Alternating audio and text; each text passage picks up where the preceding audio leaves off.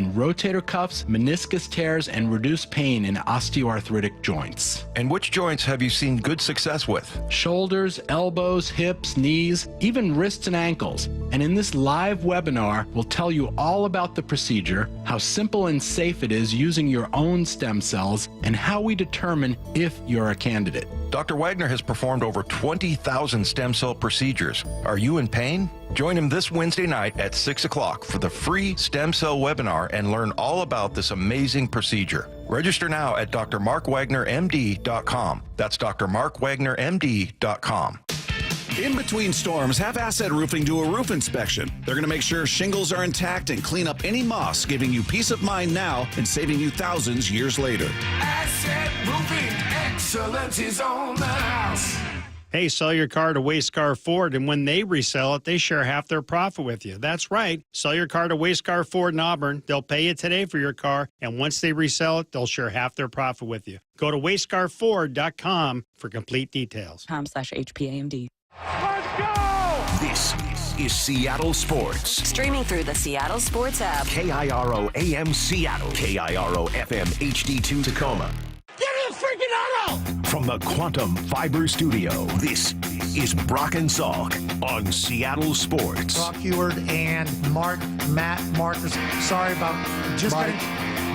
Heward, not exactly Joe Cap there in the pocket. Now here are your hosts, Brock Heward and Mike Salk. All right, hello.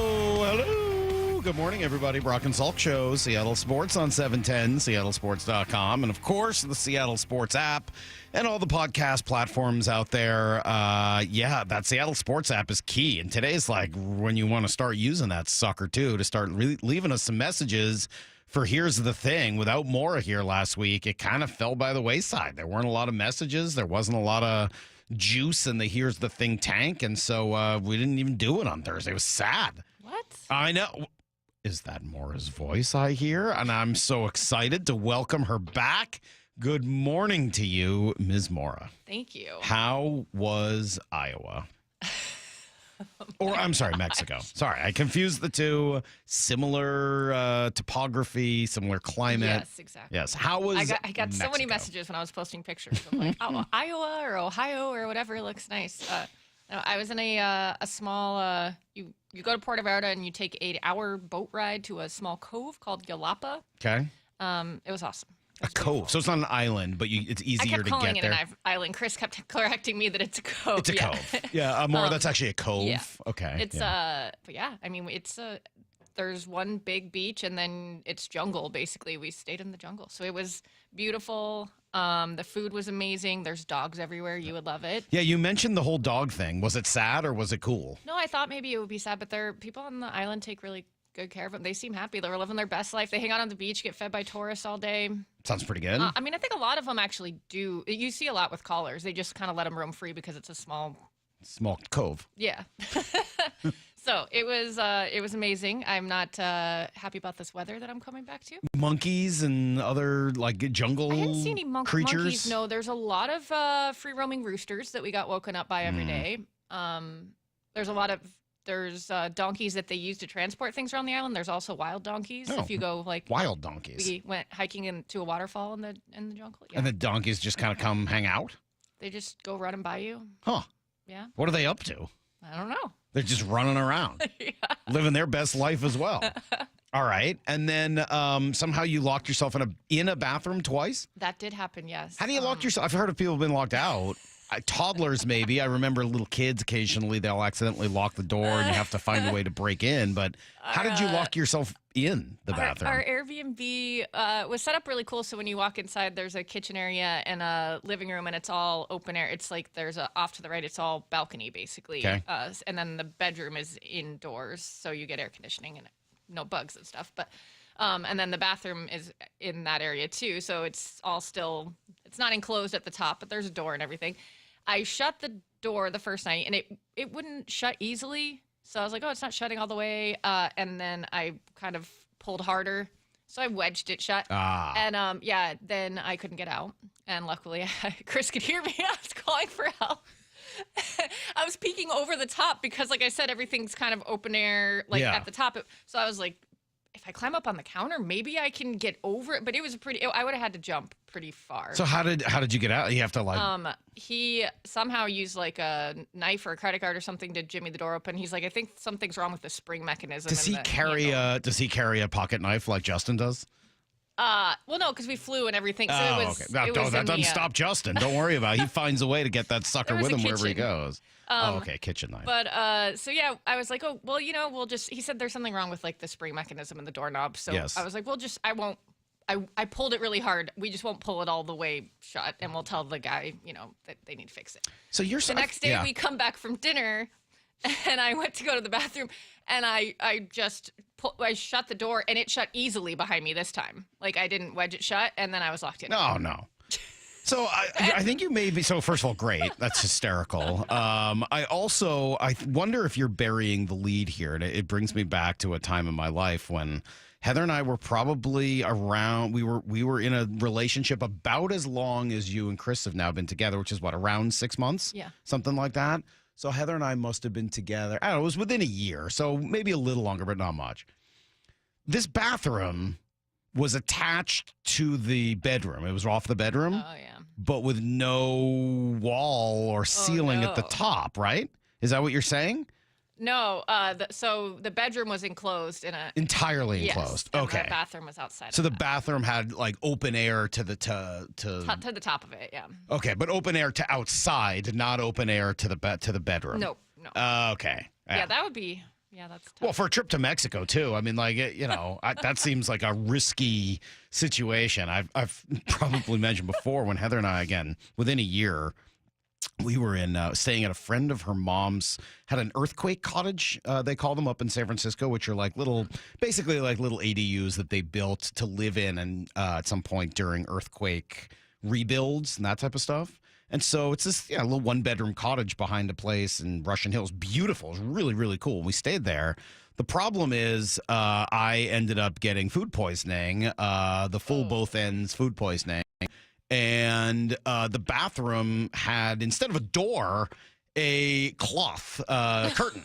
Which was really nice for having food poisoning. You guys made it through that. We did, and now we're married. So in the moment, I wasn't entirely sure it was going to eventually get there. But it sounds like you had a great time. Yeah, the second time Chris had to go get the property owner, and then he brought a screwdriver, but he didn't know what to do with it. Oh, jeez. Chris figured it out. So thankfully, he wasn't the one that got locked in the bathroom because we wouldn't have known how to get him out. You don't think he could have just muscled it out, and just give it a little jam from the inside? It was like the mechanism in the knob being broken was making it like it was locked. Oh, so there's no chance. Yeah. Oh my gosh. Wow. That panic time, I think. Start panicking about whether or not you're going to end up not making it home. You're gonna be stuck in a bathroom in Mexico, Iowa forever. So anyway, all right, good. Well, it's great to have you back. We missed you. It was an active week. I mean, it's not like when Justin used to leave and like Pete Carroll would get fired or Russell Wilson would get traded or something like that. Like, when Justin left, stuff went down, and it was not like that. The Seahawks, Kalen DeBoer, Pete Carroll, right? It wasn't that. Yeah. They did hire an offense coordinator. It wasn't the biggest surprise. I was like, yeah, they went with Clint Kubiak. Like, yeah, that's sort of what we all kind of figured was going to happen. Pete got hired in Las Vegas. That was a little bit of a surprise, I think. Not like the biggest shock ever, but definitely a big surprise. And we'll talk a little bit more about that. Can I tell people about I think I can tell people. So I texted Pete yesterday. Maybe the people out there can help. This is not like booking a normal guest, right? Where you're like, hey, you work in the media business. Can you join us at 8:30 on Tuesday? And they're like, sure. That's what happened today when Brock booked Jason Garrett, who's going to join us at 8:30 this morning, right? He texts him yesterday, texts him back. They go back and forth once or twice. It's a fairly normal conversation. And then at the end of it, Jason Garrett, hopefully, is going to come on, we think, at 8:30 this morning. Okay, fine. Well, with all the Pete news, I texted Pete, right? Like, hey, people in Seattle would love to hear from you. We want to kind of congratulate you on the new gig and hear what the last year was like and all that stuff and just sort of check in. And I sent that, just before noon yesterday, knowing that he'd have a busy day and all that, but maybe he'd catch it and send me. I honestly was not expecting a text back from Pete, maybe ever.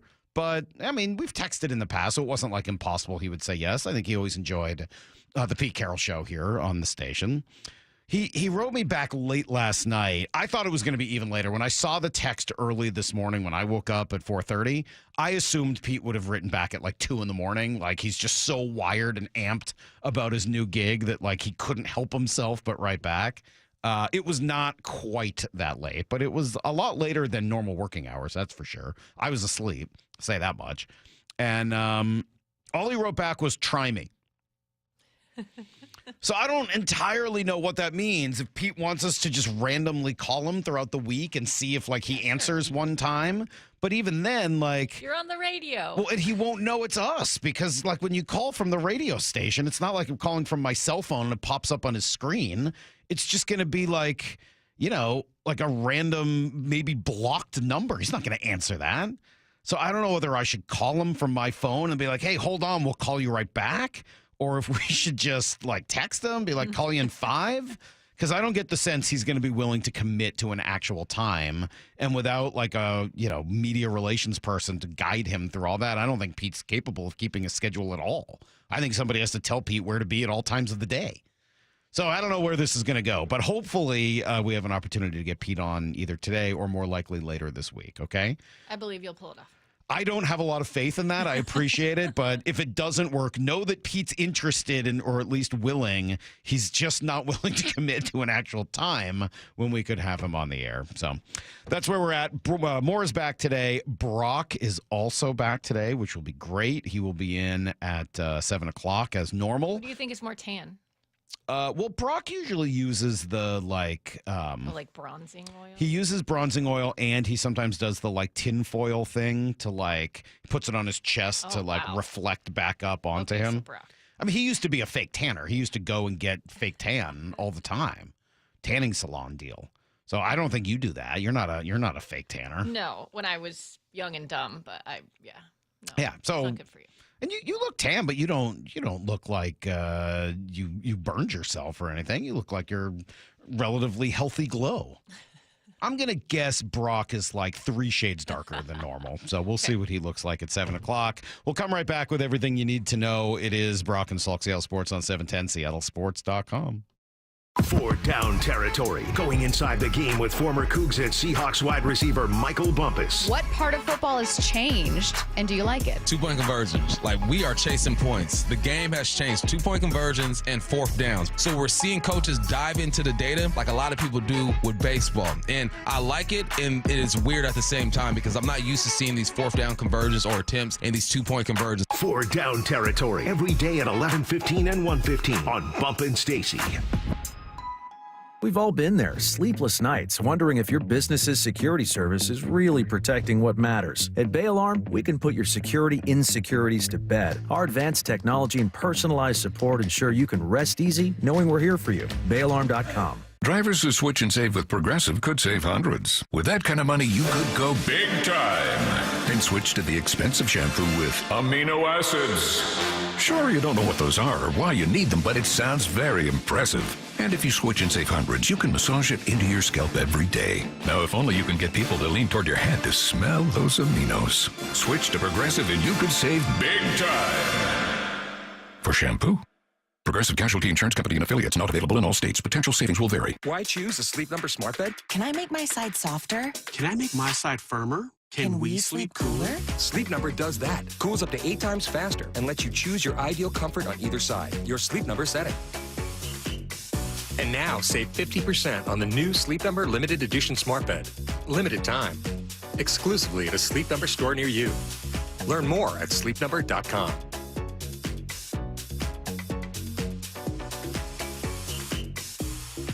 Hi, Justin Shirley, CEO of State Roofing and Exteriors. For over 55 years, you've trusted us for roofing, siding, windows, decking, and gutters. Call 866-ROOF-ROOF or visit stateroofing.com today to schedule a free estimate. State Roofing and Exteriors. Hey, it's Mike Salk here. For my friends at Snoqualmie Casino and Hotel. Yes, I said and hotel. If you're looking for a fun night out, Snoqualmie Casino and Hotel is just the place to go. Whether it's Vista Prime Steak and Seafood with their reimagined happy hour or Falls Buffet as well. The breathtaking views of the Snoqualmie Valley and Mount Si. You can find all the details at snocasino.com. Seattle's closest is now Snoqualmie Casino and Hotel. Only 30 minutes from downtown. Seattle's closest, Snoqualmie Casino and Hotel. Bring on the sunshine with a trip to see your Seattle Mariners. Come to sunny and warm Peoria, Arizona for another great year of spring training baseball. There's no better time to wind up at the Peoria Sports Complex where you can see all your favorite Mariners up close. Spring training in Peoria has plenty of sunshine, warm temperatures, and the best seats in baseball. It's family fun for all ages. Book your trip today. Support your Seattle Mariners in Arizona for another exciting spring training season. Get your tickets at peoriabaseball.com. Texting enrolls you in a recurring automated marketing text messages. Consent not required to purchase. Message and data rates may apply. The team's looking good this season. I think so. Man, I miss playing football. Being young with unlimited energy to burn. Ever since I turned 40, I just can't find that fire I used to have. Think you could be lower testosterone? What do you mean? All guys lose their edge when they turn 40. The body has less testosterone. That's why I take Nugenix Total T. I've heard about Nugenix. That really works? Since I started taking Nugenix, I'm lifting like when we played for Coach Carter. I feel more energized at work. It's even spiced up things between me and the missus. Are they still giving out complimentary bottles for people to try? Yep, send a text. It's that easy. Text GRIT to 42424 right now for your complimentary bottle of Nugenix Total T. It's the #1 selling testosterone boosting brand at GNC and Walmart. Do it now and they'll also send you a bottle of Nugenix Thermo X, their newest, most powerful fat burner ever, absolutely free. Text GRIT to 42424. That's GRIT to 42424. These statements have not been evaluated by the FDA. This product is not intended to diagnose, treat, cure, or prevent any disease. The Hot Stove Show. Stay up to date on the Mariners offseason with Aaron Goldsmith, Gary Hill, and Shannon Dreyer. Swing and a miss for strike 3. Tuesdays from 7 to 9 p.m. leading up to spring training. If you're looking for a new Mazda, go see our friends at Mazda of Everett. With over 790 new Mazdas in stock at 11409 Highway 99 in Everett, they have something for every budget and credit type. Save up to $3,970 on new Mazda CX-5s. Come meet the team and see why they've been Washington's largest Mazda dealer since 2015. Exceptional service and always their lowest prices. Visit in-store or online at MazdaofEverett.com today. You've heard the saying, you never get a second chance to make a first impression. Since 1926, my family's been helping local businesses make great first, second, and long-term impressions. We know how to make your company look good with quality uniforms, logoed apparel, floor mats, linens, and more. If you're paying for linen service or doing it yourself, let's have the conversation. The information and quote are free, but the savings and service can really add up. Visit suplinen.com. Superior Linen Service. It's what we do.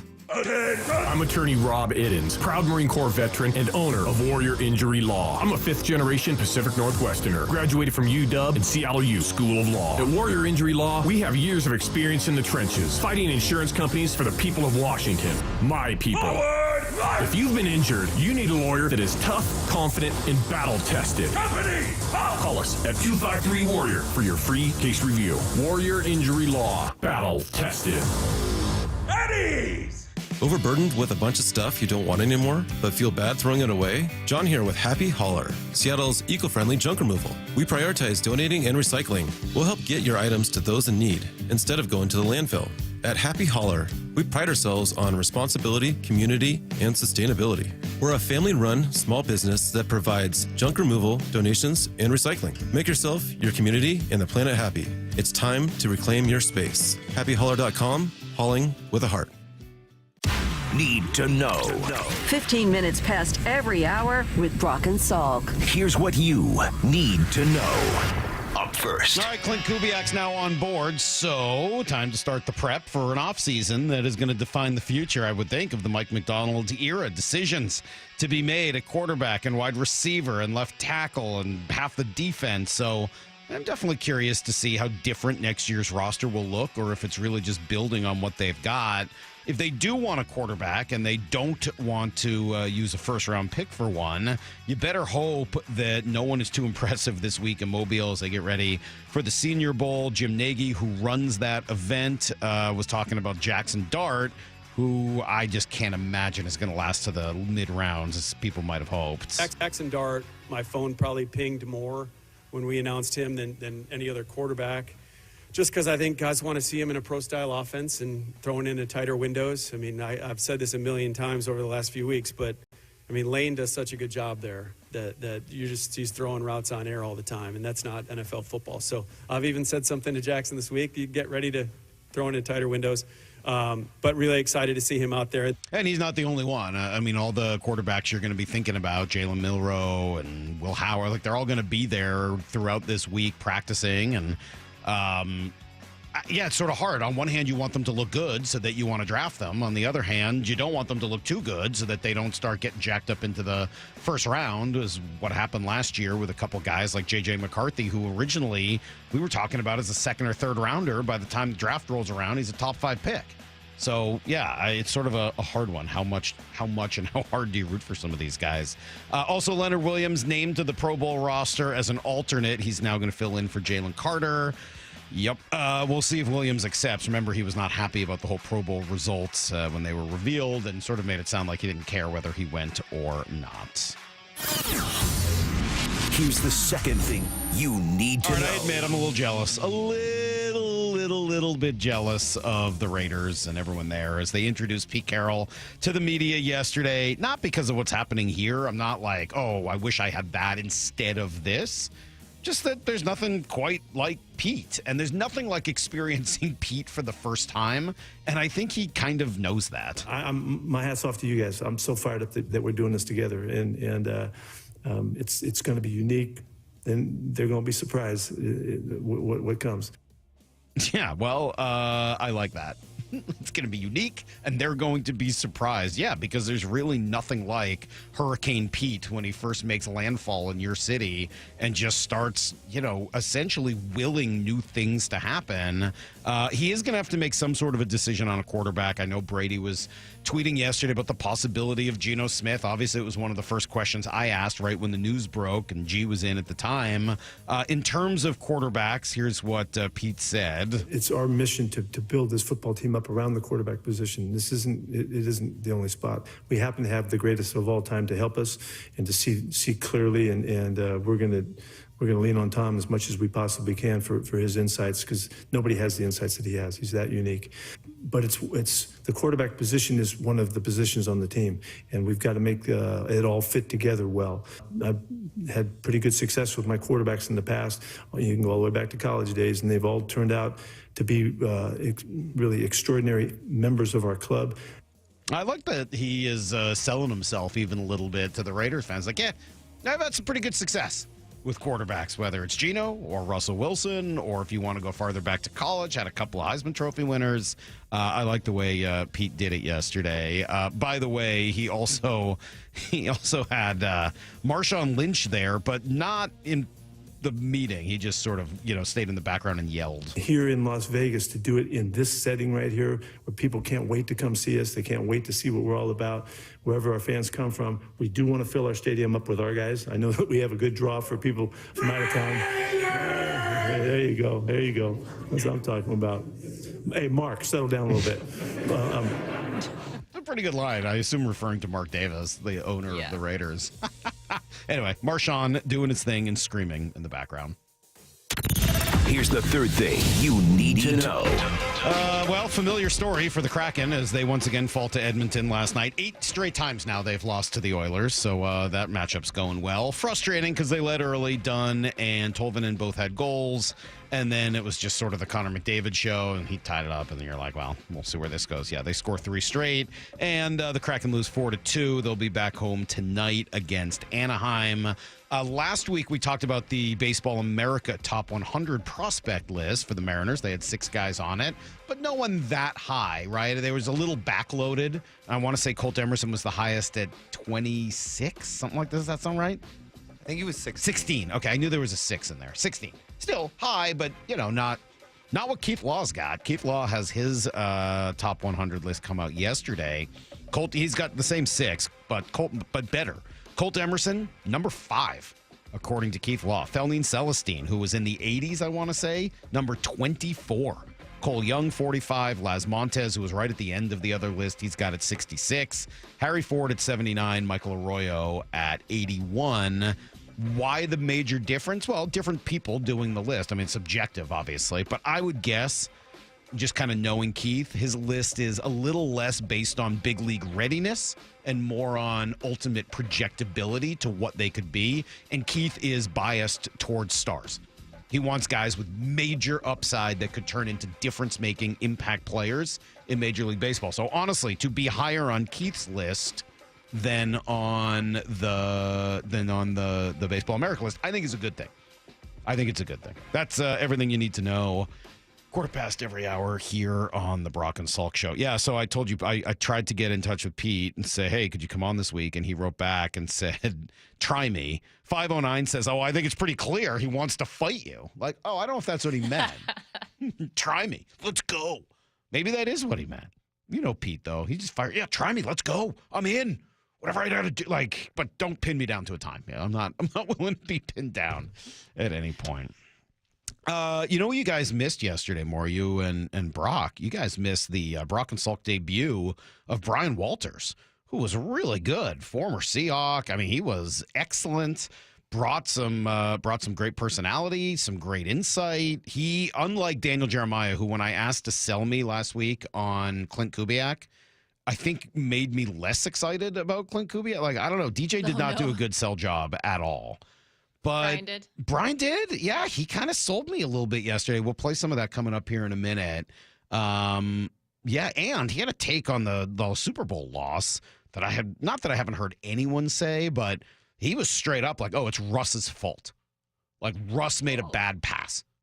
Put it in the wrong spot. That's on him. So I got to ask Brock about that later because that was definitely a bit of a surprise. More interest, though, and of more relevance today were his thoughts on Clint Kubiak and the future of this Seahawks team. Stick around. You'll hear some of those next. Seattle Sports, your home for Wyman and Bob. We've been going position group by position group. We move on to safeties, Dave. So you got Julian Love, who's entering the first year of a 3-year extension. He had a great season. You got Kobe Bryant in the final year of his rookie deal. Rayshon Jenkins is the most likely cap casualty here because he's got a $7.9 million cap hit. And if they release him, they save $5.4 million. He had some plays, but he didn't have $7.9 million cap hit plays. I agree. On Seattle Sports and 97.3 FM HD2. Man, it has been freezing cold. Moore was just talking about it. Coming back, a rude awakening, especially at night. So if your house is feeling drafty or you're seeing those energy bills start to skyrocket, it might be because you don't have the kind of insulation you need in your crawl space or your attic. That's why Crawl Pros comes out, right? They did it at my house. They come out, they give you a free corner-to-corner inspection, and they just see what's going on, whether your insulation is what it's supposed to be at this point. Well, if it's not, you may get some help in fixing it. Utility companies have these great incentives right now to help out with the cost of having your home properly insulated. So, for instance, if you're a PSE customer and your home was built before 1990, you could qualify to receive a rebate on up to 95% of the cost to properly insulate your crawl space and attic. That's huge. They would cover 95% of the cost. Don't wait. Take advantage of these incredible rebates today. Call Crawl Pros and learn what's going on back there for free. If you're worried about critters, mold, water damage, insulation issues, or really anything else related to your crawl space or attic, schedule a free corner-to-corner inspection at crawlpros.com. Emerald Queen Casino, the entertainment capital of the Northwest. The best place to watch all your favorite sports. Featuring wall-to-wall viewing screens, 6 windows, and 30 kiosks. Be there at emeraldqueen.com. Emerald Queen Casino, the entertainment capital of the Northwest. At Lake Washington Windows and Doors, we are committed to giving you quality workmanship and white glove service that exceed your expectations. Get our exclusive leak armor installation backed by a lifetime warranty. Choose Lake Washington Windows and Doors, a name you can trust. Breast cancer is a tough battle for anyone to fight, but without support, it can be devastating. I'm Dr. Suzette Miranda with Northwest Hope and Healing. We provide a lifeline to breast and gynecologic cancer patients in our community. Help us make a difference by joining us at Cork, Fork, and Support, an afternoon of wine tasting and community on February the 1st at the Hollywood Schoolhouse in Woodinville. Get your tickets now for February the 1st. Go to nwhopeandhealing.org to learn more. That's nwhopeandhealing.org. It's playoff time, and you can take full advantage by winning some cash playing daily fantasy football on Sleeper Picks. Just pick more or less on at least 2 player stats, and you can win up to 1,000 times your money. And now, Sleeper has a special offer. New users just have to play $5 to get $55 in free entries. Download the Sleeper app today and use code SCORE and get $55 in free entries when you play $5. That's code SCORE. Must be at least 18 years old. Promo code, location, and other restrictions apply. Minimum deposit $25. See terms of use for details. Please play responsibly. Call 1-800-426-2537 for help. Hear that? The soothing sounds of a bubble bath. And if you were here, you'd smell a single cedar leaf candle. But you're not here. Because your self-care happens out on the road, riding your motorcycle protected by Progressive. So if you ride, get back on the road and enjoy 24/7 roadside assistance from Progressive, America's #1 motorcycle insurer. And then take a shower, because it's fast, like your motorcycle. Progressive Casualty Insurance Company and affiliates. Roadside assistance may require comprehensive coverage. Not available in all states. The Seattle Golf Show, Friday, February 7th and Saturday the 8th at the Seattle Convention Center. Get up to 4 rounds of golf when you buy tickets online and free balls at the door while they last. Shop the huge Putts Golf Spring Sale. Test big brands like Titleist, Cleveland, Callaway, and more. See 100 exhibits, get lessons, and kids under 12 are free. Enter to win 4 Seattle Golf Show tickets. SeattleSports.com/win. That's the Seattle Golf Show, February 7th and 8th at the Seattle Convention Center. Contest and rules at SeattleSports.com/win. The noon hour of the Bump and Stacy Show is powered every day by the caring and compassionate team at Pendergast Law Personal Injury Lawyers. Go to PendergastLaw.com. The Big Seattle Boat Show starts this Friday, January 31st. The Boat Show, the Boat Show, the Big Seattle Boat Show. It's the West Coast's biggest boat show with big selection, big discounts, and big fun for everyone. The Big Seattle Boat Show. It's a big deal. The Boat Show, the Boat Show. If you got a cruise, the Boat Show. You won't believe how cool it is. So bring the family. Presented by Sundance Yachts and Port of Seattle. Details and discount tickets at seattleboatshow.com. Hey, it's Jason Rance. I'm here with our local tax expert and advocate, Greg Nunn of None Better Tax Resolution. When you're dealing with business owners and the idea that they owe money to the IRS and they feel like they might be letting their staff down, and it just spirals out of control. One thing I see with businesses, it's really tough because they have employees and maybe they're having a difficult time with the cash flow of the business. Then unfortunately, what a business often does is they quit making their payroll tax deposits, which is really about the worst thing you could be doing. I mean, it's a telltale sign if you're doing that.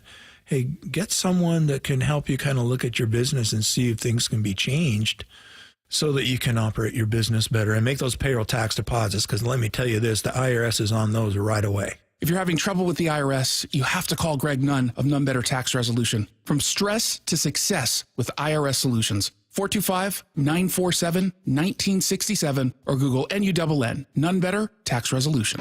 So here's the deal with Mariners season ticket memberships. You've got 2 great options. With a Flex membership, you have the freedom to pick your seats, games, and number of tickets whenever you want. Or if you like knowing where you're sitting all season long, go with a reserved membership and lock in your seats from day one. Both plans get you access to exclusive pre-sales, year-round discounts, special event invites, and more. Check it out at Mariners.com/25. Cal Raleigh wins it in the 10th inning for the Mariners.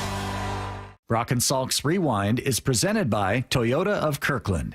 From the Quantum Fiber Studio. This is Brock and Salk. Weekdays 6 to 10. On Seattle Sports and 97.3 FM HD2. All right, we got some pretty good questions in, but keep them coming. I could use a few more for Answer the Question Jerk. 866-979-3776. Brian Walters is with me, and fun to hear some of his stories and learn a little bit about his time with the Seahawks and his opinions on the world, and some great analysis as well of what we saw over the weekend. The Seahawks are now, all right, now it's go time, okay? Clint Kubiak is in. He's going to be the new offensive coordinator. That part is settled. There may be some other little changes made with the coaching staff. We'll see if Scott Huff comes back or whether or not they decide to bring someone else in. It looked like the run game coordinator from Baltimore, Switzer, not Barry, obviously, but a different, what's his first name? Travis Switzer, was in for a interview as well. So maybe there's still some other tweaking, but now you know what direction they're going.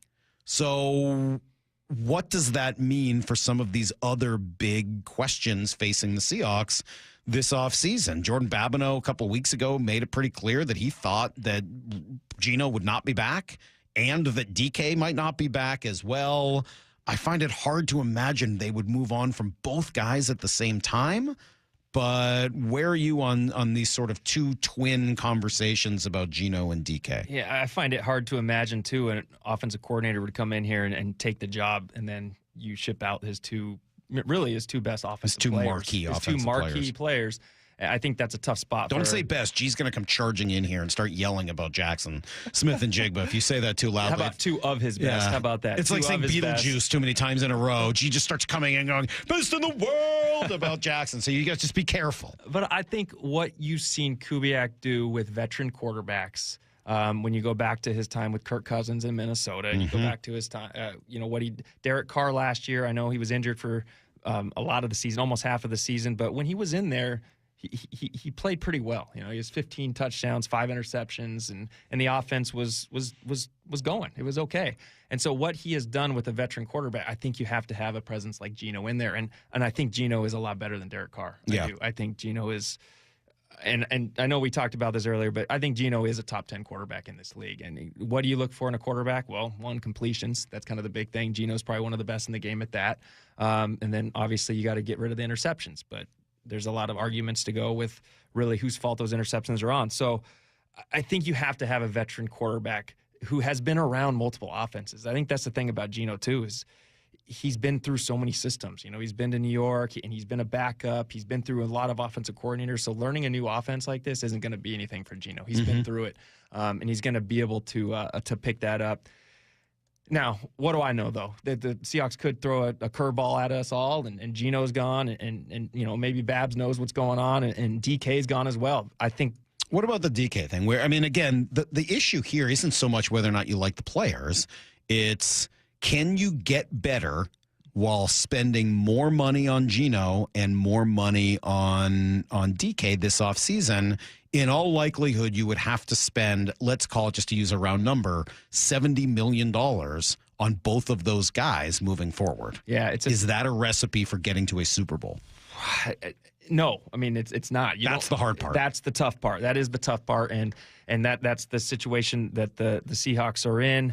Look, DK, man, like I say this all the time. DK is the most physically gifted wide receivers in the league with what he brings with his intangibles there, with his speed, his strength, and all that.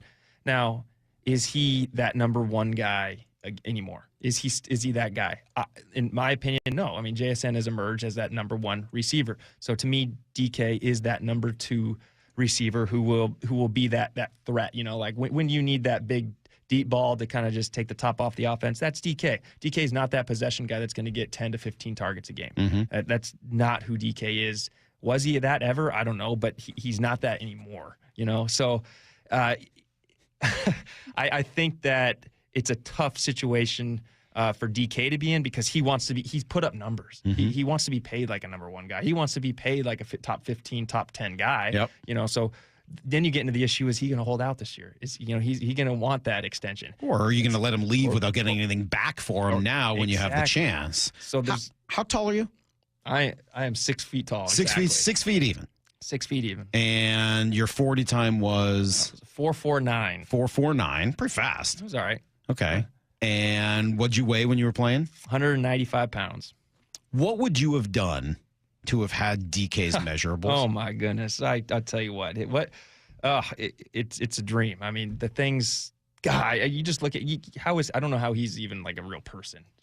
I really don't. I do kind of know what you mean. I've said this before, and I like the first time I remember seeing him in person, he's so jacked that it almost seems like there isn't enough skin on his body to keep in all of the muscles. Like it's almost like his skin can't hold everything that's inside of it. Yeah. It's pretty shocking. Yep. And he's so fast, too. And the way he runs, when he gets going, he's just so fast. He can be so valuable as a top-tier number two receiver. Yeah. That's kind of where I'm seeing him. But he's going to want $30+ million. But he's going to want 30. So what do you do? There's the dilemma. Are you willing to make a deal in order to kind of build up the rest of the team? I just keep coming back to just the importance of the position. And maybe this is hard, to talk about with a wide receiver.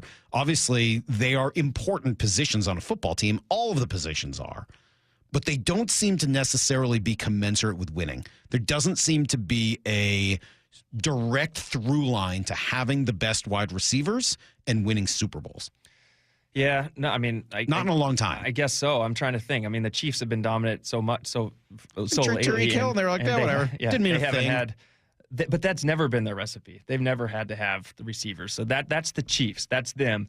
Now, the Eagles have a dominant receiver, A.J. Brown. He's one of the best in the league. He's an all-pro guy. And it's like they barely use him. They barely use him, but that's their strategy. And I think if DK could be in, like I said, DK's not a guy you want to throw 10 to 15 targets to a game. Mm-hmm. Because I don't know if he's the most polished route runner or the best hands in the league. Mm-hmm. But can you use him 5-6 times a game to try to make that big play? Yes, that's where he is, and that's what A.J. Brown is as well. And I guess the other question is, which is easier to get? Is it to find someone who can play that role, maybe not as well as DK, but play that role, versus finding the offensive line talent that this team clearly needs? Well, number one's offensive line. That's 100%. If you could tell me, hey, DK's gone, but now we have two starting caliber guards, to take over and really firm up the middle, then I'm making that deal all day long. That's a lot better. Offensive line is the best play. That's what you need. Everything as a wide receiver, I even hate saying this. Mm-hmm.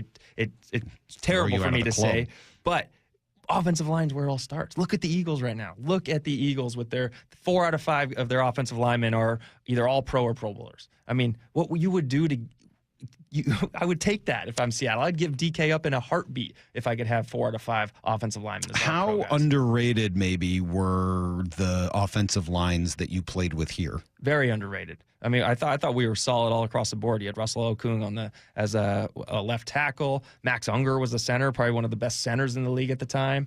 You had Sweezy as the guard. We had Karp as another guard. Who else am I missing? Gino Giacomini was our right tackle. I mean, we were solid. And then Marshawn makes them better as well. So there's that, relationship. That's exactly what the Eagles too. Does Saquon make the offensive line better? Absolutely. But the offensive line also makes that running back better. So if I understand you, kind of if you're in John Schneider's office and he's all right, look, man, we got to make decisions here. We've made an offensive hire. Quarterback wants to get paid. Wide receiver wants to get paid. I got some other guys I got to figure out. I got to deal with Ernest Jones. I got to deal with Cross. I got to deal with some others that I'm probably got to cut in order to save some salary cap space. And we got to make a Lockett decision. We got to make a Noah Fant decision and a Nwosu decision. I mean, there's a lot of decisions to be made. Yep. Two biggest are going to be DK and Gino. If I hear you right, your call is bring back Gino as sort of a bridge to whatever's coming next and deal DK before you run into the kind of problem that you're going to with what he wants to make. Of course, if you're going to have to overpay DK, then yes, you got to try to deal him and get something for him. The problem you look at with that though, and that's the hard part about being a GM with an NFL team. The problem you look at is who's now steps in. I don't think Lockett will be here next year. No, it's hard to imagine. It's hard to imagine that. I don't think there's any way unless he totally restructures some completely team-friendly deal. But now, who's your number 2 guy? You don't have anyone. Not right now. Nobody that you want to step in. And then when you have Clint Kubiak coming in who runs a lot of 2 receiver sets, you need to have another receiver that puts a thread. So DK and JSN together obviously would be the ideal situation for Kubiak. But nothing of that can happen if you can't fix that O-line. And if you can fix the O-line by dealing DK, you have to do that. I feel like those wide receivers are out there, and I don't know yet who's going to be available in free agency. This is not like the world's best draft class for wide receivers, and maybe it might take a year to replace that person. Maybe you trade DK and you don't get the next guy until a year down the road. I can get behind what you're saying about Gino, and I think I've sort of come to understand that that's the way this almost has to go. I do believe, though, it is becoming irresponsible for this team not to be thinking more about the long-term future of that position. You say whatever you want about Gino, and maybe I don't fully agree, but I see where you're coming from. He's also in his mid-30s, and it's just, you've gone all of these years, and the only quarterbacks that John's drafted at all are Russell Wilson and Alex Magoo. like at some point here, you've got to start, Jalen Hurts was a second-round pick. Like, you've got to find some other options of guys that can find a way to step in and give you a long-term possibility here, or set you back to the point where you're in line to get a Jaden Daniels type player, because those difference makers matter. Yeah, I think that maybe this could be the year you draft a quarterback, but there's a formula. There's something to the teams that let a guy sit, that let a quarterback draft a quarterback and let him sit behind a veteran. I mean, the Packers are onto something here. I mean, that's no breaking news or anything, but like that is a good formula. Look at Penix this year.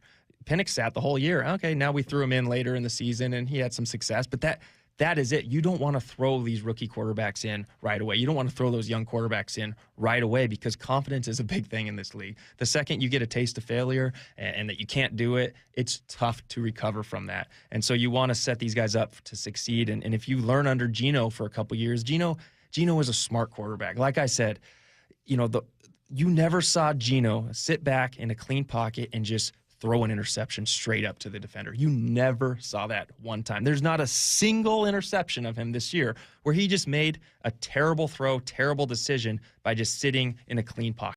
Yeah, there's been some scrambles where he rolls out, gets his leg clipped, and as he's throwing, the ball sails. And, there's probably 2 or 3 interceptions that he threw where you're like, yeah, not a good throw. But none in a clean pocket, sitting there firing. Just like when we saw that one, Sam Howell, he had that one game. Sam Howell took 3-step out for whatever it was, threw that seam route right to the other defender. Like, you never saw plays like that. And Geno is smart when it comes to that. He's not going to make that just, that head-scratching play. We're like, wow. Every one of Geno's interceptions, not everyone, but most of them, you can make a case like, well, I kind of understand where he's coming from with that. Man, the one thing that is missing, though, is just that sort of X-factor legs. Not that Geno's 100%. Slow. I mean, he will make the 1 or 2 plays a year where he kind of, will run for it. But if I'm an NFL GM today, it'd be really hard for me to pick a quarterback that doesn't threaten the defense with his legs. And that's one thing all year long I've talked about is Geno needs to use his legs. Yeah. And in that last game of the season, we actually saw some design runs to Geno, and he can get going. He's got those long deer-like strides. Well, then do it, because the idea and maybe it's in there and I haven't seen it yet. Yeah. The idea of not utilizing that part of the game. Yep. It's a mistake. And as DJ told us last week, it's just a simple math equation. It just gives you an advantage of having one more blocker and one more person to try to beat the defense. And I just think today's game has really, really made that a necessity. All right, there you go. That was Brian Walters, who I thought was a ton of fun yesterday. I really enjoyed getting to know him and hearing a lot of his thoughts on both this team, football in general, his story of how he got to where he was, and played baseball and basketball also growing up, and even he told me off the air thought about doing that in college at Cornell before ultimately sticking with just football. But it's a pretty cool story, and I definitely enjoyed having him in yesterday, and hopefully that won't be the last time, because I really enjoyed that. So hopefully you did too. Okay, gonna switch gears for a few minutes. Obviously, it's gonna be a lot of football today once Brock gets here at 7:00. No, the Mariners have not done anything. Don't worry, Maura. While you were gone, the Mariners did exactly. Checking with you guys. Yeah, they did nothing. Yes, nothing. Ichiro went to the Hall of Fame. That's about it, which I think we all knew was going to happen. But other than that... It wasn't unanimous, though, huh? Now, one guy, Ichiro wants to go have a beer with him, though, and kind of sort it out. Yeah, I would, too. They're going to figure that out together. I hashed this one out last week. Yeah, let's figure that out. Yeah, no, the rest of the team didn't. The baseball ops, nothing. I don't know, sleeping. I don't know what's going on with the baseball ops department. But this big... article came out yesterday from Mike Petrello, who is going to join Bump and Stacy later today. I don't know what time, but he's going to be on their show later today. And I am curious to hear some of that. Maybe we can come back to some of that sound tomorrow. He did a deep dive, and that's what he does. He does deep dives. And he did a deep, numerical, thoughtful dive into the problem of hitting at T-Mobile Park. And what he found is that last year at least, and oftentimes over the course of the last 10 years, it was statistically the park in baseball that affected games the most. Certainly it was the one that affected it in terms of run suppression the most, but that as big of an outlier as Coors Field has been to the positive for run, what would that be? Run enhancement, I guess. Run production? Run production. I prefer enhancement. We're a sports station here. We have a lot of commercials for enhancement. So, run enhancement. If your runs are enhanced at Coors Field. The opposite is here to an even greater extent. Isn't that amazing? That there's more run suppression here than there is run enhancement at Coors Field. That kind of blew me away. And there's some numbers, and we kind of go through them a little bit later. The one that really jumped out to me was just even looking at the just home road splits of the Mariner hitters last year. At home, 30th in average. You knew that. But on the road, 22nd. That's not good, but for being on the road, it's not terrible. 29th at home in slugging. 15th on the road. Right in the middle. Just kind of a normal average offense. I remember all those conversations. If they could just be an average offense, right? We've all said it a million times. Well, they were on the road. That's slugging. Runs scored, which is really all that matters. 28th at home. On the road, 12th. Top half. It's not great, but it's almost in the top third. I mean, it's not a bad offense. And generally, you would hope to, be a little higher at home than you would be on the road. Instead, you're a complete disaster. There's a lot of takeaways in here, many of them about strikeouts and how this park is a disaster for strikeouts. And we'll go through that in a little bit more depth at 8 o'clock. But, Lyle, I thought your takeaways were pretty smooth here. Do you want all of them? Yeah, let's start with the first one anyway. First couple. Okay. What I took away from all this is they have to fix something, right? I don't know if there's a perfect fix, but you can at least get it closer to where you want to get it to. And here's what I came up with. Mm-hmm. Number one, you got to move the start times back to 7:10. A few years ago, they changed the start times to 6:40 p.m.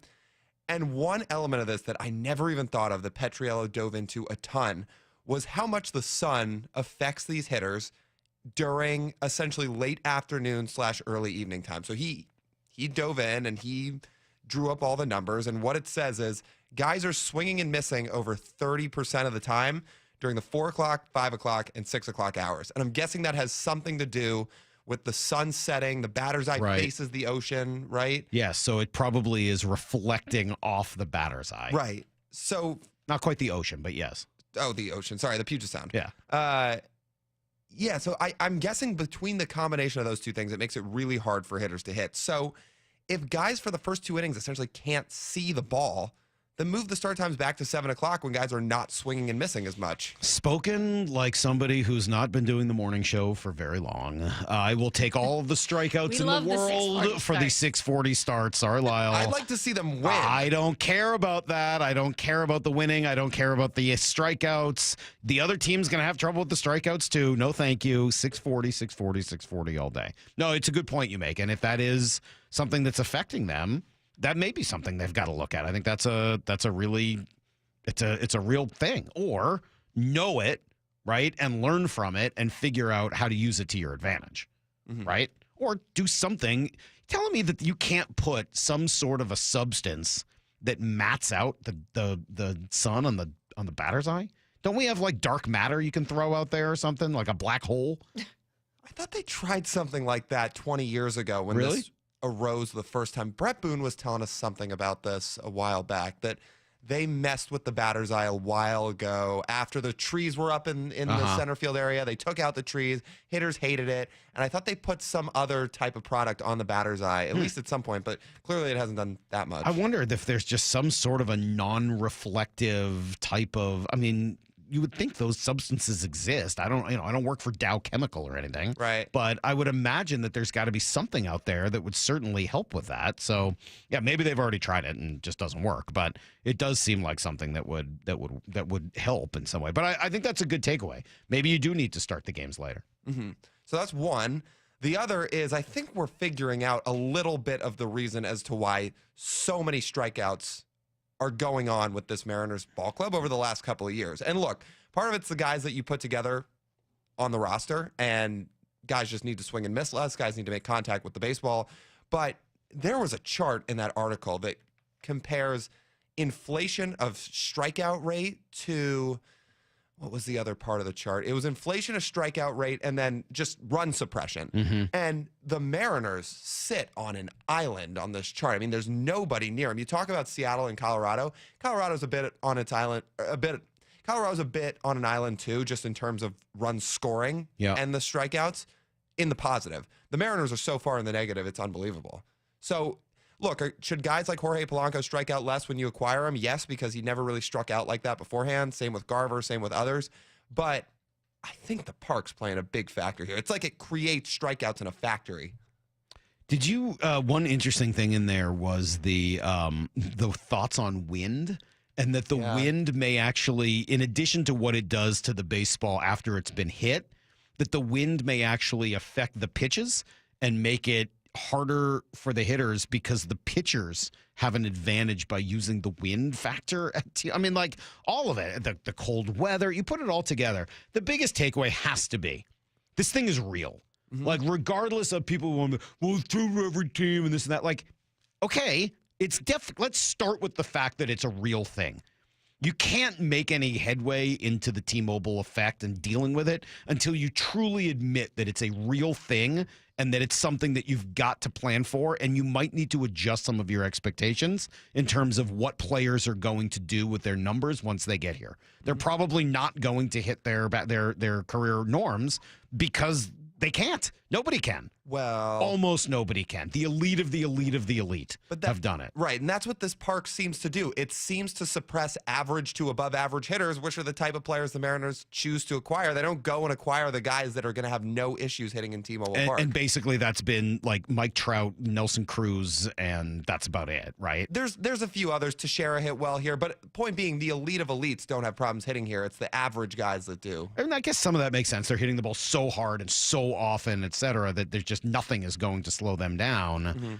Those guys don't exactly grow on trees. I mean, whether you're, they haven't exactly been like a million of those over the years. So it's an interesting argument. We'll keep coming back to this. I know that this is something that has been important to the team. The question is, do they actually have a plan to deal with it? Or is it just, hey, Edgar's got it figured out, go back up the middle and everything's going to be fine?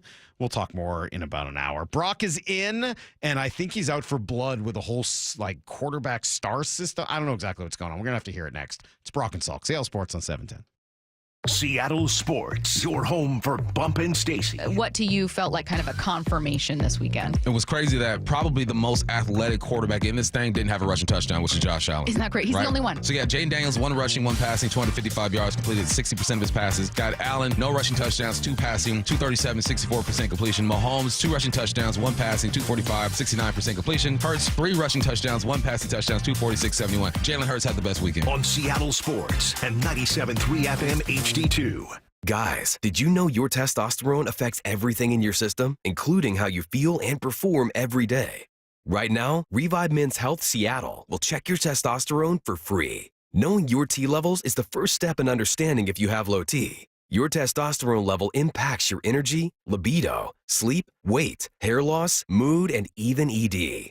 Maintaining an appropriate T level can change your whole life. Most men start to see changes in their hormone levels in their 30s. Experience and results matter. So what are you waiting for? Get your T levels checked today by local, experienced, and trusted men's health experts. They've helped thousands of men since 2011. They're so confident they can help you, they even guarantee it. Call Revive today and schedule your free testosterone test, free exam, and free consultation. Call Revive Men's Health at 206-529-1111. That's 206-529-1111. Or visit ReviveMen'sHealth.com. What is that sound? Ugh, that sounds like a plumbing sound. Luckily, there's a company that fixes all the plumbing sounds across Puget Sound. That's All Sound Plumbing. Puget Sound's plumbing experts. Have a sound? Visit allsoundplumbing.com. I fall in love with you more every single morning. Babe, you're my favorite. My heart belongs to you. At Shane Company, our fine jewelry says it all without saying a word. This Valentine's Day, give a gift they'll love. We have pieces you can personalize or classic gifts that are ready to go. Shop our collection of meaningful gifts, like necklaces engraved with flowers and a message of love. Or give timeless diamond studs or a stylish 14-karat gold chain. We have so many romantic gifts, no matter your budget. Just call us Cupid. Shane Company, your friend and jeweler. Lowe's knows how to help make your Super Bowl 59 party a touchdown. Let us help you prep your home to host with top brands like Charbroil, Blackstone, and LG, so you can be the MVP of game day. Plus, use the Lowe's app to find what you need for a seamless shopping run. Or huddle up with our Lowe's Red Vest associates to help make all your game time hosting decisions. This is a story of the one. As a maintenance specialist for university housing, he knows college students can major in wear and tear. Plus, housing so many students doesn't leave a lot of room to house all the supplies he needs.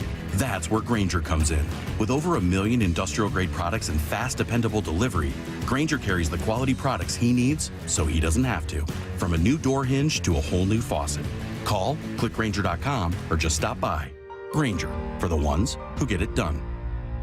The LJ way is the Lee Johnson Auto Family. Hello, hello. Welcome to Lee Johnson Auto Family. This is King. This organization's a special one. They call it the Lee Johnson Auto Family, and it's not just a name, it's not just some cliche. They foster an environment for us to become a family, to work together, to really become close, and they show us in a lot of different ways that they do value us. Is it perfect? No, no place is. But I've been very thankful to be here in the almost 10 years and have every plan to stay here for a lot longer and just watch it continue to grow. He's fun and professional, which explains why so many people visiting Lee Johnson Kia ask for him by name. The LJ way is the Lee Johnson Auto Family. Emerald Queen Casino, the entertainment capital of the Northwest. The best place to watch all your favorite sports. Featuring wall-to-wall viewing screens, 6 windows, and 30 kiosks. Be there at emeraldqueen.com. Emerald Queen Casino, the entertainment capital of the Northwest. Something amazing is happening here. Scientists are using AI to study how whales talk to each other. CDW experts can give researchers the power to process complex data with HP workstations, advanced by AMD Ryzen Threadripper Pro processors. With easier handling of AI workloads, your organization can bring powerful insights to the surface. Make amazing happen. HP, AMD, and CDW. Learn more at cdw.com/HPAMD. Robinhood Gold members can now enjoy the VIP treatment, receiving a 3% IRA match on annual retirement contributions. With Robinhood Gold, the perks of the high net worth are now available for any net worth. The new gold standard is here with Robinhood Gold. To receive a 3% boost on annual IRA contributions, sign up at Robinhood.com/gold. Investing involves risk. 3% match requires Robinhood Gold $5 a month for 1 year from first match. Must keep funds in IRA for 5 years. Go to Robinhood.com/boost. Robinhood Financial LLC member SIPC. Gold membership is offered by Robinhood Gold LLC. Let's go! This is Seattle Sports. Streaming through the Seattle Sports app. KIRO AM Seattle. KIRO FM HD2 Tacoma. Home of the Seahawks, Mariners, and everything Seattle sports. Give me a freaking auto! From the Quantum Fiber Studio, this is Brock and Salk on Seattle Sports. Brock Ewert is my hero. Jay Buhner just punched me in the kidney. We're going to see you on the interview. Doesn't really work that way, Sherm. This is a show that has my name on it. It kind of does, though. Now here are your hosts, Brock Ewert and Mike Salk. Hello is certainly the word. Hi, Brock. Great to have you back. Oh, good morning, Michael. My gosh, you look like you got off the beach like a few minutes ago. I did. Flew on the private jet this morning to make it. Straight up. 4 a.m. call. Flew right into How town. many people at this wonderful resort you were at could have taken a private jet to a few? Yeah. Most.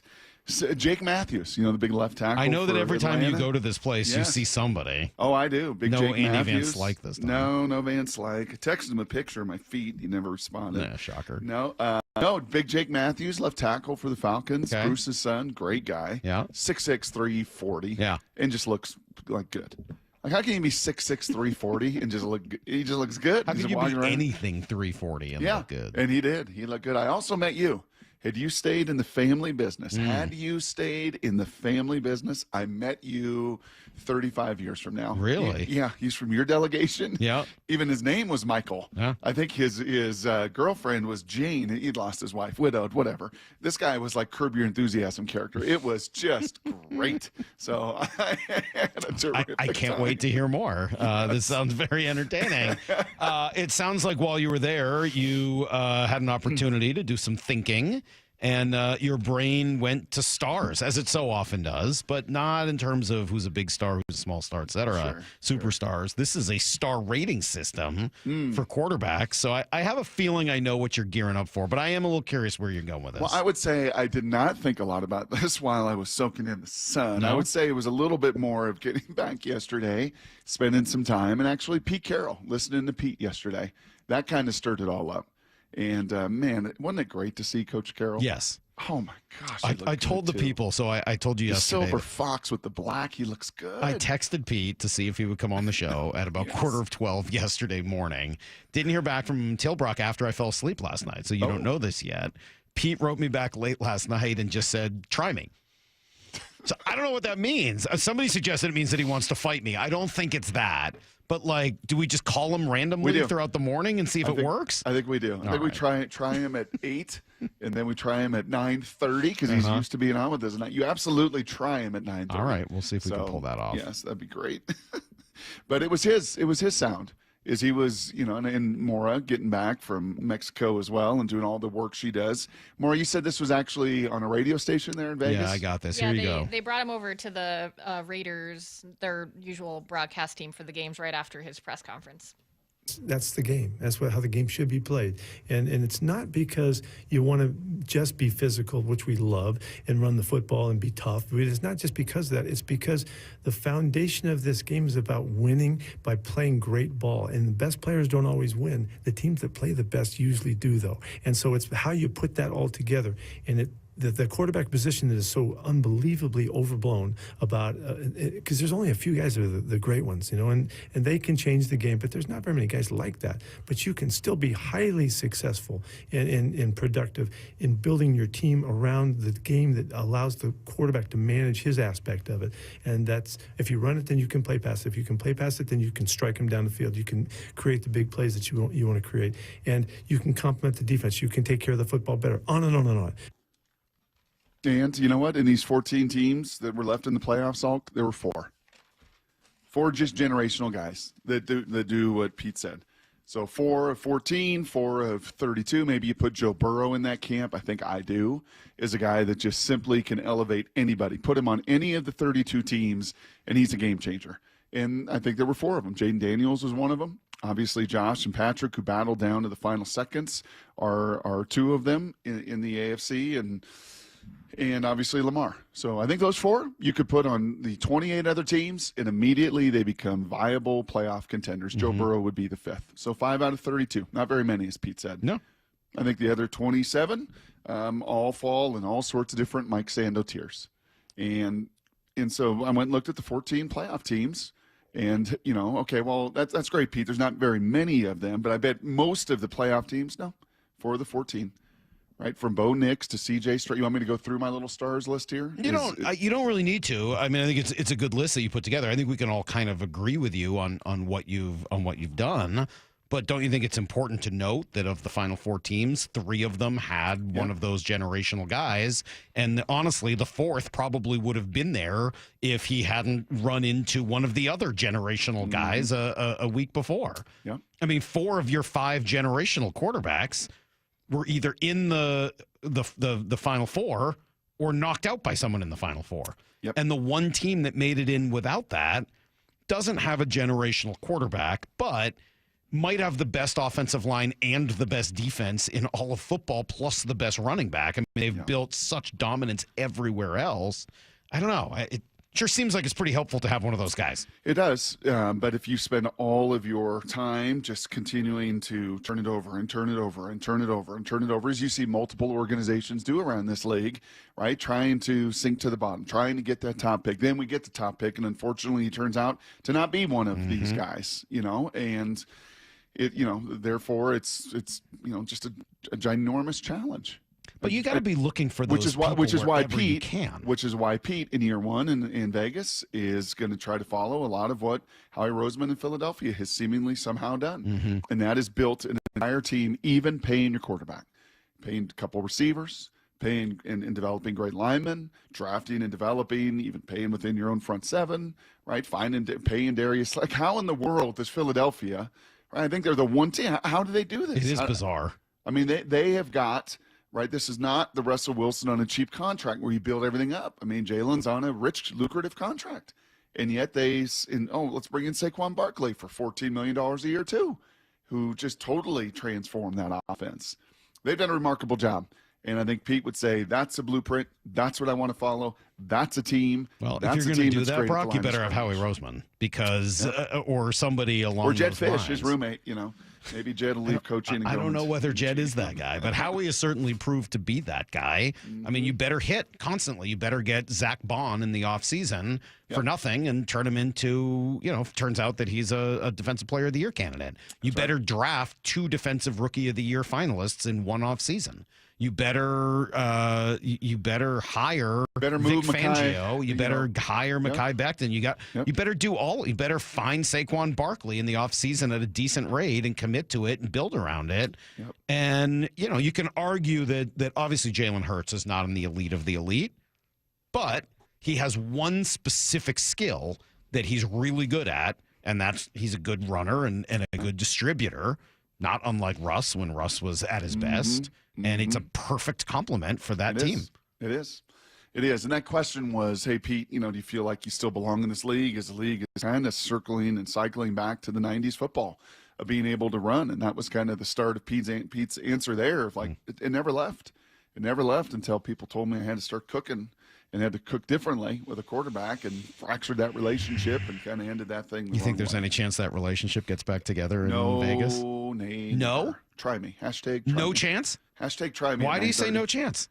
Russell back to Vegas? No chance. No chance. Really? Nope. There was some thought immediately when this all went down, like maybe that had thawed. Pete had been in touch with Russ this year. Maybe the other guy that played in Pittsburgh that can run. Oh. Maybe I don't think Justin Fields is getting out of Pittsburgh. I think he's going to be there next year. You think Pete wants Geno? Was Geno flirting with him yesterday on the gram? It seemed like there was a little flirtation. I don't know whether one was Lyle, were you on the DMing gram yesterday? Lyle, were you on the gram? Were you hanging on the gram, Lyle? Wrong with you.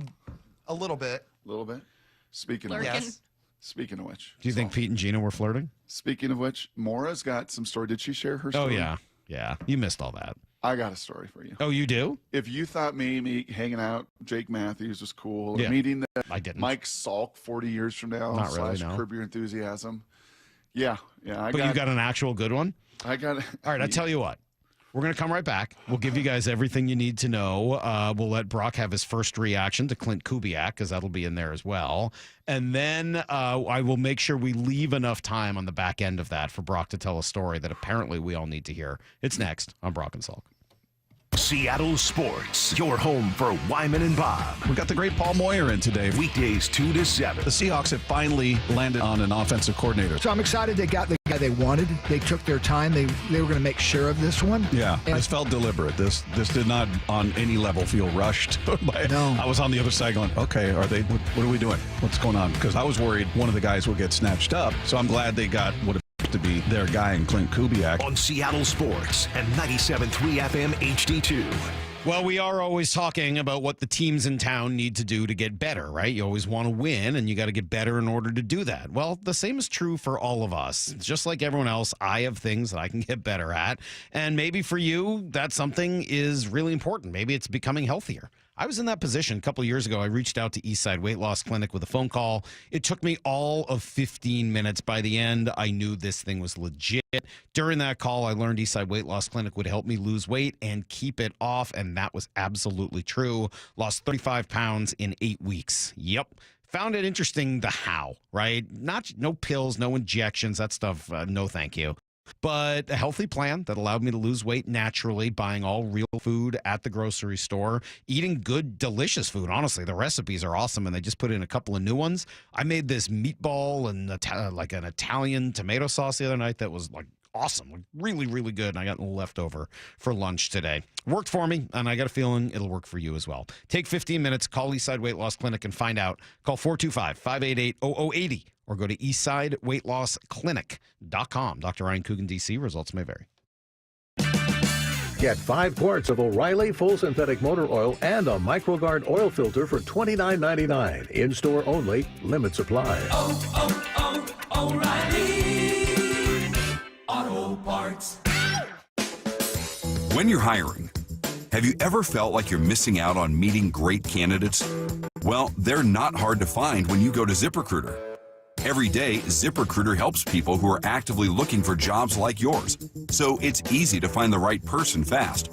4 out of 5 employers who post on ZipRecruiter get a quality candidate within the first day.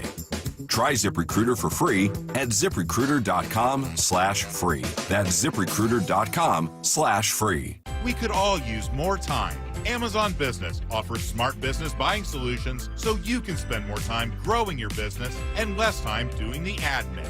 I can see why they call it smart. Learn more at AmazonBusiness.com. The Seattle Golf Show, Friday, February 7th and Saturday the 8th at the Seattle Convention Center has 100 exhibits. Buy tickets online and get up to 4 rounds of golf and get free balls while they last at the door. Shop the huge Putts Golf Sale. Kids under 12 are free. VIP tickets at SeattleGolfShow.com. Matt Coker here from West Coast Men's Health. Guys, if you're taking Viagra or any other pill for ED, I want you to ask yourself this question. Do I want to continue to do this for the rest of my life? If you're like most men, the answer is no. Here at West Coast Men's Health, we can restore blood flow naturally without pumping your body full of chemicals like you've been doing. Guys, you need to come in today and fix this problem now. Why are you putting this off? Viagra's not going to magically start working next week, and you don't want to use shots or go under the knife. Call us today and speak with our clinic manager. Ask him any question you like, how it works, the science behind it, and even the cost. Change your life today like the thousands of men who already have. If you're tired of dealing with ED or Peyronie's disease, then call West Coast Men's Health. With clinics in Redmond and Tacoma, call 206-519-6541. That's 206-519-6541. 206-519-6541. Online at westcoastmenshealth.com. Stream every Seattle sports show with the Seattle Sports app. Brought to you by Fred Hutchinson Cancer Center. Get new videos, podcasts, and articles on the Seahawks and Mariners from your favorite Seattle sports personalities daily. Heading outdoors or on the water this weekend? Check in with Joey and Nelly on the Outdoor Line from 6 to 8 a.m. every Saturday on Seattle Sports and the Seattle Sports app. We've all been there. Sleepless nights, mind racing, wondering if your business's security service is really protecting what matters. At Bay Alarm, we can put your security insecurities to bed. Video security, burglar alarms, fire alarms, access control, 24/7 monitoring, and more. Our advanced technology and personalized support ensure you can rest easy, knowing we're here for you, your people, and your business. Visit bayalarm.com to talk to a local security expert. Bay Alarm, we got you. Hey, it's Shannon O'Kelly from IRG, and this Wednesday night at 6, we're hosting a free live webinar to talk all about stem cell therapy with Dr. Mark Wagner, MD. I'm really looking forward to this live webinar to educate on how using your own stem cells can be an extremely successful method to help regenerate native tissue in rotator cuffs, meniscus tears, and reduce pain in osteoarthritic joints. Which joints have you seen good success with? Shoulders, elbows, hips, knees, even wrists and ankles. And in this live webinar, we'll tell you all about the procedure, how simple and safe it is using your own stem cells, and how we determine if you're a candidate. Dr. Wagner has performed over 20,000 stem cell procedures. Are you in pain? Join us this Wednesday night at 6 and learn all about stem cell therapy with Dr. Mark Wagner, MD. Register for our free live webinar at irgpt.com/events. irgpt.com/events. You've heard the saying, you never get a second chance to make a first impression. Since 1926, my family's been helping local businesses make great first, second, and long-term impressions. We know how to make your company look good with quality uniforms, logoed apparel, floor mats, linens, and more. If you're paying for linen service or doing it yourself, let's have the conversation.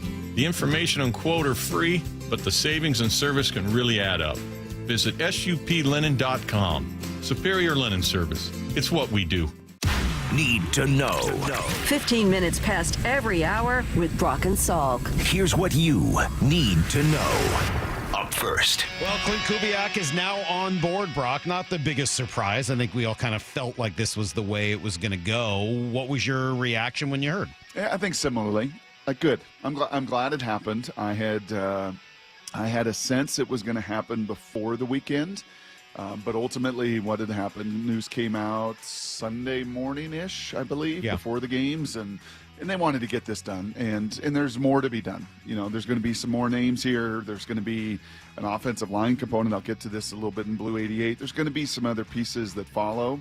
But ultimately, this needed to get done in this timing so they could get to the Senior Bowl, so they could get to work. Yeah, I got some good stuff. Did some digging around.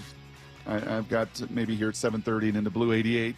I think a multitude of reasons why this made a lot of sense. And why, good. I'd like to hear more. I had asked DJ to sell me on him last week, and he did not do a very good job, honestly. By the end of it, I was like, I think I kind of feel worse about Clint Kubiak. But Brian Walters was on yesterday, and I thought he made a very compelling case. I do like this hire. I think that this is the exact direction you have to go. And again, you can't reinvent the wheel. This is football. Everything's out there. Everything that can possibly be ran, unless you're pretty much Ben Johnson who dials up trick play after trick play that you've seen. I'm like, wow, I've never seen that before. But that's the only time I've ever really seen that. But I like what you're gonna get from Kubiak because it's proven and it works. There's only so many route combinations you can run as an offensive coordinator, as a wide receiver, quarterback. They're all out there. You know what these routes are going to be. There's only so many run plays you're going to run. Is it zone scheme, man scheme? Where are you going to go? What it is that separates an offensive coordinator is when you call these plays. How do you set these plays up, and how do you attack that defense with these plays? And then he went on to describe some of the, increased success that they've had everywhere he's been. And I would add to that, while that is spot on, that, there's only so many different variations of routes and concepts. I think we learned this year, and we have learned through different years at the college and pro level, that actually having a very clear conviction and identity, that this is what we do, and not try to minor in everything, that would be, I think, the biggest strength of his, and was ultimately what Mike McDonald was after. He wanted someone from this family. He feels defensively, this is the hardest thing to try to defend. It's pitching ninja. Two things come at you, and you don't know. They look exactly the same when it's done the right way, and it puts a burden on a defense. Mike got exactly, I think, what Coach McDonald wanted. Here's the second thing you need to know. Well, I got to admit, I'm a little jealous, Brock, of, everyone in Raider Nation as they introduced Pete Carroll to the media yesterday. Not because I wish it was here and, I'm not happy with what's going on here. I am. But just, it's a rejuvenated, starting over Pete Carroll. And I think that is going to be pretty effective. And, he already sounds like Pete. My hat's off to you guys. I'm so fired up that we're doing this together. And it's going to be unique. And they're going to be surprised what comes. It's so Pete, isn't it? Like, it's going to be unique. You're never going to see anything like it before. And it's going to be amazing. And you're going to love it. And you're going to like this thought. Yep. We're going to compete every day. Yep. From the moment my eyes wake up and now, got a little bit more fire and everything else. We do got to dig into this because it just brought back a flood of memories. From the very beginning when he started here and all the years and all the moments and all the success that he brought, you, the 12s out there, and us in our community. Yeah, and, man, how about that AFC West? Andy Reid, Sean Payton, Jim Harbaugh, Pete Carroll. Yeah. Goodness gracious. Stacy was on talking about that last week. She's like, all the old guys there. And she's like, I was going to make a point about how it was really the opposite in the NFC West, but then I couldn't remember who the coach was in Arizona, so I wasn't able to make the point. I know. She reminded me. I was like, man, everyone in the NFC West is young. Who is it in Arizona? I wanted to make sure I wasn't screwing it up, and she's going to be like, oh, the guy there is 75. Like, oh, darn it. Here's the third thing you need to know. Kraken have now lost 8 straight times to Edmonton, and they did it again last night. That was nice. Led early. 2-1 when I looked. Yeah, Dunn and Tolvanen. Then they gave up 3 straight. Connor McDavid, as it turns out, is better than anyone on their team. Keith Law's list has the same 6 Mariners as Baseball America did, but I would say in better spots. Colt Emerson, number 5. Felning Celestine, 24. Cole Young, 45. Las Montez, 66. Harry Ford, 79. Michael Arroyo, 81. I reached out to Keith, so hopefully we can chat with him later this week. I would guess that his list is less concerned with proximity to the majors and more concerned with ultimately how good they could be. Yeah, the ceiling side of it, right? Just what is the plus? Right. We know this from Keith. Yeah. Not many people have plus skill sets in Keith Law's mind. That's right. Right? It's very, very difficult. Are you going to be an get impact player, or are you just a guy? Yeah. And if he's got Colt Emerson at number 5, my guess is it means that he thinks he's got a chance to be a real impact player. And same with Felning Celestine. I would bet he thinks Celestine's a potential impact guy, but with more variability in terms of how that works out. Yeah. All right, that's everything you need to know. 1/4 every hour here in the Brock and Salk Show. What happened to you, Brock? Let's hear it. You know what I don't like doing, so I don't really like bidding and shopping. And it's shocking because early in the days in 1991 when we went to the Rose Bowl and we took the train to Tijuana, or when we played in the Holiday Bowl and we took the train to Tijuana, I didn't mind then trying to get some fake silver and what I thought was leather, which was ultimately pleather. I kind of had some fun haggling. Right. As I've gotten older, I don't like doing any of that haggling. Okay. So this spot, they actually have workers from the resort that kind of welcome a few people in, and Molly wanted to get Haley a Mrs. Smith bracelet, with her own name on it for the wedding to come, yada, yada, yada. She's about to become Mrs. Smith. Yeah, well, you go haggle. I am not going to do that. Okay. I do not want to do that. I think, and Molly doesn't love it, but in this case, she knew exactly what she wanted. And I wouldn't want to haggle with Molly. yeah. And then last year, we got in a fight because she wanted a silver bracelet. I'm like, I'm not going down there and doing that. So this year, there was a jewelry guy, whatever. So I'm like, okay, let's go down there and get you that silver bracelet this time. So we ended up doing it. And then I was just kind of joking with the guy, and he pulls out, well, you want green or white? I'm like, what? Green or white? And he goes back into his knapsack and pulls out Coke and weed. No. And I'm like, no, put it away. Please, put it away. It's like, they got cameras here. What are you even doing? No, I don't even want to be anywhere near that. Green or white? He's like, you want green or white? I'm like, what's green or white? Yes. So your boy was just absolutely terrified, and I'm done haggling ever. All right, legit question for you. You've seen weed before. Obviously, I don't expect you to have smoked it or anything, but you've seen it, right? Not many times. But you know what it looked like. You've seen it. You've seen people smoking it. Yes. I mean, literally, all you got to do is walk around Seattle, and you can just see people smoking weed. Like, it's everywhere. Yeah. Have you ever in your life seen cocaine until then? No, never. Like, physically laid eyes on cocaine? Never. So that's why I was like, well, you know what? Deal over. Oh, what do you want for that bracelet? Yes, here you go. There you go, and there you go. And we're going to get back What to did the Molly sun. say? She was just laughing. Oh, I bet she was. Uncomfortable her husband was. Like, Molly's, I'm going to go find that guy actually later. I got to have a conversation with him. That's a good way to seal the deal with this guy. Like, you read him exactly right. Show some heavy narcotics, and he will nailed you. Pay you whatever you want. Oh, yeah. Yeah, I will run away as fast as possible. All right, Brock, I got a bunch of Clint Kubiak questions for you. What should we expect in year one? I want to know. I want your rapid fire answers. I got answers. Next on Brock and Salk. Seattle Sports, your home for Wyman and Bob. We've been going position group by position group. We move on to safeties, Dave. So you got Julian Love, who's entering the first year of a 3-year extension. He had a great season. You got Kobe Bryant in the final year of his rookie deal. Rayshon Jenkins is the most likely cap casualty here because he's got a $7.9 million cap hit. And if they release him, they save $5.4 million. He had some plays, but he didn't have $7.9 million cap hit plays. I agree. On Seattle Sports and 97.3 FM HD2. All right, well, according to the U.S. Bureau of Labor Statistics, the state of Washington has the 4th most roofers in terms of concentration in the entire United States. That's crazy. Literally thousands of roofers to choose from. So how do you pick the right one for your home? Well, you start by eliminating those who aren't GAF Master Elite certified. Honestly, that takes out 97%. So you're down to the Elite 3. Okay, well, how many over 35 years of experience? Utilize the catch-all system to keep your yard and driveway clear of debris. And then finally, how many are family owned with the stamp of approval from the Salk household? That's right. It'll leave you with one, the roofing company you can trust, Riverside Roofing. With all of the thousands of competitors, it's Riverside Roofing that stands out. And guess what? They do have openings right now this winter for your project. Get it done. Have them out to your house this week. Call 425-949-8252 or go to riversideroofingllc.com. Jackson Hewitt makes taxes feel like a yacht rock song. April breeze, give me my biggest tax refund, please. You, me, and a lifetime accuracy guarantee. Now get $100 just to try Jackson Hewitt. Does your tax person do that? Say goodbye to that no guarantee tax guy. Ready to sail through tax season? Go to Jackson Hewitt and you'll be... Limited time offer for new clients. Participating locations only. Terms at jacksonhewitt.com. Wesley Financial Group is not a law firm. Do you find yourself stuck in a timeshare? Get the real facts about the timeshare industry and your options for cancellation. Chuck McDowell, founder of Wesley Financial Group, has put together a free information guide that reveals the secrets the timeshare industry doesn't want you to know, including the 5 ways to get rid of your timeshare. Call now and get this timeshare cancellation guide absolutely free. Call 800-838-6161. That's 800-838-6161. 800-838-6161. Bull riding.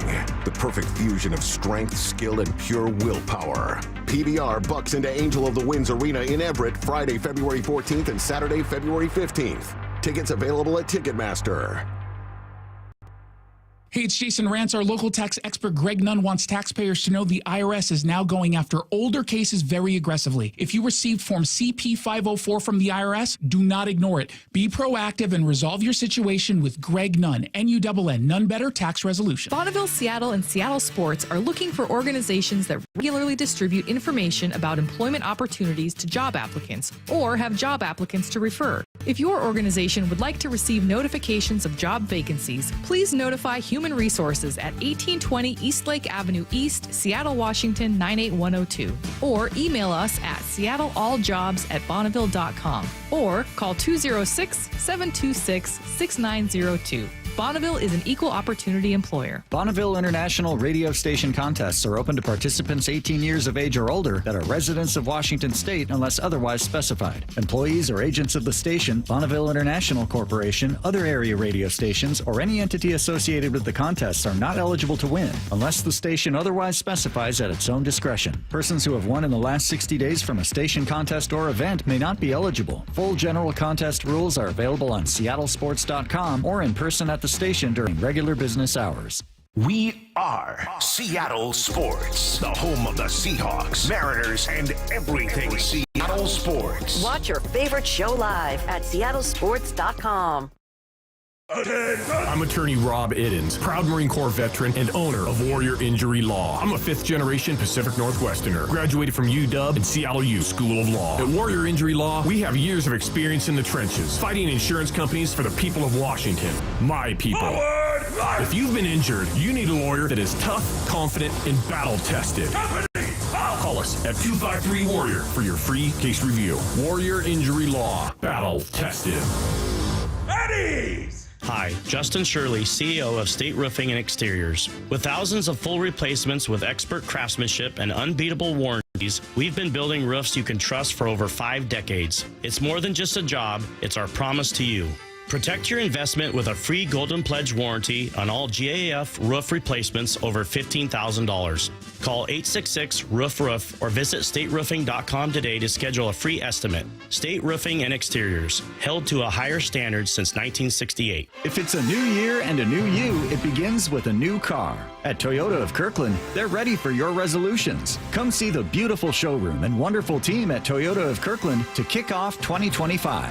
Check out the wide selection of Tundras, Tacomas, and RAV4s. Get electrified in your ride with Toyota of Kirkland's inventory of Prius and the BZ4X. The best way to start the new year is by visiting Toyota of Kirkland in person or online at toyotaofkirkland.com. The Seattle Golf Show, Friday, February 7th and Saturday the 8th at the Seattle Convention Center. Get up to 4 rounds of golf when you buy tickets online and free balls at the door while they last. Shop the huge Let's Golf Spring Sale. Test big brands like Titleist, Cleveland, Callaway, and more. See 100 exhibits, get lessons, and kids under 12 are free. Enter to win 4 Seattle Golf Show tickets. seattlesports.com/win. That's the Seattle Golf Show, February 7th and 8th at the Seattle Convention Center. Contest and rules at seattlesports.com/win. This hour of the Brock and Salk Show is powered by Star Rentals, preferred supplier to the West's best contractors. From the Quantum Fiber Studio, you're listening to Brock and Salk. Weekdays 6 to 10. On Seattle Sports and 97.3 FM HD2. All right, the Seahawks, Brock, finally ended up hiring an offensive coordinator. Felt like it had been forever. Not really, but it took a couple weeks, and they did their search, and they went all the way through it, and end up with Clint Kubiak, who I think we both kind of feel the same way. I don't know whether he's the ultimate grand slam hire that they could have made, that there's, he's going to end up being the best offensive coordinator and change the game and all of that, but he's not going to be a strikeout. He's not going to be a miss, and they couldn't have a miss after, unfortunately missing with Ryan Grubb in year one. Mm-hmm. So what should we expect right off the bat in terms of differences with this scheme and its effect upon some of the folks that are already here?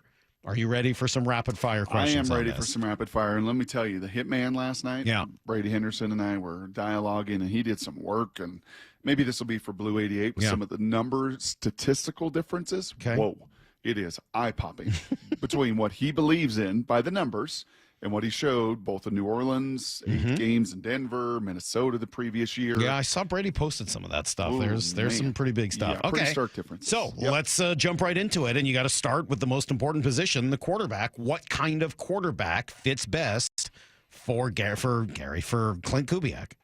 Well, he's had veterans, right? He's had Kirk Cousins, he's had Russell Wilson, he's had Derek Carr. So he's had veteran guys, and he's been able to play to some of their strengths. In Minnesota with Kirk, it was a little more out of the gun. With the others, it's a little bit more under center. There's going to be a lot of offense. Going to be a lot of offense. And I remember doing Minnesota in 2020 when he was there, and I think his dad was still the OC at that point, and he was on staff there. And it's a lot of under center. His kind of quarterback has got to be comfortable also playing under center. And I think Geno is comfortable. He's got to be a play action guy and understand the details, behind a play action. Didn't it show that there wasn't much play action in his system, though? That it was a lot of under center, but without much play action? Oh, Did I read that wrong? It varied place to place. Okay. Last year, it's in the low 20s in the 3 different spots, but outside the pocket kind of movement stuff, yeah, it's high. 3rd in the league in Minnesota, 3rd in the league last year in New Orleans, as far as just being able to also change the pocket. And those aren't exactly super mobile quarterbacks. I mean, talk about Kirk Cousins and Derek Carr. That's not exactly the most mobile duo out there. No, sir. But I think I think honestly of Gary Kubiak and now Clint, kind of grizzled, tough, kind of veteran guy. Frankly, a little bit of what Matt Stafford did moving from Detroit, where he was in the gun all the time, throwing for 5,000 yards, and then probably a breath of fresh air for him to get to a Rams offense, get to this Shanahan tree, and have gimmies, have answers, have places to go with the football, and do it in a variety of different ways. And a veteran quarterback certainly helps that. Okay. Well, I mean, it sounds like Geno's going to probably be the right fit for that, and in all likelihood would be back next year, which is, I think, where all of this has sort of looked like it's been going here for a while. But he was the best option for Geno. Yes, I agree with that.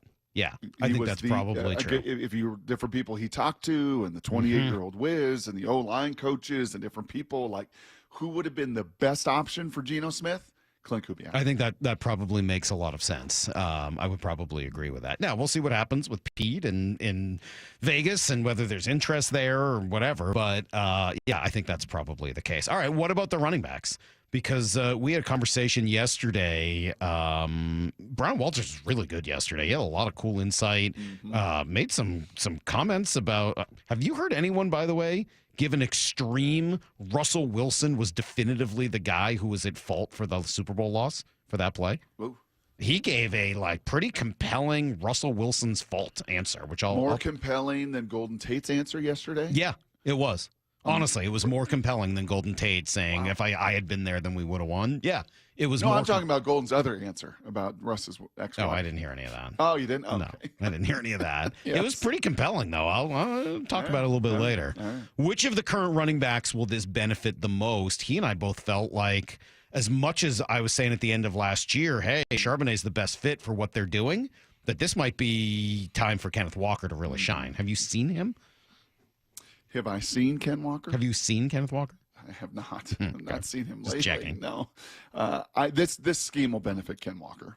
This outside zone and one cut And he's going to have to refine his game. He's going to be in a contract year. I would fully expect them to take on the fourth year of his deal, and with the restricted free agency and everything else. But this is a one-cut, explosive, dynamic, and feature first and foremost, and work first and foremost on that outside zone. So I would think that all of these running backs, kind of like Gino would be excited, I would think that a Charbonnet would say, great, I'm capable of doing that. Maybe I'm not as lightning fast as him, but I'll put my foot in that ground and I'll gore people, and I'll turn those shoulders. McIntosh flash some great stuff doing, that same concept. So I think for all the backs, but Ken Walker, I would think would be the most excited about this kind of scheme, because it should feature his skill set too. Yeah, in a way that I felt like last year really did not. Like, I honestly think last year was a bad fit for him. Yep. And they probably should have gone to Charbonnet more often early in the year. But, okay, now you get a new scheme, and maybe you get – because we always said, even as that was happening last year, hey, I'm not saying Ken Walker's a bad player, just that I don't know that he's a great fit for this running attack. Last two stops as a coordinator, third in the league in outside zone. When he was calling plays there for the stint in Denver, when he called plays all last season in New Orleans, only 2 teams ran outside zone more than Clint Kubiak did. How does this change what kind of offensive lineman they're looking for? I don't know if it does. I really don't, because I don't think this zone scheme anymore is what we've chatted with DJ with through the years of, you can get away with 290-pound offensive guards. You can have, more athletic Mark Schlereth. Like, no, you kind of just have to have, what I saw down in Mexico, Jake Matthews, 6'6", 330, and granite and athletic and absolute stud, and that's why he's made well over $100 million in his career, because there's just not many that are put together like that. But people movers, athletic, dynamic. Now, the Anthony Bradfords, I think, are going to have a hard time. I think you do have to be like an Abe Lucas. I think you do have to be like a Charles Cross. You do have to be athletic and be able to move. But you sure love those guys to be what those two are, right? 315, 320, 330, and just be a difference maker. Does it change? Well, I kind of get to that, but any of the free agents or any of the other folks on the offensive line that might be out there, does that make any of them more likely, less likely? I mean, like, regardless of all the other conversations, still got to fix this offensive line. They do. Yeah, I don't think so. And the kids in the draft down there in Mobile, and they're big and athletic and can move. Obviously, is it Trey Smith, I believe is his name, from Kansas City, who's just your number 101s and going to make more money as an offensive guard than any guard in the history of the NFL is going to make. I really don't mind. Absolutely. He fits anything, right? He fits. He's just one of those guys fits anything. That's exactly right. Should they do that? Should that be like their offseason priority? Now, maybe just spend on him. Just spend on Trey Smith, get an unbelievable guard. Maybe. Would I hate that? No. Yeah. Nope. Would that preclude you from drafting the other guard or sound center? Like anything John has ever done ever before? Third or fourth Probably round? not, but we'll see what happens. All right. How does this affect DK's future here in Seattle? Yeah, I would think that they have made a lot of receivers in this scheme. Like, this is a scheme that just kind of creates people to get open.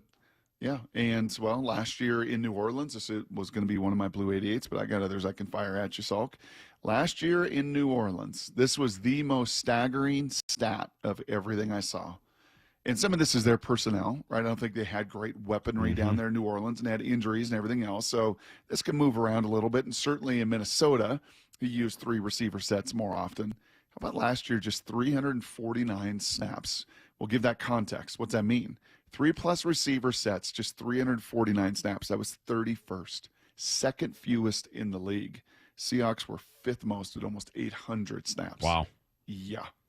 So do I have to have, and they had a Justin Jefferson. He did up there in Minnesota and had an unbelievable rookie year. So you take your personnel and use them and everything else, but this is not your, I need 4 wide receivers. If I got 2, great. Give me another tight end. Maybe we'll find an elite pass-catching tight end to mix in there as well. So, making the most of the personnel around him, that was one of the points of emphasis I heard a bunch coming out of this hire, using all their personnel in different ways and not having to just focus and say, yep, I got to have this guy. Having a Jackson Smith to move all over the place, probably advantageous. So, I I don't think this is one where DK Metcalf is like, oh, great, now I got my wide receiver, OC, got my guy finally. No, this is a line of scrimmage, OC. So I think it would add some fuel, frankly, to that conversation if you do indeed want to find a new home for him. And then finally, what about the draft? I mean, does it change how this team might approach its draft this year? I would hope not, and I would hope Mike McDonald, with now a year under his belt, is a force right there with John in this draft in a way that he just couldn't be last year. There just wasn't enough time on task. They'd been together 2 months when that draft came. Now they've been together 14 months. Now they've gone together an entire season. Now they know their roster inside and out. Now they are really going to attack. I think some of these places on the roster in between the guard to guard being the first and foremost of that. Corner probably near that list, tight end, together in a way that, they just couldn't do a year ago. So, no, I don't think it does, other than the benefit of being together on this journey the last year. They're not going to get that tight end out of Penn State, are they? No. He's going to go like top 5, you top see where 7. he went in, I think, in DJ's mock? I saw DJ's mock, top yeah. 10. DJ and I on the same page, by the way, with Shador to Vegas. Yeah. The first thing I said, you weren't here Friday when the Pete news came out. G and I were chatting together when it broke. And I do think there's a conversation about Geno there, and I'll ask you that, sort of our makeup Blue 88 question. Yeah. But don't you see, like, that sort of clown show that's going to follow him? It sounds like something Pete would absolutely love. I mean, remember the debate you guys used to have about Johnny Manziel? Like, if anyone was going to want and welcome the whole Shador thing, isn't it Pete? Yes. Yeah, 100%. Because at the core of it, Shador actually just loves to absolutely, compete, and he thrives in competition. And there is a lot of other stuff and a lot of other show which Pete does not mind at all. He loves it. In fact, he covets. And I think Dion would love having his kid play for Pete. Oh gosh, yes. Yes. Right? I mean, it seems like a perfect fit. 100%. Is he going to be there at 6, or will those Raiders have to? I don't know. Maybe they'd have to trade up. Maybe. I think they would have to move up. Again, Cam Ward probably goes ahead of him, and then does Dion? G disagreed that Dion would do this, but I think Dion pulls an Archie Manning and tries to maneuver where his kid goes. And it's like, yeah, you're not going to Tennessee. Sorry, not going to Cleveland. Nope, not going to happen. Like, we're going to make sure that that's not the case. So I think it's possible. You got to figure out the Giants and a couple other teams in there. But I have really sort of strongly felt like Pete and Shador were meant for each other. No, I think that would be spot on.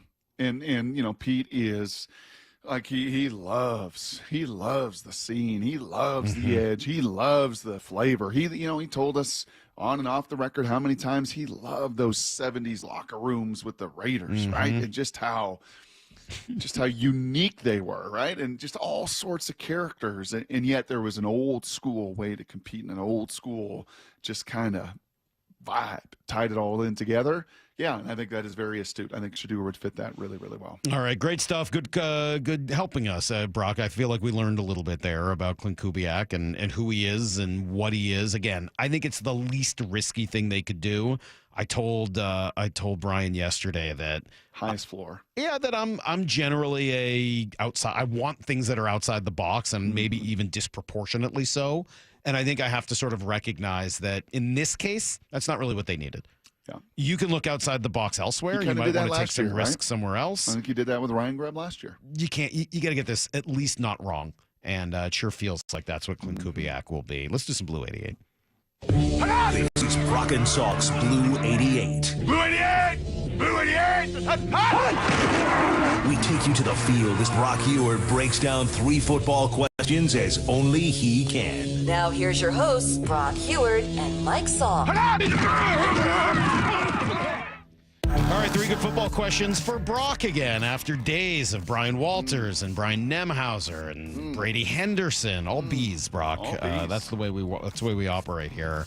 Let's start with what I just mentioned, Geno Smith with Pete Carroll now in Vegas. Do you think there's a chance that, as Brady pointed out, the Raiders go after Geno Smith? I think they could. Yeah, I think that would be within the realm of any reason. And I don't think Geno downplayed any of that yesterday on the social media realms. And we know Geno enjoys doing that and being active there on social media and having some fun with all of that stuff. I don't. My just spidey sense is that Mike McDonald really believes in Geno. My spidey sense is that John Schneider would like to see Clint Kubiak and Geno Smith together. My spidey sense says there could be a lot of smoke and a lot of fire around this, and certainly Geno's people, I would think, would love to leverage that sulk and make sure everybody knows and let Pete know that, their guy would love to be there and be a $50 million a year guy down there and everything else. You think Pete would be settles, okay with maybe helping to leverage someone against the Seahawks, a team that possibly let him go? You know what? Possibly that would not be outside the compete realm every day, of possible. Sulk. Yeah. It's like you got to compete, man. Every day and everything. When your eyes, when you open them in the morning, compete in every single way that you can. Yeah.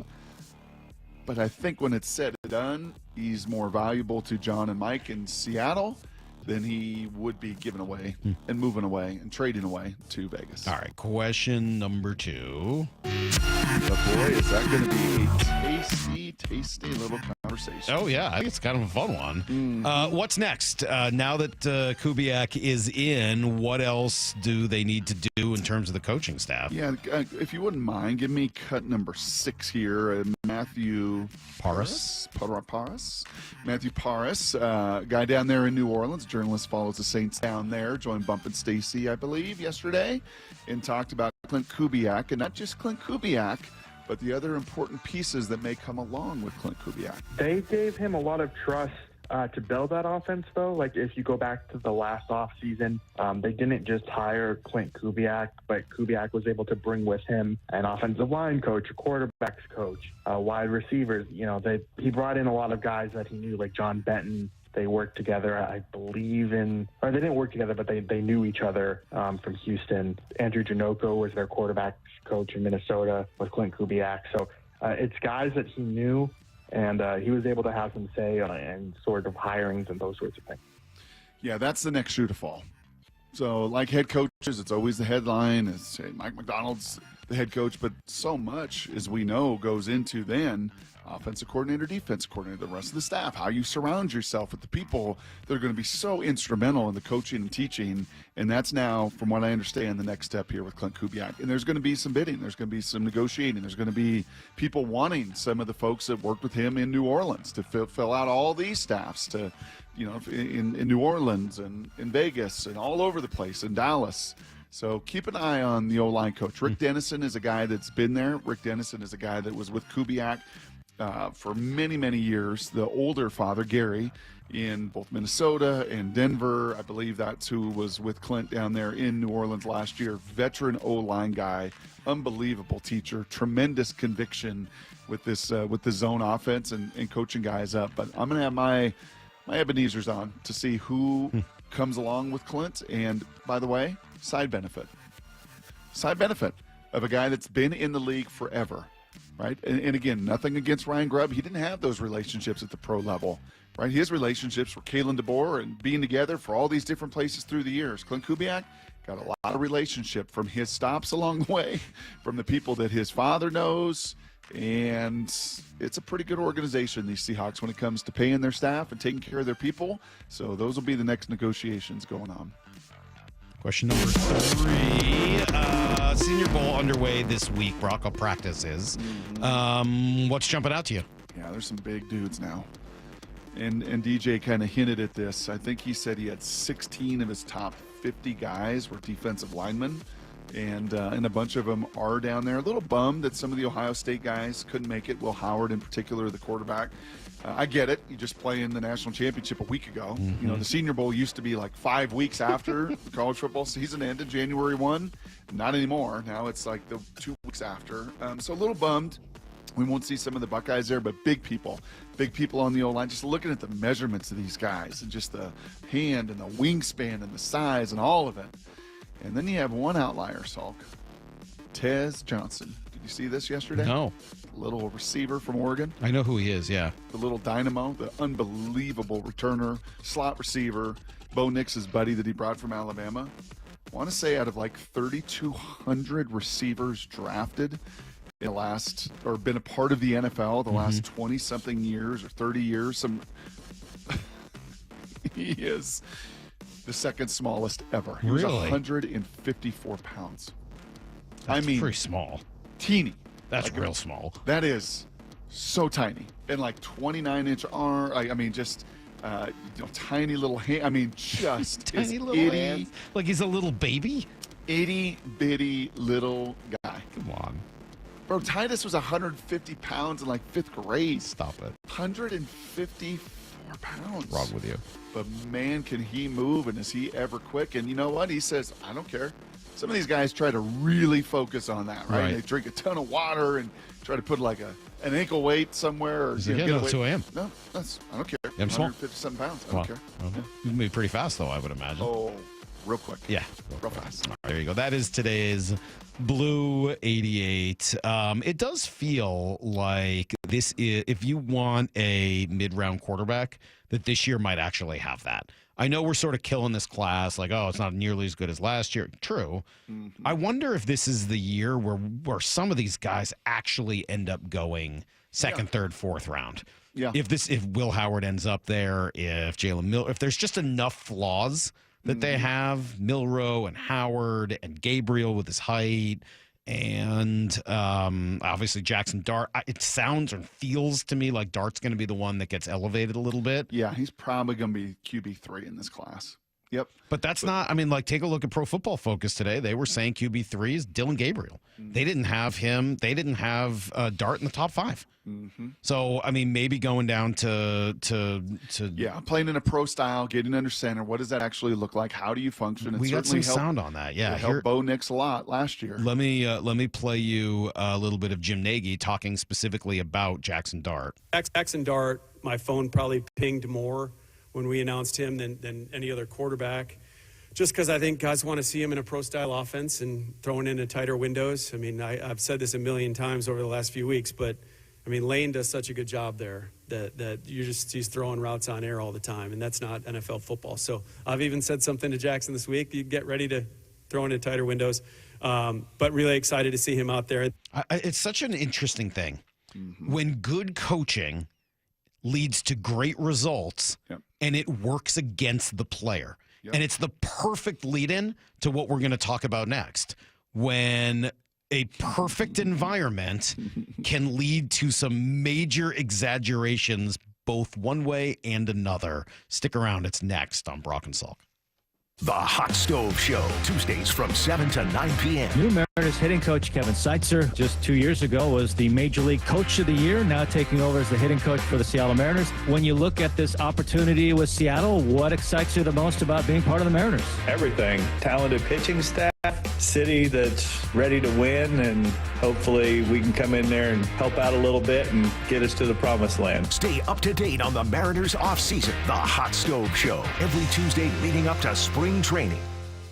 Robinhood Gold members can now enjoy the VIP treatment, receiving a 3% IRA match on annual retirement contributions. With Robinhood Gold, the perks of the high net worth are now available for any net worth. The new gold standard is here with Robinhood Gold. To receive a 3% boost on annual IRA contributions, sign up at Robinhood.com/gold. Investing involves risk. 3% match requires Robinhood Gold $5 a month for 1 year from first match. Must keep funds in IRA for 5 years. Go to Robinhood.com/boost. Robinhood Financial LLC member SIPC. Gold membership is offered by Robinhood Gold LLC. Something amazing is happening here. Scientists are using AI to study how whales talk to each other. CDW experts can give researchers the power to process complex data with HP workstations, advanced by AMD Ryzen Threadripper Pro processors. With easier handling of AI workloads, your organization can bring powerful insights to the surface. Make amazing happen. HP, AMD, and CDW. Learn more at cdw.com/HPAMD.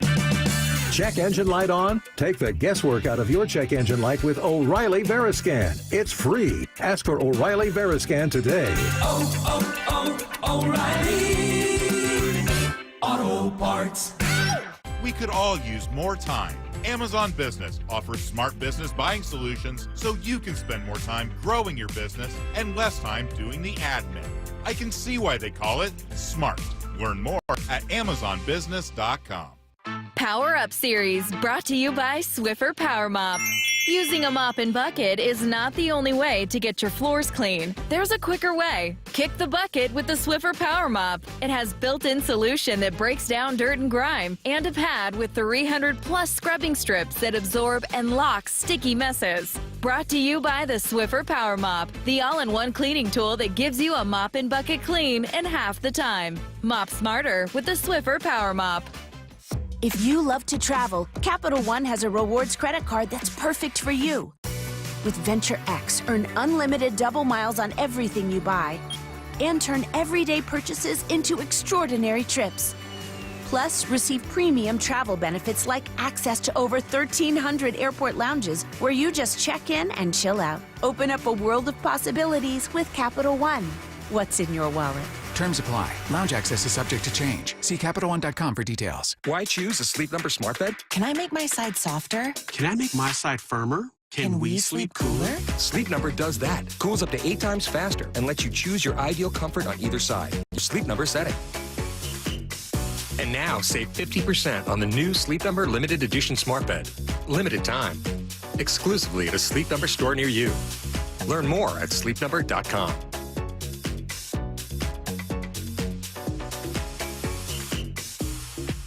If you're looking for a new Mazda, go see our friends at Mazda of Everett. With over 790 new Mazdas in stock at 11409 Highway 99 in Everett, they have something for every budget and credit type. Save up to $3,970 on new Mazda CX-5s. Come meet the team and see why they've been Washington's largest Mazda dealer since 2015. Exceptional service and always their lowest prices. Visit in-store or online at MazdaofEverett.com today.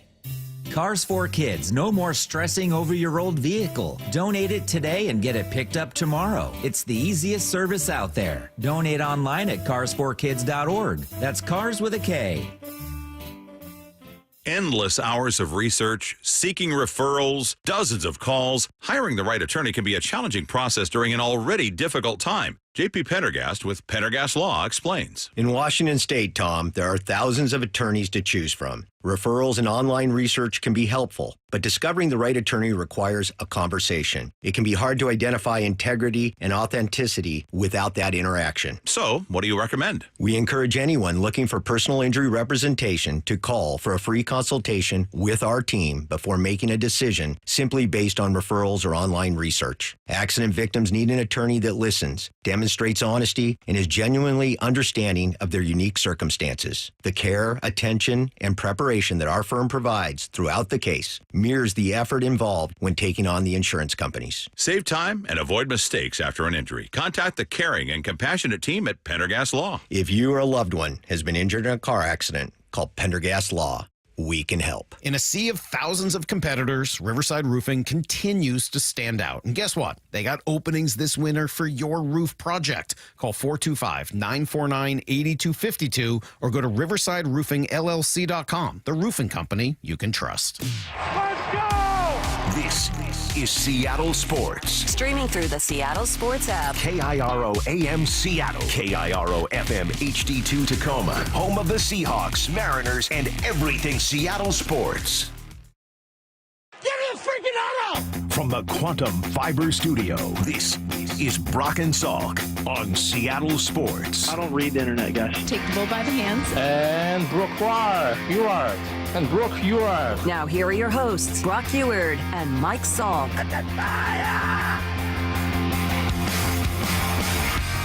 It sounds like Jason Garrett's going to join us in a half hour at 8:30 this morning. I don't think we've ever spoken with him before, Brock, on the show. So looking forward to talking to him. Obviously, we'll have to ask him what he thinks of what's going on in Dallas, in addition to lots of other football conversation. Did you ever get to that video that he put together?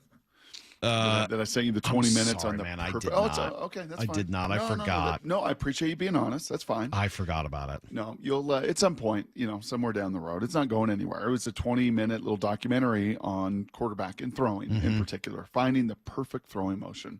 And so I reached out to Jason a couple weeks ago because I loved it. And he's been busy with the playoffs and NBC and all that good stuff. But, yeah, we'll chat about that, quarterbacks, all sorts of fun stuff. All right, I'm looking forward to that. That should be fun. We'll chat with him at 8:30, and we'll try Pete at 9:30. I don't know. We'll sort of just be on the lookout. We may have an opportunity to talk to Pete this week. All he said was try me, so we'll see exactly what that means. In the meantime, Brock, did you read the thing that I sent you yesterday, which is this report that Mike Petrillo did on the hitting at T-Mobile Park? And he's going to be on the station later today with Bump and Stacy, so you can get a little bit more info and information or sort of opinion on this. But essentially, I got to boil a gigantic article down to just a couple of seconds here so that we can discuss what it means. A couple of major findings. One, and the biggest one, T-Mobile Park is the biggest factor of any park in baseball, including Colorado. So as much as you want to talk about the factor of playing there and how horrible it is, the altitude in Denver, and it's changed Coors Field, offense, they have a Coors humidor, Field, right? They have a humidor still for balls that they have to use there. just to make it near normal. Correct. Well, guess what? The effect of T-Mobile in the other direction has been greater than it has been at Coors Field. Yeah. That's a gigantic piece of information because Coors Field is an accepted norm that it screws things up in baseball. T-Mobile, it feels like every year we've got to convince people here, like, hey, the offense might not be as bad as it looks because playing at home is such a disaster. And these numbers are huge. Seattle hitters last year, 30th in average at home, 22nd on the road, 29th in slugging at home, 15th on the road, 28th in runs scored at home, 12th on the road. Like those numbers, when you look at them, like, okay, they're not great. I mean, being 12th, 15th, that's not incredible. That means you still have work to do on your offense. But it's what we have asked. Just That's be right. middle of the pack. Just be average. Well, they are. Just be middle of the rack. They are average. It's just that half of their games are played in the biggest run-suppressing park you could possibly put together. And it's not just all the normal things or the obvious things that you would think. Yes, it was the coldest by temperature of any of the parks last year, and that plays a role. There's a wind factor that knocks down some balls, but also seems to affect the pitching, which is crazy and may enhance the strikeout factor. There's an issue potentially with the glare, with the glare, not just the batter's eye angle, but the glare. And apparently they've got it now. What's the black that people texted in about? There is a color black, Brock, that you could paint that thing that sucks up 99.9% of sun glare. Whoa. So I don't know whether they need to use this Avant Black or whatever it was called. What was it called? Black, I think. Vanta Black, Brock. Vanta Black. Maybe they already use it. I'll check into that. Okay. But they're pretty intense, these takeaways. Some of it has to do with the sun, especially if you play early games. We always knew that the shadows were a challenge on the day games, but even in the 6 o'clock hour is a pretty significant difference in terms of strikeouts. So yeah, this was a really deep dive. It was an incredible article, and the gentleman did an awesome job because it wasn't just these things that we have heard in the past. Well, maybe it's the Teo didn't like it, Edgar didn't like it. Maybe it's the glare. Maybe it's the wind. Maybe no, it's all of it. And when you throw it all just quickly, he used both the stories and comments from players and people around the game. Yes. And enhanced that with deep dive analytical data that showed how it was true. So that's the negative side of it. If you want to live in the, Debbie Downer, negative Nancy side of it. The positive side of it, those same park factors that make it brutal for the Mariners to try to hit and strike out in particular. It's the strikeout rates maybe is as much as anything. Well, if it's really that big a deal, does it affect your own pitchers in a very positive And we know manner? the answer to that is yes. And those are the stats I gave you last week, right? Yes. Remember, I gave you those slugging percentage on fly balls, and it was staggering, the difference between the home road splits for the five pitchers on the Mariners. The strikeout rate for your starting pitchers home and road, unbelievable. The splits for Andres Munoz, you got to go back to World War II to try to find splits home and away with and that that's dude. Not the sun factor when Munoz is coming in and, it's 10 o'clock at night. So, it is a clear difference maker in terms of how the game is being played. So what does it mean? A couple things. One, I think it explains how difficult it is to get hitters to come here. Just like it's difficult to convince a pitcher that you should go to Coors Field, it's going to be equally, if not more difficult, to convince a hitter to come here in free agency and choose Seattle over anywhere else. Okay? Yep. It also, that part's obvious. It also means, though, that I think other teams have to be incredibly skeptical of trading for any of your pitchers, just as you would be very skeptical of trading for any bat that had its success in Colorado. Haven't you always, anytime? Like, oh, this guy's pretty good. You sure you want to get him out of Colorado? Like, what's the caveman who was there forever in center field, and he's going to end up playing his whole career there? I love that guy. Charlie Blackmon, yes. Yep. Like, yeah, I mean, great numbers. He did it all at Coors Field. Are you sure it's going to play? So it's been near impossible to get into the free agent game this offseason. We know that, right? Now you've got Bregman, maybe door cracked, going back to Houston. We don't know what's going to happen yet. If he does, that is a disaster. Double disaster. Well, because if he signs somewhere else like the Cubs or the Tigers, you could go trade with that team. He signs back with the Astros. Pure disaster. Double disaster. Not only is he back with the Astros and in your division and making them better, but as Lyle just said, you're losing out on your opportunity to maybe find a trade partner for one of your pitchers. So double down on your strength. Double down on just pitching. Or don't, right? Or say anybody can pitch here. Double down on hitting. And Lyle, I think, pointed out very nicely that the only people who seem to be able to break free of the T-Mobile mold are the absolute studs. It's Mike Trout. It's Robinson Cano. It's Nelson Cruz. It's Mark Teixeira, 900 OPS. Oddly, Mark Teixeira. Like, it's only a few guys that are truly able to conquer T-Mobile Park. They're not easy to get, though. I mean, it's not like those guys are just out there growing on trees. Like, oh, okay, just get Mike Trout. Sure. All right, I'll just get Mike Trout. I don't know what the answers to it are, but... You think that has played a role in some of the challenges of trading your pitching? Yes. You think that's played a role in that your evaluation of these guys and their numbers, you know, and trying to get a return back from the other side? Definitively, I think so, yes. Definitively, yes. Yes. Brian How could it not? Brian was the one guy who hasn't really been affected by home road splits, but that's probably a reason the Mariners don't want to trade Brian Wu. How could it possibly not be a factor? And do I think it's a factor in Julio's lack of turning into a superstar stud? Yes. Look at Cal. We went through Cal Raleigh's numbers last week, or earlier in this week. Lyle had Cal's numbers, home versus road, Brock. They're shocking. Huge. I've got them. Shocking. I've got them up. So in case you missed it, Brock, I know you weren't here last week, but Cal Raleigh's home OPS for his career, 665. On the road, 823. And that's no knock at Cal Raleigh. He's one of the cornerstones of this team, but he just doesn't hit that great at home. 60 delta. It's crazy.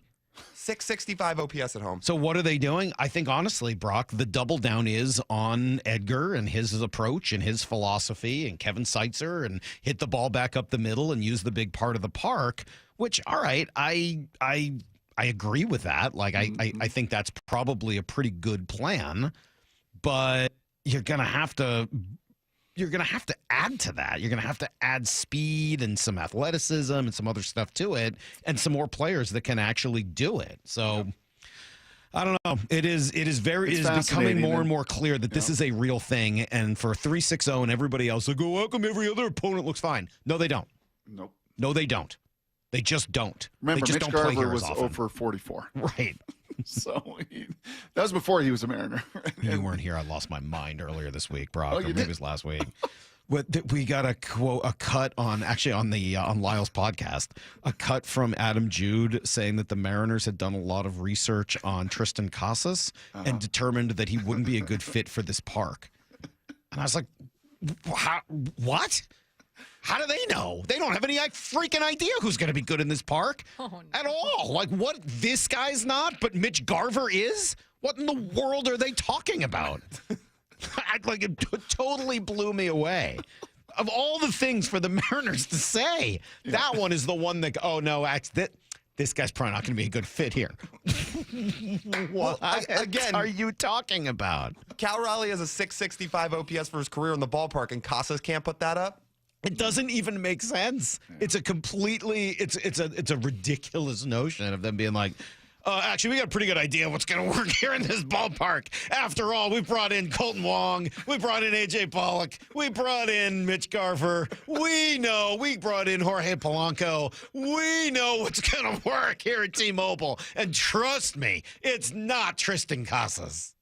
Seattle Sports, your home for Bump and Stacy. What to you felt like kind of a confirmation this weekend? It was crazy that probably the most athletic quarterback in this thing didn't have a rushing touchdown, which is Josh Allen. Isn't that great? He's the only one. So yeah, Jaden Daniels, 1 rushing, 1 passing, 255 yards, completed 60% of his passes. Got Allen, no rushing touchdowns, 2 passing, 237, 64% completion. Mahomes, 2 rushing touchdowns, 1 passing, 245, 69% completion. Hurts, 3 rushing touchdowns, 1 passing touchdowns, 246, 71. Jalen Hurts had the best weekend. On Seattle Sports and 97.3 FM HD2. All right, Mike Salk here for my friends at Snoqualmie Casino and Hotel. It's almost here. The new hotel at Snoqualmie is going to be freaking awesome. And it's already a great spot to have an awesome, amazing, fun weekend. You can unwind, get some great food at Vista Prime Steaks and Seafood or Falls Buffet, watch some sporting events, and everything that goes with it. All at snocasino.com. You can find all the details there. It's still only 30 minutes from downtown. Seattle's closest is now Snoqualmie Casino and Hotel. Bring on the sunshine with a trip to see your Seattle Mariners. Come to sunny and warm Peoria, Arizona for another great year of spring training baseball. There's no better time to wind up at the Peoria Sports Complex where you can see all your favorite Mariners up close. Spring training in Peoria has plenty of sunshine, warm temperatures, and the best seats in baseball. It's family fun for all ages. Book your trip today. Support your Seattle Mariners in Arizona for another exciting spring training season. Get your tickets at PeoriaBaseball.com. You never get a second chance to make a first impression. Superior Linen Service will help your company with logoed apparel, uniforms, floor mats, linen, and more. Visit suplinen.com. And remember to order your Valentine's Day linens now. Visit suplinen.com. Guys, did you know your testosterone affects everything in your system, including how you feel and perform every day? Right now, Revive Men's Health Seattle will check your testosterone for free. Knowing your T levels is the first step in understanding if you have low T. Your testosterone level impacts your energy, libido, sleep, weight, hair loss, mood, and even ED. Maintaining an appropriate T level can change your whole life. Most men start to see changes in their hormone levels in their 30s. Experience and results matter. So what are you waiting for? Get your T levels checked today by local, experienced, and trusted men's health experts. They've helped thousands of men since 2011. They're so confident they can help you, they even guarantee it. Call Revive today and schedule your free testosterone test, free exam, and free consultation.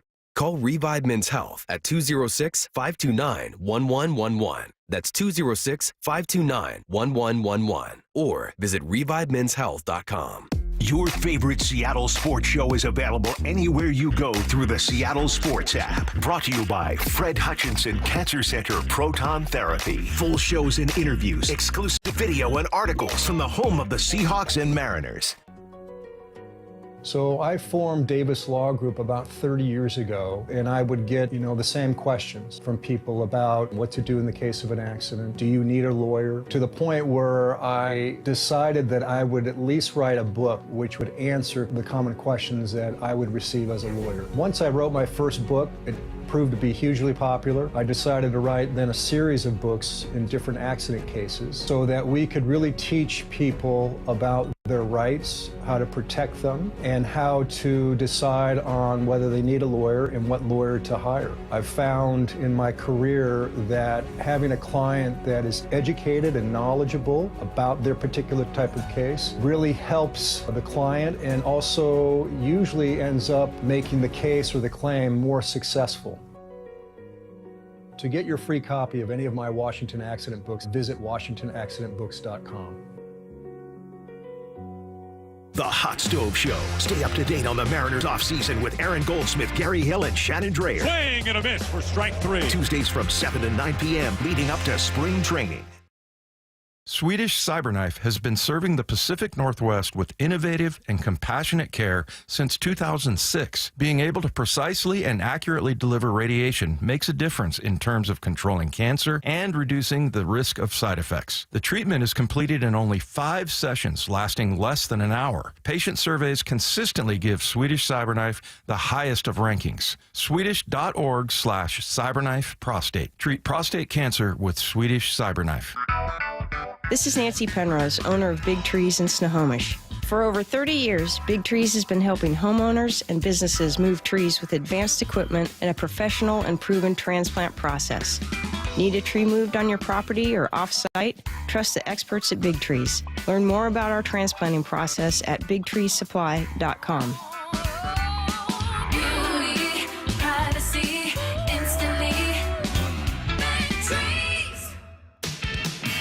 In between storms, have Asset Roofing inspect your roof just to make sure everything is okay up there. It's Bob Stelton here for Asset Roofing. It's a quick appointment that will most likely give you peace of mind and save you thousands of dollars later. Remember, you're either hiring a liability or you're hiring an asset. Head to AssetRoofingCo.com. That's AssetRoofingCo.com. Certified work that's never in doubt. Asset Roofing, excellence is on the house. Kinematics Marine Equipment reminds parents to enroll your kids in a positive youth program. Sports, hobbies, and community activities improve overall health and performance in school. These programs decrease drug use and violence and develop self-discipline and leadership skills. Let's team together this year to help our kids reach their full potential. Best wishes to all our kids from the entire team at Kinematics Marine Equipment, your nationwide source for marine deck gear for over 40 years. Online at kinematicsmarine.com. Need to know. 15 minutes past every hour with Brock and Salk. Here's what you need to know. Up first. Clint Kubiak is now the guy, Brock, and so they're prepping for a big offseason, right? I mean, this is going to define, I think, in many ways, the future of this Mike McDonald era, now that he is on board and he's got a full offseason and he knows exactly what he wants and he's seen all the players that were already in the building. You got decisions to make, right? On the quarterback, wide receiver, left tackle, half the defense, and then, does your roster, how much of it are you willing to turn over heading into next year? Do you think this ends up being a similar roster or a turned over roster? I think it is obviously a similar roster defensively. None of that changes with Clint Kubiak's hire, right? Mike McDonald knows exactly what he wants. He showed that even in season, making some pretty strong, drastic trades and moves. Sure. So I think he knows exactly what he wants on that side. And frankly, I think he wanted somebody on the offensive side with that same conviction, that same idea of this is how I want to do it. These are the kind of pieces. So, yeah, offensively, you could see a difference. And there's places there will be. It tied in probably 2 spots. Don't think the running back room needs to change. I think those guys fit, as we talked about earlier, very, very well within this scheme. But the interior offensive line, a tight end or 2, maybe move on from a receiver. I think absolutely all of those things are on the table. Interesting. In the meantime, quarterback, I just keep thinking it is irresponsible not to draft somebody in the mid-rounds, and Jackson Dart becomes an intriguing candidate. Maybe he moves up too high. Could it then be a Will Howard? Could it be a Jalen Milroe? I know you won't get a chance to see Howard this week, but how important are these next few weeks for those guys? Oh, just absolutely enormous. And it's too bad Will Howard had to pass on this because the body was just a little too beat up after playing, 16 or 17 games, whatever they did, all the way up to January 20th. Dylan Gabriel's down there. Jackson Dart is down there. Jalen Milroe is down there. I said this to you a couple weeks ago. This is the best QB ensemble that Jim Nagy and the Senior Bowl down there in Mobile has ever put together. And is it important? Yeah. Did it help Bo Nix get drafted? Yes. Have we heard story after story after story through the years? Phillip Rivers, another guy, played in the gun in college, had to get under center. How can he transition? What does he look like? Yeah, Jackson Dart's going to be QB3, and I think he's going to use this week as a big, big springboard towards him. Leonard Williams today was named to the Pro Bowl as an alternate for Jalen Carter. We'll see if he ends up going because he wasn't too wild about the way it all went down. So that is, I guess, still to come. Also, we'll see if Jackson Smith and Jigba ends up joining him, as I'm sure some of the wide receivers are not going to end up there as well. Here's the second thing you need to know. Things seem pretty fun in Las Vegas yesterday. Here in Las Vegas, to do it in this setting right here, where people can't wait to come see us, they can't wait to see what we're all about, wherever our fans come from. We do want to fill our stadium up with our guys. I know that we have a good draw for people from out of town. There you go. There you go. That's what I'm talking about. Hey, Mark, settle down a little bit. Thinking it's Mark Davis. I think that was Marshawn. That was Marshawn. Screaming in the background. That was good old Marshawn. Is Marshawn just America's guest, man? He just goes wherever. Like, wherever the party is, that's where Marshawn is. Oh, you need me on a TV set or on the movie set? Sure. I'll be in the new movie doing Beast Mode thing. You need me in some TV comp? Yeah, I'll be there. Oh, Pete's arriving? Sure, I'll do that. You need me on a podcast with Mike Robb? Sure, I'll go there. Didn't it flood just so many memories when you saw Pete yesterday? Yeah. All the way back to his initial press conference. And they showed pictures. It hadn't really changed that much. I mean, say what you will about the new president of this country. He and Pete Carroll share one thing in common. They have endless energy. It's unbelievable. Like they just, you wouldn't think they're 73 and 78 or whatever they are. Like they got more juice and more energy than you and I do. Salk in our mid 40s or late 40s. And Pete was just on full display yesterday. Some of us are still in our mid 40s. Let's not get carried away. Some of us are still in our mid 40s. Some of us are still in the mid 40s. Here's the third thing you need to know. I was just working it out with Keith Law. He's going to join us on Thursday morning. He had his prospect list come out yesterday, top 100. He'll have, I think, his farm system rankings out before we talk to him on Thursday. So I think those might come out Thursday morning. So we'll see where the Mariners are at. But with 6 in the top 100, I got to imagine they're pretty high. And he seemed to be a little bit more bullish on the guys than Baseball America was. He's got Colt Emerson at number 5 versus Baseball America number 16. He's got Celestine at 24. Baseball America, I think, had him in the 80s. Cole Young at 45. Las Montez, he's got at 66. Baseball America had him in the 90s. And then Harry Ford at 79, Michael Arroyo at 81. So same guy, same 6, just in a different order. Yeah, Emerson and Celestine will be two fascinating guys. I think this time down in Peoria in, 3 weeks or so we go down there. The pitchers and catchers report 2 weeks from tomorrow already. I think I'm going to spend more time on the backfields in this week than I ever have before. The Arroyos, the Montezes, the Emersons, the Celestine. Yeah, to just see these guys. Any of them, do we know yet how many or if any have been invited to Major League? I don't think we know that yet. We don't know that yet, right? No. But, yeah, I just got to – I mean, Colt Emerson looks like Cal Ripken. He's like 6'3". I mean, he is a big, athletic fellow. And Celestine, we saw him last year, and it looks like by all accounts in the latest videos that he's even bigger, starting to fill out on that frame. And I think he was the one last year that you heard a little something off the record as far as his ceiling and upside that we have never heard before, and that's someone touching Julio as far as upside goes. Well, so it actually wasn't touching; it was surpassing. I mean, the comment was he's got more talent than Julio. Wow, doesn't mean he gets there. Yep. But the comment was upside higher than Julio's. So we'll see. Yep. We can ask Keith Law about that on Thursday. That's everything you need to know. 1/4 every hour here in the Brock Salk Show. We'll just have to find out whether or not he's a good fit for T-Mobile first. I mean, see if we can figure out whether or not he's a good fit. Not everyone is. You think anything has to do with eye color? Like, I don't think I'd be a good fit. Like, with my light blue eyes like Josh Hamilton, I can't pick up the ball. The glare, the high sky, just kill me. You know who was a great fit at T-Mobile? I saw your boy TJ put this together. So TJ came in last week with Lyle. How'd that go? And they were great. The Marine Layer guys were awesome. What do you do? Do you just sit in the middle like peanut butter and jelly and just let the two go at it? They were on either side of me, which was a little bit of like, I felt like an old guy, honestly, with like these two whippersnappers. You felt mid? I felt old. Not mid. I felt old.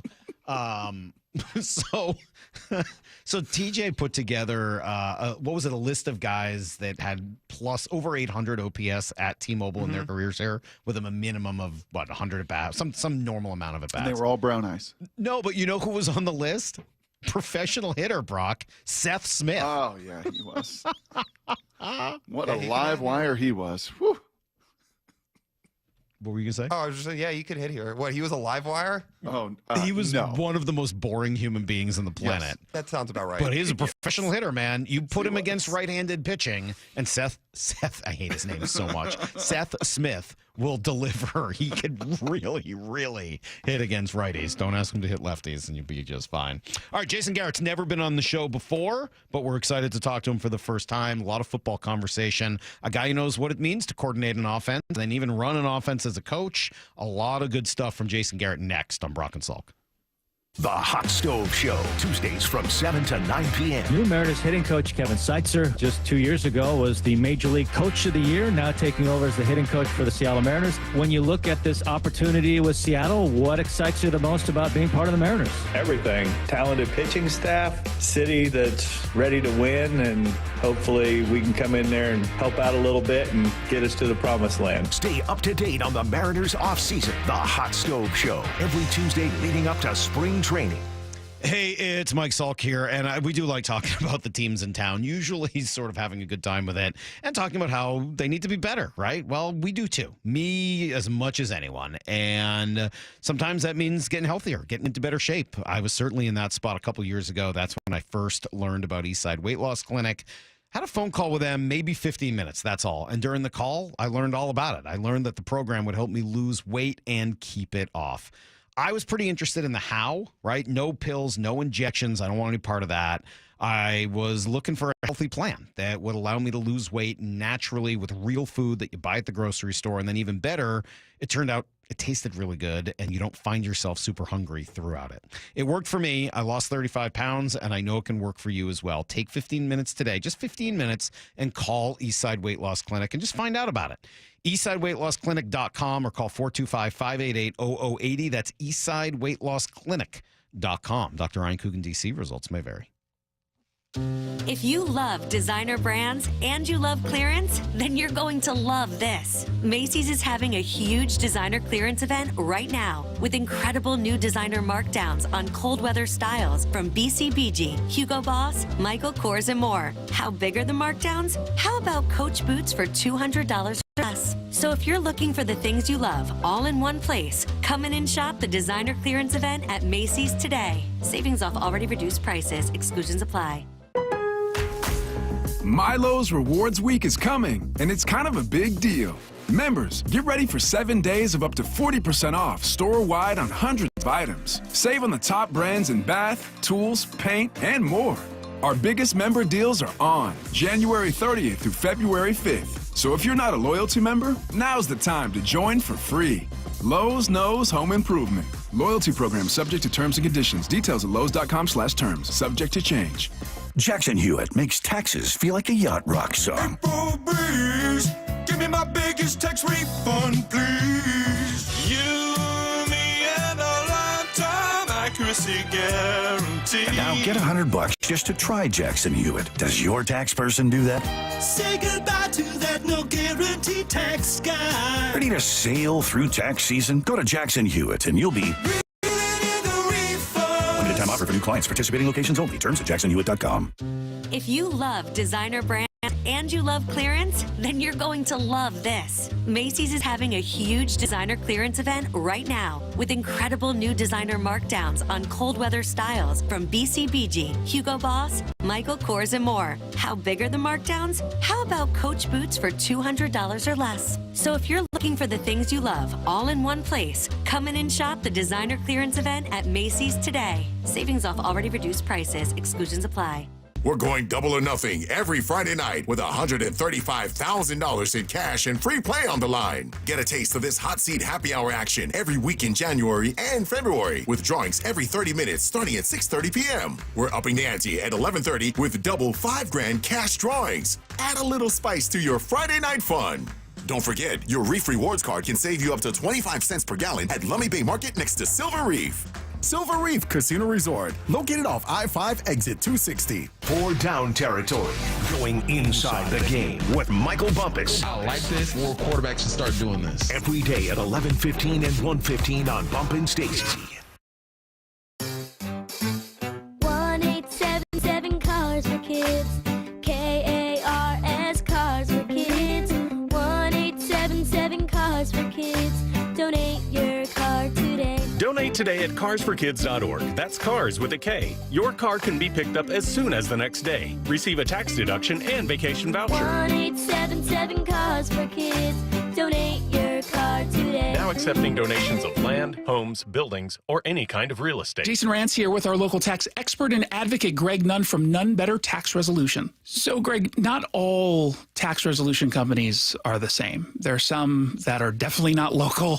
There are others that don't quite know what they're doing even. Well, I tell you, these ads that all of us hear, Fresh Start program, they make you feel like, hey, man, I can just easy peasy get my taxes written off. No.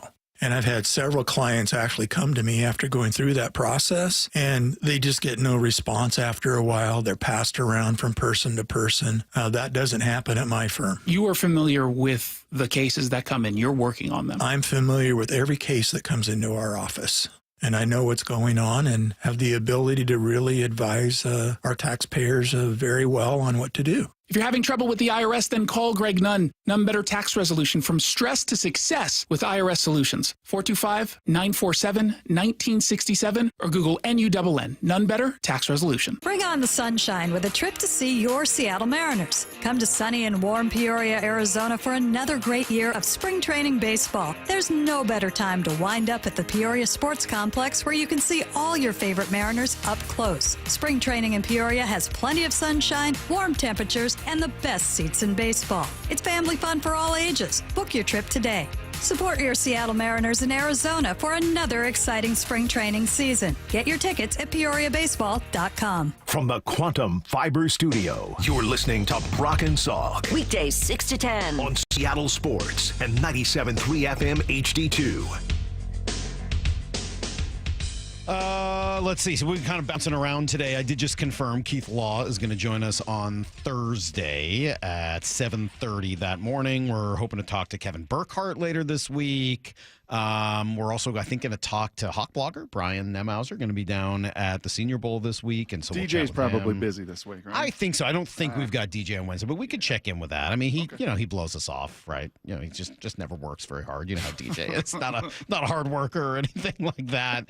I love when we get a chance to talk to new people, Brock. And in all of the, almost 16 years here and various iterations of this show, we've never spoken to Jason Garrett. To be fair, he was a coach for a lot of those years. Yep. But now doing some great work at NBC and kind enough to take a few minutes with us now. Jason, good morning. How are you? Good morning, guys. How you doing out there? Well, we're doing great. On the train, are you from West Point to D.C.? What are you tackling in those two spots this morning? I'm on the Acela, so hopefully you guys can hear me okay. But it's a really fun travel experience. I had a great couple days up at West Point. A good buddy of mine from college has two daughters who play basketball up there. So my wife and I went up and with our friend and his wife, and we saw the Army women's basketball team beat the Navy midshipmen on Sunday. Then we watched some pro football after that, and then yesterday I sat in and led some discussions on 3 or 4 of their classes throughout the day, sort of to hang out at that place, which is all about excellence and leadership. Pretty amazing experience. I'm inspired by our next generation, I'll tell you that much. That's pretty cool to hear. Did you, as you were coaching, did you have any service academy guys on your teams? Well, one of my teammates way back in the day when I was playing was Chad Henning. Oh, yeah. Who played at the Air Force Academy, played defensive line for us at the Cowboys, and just one of the most amazing guys you'll ever meet in your life. So he would be the first one that comes to my mind. And, it's incredible what they ask these guys to do, these men and women to do. They challenge them every single day, academically, out in the field. And it's just amazing how they respond, how they respond to the discipline of it and the rigor of it. And when they come out of these experiences, I'll tell you what, you talk about the few and the proud, they're amazing. And you can see why our country is where it is in such a positive way, but also what these guys do after they're done, because they're really amazing people. Well, I know we're going to get to some of the news here in Seattle and the OC news and everything else, and maybe a little bit what's happening down in Dallas here eventually as well. But you talked about watching some football on Sunday. What were some of the biggest things that stood out to you in the 2 championship games? Well, it's easy to say after the fact, but I thought both games would go as they did. I'm not sure I thought Philadelphia would score 55 points, but I just think they're a really good team, and they're so strong on the offensive line and so strong on the defensive line. And it sounds like a cliche to say it, but that's where football is won, and it's where it's been won since Pudge Heffelfinger signed the first contract in 1896. That's where the game. That's how you win games, particularly this time of year. So I just think they're a really stout team. I think they're a well-coached team. If you think about what Nick Sirianni has done after they were 10-1 last year, then had the epic collapse, for them to kind of reset it with new coordinators on both sides of the ball, and Kellen Moore and Vic Fangio, and then to play to that talent, add to that talent. Howie Roseman does a fantastic job there, bringing Saquon in, drafting the 2 young DBs. How many guys do they have playing defensive line for them? It's like a bottomless pit, and then the skill they have outside on offense and all of that. So it's a really well-constructed team. It's a well-coached team. And as impressed I was with Washington and how much I love the job Dan Quinn's done there, and the quarterback there is amazing and off the charts, that was going to be a tough challenge for them to go into Philly. So it didn't surprise me that game played out the way it did. Again, I didn't think they were going to score 55. I thought they'd win. And, and the other one in Kansas City, I kind of feel the same way. I loved all 4 of these teams going into these games, and I just have so much admiration for Sean McDermott and Buffalo and Josh and everything they're doing there. But for them to go into Arrowhead against Andy Reid and Steve Spagnuolo and Dave Tobe and Patrick Mahomes and all the different guys they have, in those moments, it's like what I saw was it's going to be close. They're going to give them everything to handle. At the end of the game, Kansas City is going to make the plays like they've been doing for the last 6 or 7 years, and sure enough, that's how it played out. As we are kind of talking through changes here in Seattle over the last couple of years, they move on from Pete, they bring in Mike McDonald, and then have to make an offensive coordinator change. We ended up kind of talking through the differences between the AFC West and the NFC West. The AFC West is got to be the oldest age group of coaches maybe ever put together, certainly in a long time, with Pete and Harbaugh and Andy Reid and Sean Payton. And then you look in the NFC West, and I think the oldest is Kyle Shanahan, who's in his mid-40s at the latest. What is the difference between being a young coach and an experienced coach in the NFL? Well, obviously, there's been a huge trend to younger coaches here in the last, call it a decade or so. And I think Sean McVay has a lot to do with that. Success as a young head coach, to me, has been remarkable. I think he's a fantastic coach. I think he's a really, really good person. And I think, what he's done there in a short period of time at the start of his career, still in his 30s, has been nothing short of remarkable. And I think that's given a lot of owners, the confidence to go hire a less experienced guy. But, I think you got to be careful just saying just because he's young, he is the direction we have to go. And I think the names you mentioned, I think are good indicators of that. A lot of the playoff teams this year, the head coach was an experienced guy, a guy who's been around the NFL a long time as a coordinator, as a head coach. John Harbaugh, Jim Harbaugh, Sean McDermott, Andy Reid, all these guys, Sean Payton, all these guys have been at it for a long time, and there's some real benefits to experience. Dan Quinn, his second opportunity, and those guys know how to coach. They know how to run a program. They've been through ups and downs, and to me, it's a lot riskier to hire a younger guy. Now, that doesn't mean you shouldn't hire one, because there's a lot of great examples of younger coaches who have done it. But those older guys with experience, that matters, and that makes a difference. And I think we're seeing that.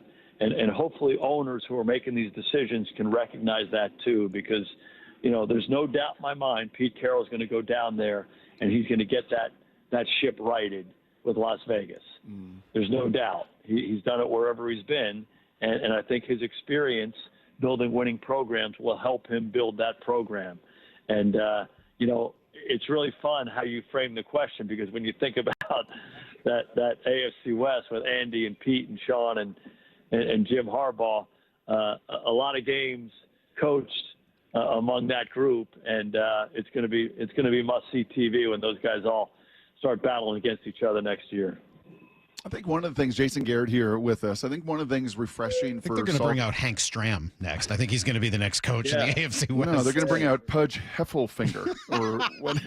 Yeah, he's going to come out and toss the coin. He's the first guy to sign a contract. You know that, Brock. No, I would have lost that trivia, but now I'm never going to forget the name Pudge Heffelfinger. No, it's funny, and I don't know if you ever met my dad, but my dad was a coach for a long time and a scout and a football guy and a historian through and through. And the number of times I heard him when I was growing up, he's like, that's been working since Pudge Heffelfinger. And, I'm 8 years old. I'm like, who's Pudge Heffelfinger? But if you go to the Hall of Fame in Canton and you come up the stairs right to the right, first contract. He's the first professional football player. Wow. Pudge Heffelfinger, Allegheny Athletic Association against the Pittsburgh Athletic Association. So look it up. He's an important figure. Well, you kind of gave us the lead in, and now I have to ask you about Clint Kubiak. Now that you talk about your dad being in the business and coaching, and I'm sure you learned quite a bit from him and the new offense coordinator here in Seattle. Same situation, obviously. Gary, longtime backup to Elway and head coach and coordinator, etc. They run this Kubiak system. When I say Kubiak system, what does that mean to you? Well, first off, I'm such a big fan of Gary Kubiak. I mean, he's such a good person who was such a good coach for a long time, and I'm a fan of his sons from afar. I just think they have a lot of what their dad had. I think both as a guy and as a coach. And sorry for those announcements on the back of this train. Awesome. No problem. But I'm a huge fan of their family, and Gary, I think he's a really special guy and has been a good friend and mentor to me through the years. So I'm a big fan of those guys, and I think Clint's going to do a heck of a job there. I really do. He's grown up in it. I think the Kubiak system was really strongly influenced by Mike Shanahan, obviously, and I think you see a lot of those characteristics of Shanahan's offenses in Kubiak's offenses, both Gary and Clint. And, it's based on the outside zone run game and everything that comes off of that. But I also think it's evolved through the years. But there are some really good coaching tenets that come from that offense. And it's formation use, it's complementary formations, making it all look the same. It's how they game plan week to week. I think all of those things have been tested for a long time, and I think you see the influence of that. If you really think about the godfather of a lot of what's going on in offensive football these days, you can trace it back to Mike Shanahan, and then a lot of Gary Kubiak's influence on Mike and Mike's influence on Gary. You see that in what Kyle's doing, what Sean McVay's doing, and then all of the guys that have come from those trees. And to me, it's great stuff. And I do think the guys who have done that the best have embraced the DNA of that offense, but also evolved it, because that's what you have to do year to year. And I think Gary did that, and I know Clint's doing that as well. So I think it's a real good hire for Seattle. If we were to take that a step deeper here, Jason, it's the beauty of radio. We got a little time to do so. We learned from Mike McDonald this year the difference between principles and methods. The principles don't change. The methods, they can adapt, and you've got to have a growth mentality with that.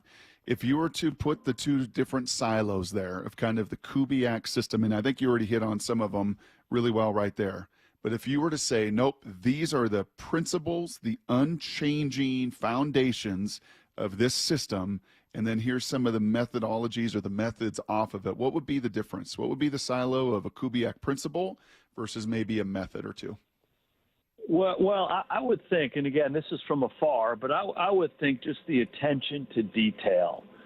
You know, if you ever watch this group of coaches teach the outside zone run scheme, the attention to detail with line play and, you know, the angles they take and 3 steps to the screws and, you know, how I'm going to punch you and then go to the next level and how we're going to stretch this run play, and you're going to cut it up, you're not going to cut it back, and, you know, all of those aiming points and all of that detail. And those details might change, but the attention to the detail, I think, is probably the biggest takeaway.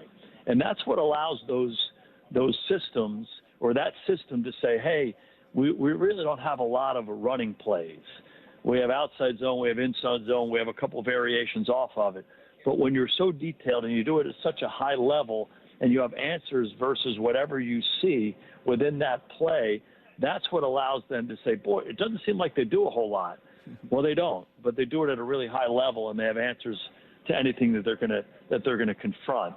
And I think that's probably line one for me with that offensive scheme and his influence. Now, will outside zone show up? I bet it does. Will the play action off of that show up? Yeah. Will the naked show up off of that? Yeah. I think all of those things will stick with it. So I don't know if that's a principle or a methodology, but I think that'll be a part of what they do. But then there'll be evolution off of that. They might have some gap schemes that they run to complement the zone schemes that they run. So I think you'll see some maybe specific X's and O changes as they go, but that adherence, the strict adherence to the attention to detail and making sure we have answers for A to Z and no stone is unturned, I think that's the stuff that gets passed down that allows for greatness. What has Brian Schottenheimer gotten himself into? I think he's got a great opportunity. I really do. It's an amazing organization in Dallas. I think he's got an elite quarterback in my mind, Dak Prescott. Hopefully he comes back healthy. He's got some really outstanding pieces on that defense. Micah Parsons, DeMarcus Lawrence, some other guys that he can continue to build around. You know, the Cowboys are a high-profile organization, as we all know, maybe the most high-profile in the NFL. So there's a lot of attention that comes with it, and he's going to have to, you know, sort through that and understand how to manage that and keep everybody focused on what they need to do. But it's an amazing organization with some amazing people in it, and I think they have some really good players that he can build his team around. Yeah, I know it sounds like I was sort of making a joke there, and maybe I sort of was, but I think the last thing you said there is awfully important, and you talked a little bit about Nick Sirianni earlier. Also a difficult place to work for some different reasons, and obviously the fans in Philadelphia have their own reputation. But how hard is it to maintain a focus, to deal with all of the outside distractions that come with coaching in a place like Dallas? You know, something I used to say when I was coaching there, and I had the great fortune, I played there for 8 years in the 90s, and we won 3 Super Bowls, and I was familiar with it that way. And then I came back as the coordinator initially and then the head coach. So I was around it in different capacities through the years. And so to me, it was like, hey, ever since we're 8 years old, we all wanted to play and coach in the NFL, right? And now we're here. We're playing and coaching for the Dallas Cowboys. Are you kidding me? And that's every kid's dream. And so when you get here and there are some things that challenge you, you know, are you going to focus on that? Every organization has its issues. Are we going to focus on that? Are we going to focus on our opportunity as a player or as a coach or as someone who's involved in building a team, right? No, we're going to focus on this. We're going to focus on this unique opportunity that we have and recognize that there are issues in every organization, and you just deal with them. You work through them, you work over them, or you work around them, and you try to make the whole thing work. And, you know, something that I think is important when you're in the head coaching role is to be honest and direct with Jerry and Steven and Will McClay. And there was never an issue that we had on our team that they didn't know exactly how I felt about it. Now, sometimes as a head coach in every organization, you might feel one way about it, but there are other decision makers in the organization, and a decision goes against you. That's part of it. Let's strap it back up and let's go again. I didn't make my argument well enough. And so to me, that's the approach you need to take in any of these situations. There's not one guy in this league, including Andy Reid, that has complete autonomy to do whatever he wants exactly when he wants to do it, right? That's not how this thing works. So working together and being collaborative and bringing out the best in each other, I think is the way you have to approach it. And I would encourage Brian to do that. Hey, last thing here, and I've been bothering you for the last couple of weeks ever since your documentary came out on the perfect throwing motion. So thanks for finding a whole bunch of time this morning on your train ride down to D.C. With us. So my biggest question was, and it was unbelievably well done, the level of detail with Aaron Rodgers, and I got a young son that wants to be a QB, and Josh Allen, and all the different motions. You did all the work, you did all the study, you interviewed all the people, Tom House included and others. So when it was all said and done, Mr. Garrett, who has the purest throwing motion in the history of the NFL? Max Hall. Stop it. Sorry. Yeah. It's really a great question, and I've been thinking about it a lot, really my whole life, and certainly this last year as we've been doing this. I'm intrigued by the idea of Ben Hogan, right? You ask golfers who's got the greatest swing, Ben Hogan, and then some might say Tiger Woods. And baseball, Ken Griffey Jr. or Ted Williams, and Federer's forehand. And, I'm intrigued by that idea, that ideal, knowing that everyone's going to be different and no one's really going to be able to replicate it, but you'd like to know what it's supposed to look like. So for me, there's a lot of guys, and we mentioned a lot of them. Dan Marino, John Elway, so many guys. You think about where Josh Allen is now, or Matthew Stafford, or a lot of those guys. It's hard to pick one out. I've gone through different evolutions, but one of the things that I came to was we went on this quest, so to speak, to find this answer, and asked a lot of people. And one of the guys we interviewed him at my house, Troy Aikman. And, I played next to him, behind him for 8 years. And for me, it's almost like you go on this quest, and then sometimes you come back home and you say, it's staring you right in the face. To me, Troy Aikman had about as clean a delivery as you can have. We would be in practice, and he would go 2.5, 3 weeks with the ball never hitting the ground, right? And this wasn't some Charlie check down guy who had no arm. I mean, he could throw it anywhere on the field with anybody, but he was so consistent, so accurate. The ball was always so catchable. So, gun to my head, if I had to pick, and I'm biased because I know him and I love him and care about him, and saw him win 3 Super Bowls for us, and he always did it in the big moments, I probably would say Troy Aikman, but there's a lot of other guys you can make great arguments about too. Really surprised Brooks Bollinger didn't come up there, Brock. I always would have assumed that old Brooksy would have made his way into that one, and I guess it just didn't happen. Jason, you ever get to coach? Do you want to coach again? I love football. I love playing football and coaching football in every capacity that I had, and now I love doing what I'm doing here at NBC, and I'm living in the present. Cool. So I'm just trying to embrace what I have, what I'm doing right now. And, if those opportunities come up in the future, you certainly look at them. But I'm excited about what I'm doing now. I love my job at NBC. Well, in like 20 years, you'll be Pete's age. So, if you're going to plan to still be ready to go in 20 years or not. But, hey, this was really fun. Thank you. I'm glad it was a cool trip to West Point. That sounded like a really interesting experience for you. And this was a lot of fun. Thank you so much for joining us, and hopefully we can do it again. It was really fun for me. You guys do a great job, and call me anytime. I love being on with you. Awesome. Thanks, Jason. There you go. There's Jason Garrett, former coach, of course, of the Cowboys, coordinator for the Cowboys, backup quarterback for a long time with the Cowboys. What were the odds, Brock, that he would go all the way through it and turn out it was all along right in front of him with Troy Aikman? You think if you did that, it would turn out to be Trent Dilfer? No, it would not be the doctor. No, it would not be Mr. Dilfer. John Kitna, maybe? John was pretty clean. I man. went all the way through the annals of football history, and it all came back to John Kitna. I've actually thought about it. Yeah. Who had just the most beautiful throwing. Is it Peyton? No, Thank no, God. definitely not Peyton. Peyton threw kind of a loose Duck. ball at times. Quack, Yeah. quack. It was Warm Moon. Oh, I So can maybe, see that. Maybe it is coming Yeah. all the way back to the 1970s and watching him Yeah. at UW and the highlights and seeing him in person for a lot of years and just, I mean, compact, right? Oh, it was compact, but he could throw it 70 yards. Yeah.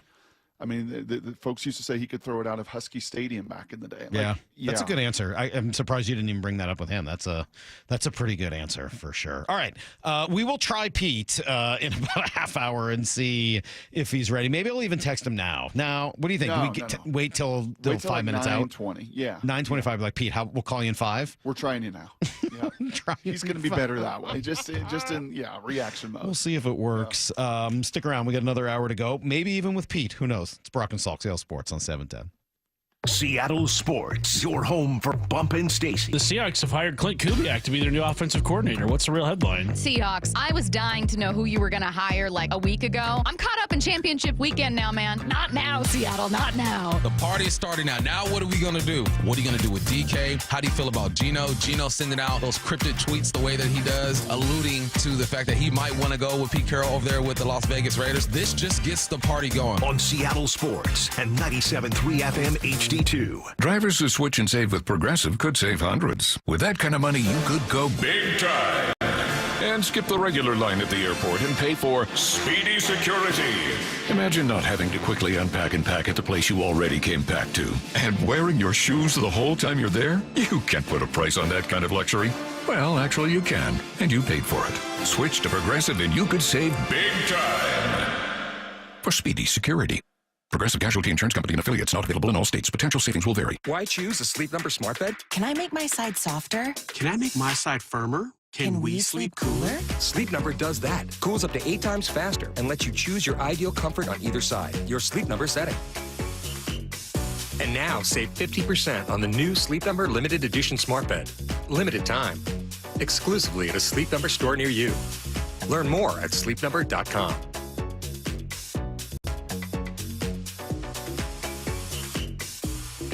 The Seattle Golf Show, Friday, February 7th and Saturday the 8th at the Seattle Convention Center has 100 exhibits. Buy tickets online and get up to 4 rounds of golf and get free balls while they last at the door. Shop the huge Putts Golf Sale. Kids under 12 are free. VIP tickets at seattlegolfshow.com. Hey, Ma, I've been meaning to talk to you about some new COVID information I saw online. I read that black folks like us with certain conditions like diabetes, heart disease, mental health conditions, or being 50 and older, like you, are at high risk. Boy, you sound like a commercial. I'm just saying. I know you love your ginger teas and essential oils, but remember, there are treatment options for COVID-19. I promise if I get sick again, I'll call my doctor to ask about my options. Visit WeTalkWeRise.com to learn more. Brought to you by Pfizer. Some people just know they could save hundreds on car insurance by checking Allstate first. Like, to check that your seats aren't in the visitor section first, before buying tickets. I'm so excited for this game. I can't believe you got us tickets. Me too. Wait, are we on the wrong side? Yeah, checking first is smart. So check Allstate first for a quote that could save you hundreds. This is going to be a long game. You're in good hands with Allstate. Savings vary. Subject to terms, conditions, and availability. Allstate Fire and Casualty Insurance Company and affiliates, Northbrook, Illinois. Emerald Queen Casino, the entertainment capital of the Northwest. The best place to watch all your favorite sports. Featuring wall-to-wall viewing screens, 6 windows, and 30 kiosks. Be there at emeraldqueen.com. Emerald Queen Casino, the entertainment capital of the Northwest. Guys, did you know your testosterone affects everything in your system, including how you feel and perform every day? Right now, Revive Men's Health Seattle will check your testosterone for free. Knowing your T levels is the first step in understanding if you have low T. Your testosterone level impacts your energy, libido, sleep, weight, hair loss, mood, and even ED. Maintaining an appropriate T level can change your whole life. Most men start to see changes in their hormone levels in their 30s. Experience and results matter. So what are you waiting for? Get your T levels checked today by local, experienced, and trusted men's health experts. They've helped thousands of men since 2011. They're so confident they can help you, they even guarantee it. Call Revive today and schedule your free testosterone test, free exam, and free consultation. Call Revive Men's Health at 206-529-1111. That's 206-529-1111. Or visit ReviveMen'sHealth.com. From whiplash to herniated discs, there are a few car accident injuries we've all heard of. J.P. Pendergast with Pendergast Law explains that even the most common injuries differ from one another. Pre-existing conditions, health history, beginning of treatment. There are hundreds of factors that make every person and every injury unique. While these variables aid medical treatment, the strongest case recoveries must also take them into account. Could you explain a little bit more? Our team at Pendergast Law is obsessed with turning over every stone to differentiate each case. This requires thorough investigation, diligent listening, and relentless research. We never pursue cases with a one-size-fits-all approach. We built our success by treating every injury and every case with the individualized attention our clients need and deserve. Pendergast Law's individualized approach to even the most common injuries makes the difference in case outcomes. It's another reason why I can't recommend them enough. If you or a loved one has been injured in a car accident, call Pendergast Law. We can help. Does your yard need shade, privacy, or a little brightening up? Look no further than Big Trees. I'm Nancy Penrose, owner of Big Trees in Snohomish. At our 30-acre location, there are thousands of trees to choose from and knowledgeable staff, including a board-certified master arborist, to help you find exactly what you're looking for. Visit the nursery and learn more about Big Trees at bigtreesupply.com. Beauty, privacy, instantly. Big Trees. Let's go!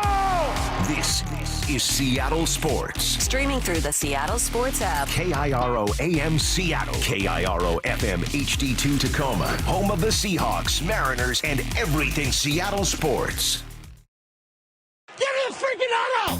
From the Quantum Fiber Studio, this is Brock and Salk on Seattle Sports. Brock Heward and Matt Marcus. Sorry about just Mike. Heward, not exactly Joe Cap there in the pocket. Now here are your hosts, Brock Heward and Mike Salk. Hey, did you guys enjoy Jason Garrett? I really did. I thought that was fun. I thought he was very introspective, very thoughtful, curious guy, and I really like that. So thank you, Brock, for hooking us up with him, because I thought positive that was a lot of fun. guy too, right? I mean, he's just going to always look at the positive. And you probably have to do that job in Dallas. Yep. Like I am a little worried about Shoddy there. He reminds me a little bit of Dungy in that way of just, and I remember doing my Faith podcast with Coach Dungy, and what was imprinted on Tony his whole life by his dad, who I got to meet on multiple occasions here in Indianapolis. His mom and dad would be around the team, and his dad was military and then a teacher, and it was like, well, what are you going to do to make it better? What are you going to do to make it better? And Tony had to deal with crap, right? In the 70s as a quarterback and you know, the prejudice and the bias, and then ultimately played safety with the Steelers. Like, he just had to deal with significant, you know, what's the character in Shawshank? Andy Dufresne crap. And it's like, well, what are you going to do? How are you going to make it better? Just how are you going to make it better? And Garrett kind of reminds me of that. Like, yeah, Dallas is a mess. That whole, the structure. Oh my gosh, it's a systemic mess. It is. But how do you figure it out?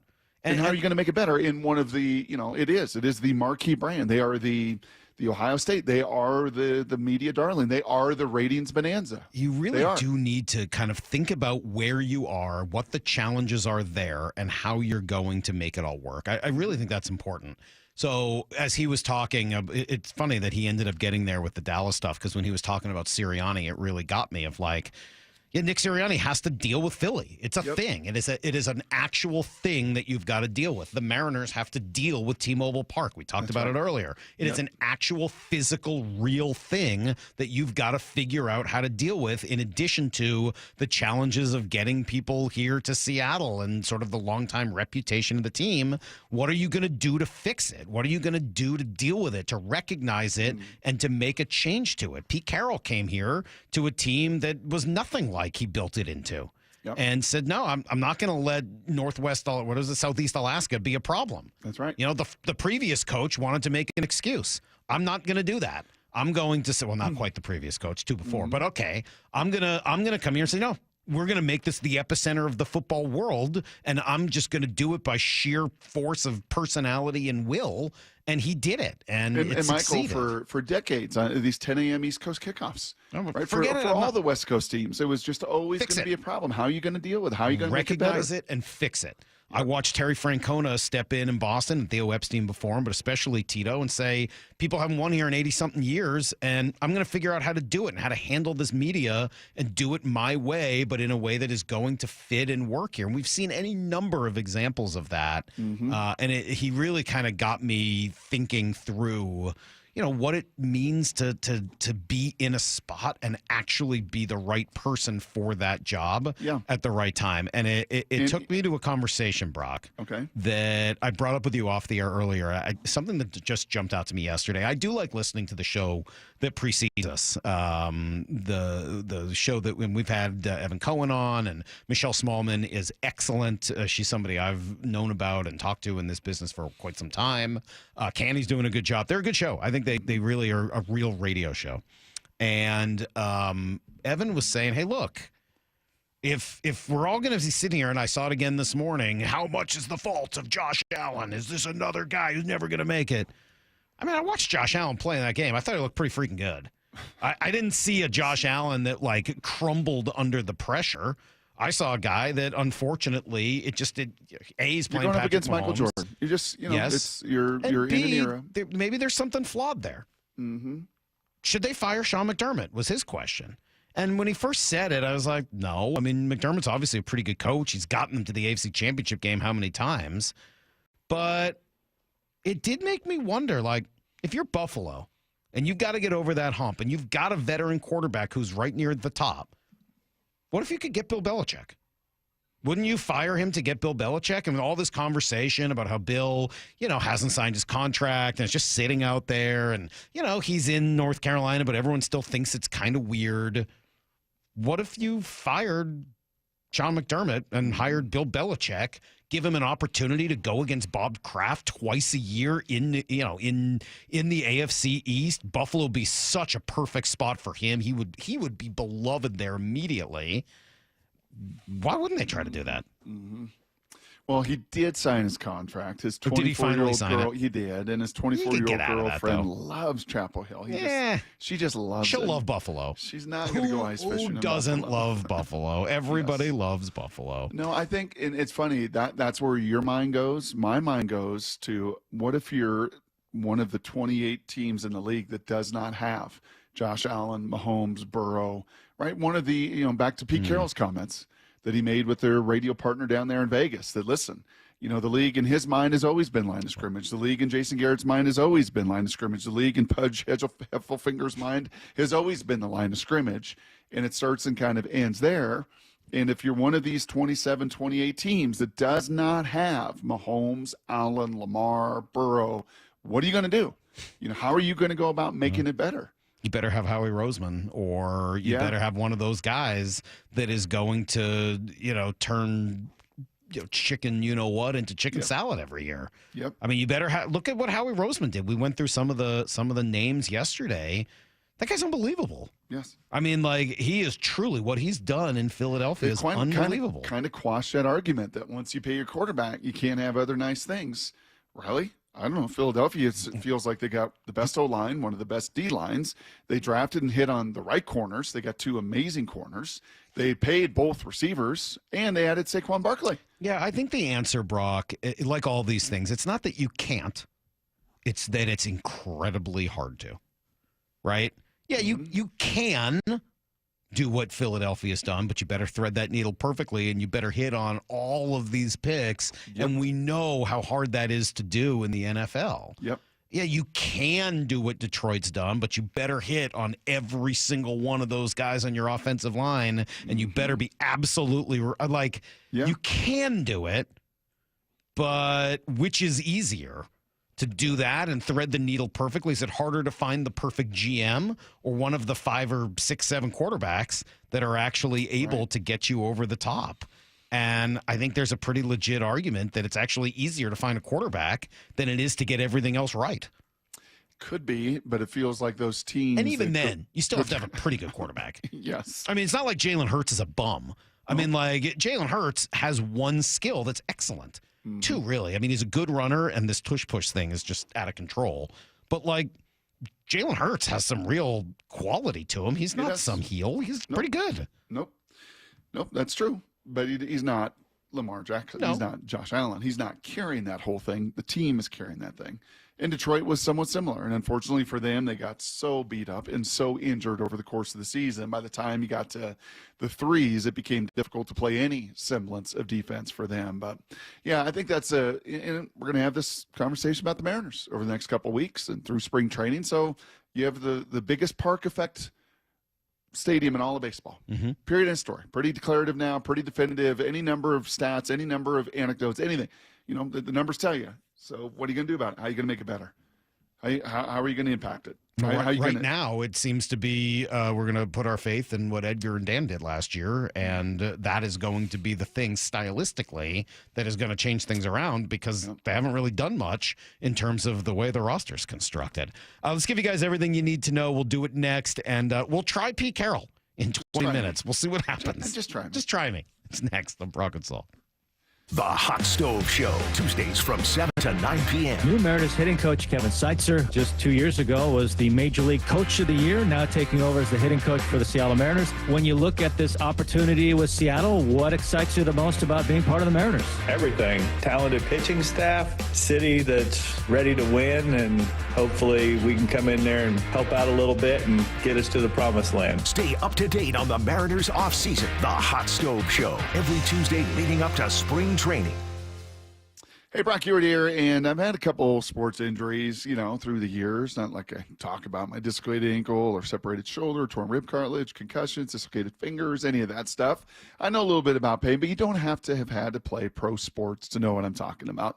I know many of you woke up this morning with painful joints from arthritis, and it can affect anyone and make it hard to do pretty much anything. Well, that is where my friend, Dr. Daniel Nelson from Eastside Pain and Regenerative Medicine over there in Kirkland, that's where he comes to play. He has seen so many patients through the years suffering from chronic joint pain caused by arthritis. So don't let pain stop you from your quality of life. Consider Dr. Dan the only doctor with over 3 decades of experience in pain medicine techniques. So no matter what walks through the door, hip, knee, back, shoulder, well, he's got solutions. Could be a non-surgical solution as well, like stem cell therapy. Using your own stem cells and platelet-rich plasma to harness your body's healing potential. Consider that and so much more with Dr. Daniel Nelson, MD, at 425-823-4000. 425-823-4000, or visit DanielNelsonMD.com. That's DanielNelsonMD.com. I've always said, the car sales in the 1980s and 1990s, earned the rep that we have today. The concerns that consumers have because of what has happened in our industry in the past, they're warranted. It's our job to show them that that's not how business is done anymore, right? It's very different business. It's much more transparent.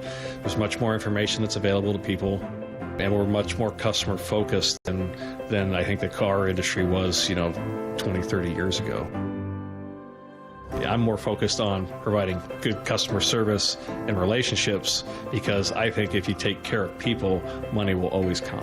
So I think just the philosophy and the focus for us has changed, where I was constantly chasing a paycheck, and now I'm just constantly trying to take care of customers and employees because I know if I do that, then my paycheck will take care of itself. The LJ way is the Lee Johnson Auto family. What is that sound? Ugh, that sounds like a plumbing sound. Luckily, there's a company that fixes all the plumbing sounds across Puget Sound. That's All Sound Plumbing. Puget Sound's plumbing experts. Have a sound? Visit allsoundplumbing.com. In a sea of thousands of competitors, Riverside Roofing continues to stand out. And guess what? They got openings this winter for your roof project. Call 425-949-8252 or go to riversideroofingllc.com, the roofing company you can trust. Sherry, what have you done to your hair? What do you mean? Does it not look good? It doesn't look good. It looks freaking amazing. I can't believe how thick and healthy it looks. Oh, I must know your secret. No secret. It's hair Volume from New Nordic. Hair volume, huh? Well, it certainly lives up to its name. Your hair has never looked so thick. It is gorgeous. I was so tired of having thin and brittle hair. Ugh, and the shedding. So I figured I'd give Hair Volume a try. Needless to say, I'm thrilled with the results. Hey, where are you going? I'm going to pick up some Hair Volume right now. My reunion's next month, and I want my hair to look as good as yours. Hair Volume is the best-selling hair tablet in the world and one of many award-winning natural health products from New Nordic, the #1 supplier of dietary supplements in Scandinavia. Purchase at newnordicusa.com or your local CVS. Available as a tablet or delicious gummy. Help your hair look full, voluminous, and beautiful again at newnordicusa.com or CVS. Subscribe to the Seattle Sports YouTube page to find new and exclusive content from your favorite shows and personalities daily. Just head to YouTube, search Seattle Sports, and click subscribe. Where can you kick off the new year with big savings on gig speed? Only with Xfinity, now through January 30th. Get gig internet at home for $25 a month for 1 year when you add an unlimited mobile line, which connects you to gig speed Wi-Fi on the road. Act fast today and save more than $650 over AT&T and Verizon in your first year. Plus, hurry and take advantage because right now you can also get a free 5G phone with trade-in. So save big and stay connected to what you love with fast gig speed internet and mobile. From home to hotspots, this new year, it's all about gig speeds and big savings. Don't wait and get gig speed internet. Spend less green and switch to Xfinity.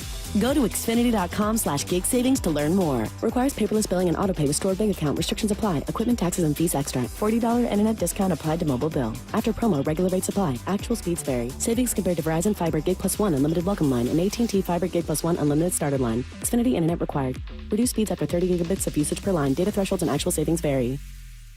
If it's a new year and a new you, it begins with a new car. At Toyota of Kirkland, they're ready for your resolutions. Come see the beautiful showroom and wonderful team at Toyota of Kirkland to kick off 2025.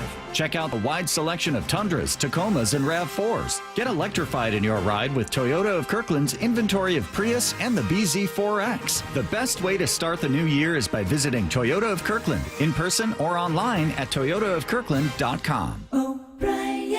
Breast cancer is a tough battle for anyone to fight, but without support, it can be devastating. I'm Dr. Suzette Miranda with Northwest Hope and Healing. We provide a lifeline to breast and gynecologic cancer patients in our community. Help us make a difference by joining us at Cork, Fork, and Support, an afternoon of wine tasting and community on February the 1st at the Hollywood Schoolhouse in Woodinville. Get your tickets now for February the 1st. Go to nwhopeandhealing.org to learn more. That's nwhopeandhealing.org. Need to know. 15 minutes past every hour with Brock and Salk. Here's what you need to know. Up first. Been interesting hearing about Clint Kubiak from different folks, Brock, over the last week or so that we've been talking about him. And I will admit, the early conversation, some of the early stories did not get me like as excited as maybe I was hoping to be. Right? Mm-hmm. It was sort of like, well, yeah, he's, he's not an outside the box. You're not zagging when everybody is zigging. There is definitely that element. And then I even asked DJ about it last week, and I was like, all right, sell me on Clint Kubiak. I would sell you on the fact that half the league runs this offense. So, in terms of finding players and fitting players in, you get free agents. There's a pretty good chance they've played in this offense before. So you have some familiarity there. It has success. There's a lot of teams that run it. There's a lot of teams that have been very successful with it. You can rely on a little bit. You don't have to have 330-pound, mauling offensive lineman. You can take a little bit of an undersized player who's really athletic. My challenge with this scheme, and you saw it in the Houston game, and you see the stats with Shanahan. When you get down and you're behind in this scheme and there's no illusion of run, you are in deep trouble. So, DJ couldn't make it 40 seconds before turning to the other side of it. And that really did make me a little nervous last week. But Brian Walters yesterday, very complimentary. I thought Jason Garrett, what he just said, was very complimentary. I'm starting to... Well, that's the key to it. This scheme is complimentary. Tomorrow, I'm going to give you the 6 reasons why he was hired. I'm going to put together some thoughts, done a little bit of homework, reaching out to a few people. Tomorrow, I will give you the definitive book, the 6 reasons why Clint was hired. But I would say right near the top of it, it is complementary with your D coordinator too. You hope to not be down big points. You hope to not become one-dimensional. And you know what? With the way this defense played over the final 10 games of the season, they didn't get you down very much. You didn't play always complimentary ball. You didn't run it nearly effectively. You didn't have a ton of conviction at times with the way you wanted to go about it week to week with how you wanted to build it. But I think the scheme very, very complimentary, and that's why Mike McDonald targeted it, went after it, and ultimately got the deal done with Kubiak. Here's the second thing you need to know. Pretty cool what's going on in Vegas. And, I don't know if there are enough fans there who care about the Raiders to be that excited. That Raider brand, Brock, it's not what it used to be.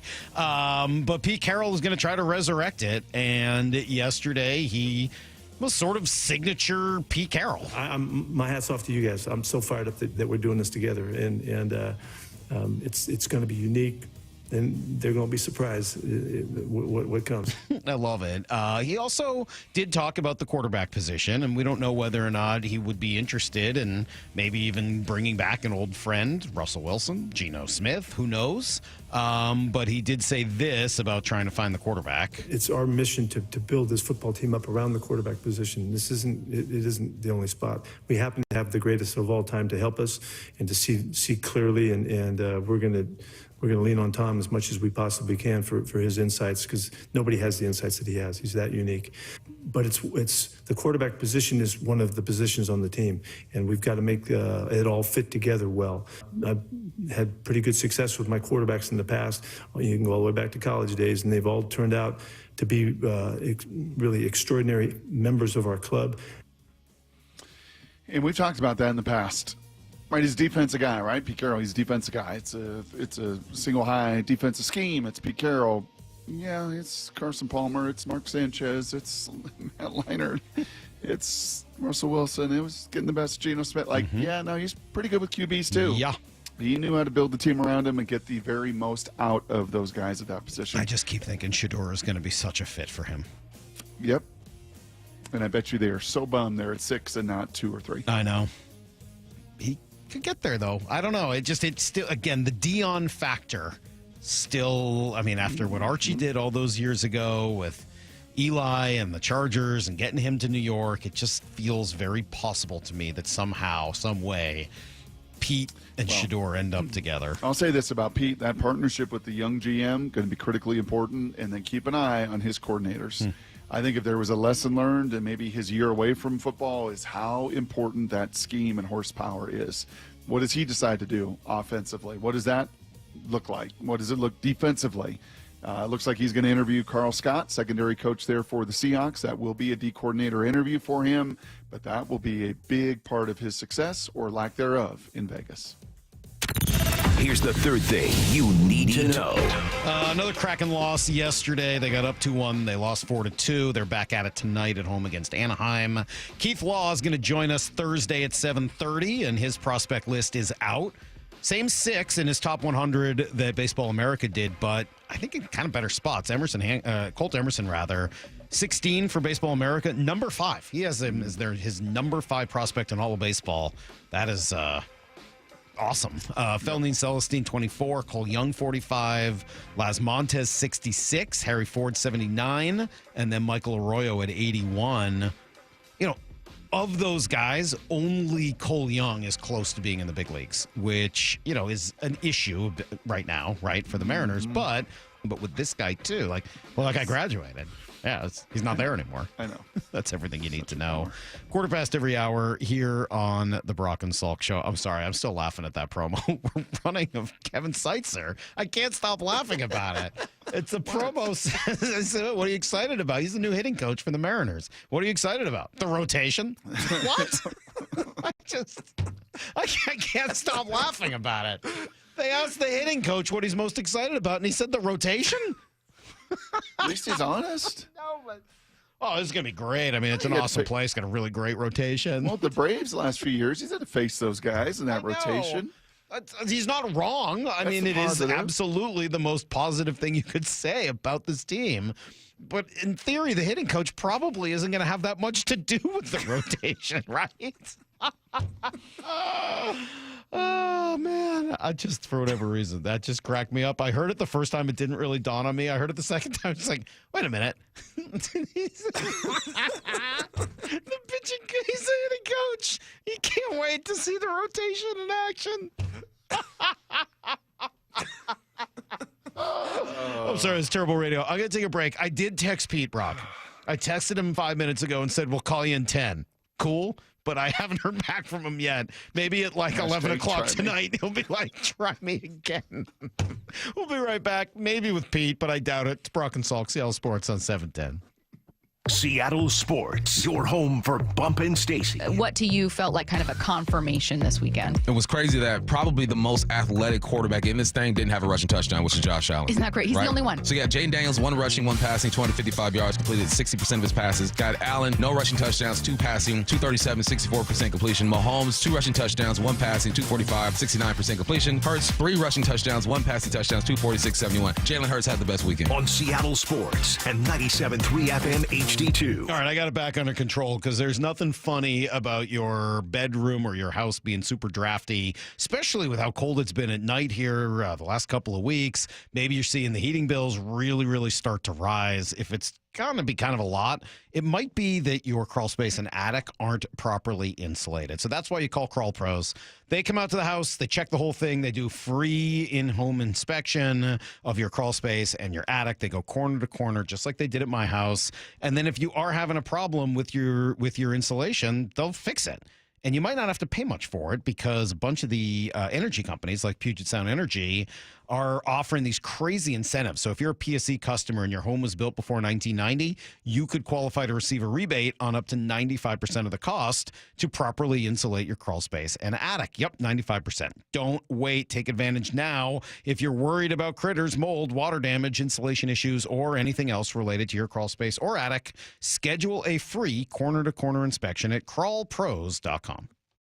Jackson Hewitt makes taxes feel like a yacht rock song. Breeze, give me my biggest tax refund, please. You, me, and a lifetime accuracy guarantee. And now get $100 just to try Jackson Hewitt. Does your tax person do that?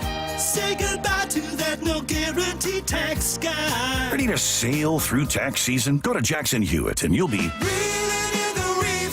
Limited time offer for new clients. Participating locations only. Terms at jacksonhewitt.com. Wesley Financial Group is not a law firm. Do you find yourself stuck in a timeshare? Get the real facts about the timeshare industry and your options for cancellation. Chuck McDowell, founder of Wesley Financial Group, has put together a free information guide that reveals the secrets the timeshare industry doesn't want you to know, including the 5 ways to get rid of your timeshare. Call now and get this timeshare cancellation guide absolutely free. Call 800-838-6161. That's 800-838-6161. 800-838-6161. Paid for by government. Now is the time to fill your vault with Morgan Silver Bars. Grab your piece of America's silver legacy with this special offer. These spectacular shining silver bars featuring a crisp image of the iconic Morgan Silver Dollar, a legendary coin that has captivated collectors for generations. Call now to secure 1-ounce silver bars minted in 99.9% pure silver and made in the USA. Don't miss out on this special deal, regularly priced at $49.95, but for a limited time, only $39.95. Save $10 per silver bar. Limit of 25 bars per customer. The more you buy, the more you save. Up to $250 in savings and free shipping on every order. Plus, with qualifying orders, you'll receive a free Morgan Silver Dollar. That's a $59.95 value, free. Call 1-800-937-4707 now to secure your 1-ounce Morgan Silver Bars for only $39.95. That's 1-800-937-4707. It's time to vote for the top athletes and sports stories of 2024.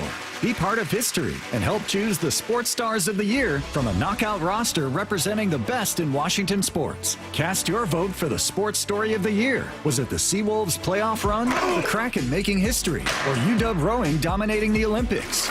You decide. Vote now at seattlesports.org and enter for a chance to see the winners announced live at the 90th Annual Sports Star of the Year Awards, presented by Microsoft. The Hot Stove Show. Stay up to date on the Mariners offseason with Aaron Goldsmith, Gary Hill, and Shannon Dreyer. Swing and a miss for strike 3. Tuesdays from 7 to 9 p.m. leading up to spring training. Well, it's that time of year. Our homes are being pounded by so many rain and windstorms this winter. You've got to take care of it. It's Bob Stelton here for Asset Roofing. If you've noticed damage or maybe you're curious about how your roof is holding up, the smart thing is to have Asset Roofing do a quick inspection. They recently did one for me, and as always, I was glad to know exactly what was happening up there. There was a little bit of moss growth, especially since I'm surrounded by trees, so it's a pretty common thing, but it's something that should get taken care of right away. And Asset Roofing explained it's an easy fix that will prevent expensive damage down the line.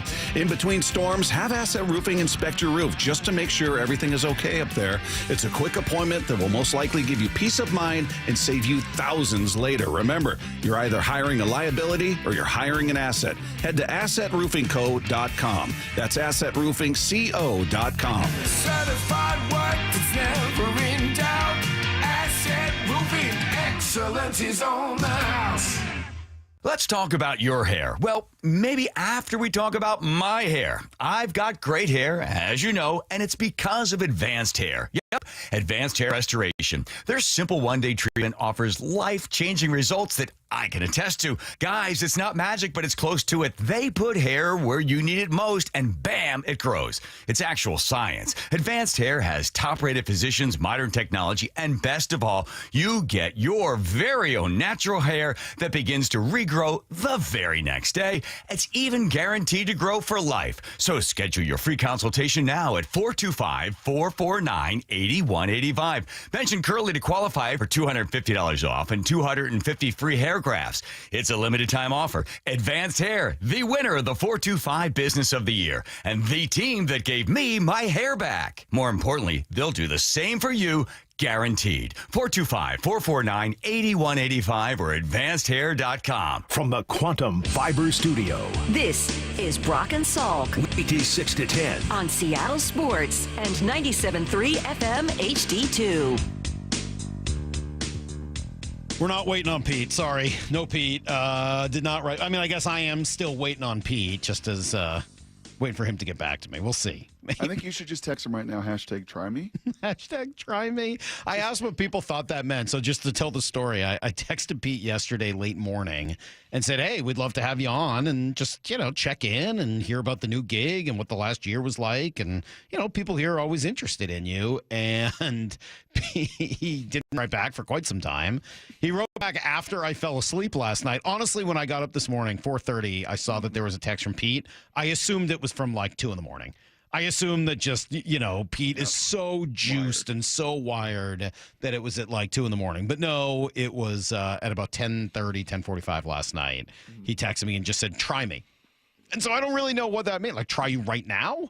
Try you in the middle of the night? Try you anytime? Try me like try me and see what happens. Like, I don't know what he means by try me. So we tried him, and he didn't answer. So we'll see if maybe later this week we can put something together. I think Pete operating now without Dave Pearson to set a schedule for him, probably getting him into the, media realm will be challenging. Do you think he will be the one guy unanimously rooted for by everyone in Seattle that's a former Seattle icon?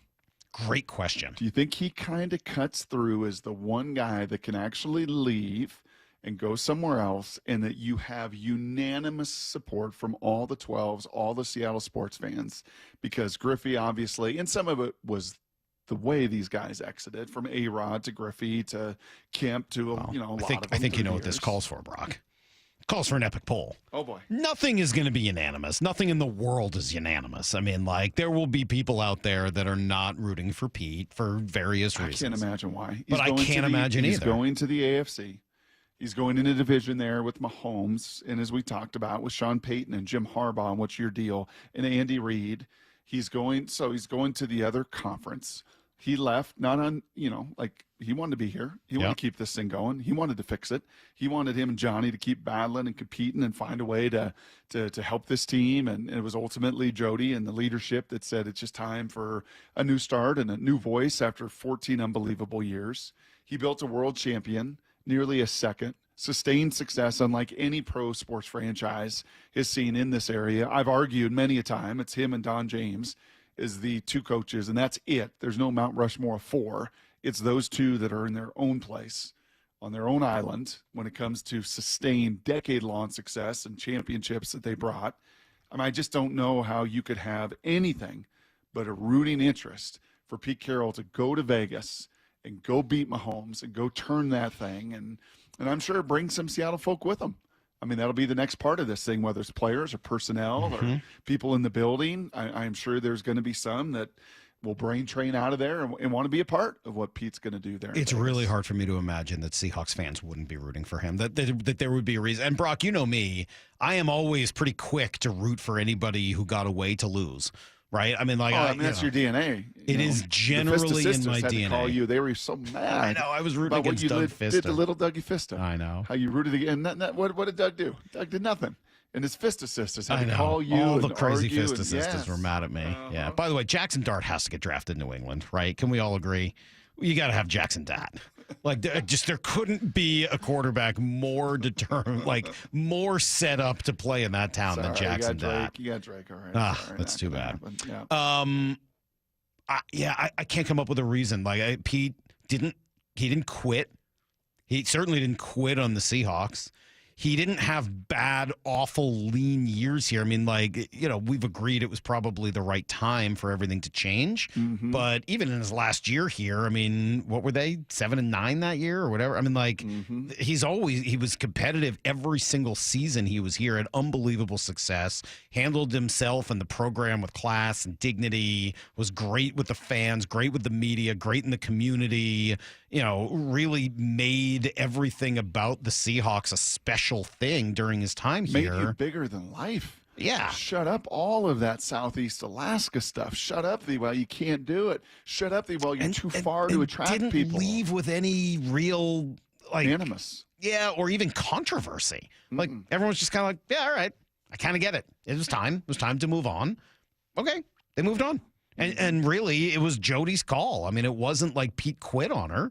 Jody made the call, by Pete's own conversation. He had everybody's back, too. I mean, for all of those years, all of the players. And he got to play the good cop role, obviously. John had to be the bad cop, and the organization had to make, the tougher calls. And I don't think it was Pete having to do a lot of that. But, as he said to us so eloquently so many different times, I'll play the long game. I'll play the long game. Richard Sherman wants to go scorch earth, and he wants to, try to crucify us and me and the organization. I'll play the long game. Earl Thomas wants to flip me off on the cart going off the field. I'll play the long game. I know in time these guys will all come back, and it will be celebrated. I cannot come up with a reason why anybody would root against him. Yeah, I can't really either. I mean, 100 votes into this, so, not many, but it just went out. 100 votes, 96-4, essentially. Yeah. I mean, like, there's going to be a couple of people, and I'm sure there's a few, and maybe someone's going to say, well, not against the Seahawks. And like, yeah, no kidding. I don't think that's really what the poll is asking. Yeah. But I do think you're right, that Pete is still just so universally respected and appreciated here that even if you're not, like, actively rooting for him, and I've never one day in my life, I think, actively rooted for the Raiders. Right. I don't know how you could be rooting against them. It is funny how, especially as you get older, players can change some of that laundry experience. Mm-hmm. Not generally for the team you root for, but like, I got to tell you, man, I've hated the Washington franchise my whole life since I was a kid. Sure. Hated them. Hated Joe Theismann, as a player. Hated, the Hogs. Hated when they won Super Bowls with, what was that guy, Timmy Smith, who came out of nowhere to win that stupid Super Bowl MVP, ran for 7,000 yards in the Super Bowl. I hated them. Hated Jay Schrader and Mark Rippon. And then Jaden Daniels. All of them. And then Jaden and Daniel Snyder, obviously, for all of those years. And then Jaden Daniels comes around, you're like, man, I can't hate this. Man, I was rooting for him. I didn't root for him against Detroit because I wanted that story to kind of work out in Detroit. But I was rooting for him this past weekend, weren't you? Oh, yeah. Yeah, and then the Buckeyes. You get G. Scott Jr. to come to the Buckeyes, and he hated the Buckeyes. Yeah. For all those years. Like, what am I going to root against? G's kid? And you got family, basically, playing there. You hated the Pokes. I mean, you hated Oklahoma State. No, that's actually never true. Yeah, you hated Doug Gottlieb. You hated those. No, I've actually always kind of liked Oklahoma State. I like those unis. I like the black and orange. I've always sort of been a little Oklahoma State fan, to be honest with you. But yeah, I do think it's funny how there are just a couple of players and people out there who can maybe be interesting enough, good enough, special enough, fun enough. It's not like I ever liked the Ravens, but man, you put that team together and the way they run things, like, yeah, I'm going to root for the Ravens. I can't help it. Okay, so then the next question is, if you're going to root for Pete, you think he can do it? He looks so good in that silver. He is silver and black. He had the black 3/4 zip on. He was bouncing around. He had so much juice. He got the silver hair, which is such an advantage as you get older to help you look young. Right. Right. I mean, can you imagine if he was bald? I mean, he'd look really different. But he got that great lettuce still, even at 73 or whatever he is. Do you think ultimately he can do this? I think he can. All of the dysfunction that has been part of the Raiders, all of the nomadic nature of that franchise, all of the mess that they have had, unfortunately, for so many years. Do you think he can come in and actually be an agent of change? Yes, I do. I think that there's a couple of questions. The biggest one for me is who's in charge? What's the structure? And you know, I did make a little list of questions for Pete in case it worked out today. And that's the biggest one for me. I didn't hear any of that come out of the press conference yesterday. Maybe someone else did. But, you know, as soon as the news broke, G was in here. That's the first question I had. Like, sure. You know, go back to Pete's story. He's in New England. First, he's in New York, has no juice, no idea what's going on. Then he's in New England, and it works well at the beginning. I mean, he makes the playoffs, and then makes, I think, the first 2 years, maybe even all three, but the first 2 years he makes the playoffs, but he doesn't really have any power. And players are going up the back stairs to Bobby Greer's office, the GM, who really had the backing of the owner. And when Pete got run in the next year, he takes his sort of vision quest time to figure out what he wants to do. And he says, I'm never doing that again.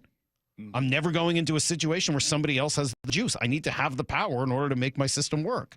And obviously that's what happened at USC, where he was a czar. And it's what happened here, where he was the emperor of the Seahawks organization for a decade plus. What is that now in Vegas? Is he really in charge there? GM? I mean, I assume that that's it, that he wouldn't have taken the job otherwise, that he just is steadfast in, no, I don't do this unless I'm in charge. I can't do it any other way. But I don't know what that looks like. So I think that's. You think Tom Brady has like a legitimate, is going to be, you know, once this Super Bowl ends and he can go back to that ownership role, is just going to play such a huge part of that? I think he has to be. Don't you? I would. I mean, based on the fact that Tom Brady, that the guy they hired, what's the GM's name? I'm sorry, I'm blanking. Spytech. Yeah. Based on the fact that he's the pick and that he's got as much background as he does with Brady.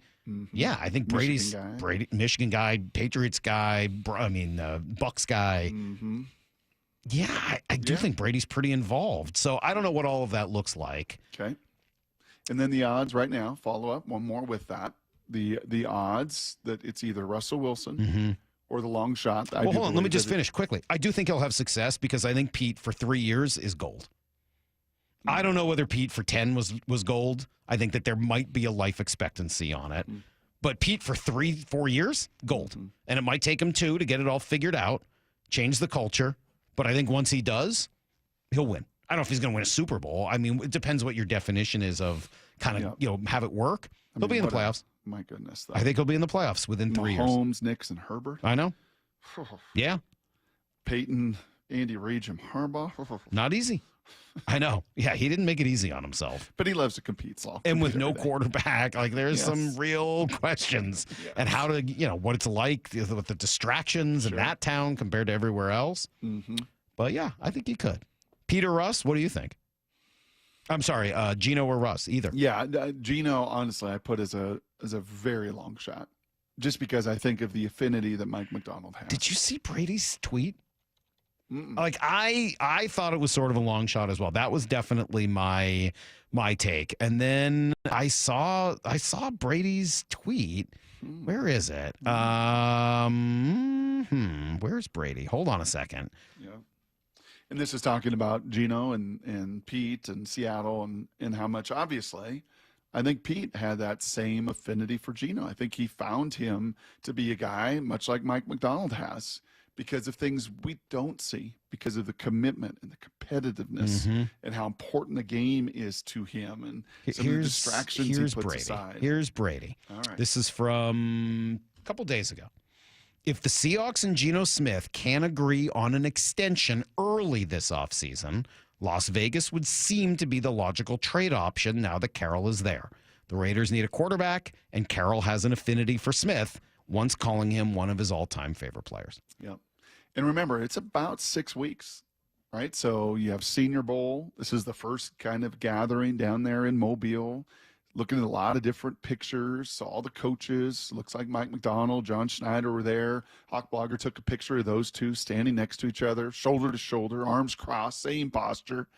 One in hip shoes, one in old school shoes, watching the offensive lineman drills. But this is when the gathering starts. This is when the agents, this is the first kind of foray into figuring a lot of this out. And obviously you get to the Super Bowl, then you get to the Combine, and there has to be a decision made within 6 weeks. Yeah. Within a couple days of the new league year beginning in early March. And decisions will spur action. So we'll see what goes on around Deadlines that point. spur I honestly think Russell's a more like, I think Russ to come in right away and Shedeur Sanders for the future. Just a gut feeling. So a humbled Russ that says, Pete, I have seen the light. Yes, exactly that. Jeff Howe tweeting last week that the two have been speaking over the course of the last few months. It just... Pete saying, quite the end of that story. The long game, and you'd come back to me. Quite the story. All these years. Lyle, are you ready to give your book report for today? Lyle, for the second time, Brock, third time now, has watched a piece of culture. First, it was Pulp Fiction. He liked it. Still a little confused by it. I told Molly about this, by the way, on our vacation. Then it was it was Super Troopers, which was much more up his alley. I'm sad I missed that one. He loved it, obviously. This week, Office Space. This is the problem with his generation. Not only do they not know anything, they don't want to learn anything. Spark Notes was a great tool in high school. It's ridiculous. What are we doing here, Lyle? What are we talking about? Help Lyle get himself up to speed with the culture. All right. Lyle, how was Office Space? Office Space it is. Pretty good. I got to tell you. Lyle keeps being shocked that any of our recommendations are good. Just pretty good? No, it was good. It was a funny movie. The epiphany that Peter has in the movie, I think that's exactly what older generations believe Gen Z is. It's, I'm not going to show up to work today. It's like, why, are you quitting? It's like, no. Yeah. You sick? Quiet No. quitting. Yeah, I just don't want to show up. So I'm going to stop showing up. I'm just not going to do it. Yeah. I think that's what older generations believe Gen Z is. They have no interest in doing any type of hard work. No interest in commitment, Lyle. Yeah, correct. You don't the want one to get married day, at 21. You don't want to figure life out together with somebody. No. What? Never mind. Well. Okay. Don't listen to him. Okay. Where's I going with this? Sorry. Threw you on. Anyway, I was going to say that epiphany. The one day I showed up late in the summer, that's what I should have said. Oh, I didn't feel like showing up today. I shouldn't, I mean, what about there's the stapler guy, there's the flare. Yeah. There's, Stapler guy was Michael funny. Bolton. Yeah. The stapler guy was funny. That's we're going to move you downstairs. Yeah. Right? That's Did you like his boss, Lumberg? Yeah, so What's happening?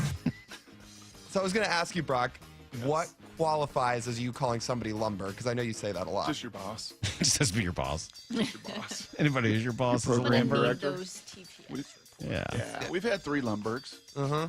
Lumberg 1 was his own unique character. Lumberg 2 was pretty tremendous. Yeah. Pretty tremendous. Just got a new job, by the way. See that? What? He's going back to L.A. Lumberg 2? Yeah. Wow. That would be great. Uh-huh. And then obviously you've met Lumberg 3. Yeah. He's now running the show. You mentioned Little Milton? I don't care if they lay me off either, because I told Bill that if they move my desk one more time, then I'm quitting. I'm going to quit. And I told Dom too, because they've moved my desk. When they find out that they haven't been paying him for years. We fixed the glitch, Maura. We fixed the glitch. What do you think of the opening scene? You like the opening scene? Oh, where Michael Bolton's on his way to work? Yeah, I guess the copier too. Nothing stood out like crazy about the opening scene. Should Really? something have? Well, he's driving, he's listening to like the gangster rap, and then the dude walks by and he closes his window, locks his door. Come on. All right, that was funny. I'll be honest with you. I love his music. I do. I'm a Michael Bolton fan. For my money, I don't know if it gets any better than when he sings "When a Man Loves a Woman." I will say, you know what stood out to me the most about the movie? So, one of my favorite episodes of Family Guy growing up was Peter Griffin couldn't stop listening to this track of, I think the song was called Surfin' Bird. And Brian and Stewie got so fed up with it that they were like, we're going to destroy this thing. I can't take this anymore. And they go out to an open field. They've got the music playing. They got a baseball bat, slow motion. They're destroying it. And it didn't register to me at all what it was. I just thought it was some funny scene. Now I have a total appreciation for what that is. See, that's why, honestly, no joke. That is why you've got to like learn about some of these things, so that the things you like will be funnier to you. So you'll actually get the humor rather than pretending to get the humor. Just furthering the connective tissue. Right. Of the past. Well, now you should get Stacy on board because I'm pretty sure she hasn't seen Office Space either. Has Stacy not seen it? I've heard her talk about it on air. Who was your favorite character? Well, I'm not going to pick Peter because he's the main character. So Okay. that's not fair. I was surprised to see Jennifer Aniston pop up in the movie. It didn't Yeah. seem like the type of movie she'd be in, but I was wrong. Yeah. Favorite character? I'm trying to decide. Do you like his neighbor? His neighbor was pretty funny. He's so out Over the there. top. Yeah. A little over the top. Did you like Smikowski? You see, it would be this mat that you would put on the floor and would have different conclusions written on it that you could jump to. That's a good one. You think the pet rock was a great idea? I love the two bosses that are like, man, this guy's so unmotivated and he's such a straight shooter. You like the consultants? He's got upper management written all over him. That's a pretty good one. He's openly telling them, yeah, I'm not going to work hard. I don't care about this job. I don't want to be here. It's like, we're promoting you. The movie's pretty perfect. It really is. There is one little thing in that movie that you couldn't possibly put onto a cut. And you probably didn't notice. It's a really small thing, but it's like the ultimate description of all of those business parks that they're working in is after they go across the street to the flare and all of that, they're walking back and they walk down the like a gully and then back up the other side of the gully. Have you ever noticed that for any reason? I mean, I've probably seen the movie 50 times. It makes me laugh every time. It's like the perfect, guys walking around this stupid business park to the, generic restaurant and back. Ugh. Well, this is probably one I'll have to go back and movie. watch again just because then you'll pick up on more things the second time around. All right, well, nice job. So we're 3 for 3? I think we're 3 for 3. Honestly, if you want to pick my favorite main character, it's probably Milton. He was pretty funny. It's pretty good. All right, we're 3 for 3, guys. That's pretty good. Do we know what we want him to do next? Oh, I had a list going of things people were suggesting. Fight Club was on there. Now, that's a serious movie. Are you up for a serious movie? Yeah, I'll do some serious movies because I know that's a big one. I know that's a staple. We did talk about The Godfather being something that you really need to see, but that's a Oh, commitment. Top Gun is also on here. I know Brock would want that one. You've seen the original Top Gun, right? No. What? No. Yeah, that's why I know Brock would want that. I don't know whether the original is going to stand up the same way, but I think it's worth a shot. I think maybe it's Fight Club. I think Godfather maybe on the flight down to Peoria for him. That's a long, 3-hour flight. You need time. That's not a 3-hour flight. Peoria is like 2 hours. 2.5 hours at the most. You need time to watch The Godfather. You do. I think split it up. Yeah, I think that one would be hard until after. We'll wait till after. That's got to be between football season and baseball season. All right. Okay, I think we'll put The Godfather in there. I've never seen The Godfather. Oh, maybe for both of you then, so that you can learn the way the world works. No, how about either Top Gun or Fight Club? Sure. You choose. I'll pick Top Gun. All right. Yes. Does this mean we're doing trash takes tomorrow? I think it does. Yeah, it means trash takes tomorrow. Yes. I think that's exactly what it means. Okay. Trash takes were good. And also I should remind everybody that on Thursday we need some voice messages, Brock. There was a dearth in your absence last week. I don't know if it was because Maura wasn't here. Maybe Lyle couldn't find them. I don't know what happened, but there was a dearth of messages left for us for Here's the Thing for Thursday at 8 o'clock. So hopefully we can get people to leave us some messages. People do like to leave me personal ones sometimes, like explaining their thought process behind them and stuff. So maybe they just And you got locked in the bathroom twice, Mark? Yeah. Twice? It was a faulty door. I don't know why it happened to me twice and not Chris, but thankfully it wasn't because the property manager there didn't really know how to fix things. Chris had to fix it. So Was it the tequila? No. Huh? The first one was the first night. We had just gotten there. Oh, okay. I thought I was going to have to spend the night in the bathroom. Benetti I've done that on vacation. Oh, Benetti sharing the Not for story that of reason. when he locked himself in. One of the funniest Panic? stories. It's a good answer. You four should stay together at spring training and watch The Godfather. I'll watch The Godfather with you anytime you want. All right. I spent you don't know. Never some mind. people have texted in. They asked, have I seen Shawshank? Yes. Have I seen Princess Bride? Yes. So I have seen Dazed some and staples. Confused? Haven't seen that one. That would be one. Big Lebowski? That's another I need to watch. I'm not a huge. I think it's overrated, but people love it. Okay. It is a classic that you kind of need to know. Usual Suspects? Add it to the list. Man, there are a lot of good movies maybe out there. Godfather while I get the steak dinner ready. Oh, God, The Godfather's so good. Yeah. All right, we got to run. Bump and Stacy are up next. Brock, it is great to have you back. Maura, even better to have you back. Thank you. Neither of you ever allowed to leave again. We'll be back tomorrow morning at 6 a.m. And until then, the hay is in the barn. See you, everybody. Get to the chopper!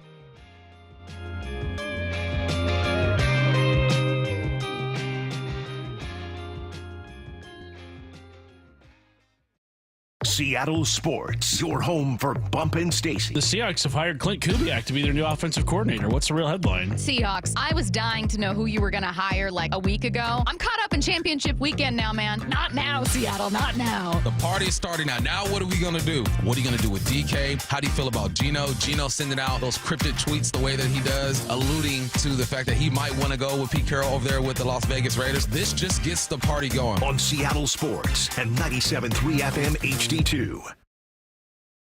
Fee guarantees 5-star reviews. JP Pendergast with Pendergast Law explains the importance of going beyond these familiar offerings. Accident victims want an attorney, Tom, that satisfies their needs. Someone who handles those needs with the highest degree of care. Pendergast Law offers the no-fee guarantees and free consultations, but these only scratch the surface. Okay, explain more. We make sure that every member of our team is genuinely passionate about helping others. Customer service and communication are our top priority. It's how we take care of our clients so they always feel one step ahead of the insurance companies. Our strong reputation for high standards provides comfort and confidence when it's needed most. Pendergast Law offers the free consultations, the no-fee guarantees, and of course, they are 5-star rated. But what really makes them different is their genuine passion for helping others. I can't recommend them enough. If you or a loved one has been injured in a car accident, call Pendergast Law. We can help. That's PendergastLaw.com. Guys, did you know your testosterone level impacts your energy, libido, sleep, weight, hair loss, mood, and even ED? And right now, Revive Men's Health Seattle will check your testosterone for free. They've helped thousands of men since 2011 feel and perform better. They're so confident they can help you, they even guarantee it. Schedule your free testosterone test, exam, and consultation today. Call 206-529-1111. That's 206-529-1111. Or visit ReviveMen'sHealth.com. 98 years providing logoed apparel, uniforms, floor mats, linens, and more. Give us a call. We answer the phone. Superior Linen Service. Visit SUPLinen.com. And remember to order your Valentine's Day linens now. Visit SUPLinen.com. Someone had a birthday. Yep, 50. Can't believe it. 50 years of wisdom. Great segue. We have health news, a CDC update.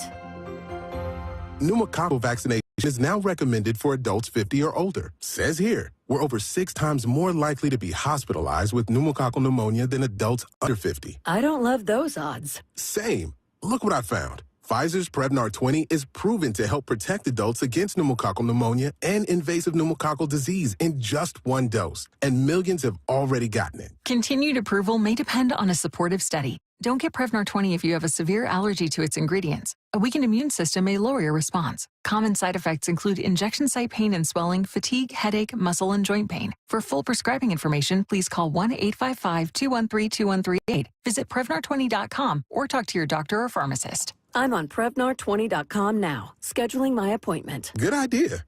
and happy 50th. Why choose a Sleep Number smart bed? Can I make my side softer? Can I make my side firmer? Can we sleep cooler? Sleep Number does that. Cools up to 8 times faster and lets you choose your ideal comfort on either side. Your Sleep Number setting. And now save 50% on the new Sleep Number limited edition smart bed. Limited time. Exclusively at a Sleep Number store near you. Learn more at sleepnumber.com.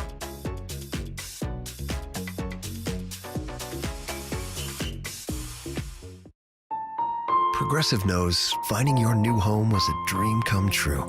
You wanted it close to town with a picture window overlooking a yard. And you found it. Now, when you sit down to dinner, you've got front row seats too. Your neighbor's daily pickleball game.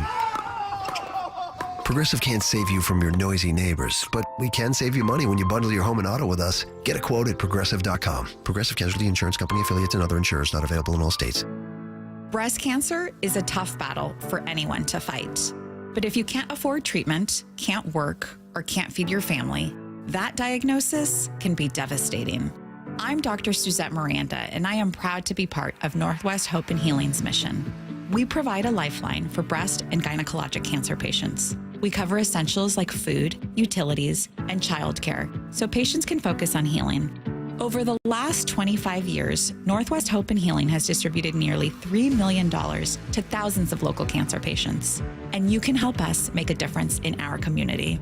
Join us on February the 1st for Cork, Fork, and Support, an afternoon of fine wine, inspiration, and community support at the historic Hollywood Schoolhouse in the heart of Woodinville wine country. Get your tickets now for Cork, Fork, and Support on February the 1st. Go to nwhopeandhealing.org to learn more. That's nwhopeandhealing.org. Hey, sell your car to Wayscar Ford, and when they resell it, they share half their profit with you. That's right. Sell your car to Wayscar Ford in Auburn. They'll pay you today for your car, and once they resell it, they'll share half their profit with you. Go to wayscarford.com for complete details. Let's go!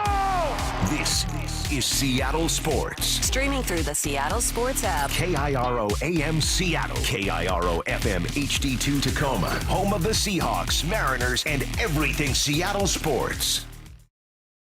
Seattle Sports Snapshot. The Miami Heat have suspended Jimmy Butler for a third time this season, this time indefinitely without pay. This came after he walked out of practice yesterday. ESPN's Brian Windhorst said this morning on First Take that he's more sure than ever that the Heat will trade Butler and that teams could acquire him for, quote, a relatively cheap price. The league's trade deadline is next Thursday, February 6th. Snapshot, brought to you by Miller Lite. When it's game time, it's Miller time. From the Quantum Fiber Studio. This is Bump and Stacy on Seattle Sports. Streaming through the Seattle Sports app and at seattlesports.com. Now, here are your hosts, Michael Bumpus and Stacy Ross. Here we go now. I cannot wait to watch Pete Carroll's Raiders. And it's one thing when like a really good team, which rarely happens, but a team with a lot of promise gets a new head coach or a new quarterback. Like the Chicago Bears, I don't know that they were going to be great, but there was a ton of intrigue around them. I was very curious about the Bears and what they would look like with Caleb Williams. The Raiders don't have a quarterback. I might be They playing got a quarterback, Gardner Minshew. Okay, my bad. Officer Sorry. O'Connell. Go Cougs, honorary go All right. Cougs. Is Dez over there? No, he's with the Saints. Yeah, they No, got a I couple think that's dudes. literally all they have. Yeah, And they then got the someone whose officer. name we don't know. Yeah, they got quarterbacks. Point being, this is not a team with a lot going on right now, and yet I think hiring Pete Carroll was the perfect decision for them. We heard from Pete for the first time yesterday. How closely will you be watching Pete Carroll's Raiders, Bump? That's like my second cousin over there. I'm gonna be watching Pete, man. I gotta see what's going on over there. I love the press conference. He looks lively. He looks like he took a year off, took in some sun, connected with the wifey. The mind, the body is in a good place.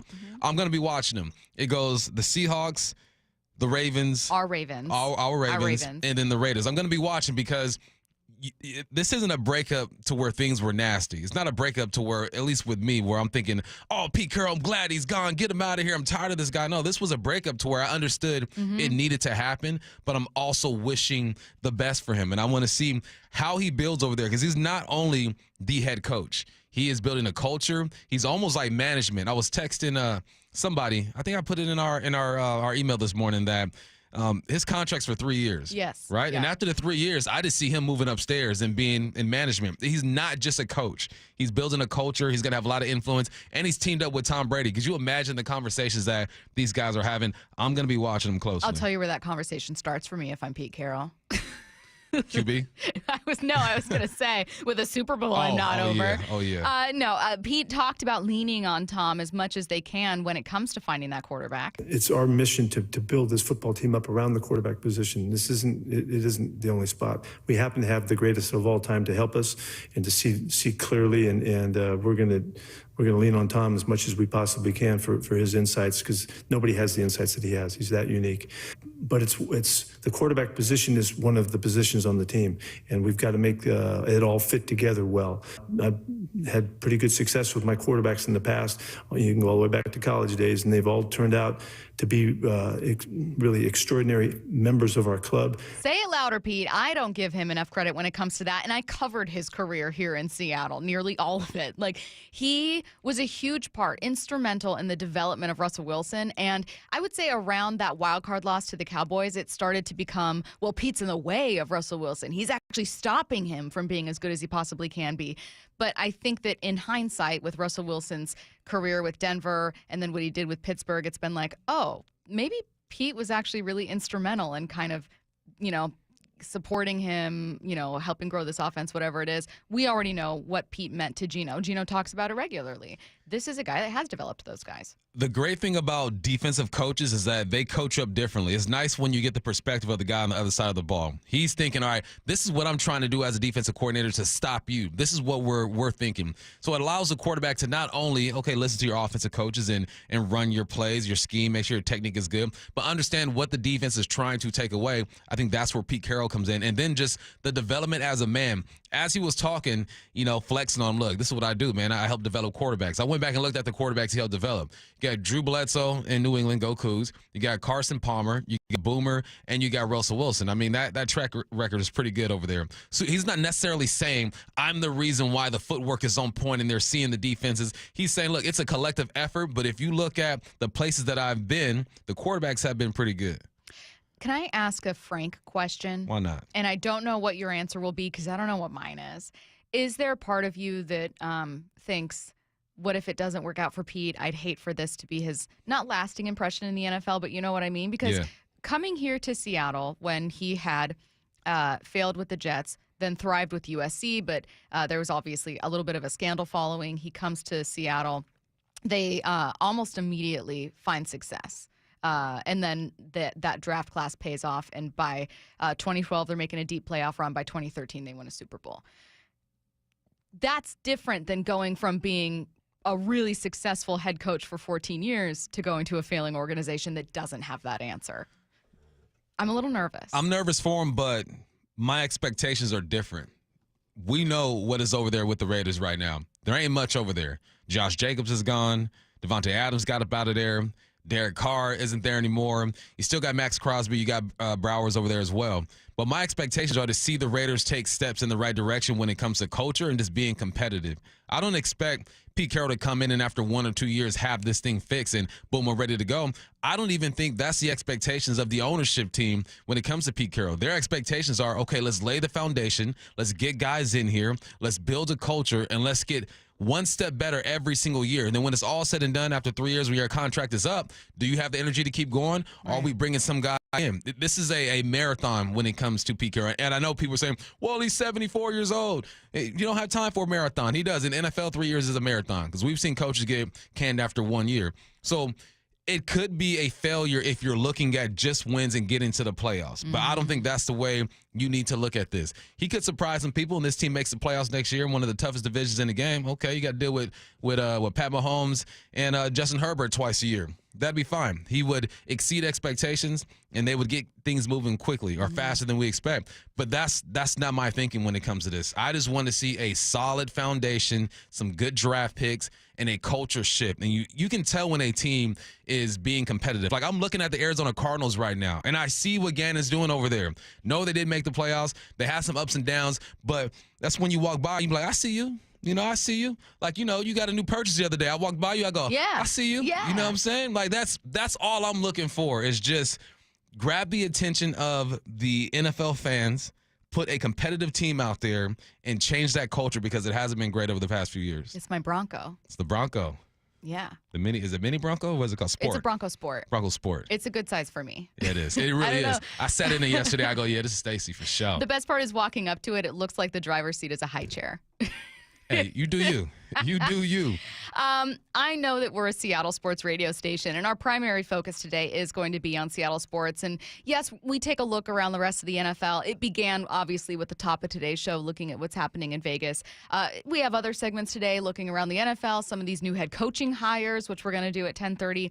But the reason I think it's still interesting is because there are just things fundamentally interesting as football fans or as sports fans. One of them to me is the benefit of hindsight, and one of them to me is ways in which the league goes back and forth. I just find that topic to be very fascinating. And I see Pete Carroll as being not just an old school head coach, whose style of football is very much kind of becoming back in vogue in the NFL. I also see him as being a head coach that people wrote off during the end of his tenure in Seattle. And full disclosure, I was one of those people who wondered, like, do they need to innovate? Do they need an offensive play caller? Like, could Russell Wilson, evolve with someone else? Like, I wondered those things because at the time, the league was evolving in a way where passing offense was dramatically more efficient, where running backs were losing value, where the Seahawks were falling behind in their division, and the Rams and 49ers were leaps and bounds ahead. And I find it fascinating that the league is kind of curved back around, and a lot of what Pete believes in has kind of been proven. It's coming back around. So the universe works, right? In circles and all that good stuff. And I think that now there are still teams that are going to spread it out and throw the football. When you have talented arms like Justin Herbert or whatnot, you're going to want to throw the football and spread it out. But the most successful teams lean on the run, and obviously that is what Pete Carroll wants to do. The only knock we have of Pete, or the one that I see and hear the most, is that he was too loyal. He was just too loyal, right, to the guys who were here. I was watching this weekend.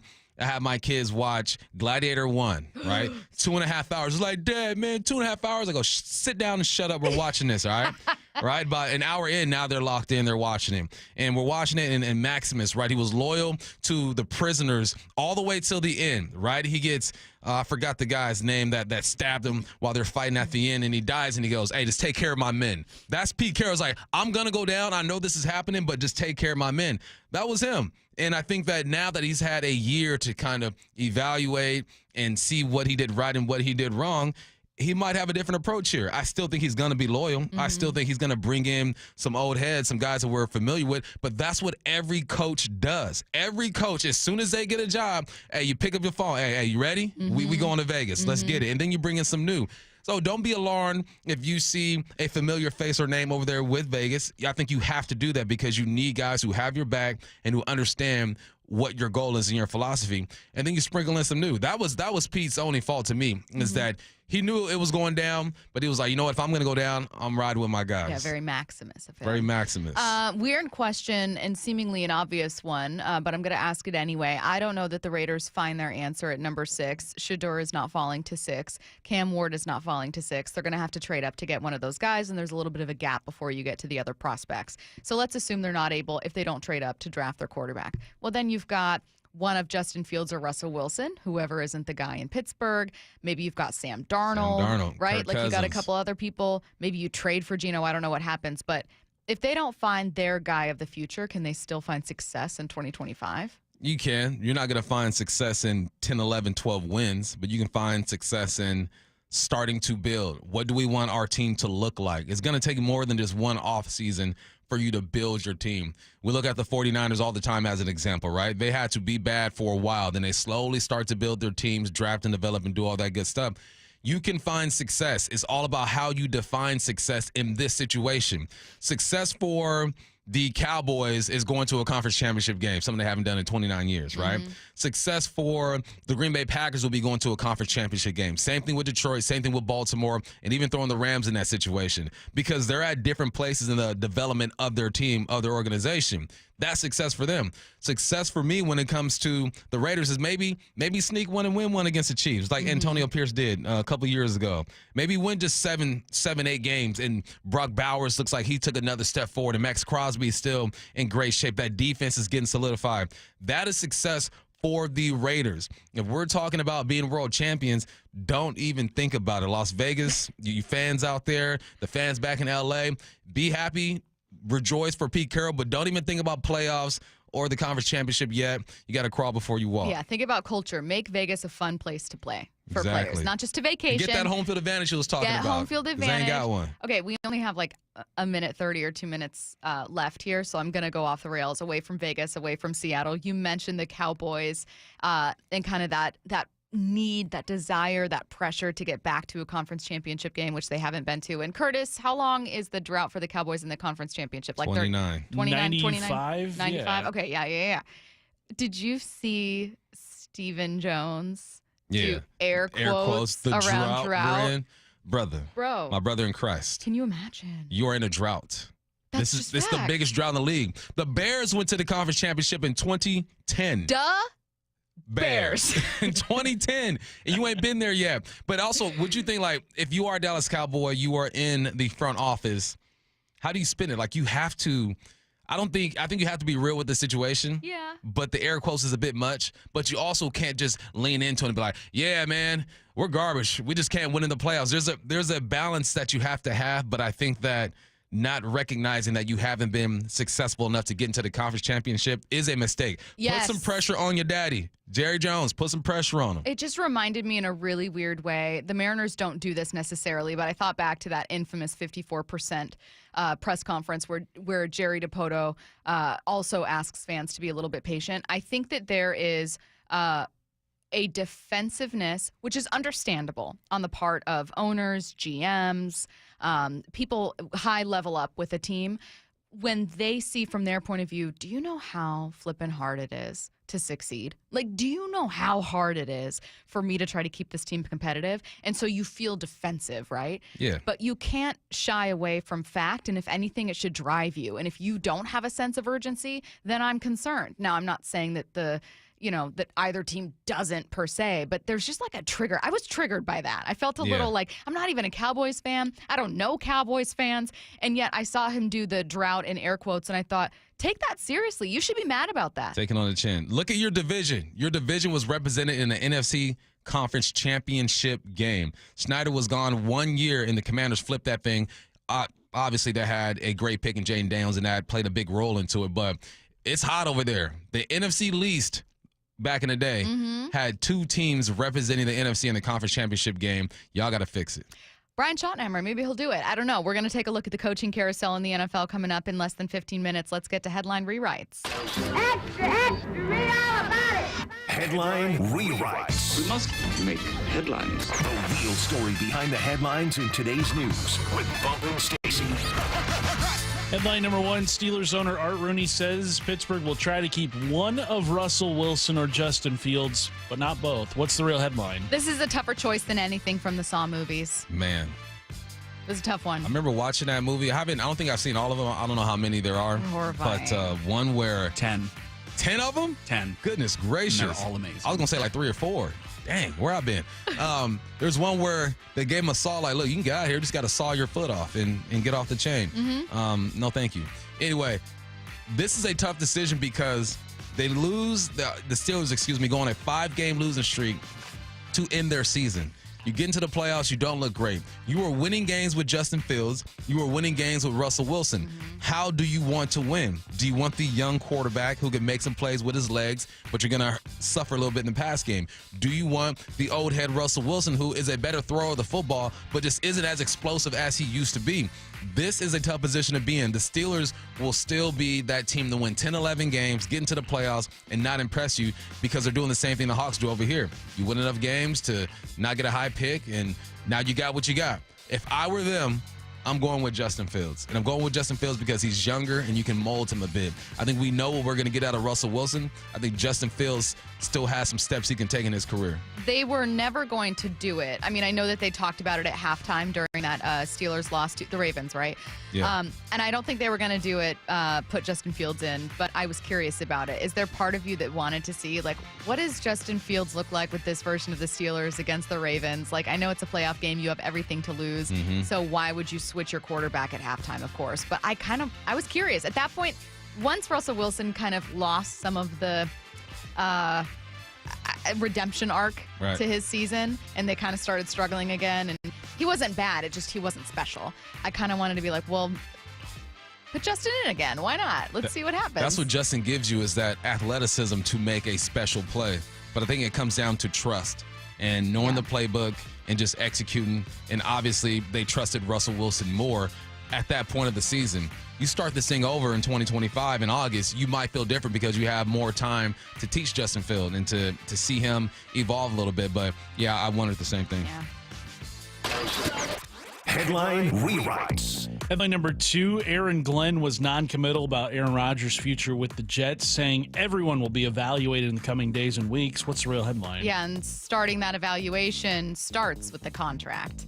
Like, you cannot just very easily move on from Aaron Rodgers. They really brought on some financial hardship. He accounts for, or they owe him rather, more than $38 million this season. It's a roster bonus that needs to be exercised before a certain date. So it's a really complicated situation when it comes to Rodgers. Let's take money off the table. Do you think that Aaron Rodgers is the best option for the Jets? What else do you have? The Raiders and the Jets are looking at the same pool of quarterbacks. You're looking at Sam Darnold. You're looking at Kirk Cousins. You're looking at Justin Fields or Russell Wilson, whoever is let go there. You're looking at, who else is out there?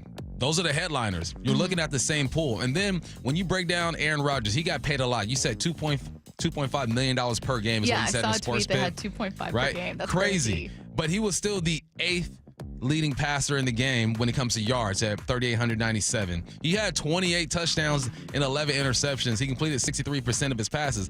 Not Aaron Rodgers type numbers, but are you willing to pay Sam Darnold about $40 million to come over and be that guy? Do you trust Kirk Cousins and say, look, that was a bad year. Let's try it again over here. It's just, what else is out there? I think they almost have to bring Aaron Rodgers back because of the talent on the offense and the defense. Because we still look at the Jets, at least I do. I still look at the Jets on paper and tell myself they should be winning more ball games than they did last year. And if you get just even a little better quarterback play and leadership, which is key with Aaron Rodgers, they might win a few more games. I just look at the talent that's out there at the quarterback spot.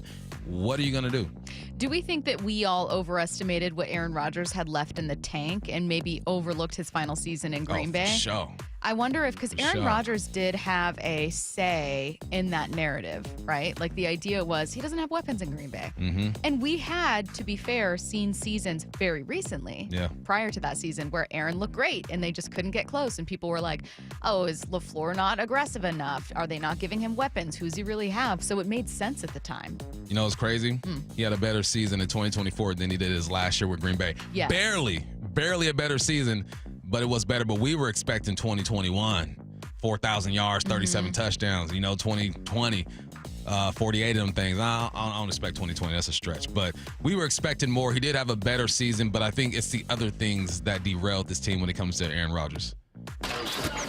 Headline rewrites. Headline number 3, Jimmy Butler has now been suspended indefinitely. The 3rd suspension he's had in about 2 weeks after he walked out of Heat practice when he was told he wasn't going to start. What's the real headline? At this point, he might just keep walking all the way to Phoenix. Might as well. Here's the thing with Jimmy. He's getting what he wanted out of this situation. He wanted to be traded. Pat Riley, if you know anything about Pat Riley, man, he ain't budging. He's the godfather of the NFL when it comes to his position. Hair slicked back, Laker back in the day. Appreciate you for what you did there. But he wanted to be traded. Pat says, I'm not going to trade you. And then he suspends him, right? He wants to take a jet on his own. Like, he's doing things to make the organization have to trade him. At the end of the day, he's getting exactly what he wanted. It's just the way that he did it doesn't look good. So now, what team is going to want a guy that is going to throw a tantrum when he doesn't get what he wants? Jimmy can still drop 20, 23 points a game in the NBA right now. It's all the extra stuff, man. So they suspended him. And the way they told him he was not starting, like in front of everybody, forget how you feel about Jimmy Butler and his personality. He is still a top 20 player in the NBA. You pull that man aside, be like, look, Jimmy, this is the plan going forward. We got some things going on between you and the organization. You're not going to start. But they did it in a huddle in front of everybody. I would be mad, too, if I were Jimmy. I wouldn't walk out on my team. But I'm also not getting paid $50 million and got that diva in me. You know what I mean? So both sides handle this poorly. Jimmy's going to get what he wants. We'll see if Miami can get something out of it. What's a primary driver for Jimmy? As someone who doesn't watch a ton of Heat games closely, like what's a primary driver for him badly wanting this trade? Is it to specifically play with Phoenix? Is it that he hates being in Miami? What's going on? It was his usage. They were using a Hero a bit more than him. They're paying Hero about $30 million a year. And they were sticking him in the corner and just asking him to shoot jump shots. When Jimmy wants the ball in his hand, he wants to create a little bit. He's great defensively when he's engaged. So it was his usage was all jacked up. I can't get really that upset. Now, I have been critical of some of what Jimmy Butler has done and the way that he's handled it. I think it kind of plays into this frustration that a lot of people have with modern NBA superstars, which is divas, right? Like that label kind of applies to some of what Jimmy Butler has done. I also don't think it's egotistical to want the ball in your hands as a player. It's NBA. It's a one-on-one type of game now. Pick and roll, shoot your three. That's who Jimmy is. This ain't college ball where you're playing the zone defense, running a motion offense, and everyone touches the ball. That ain't it. So I understand why Jimmy wants out. I don't like the way he pushed himself out. I also don't like the way that the Heat treated the situation. We've had a couple head coaching hires in the NFL over the last 48 hours, so let's take a look at which new NFL head coach inherited the best situation next. Seattle Sports, your home for Brock and Saul. Things seem pretty fun in Las Vegas yesterday. We do want to fill our stadium up with our guys. I know that we have a good draw for people from out of town. There you go. Hey, Mark, settle down a little bit. That's Mark Davis. I think that was Marshawn. That was Marshawn. Screaming in the background. That was good old Marshawn. Is Marshawn just America's guest, man? He just goes wherever. Like, wherever the party is, that's where Marshawn is. Didn't it flood? It's just so many memories when he saw Pete yesterday. Yeah. On Seattle Sports and 97.3 FM HD2. Is chronic pain beginning to make your everyday life a challenge? Then call Dr. Daniel Nelson, MD, with Eastside Pain and Regenerative Medicine. With over 30 years of experience, no one has more experience in pain medicine techniques and stem cell therapy than Dr. Nelson. And here's what a satisfied patient had to say. Well, that seems to be a genetic thing. All the men on my dad's side of the family have bad backs. Since my mid-20s, it would swell up and I would lose range of motion, and it was very, very painful to stand or walk, and so I had to miss work. So he went in there and gave me the stem cell injection, and it's great now. I get to keep all my original equipment, if you will. No permanent loss of range of motion, in and out in a day. That's totally worth it. I couldn't recommend Dan Nelson more highly. So don't let pain control your life. Consider stem cell therapy with Dr. Daniel Nelson, MD. Call 425-823-4000 today. That's 425-823-4000, or go to danielnelsonmd.com. The Seattle Golf Show, Friday, February 7th and Saturday the 8th at the Seattle Convention Center, has 100 exhibits. Buy tickets online and get up to 4 rounds of golf and get free balls while they last at the door. Shop the huge Putts Golf Sale. Kids under 12 are free. VIP tickets at seattlegolfshow.com. Jackson Hewitt makes Texas feel like a yacht rock song. April breeze, give me my biggest tax refund, please. You, me, and a lifetime accuracy guarantee. And now get $100 just to try Jackson Hewitt. Does your tax person do that? Say goodbye to that no guarantee tax guy. Ready to sail through tax season? Go to Jackson Hewitt and you'll be limited time offer for new clients. Participating locations only. Terms at jacksonhewitt.com. Lowe's knows how to help make your Super Bowl 59 party a touchdown. Let us help you prep your home to host with top brands like Charbroil, Blackstone, and LG, so you can be the MVP of game day. Plus, use the Lowe's app to find what you need for a seamless shopping run. Or huddle up with our Lowe's Red Vest associates to help make all your game time hosting decisions. Right now at Wendy's, get 2 of these fave items for just $7. The spicier classic chicken sandwich, Dave's single, or 10-piece nugs. It's an incredible deal, but an insanely difficult choice. Do you go double chicky sando, both spicy and classic, 1 beefy and 1 chicky? Or maybe you go all in on one and go Nug Max. 2 faves for just $7? Gotta be Wendy's. At participating Wendy's for a limited time only. Select a request 2 for $7 deal to redeem. Not valid in a combo or with saucy nugs. Single item at a regular price. Prices may be higher in Alaska and Hawaii. This is a story of the one. As a maintenance specialist for university housing, he knows college students can major in wear and tear. Plus, housing so many students doesn't leave a lot of room to house all the supplies he needs. That's where Grainger comes in. With over 1 million industrial-grade products and fast, dependable delivery, Grainger carries the quality products he needs so he doesn't have to. From a new door hinge to a whole new faucet. Call, click Grainger.com, or just stop by. Grainger, for the ones who get it done. Discover LeMay, America's car museum in Tacoma. Explore 300 world-class cars, 100 years of history, and the Shinka exhibit with 50 iconic Japanese sports cars. Thrilling race simulators and fun for the whole family. Visit americascarmuseum.org. We are Seattle Sports, the home of the Seahawks, Mariners, and everything Seattle sports. Watch your favorite show live at seattlesports.com. In between storms, have Asset Roofing inspect your roof just to make sure everything is okay up there. It's Bob Stelton here for Asset Roofing. It's a quick appointment that will most likely give you peace of mind and save you thousands of dollars later. Remember, you're either hiring a liability or you're hiring an asset. Head to AssetRoofingCo.com. That's AssetRoofingCo.com. Certified work that's never in doubt. Asset Roofing, excellence is on the house. You've heard the saying, you never get a second chance to make a first impression. Since 1926, my family's been helping local businesses make great first, second, and long-term impressions. We know how to make your company look good with quality uniforms, logoed apparel, floor mats, linens, and more. If you're paying for linen service or doing it yourself, let's have the conversation. The information and quote are free, but the savings and service can really add up.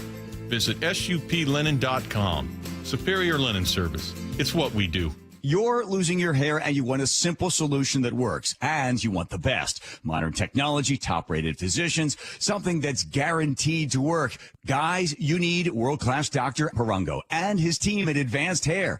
Advanced Hair has completely redefined hair restoration, from the experience itself to the unmatched results. Receding hairline, bald spot, thinning hair. Get your hair back with Advanced Hair's simple one-day treatment that begins regrowing your own natural hair the very next day. Advanced Hair has changed tens of thousands of lives, including mine. And get this, they were recently crowned 425 Business of the Year. For your free consultation, call 425-449-8185. 425-449-8185. If you qualify, get $250 off and 250 free hair grafts. 425-449-8185. Refine your hairline with a team that's redefined hair restoration. AdvancedHair.com. From the Quantum Fiber Studio, you're listening to Bumpin' Stacy. Weekdays 10 to 2. On Seattle Sports and 97.3 FM HD2. We have 6 new NFL head coaches this cycle, including some familiar faces who were out last cycle and have a chance to find success with the new team. So we're going to talk about each of these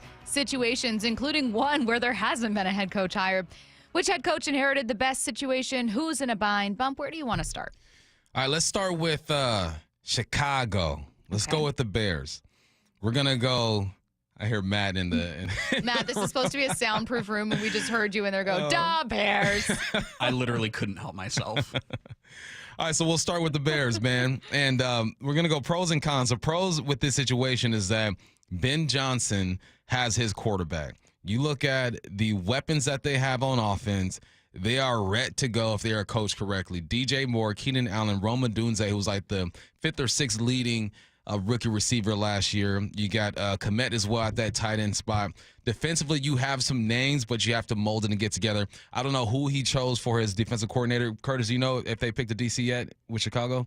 I don't believe so. Okay. That's gonna be huge, right? Those are the pros. The cons for the Bears is that they got to see what the Vikings look like. They got to see what the Lions look like. All right, let's go down to the Raiders. The pros with the Raiders is that you got Pete Carroll. You don't have a quarterback. You got one of the best tight ends in the game, but you got Max Crosby over there as well. Not a lot to work with. This is it's not a startup, but it's almost like a startup over there with the Raiders. Go to the Cowboys, Brian Schottenheimer. We know what the con is over there. You got Jerry Jones, who spent 8 minutes pointing to his right side saying, this is a huge risk. No coaching experience or head coaching experience. I'm with stupid. Like, dang, in front of him. Your boy, he's right there. He's not Brian anymore, career assistant. He's shoddy. He goes, I like taking shots, but not shoddy shots. I didn't even get that reference. I don't know. I get the last name shoddy, but what does that mean? I think that is a situation that I hope it's not destined to fail. But we know they don't like to spend when it comes to offseason, free agency. They don't spend money. They spend money on guys that they draft and they wait a long time to extend them. But as far as free agency, they do not spend money over there. So are they going to change? Are you going to build?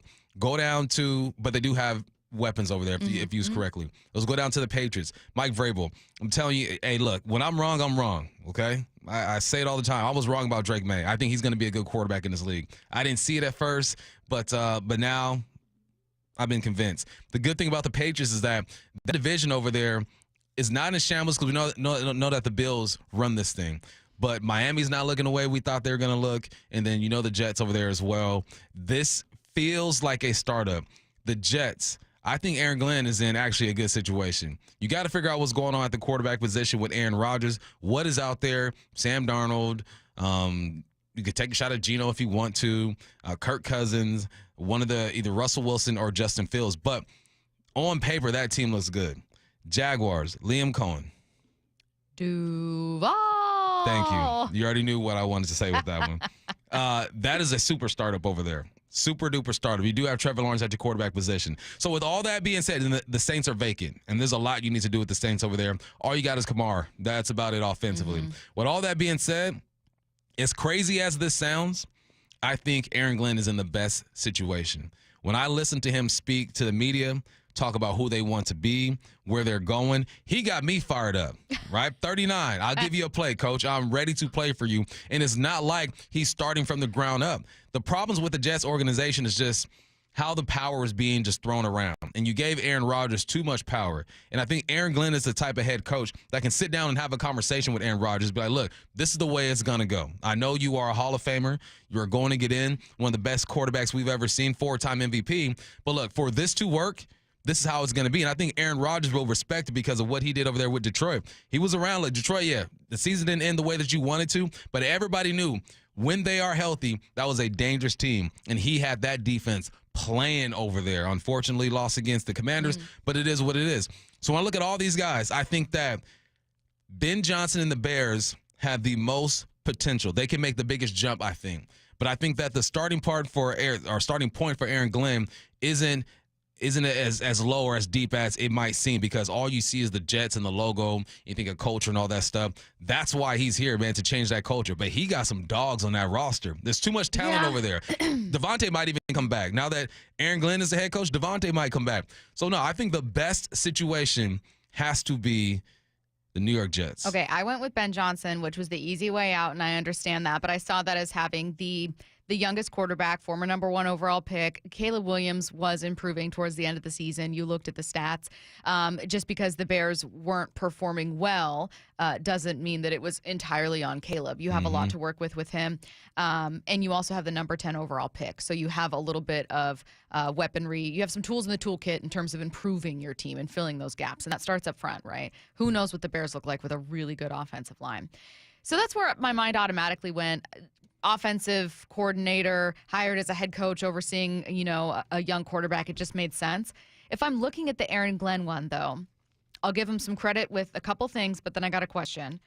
So I will give him credit in that he, as a former Jet, he has love for the organization. The organization loves him, and so do fans.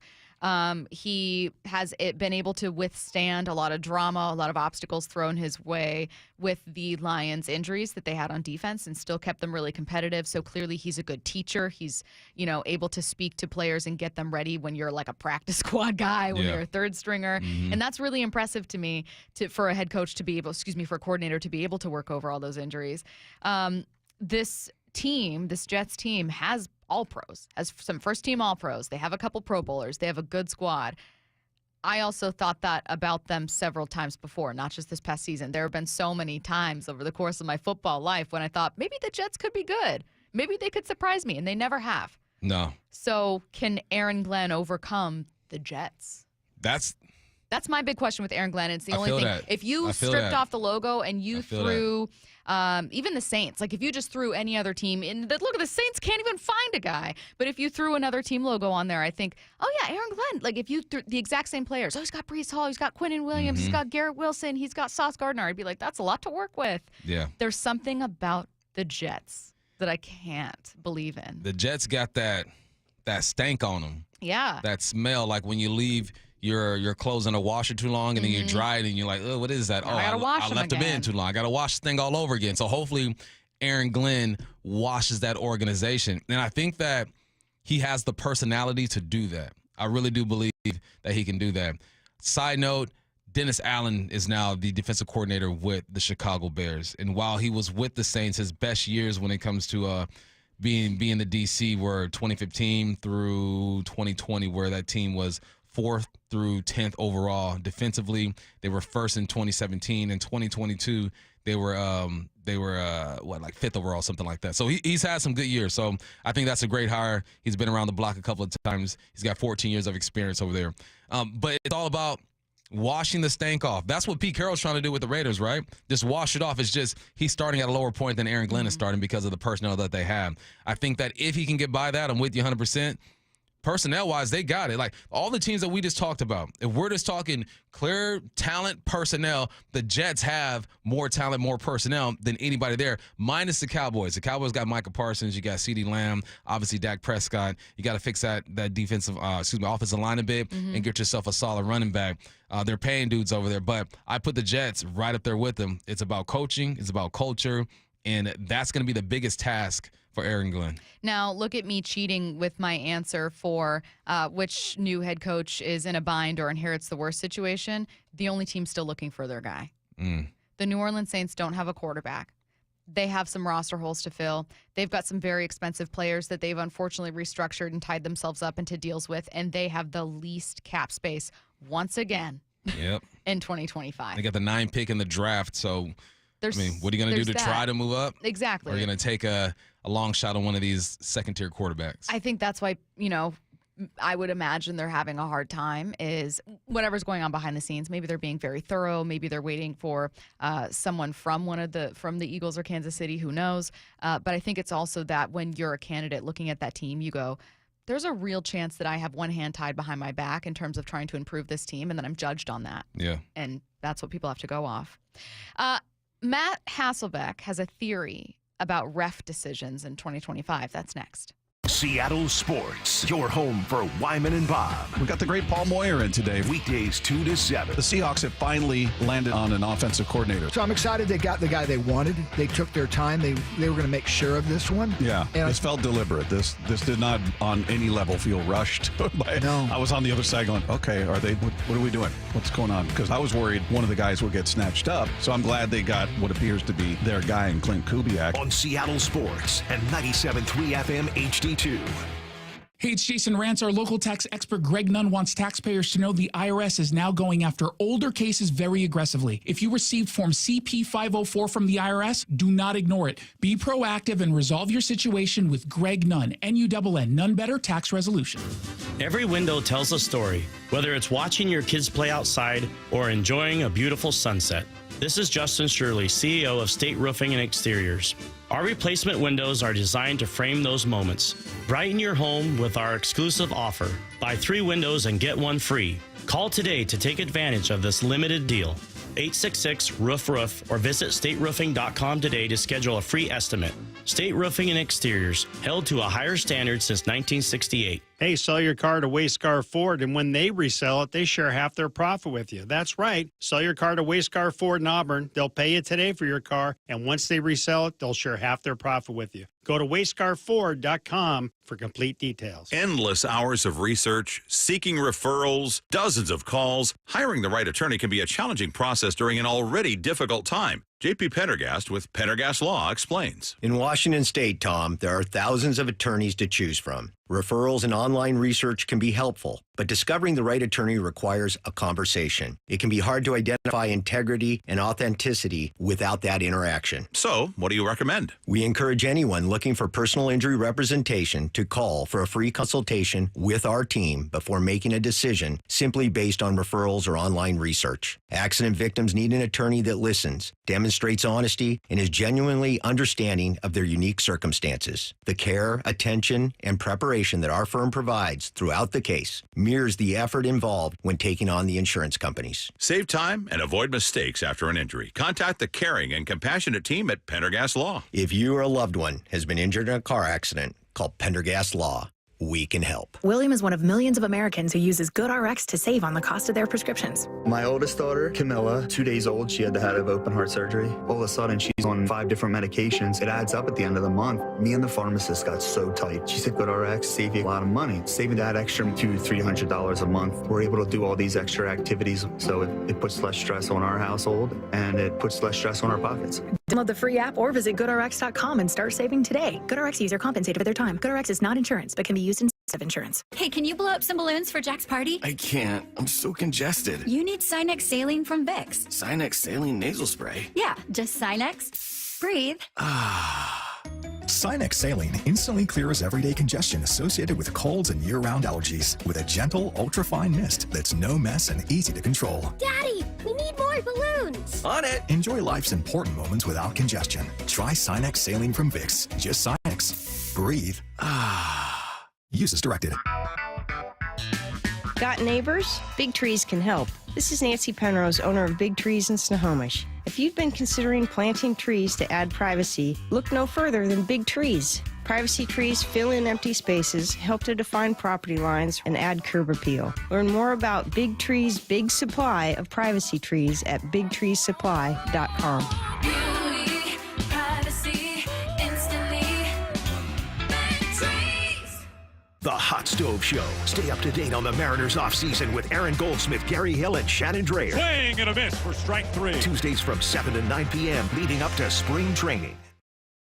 The LJ way is the Lee Johnson Auto family. Hello, hello. Welcome to Lee Johnson Auto Family. This is King. This organization's a special one. They call it the Lee Johnson Auto Family, and it's not just a name, it's not just some cliche. They foster an environment for us to become a family, to work together, to really become close, and they show us in a lot of different ways that they do value us. Is it perfect? No, no place is.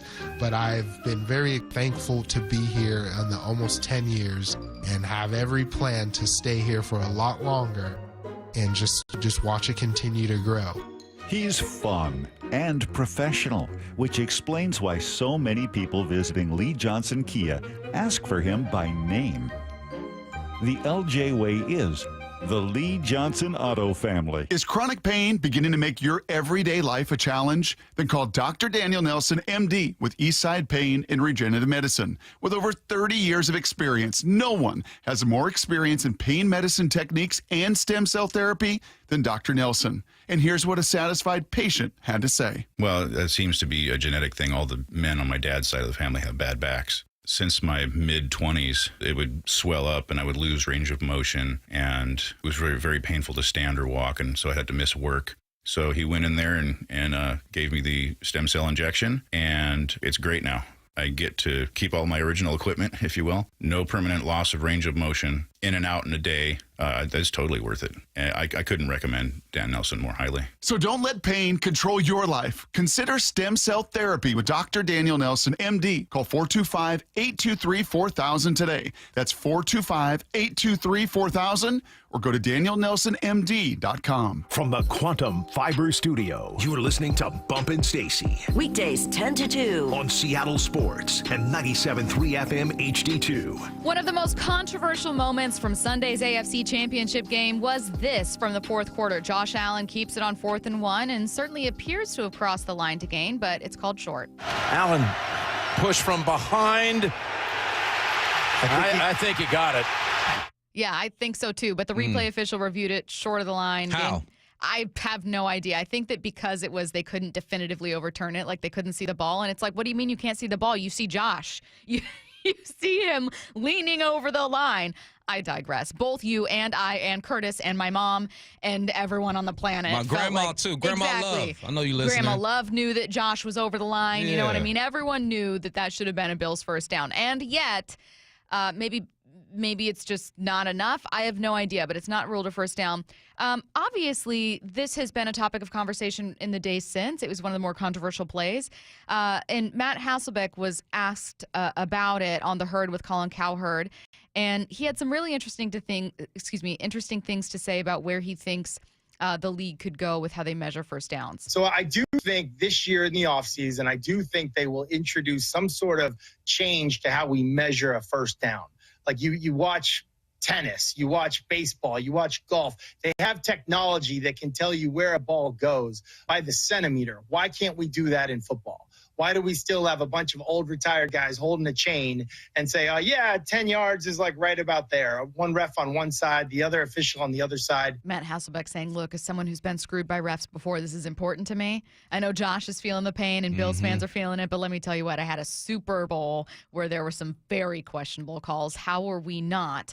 How many years after that? Since 2005, how are we not better there? Listen, SpaceX just sent a rocket ship way up there, brought it back, landed it. Come on. Clamped it up. Let's go. And was good. And we can't figure out how to spot a dang football. That blows my mind. The worst part about watching referees spot the ball. Now, they got a tough job. I always tell people I would never be a referee because I can't handle people talking to me like that. Right? I'm watching the referee who overruled the other referee who spotted Allen as a first down. He's jogging out there. Somebody runs in his way. He zags, then gets back in line. I go, you're not even back on your original line. You're not even back on your original line. Like, how are we trusting, like Matt Hasselbeck said, retired guys to eyeball this thing and say, this is where the ball is? There's chips. There's GPS that we can use, I'm sure. I love the example of tennis. Right? You see the tennis replays and the crowd starts clapping. Hey, it's in. What's in the tennis ball? Or what technology do they have to know exactly where that ball landed?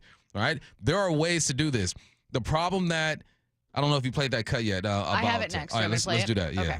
Traditionally, you try out new technologies like that in the Pro Bowl or in 4 preseason games. We no longer have a Pro Bowl. We no longer have 4 preseason games. So when are they going to work the kinks out of technology? I don't know.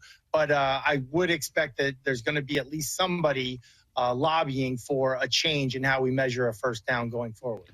Yeah, so there's no Pro Bowl to do it, right? There are no preseason games. We have something called Spring League football now, the UFL. You try everything in the UFL. You treat that like the minors. We tried the robo-umps in the minors and whatnot. We tried the pitch clock in the minors before, the bigger bases. Just use that. Use that to try this thing out because we have to get this right, man. Josh Allen has been on the wrong side of a lot of tough plays, right? And I think in 4 down, I'm going to get to some crazy stats that Paul Moyer sent to me about Josh Allen in the playoffs. So, side note. But we have the technology to get this right. Even if it's not exact, maybe it's 99.8% accurate. It's better than the human eye bobbing and weaving, trying to get to a spot and placing the football down when 90% of us thought that was a first down.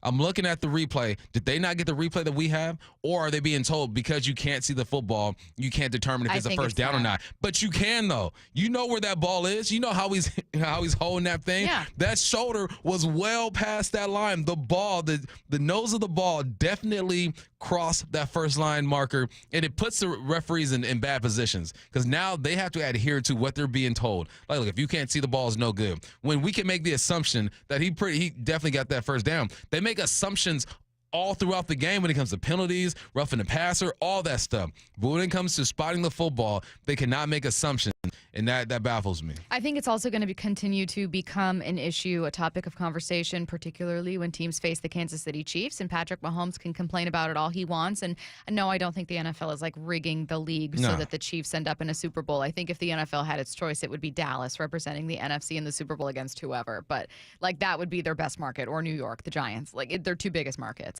However, I do think that the Chiefs can get favorable calls. It was already a topic heading into that because there were bad calls that favored the Chiefs in the game prior against Houston. So, of course, it's going to be a topic of conversation. And the league needs to know that heading into 2025. You need to know, NFL, that one of the things that will be watched in every single Chiefs game is, are the refs getting this right? And inevitably, they won't. Because here's the thing. If it wasn't the Chiefs, if it was the Jets, they'd still miss calls. Like, it's just it's not 100% certainty. There are going to be mistakes in a game. It just happens. Sometimes a mistake benefits you, and you have one that goes your way as a team, and you go, whew, they got away with that one. I think the technology is certainly there. They have the ability to do it. They have trackers for players so that they can see how plays develop, and the NFL uses that data. You hear it in the press box. They sit right behind me and to your left. You know what I mean? Yep. Like there are NFL employees that sit there and track those. So you know that they have it. I don't want to hear it's a lack of money. And I frankly don't really want to hear, though Matt does give them the benefit of the doubt, that it's a lack of time to experiment with it. Try it in 3 games. See what happens. You're trying all kinds of rules. You tried the ability to challenge non-calls on defensive pass interference, and then you took it away. The NFL makes, I believe in 2026, I think Roger Goodell said he wants to try to have about $25 to $26 billion in revenue, right? So I heard this story. I forgot what game it was, but there were no end zone pylon cameras. That should be, every game should have that. Yeah. And the reasoning the NFL gave, I forgot who asked the question, maybe it was the fans or whoever. The reasoning they gave was that it was too expensive. You are the most profitable league that we have in this country. You can spend whatever amount of dollars to put cameras in these pylons. So it comes down to business too. Mm-hmm. They don't want to invest in that technology because what they're going to do most likely, you got to pull from the owners, right? You got to pull from that pot. Every business has that pot that you pull from. When the business needs some money, unexpected dollars, you pull from the pot, you invest in it, and you make those changes. It's almost like they don't want to do it. They don't want to invest in that to make this game as accurate as possible. We're not asking for perfection because I think that is impossible in any sport, anything that we do. But if we can get close, if we can get dang near perfection when it comes to spotting the ball, I think you have to do it. The Seahawks have some difficult decisions to make this offseason. Let's ask ESPN Brady Henderson about that and their new hire at OC coming your way next. Blue 88 on Brock and Salk. Now that Kubiak is in, what else do they need to do in terms of the coaching staff? Every day at 7:45. And there's going to be some bidding. There's going to be some negotiating. There's going to be people wanting some of the folks that worked with him in New Orleans to fill out all these staffs. Nothing against Ryan Grubb. He didn't have those relationships at the pro level. But Kubiak got a lot of relationship from his stops along the way, from the people that his father knows. Blue 88, answering 3 football questions as only Brock Heward can. If you're looking for a new Mazda, go see our friends at Mazda of Everett. With over 790 new Mazdas in stock at 11409 Highway 99 in Everett, they have something for every budget and credit type. Save up to $3,970 on new Mazda CX-5s. Come meet the team and see why they've been Washington's largest Mazda dealer since 2015. Exceptional service and always their lowest prices. Visit in-store or online at MazdaofEverett.com today. Emerald Queen Casino, the entertainment capital of the Northwest. The best place to watch all your favorite sports. Featuring wall-to-wall viewing screens, 6 windows, and 30 kiosks. Be there at emeraldqueen.com. Emerald Queen Casino, the entertainment capital of the Northwest. What is that sound?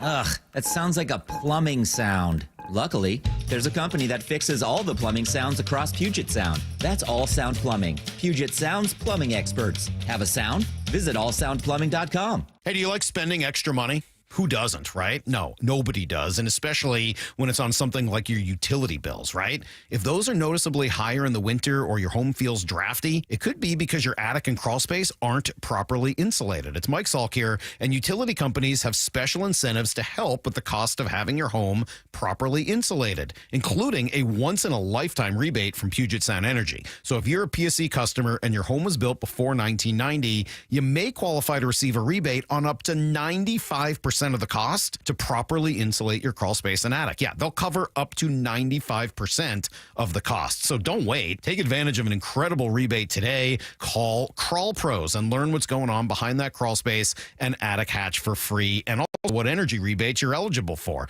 These guys are great. Did an awesome job at my house. So if you're worried about critters, mold, water damage, insulation issues, or anything else related to your crawl space or attic, schedule a free corner-to-corner inspection at crawlpros.com. Guys, did you know your testosterone affects everything in your system, including how you feel and perform every day? Right now, Revive Men's Health Seattle will check your testosterone for free. Knowing your T levels is the first step in understanding if you have low T. Your testosterone level impacts your energy, libido, sleep, weight, hair loss, mood, and even ED. Maintaining an appropriate T level can change your whole life. Most men start to see changes in their hormone levels in their 30s. Experience and results matter. So what are you waiting for? Get your T levels checked today by local, experienced, and trusted men's health experts. They've helped thousands of men since 2011. They're so confident they can help you, they even guarantee it. Call Revive today and schedule your free testosterone test, free exam, and free consultation.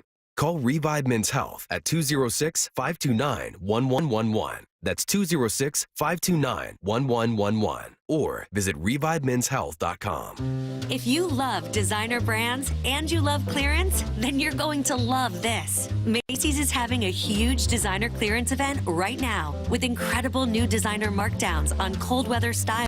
From BCBG, Hugo Boss, Michael Kors, and more. How big are the markdowns? How about Coach boots for $200 or less? So if you're looking for the things you love, all in one place, come in and shop the designer clearance event at Macy's today. Savings off already reduced prices. Exclusions apply. Wesley Financial Group is not a law firm. Do you find yourself stuck in a timeshare? Get the real facts about the timeshare industry and your options for cancellation. Chuck McDowell, founder of Wesley Financial Group, has put together a free information guide that reveals the secrets the timeshare industry doesn't want you to know, including the 5 ways to get rid of your timeshare. Call now and get this timeshare cancellation guide absolutely free. Call 800-838-6161. That's 800-838-6161. 800-838-6161. Breast cancer is a tough battle for anyone to fight. But if you can't afford treatment, can't work, or can't feed your family, that diagnosis can be devastating. I'm Dr. Suzette Miranda, and I am proud to be part of Northwest Hope and Healing's mission. We provide a lifeline for breast and gynecologic cancer patients. We cover essentials like food, utilities, and childcare, so patients can focus on healing. Over the last 25 years, Northwest Hope and Healing has distributed nearly $3 million to thousands of local cancer patients.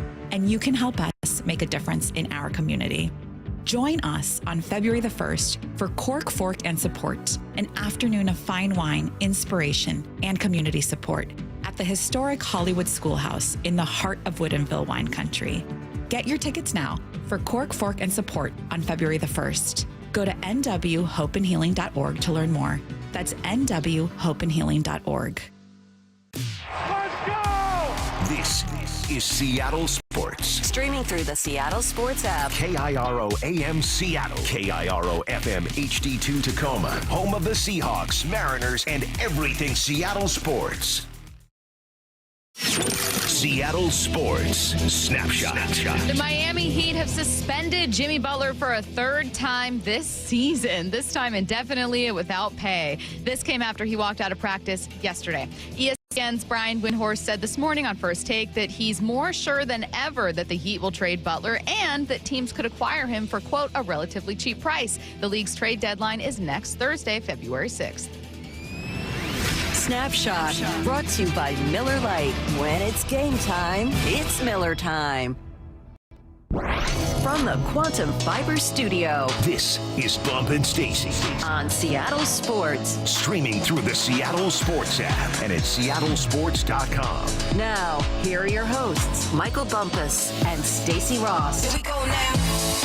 Joining us now in the Emerald Queen Casino Sportsbook Hotline, talking Seahawks with ESPN's Brady Henderson. Brady, I'm obviously going to start with the hiring of OC Clint Kubiak. First of all, was he to you a clear frontrunner for this position, kind of ran away with it, or were you surprised about him being hired over someone else? No, I wasn't surprised just because his name was the one I heard and, all along as sort of being what seemed like the favorite. So I think the only surprise was that, it took 3 weeks because I was hearing his name, a couple weeks before the hire was actually made official as, him being the guy that seemed like, was the favorite. And so I wonder what the delay was. And I have a couple theories. I mean, I know Mike McDonald is just a very meticulous decision maker. And I think that was probably part of it, just that he was doing his due diligence and especially after how it went down with Ryan Grubb last year and that not being a fit, both in terms of philosophy and I think personality as well. I think, maybe the way that situation didn't work out probably made a guy who was already very thoughtful with his decisions, maybe made him, take a little bit more time. I also wonder if the situation in New Orleans might have held things up a little bit. If you look at Kubiak's recent resume, he is a young guy, but he's got a wife and I believe he has kids and, he has not been in the same place for 2 years in a row since, I think, 2020 and 2021. So he was in Minnesota up until 21, and then he went to Denver, and then he went to San Francisco in 23, and then obviously New Orleans last season. So, I do wonder if part of Kubiak's thought process was waiting to see what would happen in New Orleans with that head coaching situation. And, if they hired a defensive-minded head coach or even kept their interim head coach, Darren Rizzi, maybe he would stay there. And I just wonder if, a guy who has moved a lot in the last, 3 or 4 years, if maybe he would be inclined to stay in the same place for a change as opposed to moving to a new city for, the fourth time in 4 years. So maybe that's a clue of what New Orleans is going to do at head coach. But I do wonder if that was maybe holding up the show, if it was maybe a holdup on Kubiak's end as opposed to the Seahawks. AB, speaking of him moving around, that's something that I see on the text lines and our listeners, a concern of theirs, right? They're like, well, man, he's been in 3 or 4 different spots in 4 or 5 different years. What's the problem? What do you see there, and what do you say to that?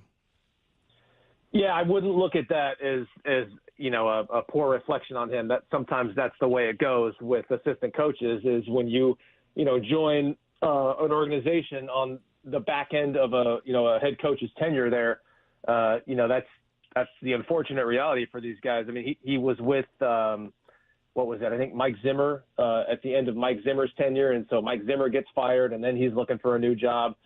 He gets hired by Denver with Nathaniel Hackett. That was obviously Hackett's first year in Denver, but that was such a disaster that Hackett didn't even make it to the end of that first season. And then, he gets a passing game coordinator role with the 49ers, and then he does well enough there to get promoted to offensive coordinator in New Orleans. And of course that was in, Dennis Allen's final year, because Allen got fired, I think, midway through last season. And so he's just kind of been, the timing has kind of been unfortunate for him. But I think you could also look at it and say, well, 3 teams have now hired this guy to be a coordinator in the last, 4 years. And so he's got a very strong reputation around the league. He obviously has the bloodlines. So he checks quite a few boxes. I don't know if it's, I don't know if there was like a home run hire out there to be made, just with the names that we've heard. And I don't know if that guy was really out there, but I sort of look at Kubiak kind of like the way you tend to look at draft prospects in terms of ceiling and floor. I don't know what the ceiling is, because, it hasn't exactly lit it up offensively. He has been in some tough situations, certainly last year with all the injuries the Saints faced. It's hard to really know what the ceiling is, but I think, certainly compared to some of the other guys they were looking at, it seems like the floor is probably a little higher than some of those other guys, just because he's been there and done it. He's called plays. He's not an old guy. He's only 37 years old, but he's been in the NFL long enough, and along with, his father being in the NFL for a very long time, he's got, you would imagine, the pretty deep Rolodex to build a good staff. And the other thing is he's worked for defensive-minded head coaches before, Dennis Allen last year, and then, Zimmer in Minnesota before that. So unlike Grubb, I think, he's going to be used to taking marching orders from a defensive-minded head coach, and we all know what defensive-minded head coaches like to do, which is run the football. Speaking of running the football, any idea what stylistically, schematically, the Seahawks offense could look like under Kubiak based on past trends you've observed?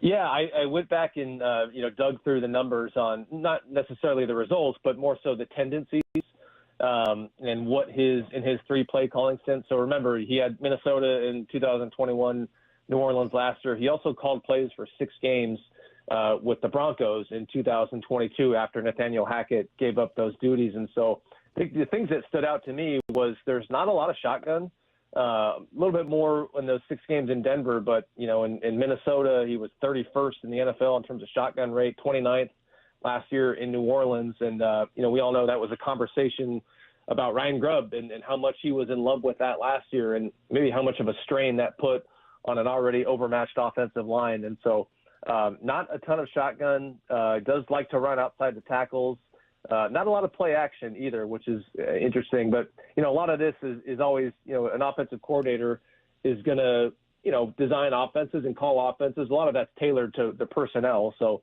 I don't know if any of this is necessarily going to be the exact same as it has been, because the personnel has a lot to do with it. But those were some of the interesting tendencies. Not a lot of shotgun, not a lot of free wide receiver sets either. He's, sort of a Shanahan style offensive mind, likes to use a fullback. So I would imagine there's going to be, a lot more 21 personnel than, those 11 personnel, three, 4 wide receiver sets. You mentioned not a lot of wideout sets, right? Heavy wideout sets.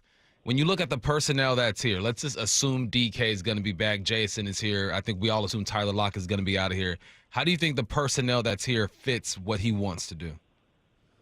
Ooh, yeah, that's a good question. I wouldn't rule out Tyler Lockett coming back. Obviously, if he is back, it would have to be on a severely reduced contract. And I'm sort of with you there. I think that most likely he's probably playing elsewhere next season, but I wouldn't rule out the possibility of him coming back.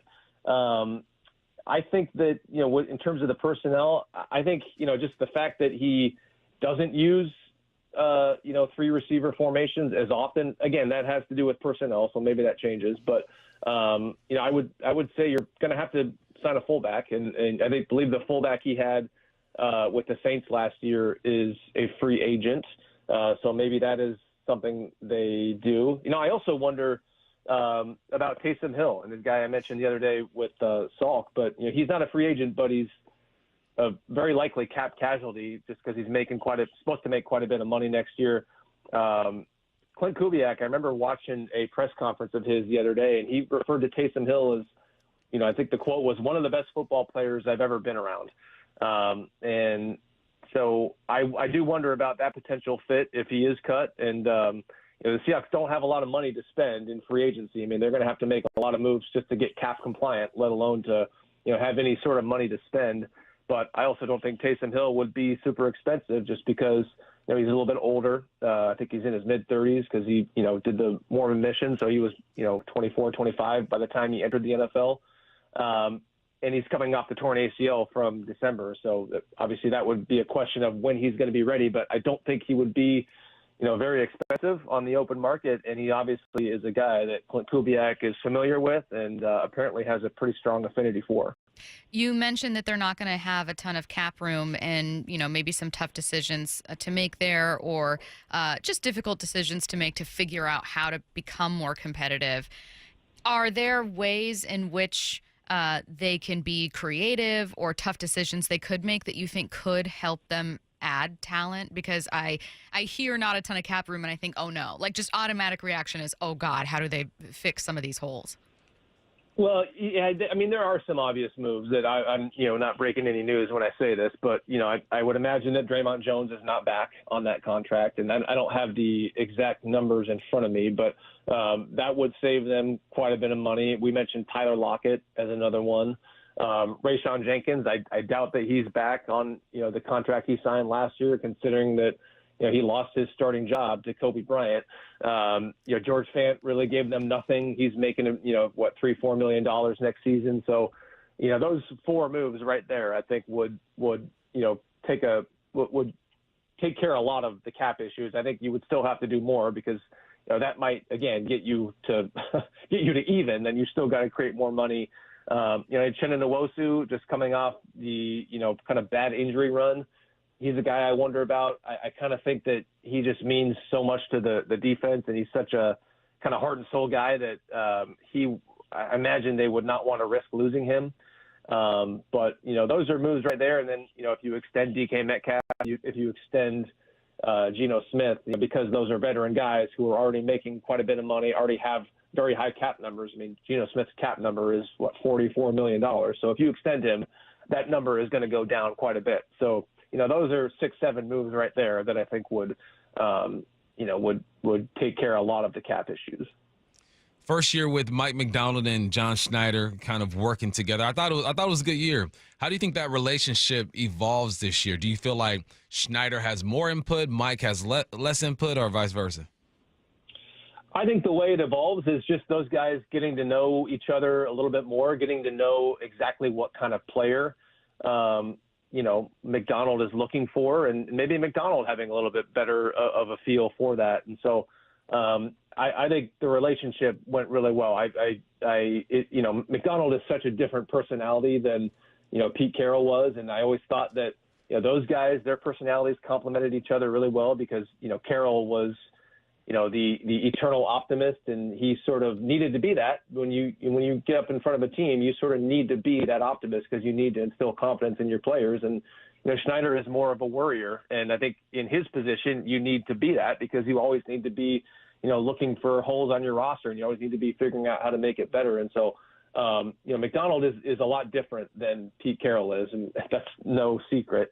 But I get the sense that those guys are very much in lockstep. And, I think McDonald had a strong first season. And, we all watched, some of those games late in the year. Remember Atlanta, playing for a playoff spot against Washington, and Raheem Morris just totally screws up a couple clock management situations. And you just really did not see McDonald have, for a first-time head coach, he really did not have any of those hugely critical mistakes. I mean, there was the one in San Francisco that he got away with when he tried to call back-to-back timeouts. But aside from that, just the coaching decisions that he made, sort of the in-game, game management type decisions, I think he did really well with that. And obviously, really got that defense turned around in a big way in the second half of the season.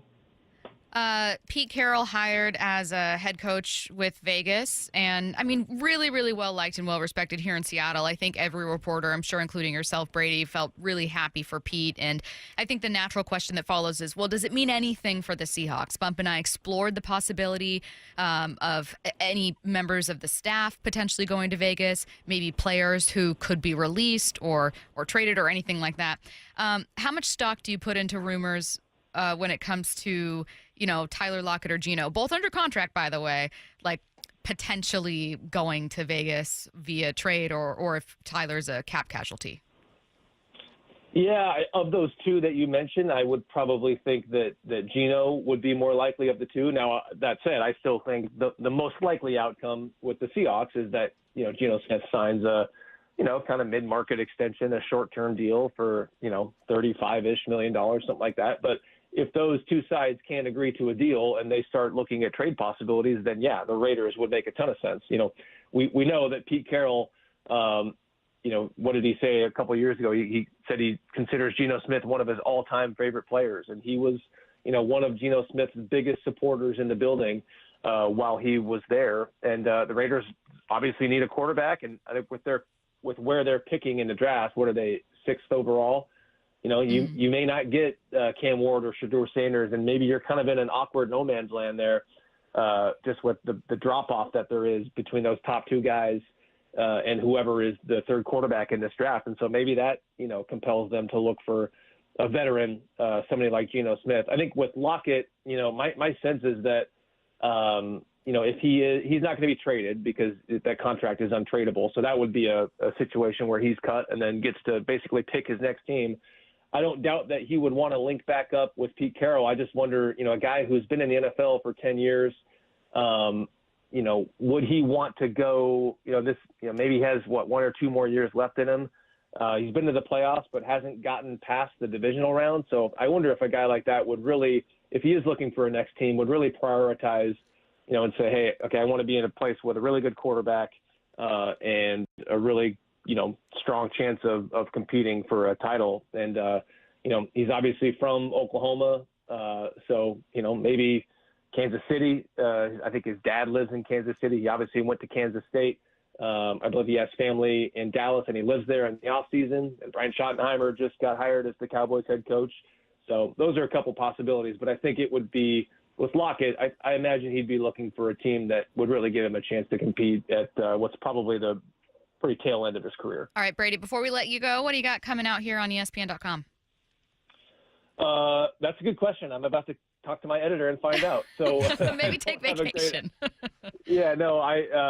going to be, kind of doing some follow-up coverage on the Clint Kubiak hire. And I think we're going to hear from him probably next week after the Senior Bowl at some point. Okay. And then, I'll have stories on Lockett before free agency, something on Geno Smith and what the Seahawks options appear to be with him.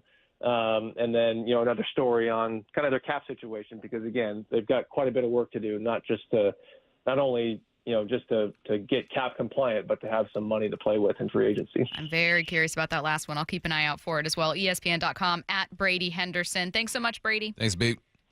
Yeah, you got it, guys. Thanks for having me. Let's get to 4 Down territory. This is 4 Down territory, going inside the game with former Seahawks and Coug wide receiver Michael Bumpus. First down, Bump. Who do you think may have gained some value in the Kubiak offense for the Hawks? Well, yesterday I took my son to practice, spent way too much money on tires, and then came home and started watching Kubiak's offense. I want to see what he's all about. And there's something that I just noticed, man. The usage of Alvin Kamara is crazy, right? He had, 81 targets, I think, and like 50 or 60 receptions. Not completely accurate, but something like that.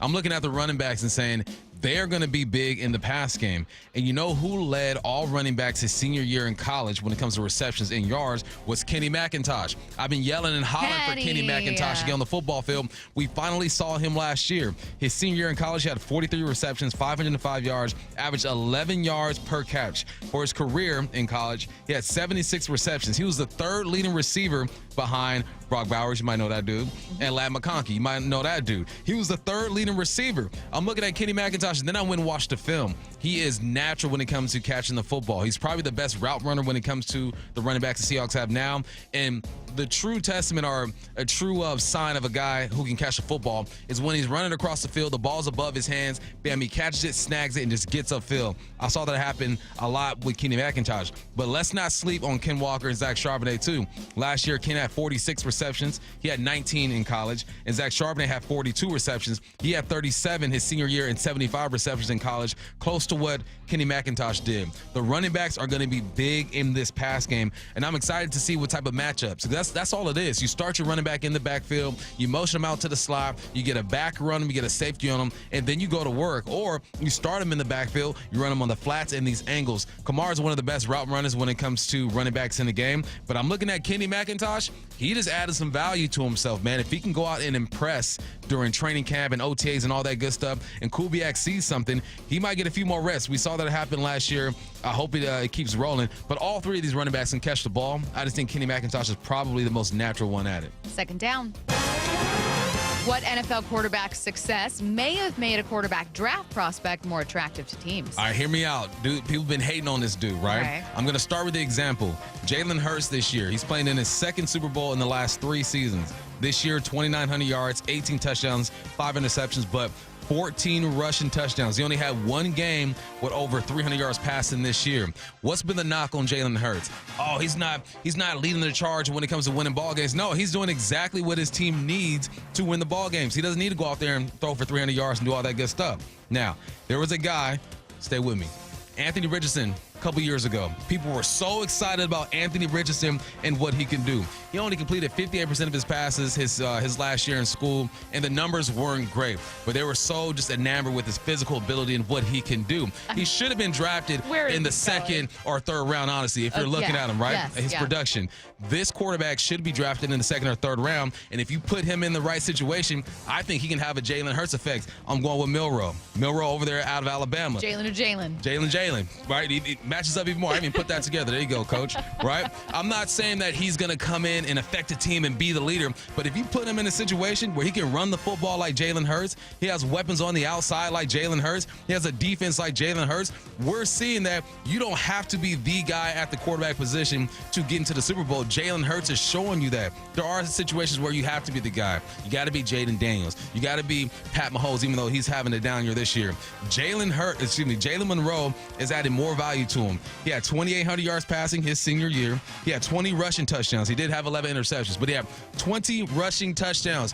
Where's the game going? We're talking about how the game is changing and how they're compacting it, and you're using your mobile quarterback. You're using RPOs and play actions. I watched about 3 games of film on him last night. I finished watching the Georgia one today, and look, he has an arm. He can toss that football down the field. Might have some touch issues at times, but you get him in an offense where it is run heavy and he can take his shots down the field, man, who knows? Him and Anthony Richardson are similar, but he's more accurate than Anthony Richardson. Anthony Richardson should have been drafted in the second round, but you fell in love with his physical. I think with Jalen Monroe, he has a better college career, and I think he's a better quarterback than Anthony Richardson coming out of college.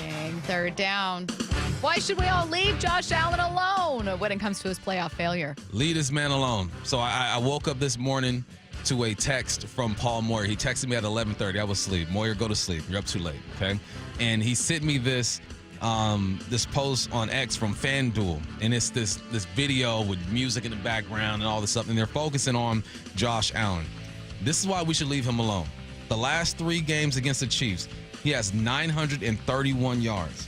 He has 9 touchdowns and 0 turnovers. Overall, he's number 1 all-time in total yards per game in the playoffs. He's number 1 all-time in touchdowns per game in the playoffs. He's number 1 all-time in passing touchdowns to interception ratio in the playoffs. He's completing 76% of his passes, 24 touchdowns, 4 interceptions. He's putting his team in position to win ball games. You got the 13-second failure that killed him. You got the drops by Diggs. You got the missed field goal by Tyler Bass that would have tied the game. You got him handling a blitz his last game, tossing it up to only spot where Kincaid can catch the football, and he doesn't catch the football. He's doing everything he can to win these ball games. He just ain't getting no help, man, and he's going up against one of the greatest of all time. We got to let Josh live, man. Josh, go somewhere, go on vacation, stop listening to us, because he deserves a few of these wins. He just needs his teammates to help him out. 4th down.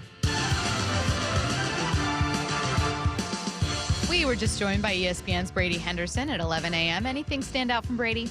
Yeah, there was a post that Seattle Sports made yesterday, and I'm talking about Kubiak and how I like him and whatnot. Mm-hmm. And one of the knocks I kept seeing was, well, he's been in 3 places in 4 years, or 4 and 5 or whatever. And then listening to Brady, it just reaffirmed what I thought and what I said at times, is that, look, he's joining teams and coaches are getting fired. It ain't on him. So you can look at the stops that he's made and say, well, he's bouncing everywhere. It's because the head coach is getting fired. When head coaches come in, they're going to bring their guys. And the other one is people aren't excited about the hire, and I understand that. But you also have to know that, and this is what Brady said, there wasn't a home run hire out there. You're hiring an offensive coordinator, not a head coach. So you got to pick your way through the weeds and find a guy that you just vibe with, because you're only as good as your resources and what's out there.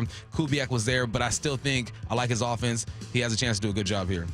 Every new head coaching cycle brings a new weird press conference moment, and this year was no different. You'll hear the star of the newest viral moment. Plus, am I being unfair to say that the cut that we're about to play for people is one of the worst takes of the year? That's not unfair, right? It's pretty bad. No. Right? It's pretty bad. That's coming your way next.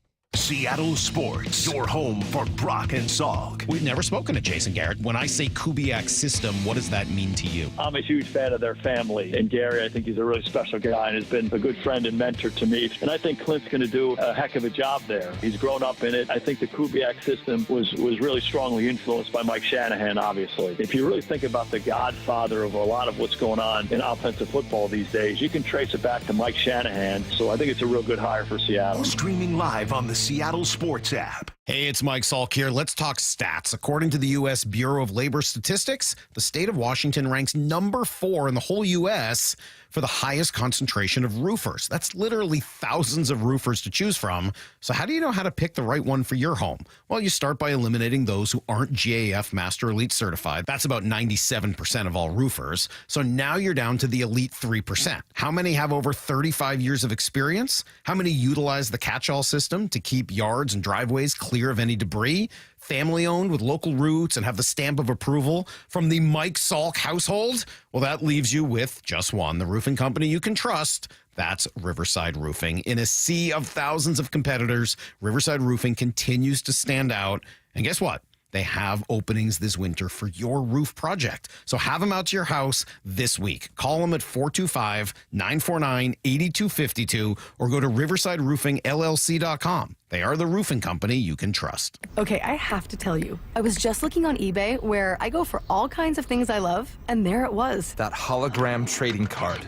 One of the rarest. The last one I needed for my set. Shiny like the designer handbag of my dreams. One of a kind. eBay had it, and now everyone's asking, ooh, where'd you get your windshield wipers? eBay has all the parts that fit my car. No more annoying, just beautiful.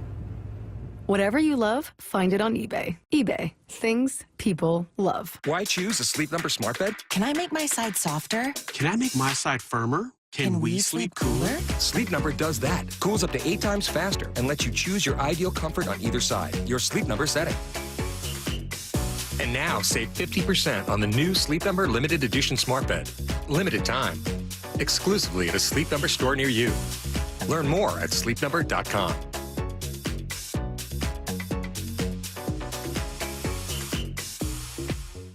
Hey, it's Dave Wyman with Dr. Mark Wagner, MD from Seattle Sports and Regenerative Medicine. Dr. Wagner is hosting a free stem cell webinar this Wednesday night at 6 to explain how stem cell therapy works. I'm really looking forward to this live webinar to educate on how using your own stem cells can be an extremely successful method to help regenerate native tissue in rotator cuffs, meniscus tears, and reduce pain in osteoarthritic joints. And which joints have you seen good success with? Shoulders, elbows, hips, knees, even wrists and ankles. And in this live webinar, we'll tell you all about the procedure, how simple and safe it is using your own stem cells, and how we determine if you're a candidate. Dr. Wagner has performed over 20,000 stem cell procedures. Are you in pain? Join him this Wednesday night at 6 o'clock for the free stem cell webinar and learn all about this amazing procedure. Register now at drmarkwagnermd.com. That's drmarkwagnermd.com. Planning to propose this Valentine's Day? Shane Company has your back.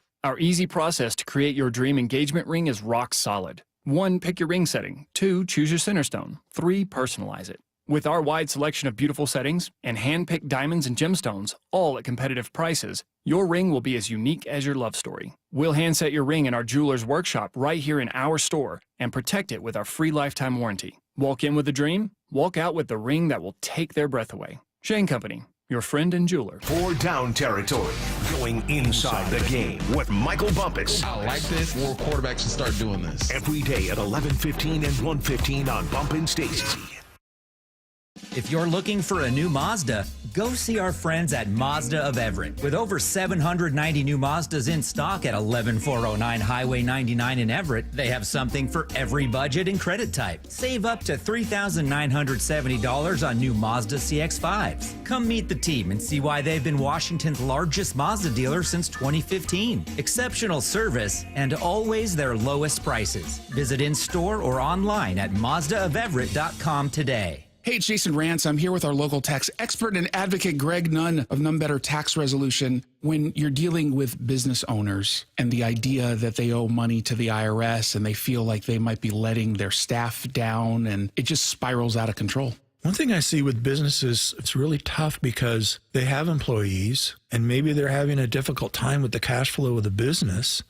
Then unfortunately, what a business often does is they quit making their payroll tax deposits, which is really about the worst thing you could be doing. I mean, it's a telltale sign if you're doing that.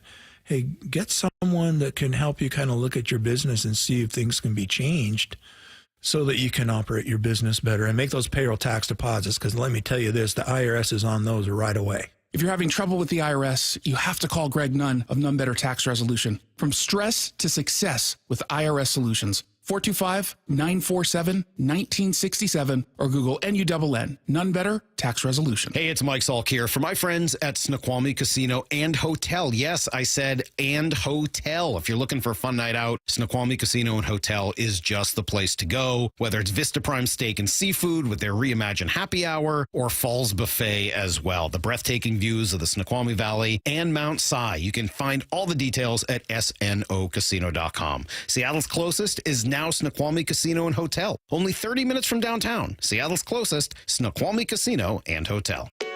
This is The Timeline with Bumpin' Stacy. Brought to you by 1-800-DUI-AWAY. You know, every single head coaching cycle in the NFL brings some kind of viral moment. There was, of course, Dan Campbell talking about biting kneecaps during his introductory press conference. I think his introductory press conference. There was Adam Gase looking super intense for the Jets. I mean, there's a ton of viral moments that we all talk about for a couple days. Congratulations, or I'm sorry, to new Jags head coach Liam Cohen, who did his best to appeal to Jacksonville fans with their famous Duval chant, but came up a little short. Duval. I'm physically uncomfortable. I'm going to do it again. Duval. I encourage everyone to go look at the video and watch his face, the way he moves his mouth, the way he sways from one side to the other. I told Stacy before the show started, it'd be better if he was married and had his wife up there, you know, because you can look at her and kind of laugh it off. She's on the sideline. Yes, babe. That's my boo right there. We in this, Duval. But he's dolo. He's by himself. I was listening to Sports Talk Radio taking my son to practice, and they kept playing. It's like, what is this? Like, what are they doing? I had to look it up. And yeah, man, that's cringe, as the kids say. I can't. Duval. I can't stop saying it. Duval. Duval. How do they really say it, though? Because I know that's a thing. They kind of like yell it, right? Yeah, that's the thing that they do. Yeah, it's just his is more like it comes off like someone who's like, hey, fellow kids, what do I do here? First press conference, ready to shake things up. Like it's very like The Office. People were making like Michael Scott jokes about like just that kind of awkwardness. He I'm sure is a brilliant coordinator and maybe he'll do great things with Jacksonville. It's just someone had to be the victim here. Yeah. Someone had to have the viral moment from this head coaching cycle. Unfortunately, Liam, it's you. But look how it worked out for Dan Campbell. We were all laughing once upon a time about biting kneecaps. And now he's this close to a Super Bowl 2 years in a row. He's got to lean into it now. Remember how Deshaun Foster, UCLA, when he had his first press conference or the Big Ten Media Day and was like, UCLA next to SC. He made a shirt. Yeah. And is leaning into it. So it's a viral moment. Welcome to Duval, young man. And you're going to think about this 10 years from now and just shake your head. Congratulations on the new gig, Liam. Things got super awkward between ESPN radio host Chris Canty and his producer on Monday's edition of Unsportsmanlike when they were debating Jalen Hurts. The criticism that we've all had about the Eagles ain't about the players on the field. It's been about the coach. I had Jalen Hurts as a top 10 quarterback coming into this season. I'm just now looking back at my notes. You also had him outside the top 10 at one point. No, I had him as a top 10 quarterback coming into the season. I'm sitting here looking at my notes. Yeah, there's clips online from First Take and this show of you saying, I don't have Jalen Hurts in the top 10. Okay, all right. I'm just telling you the list that This whole point of the timeline today is to make you physically uncomfortable. Yeah, that's so when we played this, I looked at Curtis. I go, Curtis, just get in my ear. Yeah, I would. That's bad producing on that guy's part. It is. Oh, man. Like, yes, Chris Canty is very out of pocket. We'll get to another take of his in this segment. Yeah. But that just hangs up the show and makes it very awkward for everybody. Nah, let it go. Yeah. Yeah, I'm looking at my notes. Well, your notes and your thoughts You're wrong. And what you said to the camera, to the people, are two completely different things. Now, something else Chris Canty said caught my attention.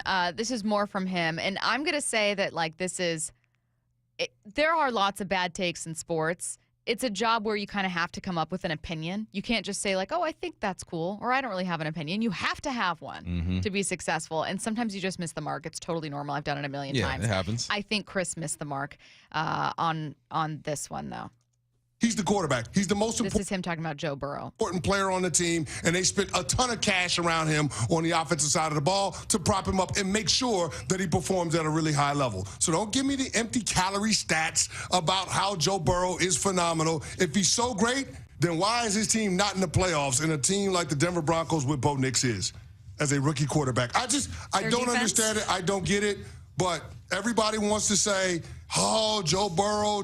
Listen, I get it. Joe Burrow is a good quarterback. He's a great quarterback. He's just not an elite quarterback because elite quarterbacks aren't healthy the entire season and skip out on the playoffs. You don't think Joe Burrow's an elite quarterback? Nope. Oh, boy. Nope. Here we go. You really are going to fire up your mentions with these Bengals fans. Show me the elite quarterback that is healthy from week 1 through week 18, and that team doesn't make the playoffs. I'll wait. Let me get him before you hit him with No, I want you to. the numbers that you found, because I think that's the cherry on top. All right, 70% completion rate this year, 4,900 yards, led the NFL, 43 touchdowns and 9 interceptions. He's been to a Super Bowl before. When he is healthy, my man is producing. I said the other day, there are only 5 guys who I think are elite of the elite. He is one of these guys. And the 5th one just entered the chat in Jaden Daniels. I still need to see him do it again. But we're going off of this year. I'm throwing Jaden Daniels in there. Every team in the NFL, if you do not have Lamar Jackson, Patrick Mahomes, who am I missing? Josh Allen. Joe Burrow, if you don't have those guys, you want Joe Burrow on your team. There are 4 guys you will take right now every single day of the week. Quarterbacks do not play defense. They don't get in the back pedal. They don't intercept the ball. They don't get their hand in the dirt and rush after the quarterback. So you are crazy. You did it for clicks, and you got it, buddy. But also, Stacy, let me set you up now. Yeah. He said that they spent all this money on offense and to prop him up, and he didn't get it done. Which is just not true. I think that if you're getting sidetracked with, okay, they paid Joe Burrow a lot of money, and then later they paid Jamar Chase a lot of money, and for a minute there T. Higgins, was making some money, then I think you could trick yourself into thinking that's the case. But following, their 3rd, 4th, and 5th single biggest cap hits in 2024 were on defense. Some of their big moves in free agency, bringing Geno Stone from a division rival, was on defense. Wow. In an effort to better the defense. It's not like they haven't tried to invest. They just haven't done it well. And next year, still, their 3rd highest paid player after Chase, after Burrow, is going to be Sam Hubbard. They spend on defense. They just don't draft or spend or sign exceptionally well. And it's part of why the firing of their defensive coordinator was a little controversial, because while they didn't play well defensively, people wondered if it was more of a GM thing, a personnel thing, an execution thing, than it was a defensive coordinator. That's why that was a controversial decision. The idea of them having no weapons defensively and not spending defensively, and look, Joe, we're giving you all these weapons, is just fundamentally false. And one of the narratives of Joe Burrow's first season when he was injured is they drafted this quarterback and got him no offensive line to play behind. That's not as true today, but also I'm so glad Michelle Smallman said their defense and just chimed in, because if you want to say, well, then, how'd Bo Nix get the Denver Broncos to the playoffs? Denver was 3rd in points allowed, like 3rd best, and 1st in sacks this year. The Bengals were 25th in both categories. You know what just happened? I ordered food. They got it wrong. You went and corrected the order for me. That's exactly what happened. That's what just happened right there. That's exactly what happened. I said, excuse me. My friend ordered blueberries with the pancakes. You give him pancakes with no blueberries. And you were like, I'm not going to be the one to correct them. Next up, after a year break, did the Super Bowl once again predict which teams would make it to New Orleans?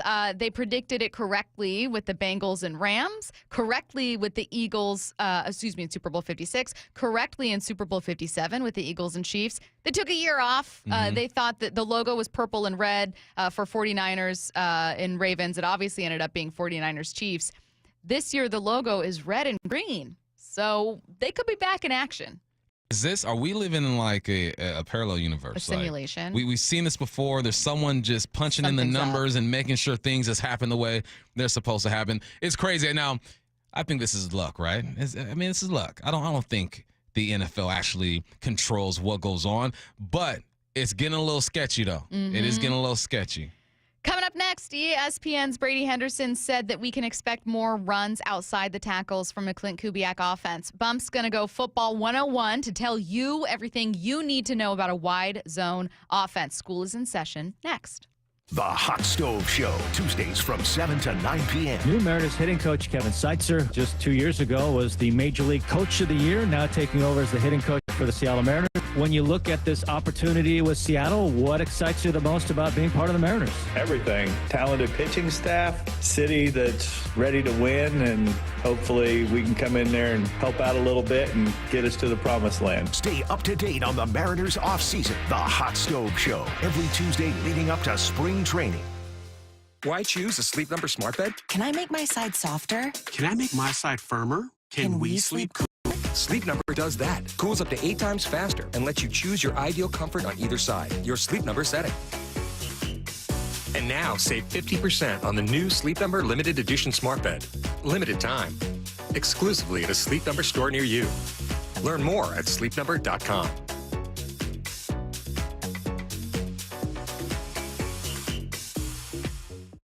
This is a story of the one. As a maintenance specialist for university housing, he knows college students can major in wear and tear. Plus, housing so many students doesn't leave a lot of room to house all the supplies he needs. That's where Grainger comes in. With over 1 million industrial-grade products and fast, dependable delivery, Grainger carries the quality products he needs so he doesn't have to. From a new door hinge to a whole new faucet. Call, click Grainger.com, or just stop by. Grainger, for the ones who get it done.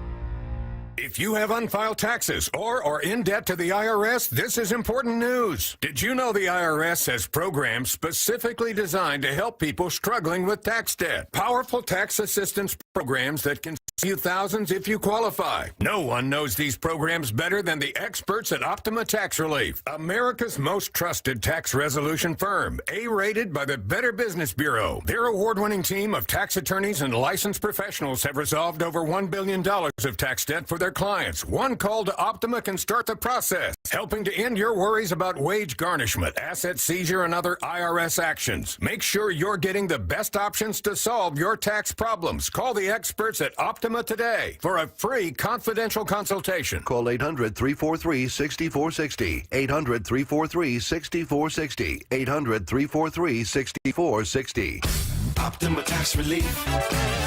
Some restrictions apply. For complete details, please visit OptimaTaxRelief.com. At Lake Washington Windows and Doors, we are committed to giving you quality workmanship and white glove service that exceed your expectations. Get our exclusive leak armor installation backed by a lifetime warranty. Choose Lake Washington Windows and Doors, a name you can trust. The Big Seattle Boat Show starts this Friday, January 31st. The boat show, the boat show, the Big Seattle Boat Show. It's the West Coast's biggest boat show with big selection, big discounts, and big fun for everyone. The Big Seattle Boat Show. It's a big deal. The boat show, the boat show. If you gotta cruise the boat show, you won't believe how cool it is to bring the family. Presented by Sundance Yachts and Port of Seattle. Details and discount tickets at seattleboatshow.com. I started Davis Law Group in 1994 to fight for the underdog. And as our team has grown, we've stayed true to that mission. Today, Davis Law Group is known for providing excellent service and even better results. Visit WashingtonAccidentBooks.com to get your free book on car accident law. Bonneville International radio station contests are open to participants 18 years of age or older, are residents of Washington State unless otherwise specified. Employees or agents of the station, Bonneville International Corporation, other area radio stations, or any entity associated with the contests are not eligible to win unless the station otherwise specifies at its own discretion. Persons who have won in the last 60 days from a station contest or event may not be eligible. Full general contest rules are available on seattlesports.com or in person at the station during regular business hours. Subscribe to the Seattle Sports YouTube page to find new and exclusive content from your favorite shows and personalities daily. Just head to YouTube, search Seattle Sports, and click subscribe. I've always said, the car sales in the 1980s and 1990s, earned the rep that we have today. The concerns that consumers have because of what has happened in our industry in the past, they're warranted. It's our job to show them that that's not how business is done anymore, right? It's very different business. It's much more transparent. There's much more information that's available to people, and we're much more customer focused than I think the car industry was, 20, 30 years ago. I'm more focused on providing good customer service and relationships because I think if you take care of people, money will always come.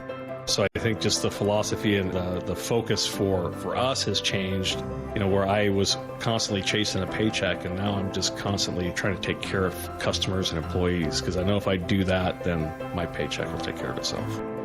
The LJ way is the Lee Johnson Auto family. We've all been there. Sleepless nights, mind racing, wondering if your business's security service is really protecting what matters.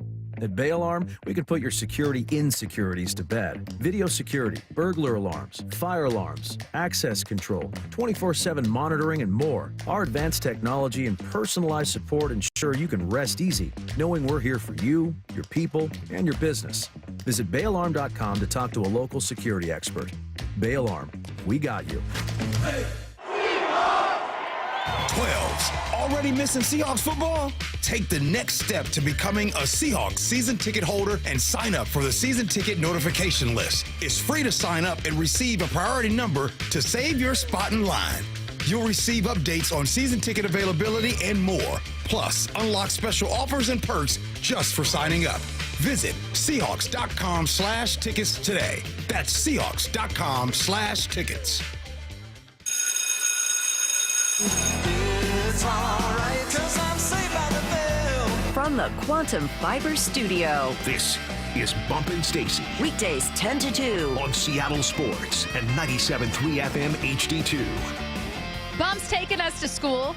We're going to figure out what the heck wide zone is. I know that everyone has a basic concept of it, potentially even a deep understanding, but we figured we'd cover our ground here, cover our bases, if you will, not to mix sports metaphors, because we are going to see a slightly different scheme in here for Seattle. Clint Kubiak from the Shanahan tree. We had Brady Henderson on with us earlier who said expect runs outside the tackle. This is a wide zone offense. Bump, class is in session. Tell us everything we need to know about a wide zone offense. First, big ups to Lisa Turtle, man. I used to have a big crush on her back in the day. Saved by the Bell. Yeah. Lisa Turtle was my The girl. blonde one? Is that Jessica? Nah, the only brown-skinned woman on that thing. Got it. Yeah, naturally, I was attracted to her. Oh, okay. Representation matters. Right. It does. All right, but wide zone, all right? Wide zone, outside zone, whatever you want to call it. First, I'm going to describe what just a regular zone is. A duo is what a lot of the guys call it because you're getting double teams, right? So in a regular duo, it's more of a downhill type of run. It's still a zone concept, but you got your bigs on bodies right now, and they're getting downhill. So in a regular zone, you double team, depending on which side you're going. Like you double team the one tech, you climb to the backer, and your running back is taught essentially to press the B gap. So if you look at the center, there's a gap there. The guard, there's a gap there. That's the gap right side of the guard if we're going to the right side that the running back is taught to press. So he's pressing that. So imagine you're getting, call it your 2 o'clock. Look at your 2 o'clock. You're getting downhill right now. You're pressing it, and then you're looking for the comeback. This is a downhill type of run because your bigs are getting forward right now. So now we're talking wide zone or outside zone. The steps with your offensive lineman on the duo, the inside zone, is they're stepping forward right now. Wide zone, it's exactly what it sounds like. Instead of stepping downhill right now, you got your lineman, and they're stepping wide. They're trying to beat the next man to the gap. So say I am the center, and there is a one tech. The one tech is a guy that's right inside the guard, the center of the guard. I'm getting wide. I'm trying to get to his outside shoulder as fast as I can. And that goes for the guard. It goes for the tackle. Now, for the running back, so everyone's getting horizontal. The duo, the inside run, is more of a downhill type of run. When you're talking wide outside zone, it's more of a horizontal type of run. Just imagine everyone on that offensive line taking hard steps to the right if we're going right outside zone or right wide zone. The key here is that the running back has to read the end man on the line of scrimmage. Now, when we talk about the duo, the inside run, he's just pressing that gap, and if nothing's there, he's looking for the cutback. Now, if I'm the running back, I'm looking at the end man on the line of scrimmage. It could be a tight end. It could be the end outside of the tight end. I'm going that way. I'm going at least 5 steps that way to get everything to flow. So the movement of that offensive line to the right is going to make the backers go to the right, everybody flow over to the right side, and the running back is responsible for influencing everybody to keep that flow going. The goal is to get a seal block from your tackle or your tight end. So seal block meaning that if I'm going to the right side, my tackle does such a great job. He gets to the end man on the line of scrimmage, and he turns his shoulders.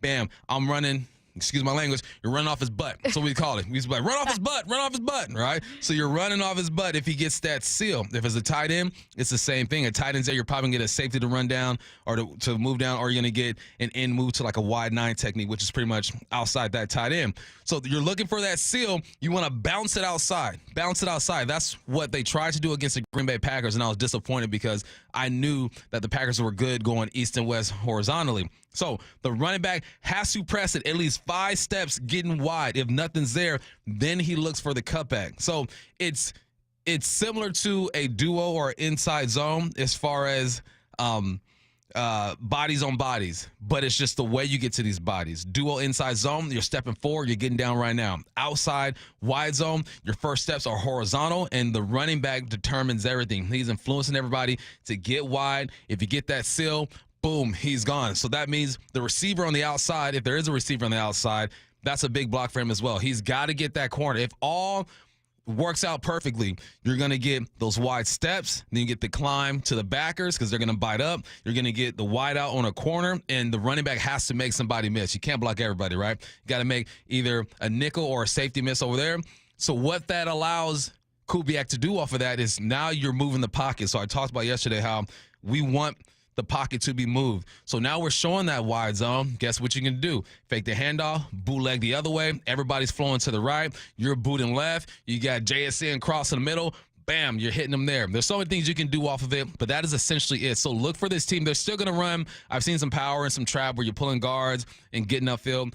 they're still going to do that. But you'll see more wide zone, and I think that K9 can do it. I think Charbonnet can do it. I think McIntosh can do it. It's going to be something to see because I think you can really build off of that and move that pocket for Geno. A couple more minutes left of class. Get your questions in, students. 866-979-3776 for Professor Bump. JD in the 509 says, Bump, forgive my ignorance, but isn't a wide zone concept like a finesse scheme? Isn't that the opposite of what we thought Mike McDonald was going for? In theory, I can understand why you think it's a finesse scheme. And I think that it's all contingent on just your offensive lineman because whenever you're not getting downhill, it's not a power or a trap. People think, yeah, you're not blowing dudes up.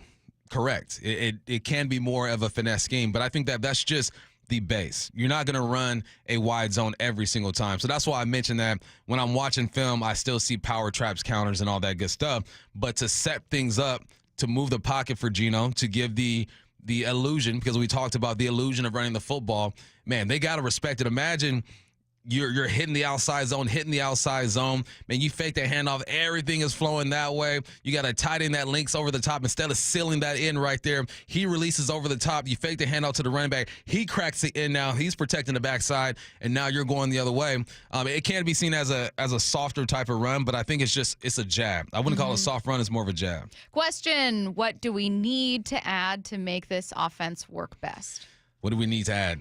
All about the big boys. Offensive linemen. All about the big boys. You got to get the big boys to understand this concept, and they have to move in unison, right? There can't be huge gaps between my center, my guard, and my tackle. It's like they're doing this dance all together. Bruce Lee, be like water, right? Move like water to that right side and not create these huge gaps. But the tough thing about the outside zone is that sometimes you can slant into it at the perfect time, right? And instead of getting the defense to react to it, they're slanting into it, and it blows things up. But just like in every play in football, there's always a way to counter that. All right, class dismissed. Thanks, everyone, for showing up. Thanks, Professor Bump. Coming up next, one NFL head coach says the quarterback position's overblown. Another says it's never mattered more. So who's right? That's next. Seattle Sports, your home for Wyman and Bob. We got the great Paul Moyer in today. Weekdays 2 to 7. The Seahawks have finally landed on an offensive coordinator. So I'm excited they got the guy they wanted. They took their time. They were going to make sure of this one. Yeah, and this felt deliberate. This did not on any level feel rushed. No. I was on the other side going, okay, what are we doing? What's going on? Because I was worried one of the guys would get snatched up. So I'm glad they got what appears to be their guy in Clint Kubiak. On Seattle Sports and 97.3 FM HD2. This might be the most surprising statistic I've shared in decades of doing local news. More than 75% of commuters will be involved in a car accident at some point.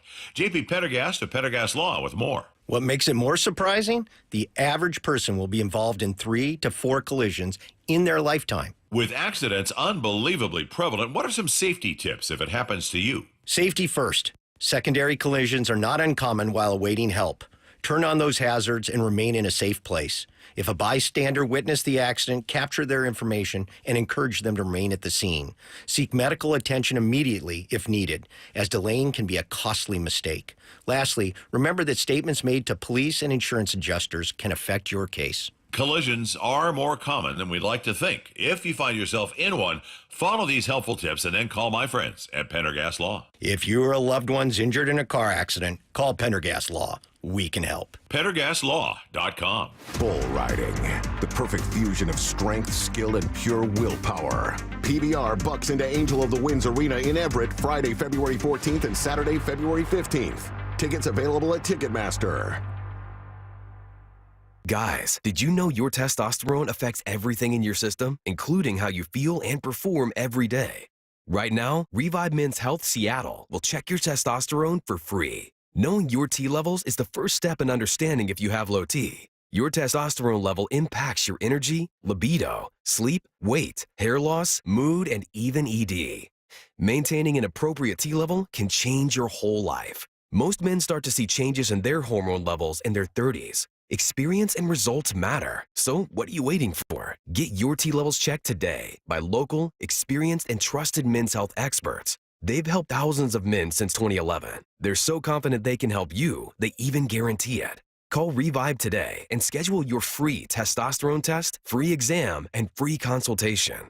Call Revive Men's Health at 206-529-1111. That's 206-529-1111. Or visit ReviveMen'sHealth.com. Jackson Hewitt makes taxes feel like a yacht rock song. April breeze, give me my biggest tax refund, please. You, me, and a lifetime accuracy guarantee. And now get $100 just to try Jackson Hewitt. Does your tax person do that?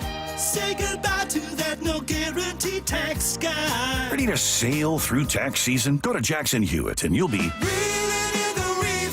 limited time offer for new clients. Participating locations only. Terms at jacksonhewitt.com. Milo's Rewards Week is coming, and it's kind of a big deal. Members, get ready for 7 days of up to 40% off store-wide on hundreds of items. Save on the top brands in bath, tools, paint, and more. Our biggest member deals are on January 30th through February 5th. So if you're not a loyalty member, now's the time to join for free. Lowe's knows home improvement. Loyalty program subject to terms and conditions. Details at lowes.com/terms. Subject to change. Hey, it's Jason Rantz. Our local tax expert Greg Nunn wants taxpayers to know the IRS is now going after older cases very aggressively. If you received Form CP-504 from the IRS, do not ignore it. Be proactive and resolve your situation with Greg Nunn, N-U-N-N, None Better Tax Resolution. Are you curious about who offers the best deals on top-rated Samsung, LG, and Sony TVs? The answer is surprising. It's not online, and it's not the warehouse clubs. The best deals on top-rated TVs are at Video Only. Don't believe it? Then check out the trade-in deals at Video Only. How about $500 for your old TV? Try doing that online.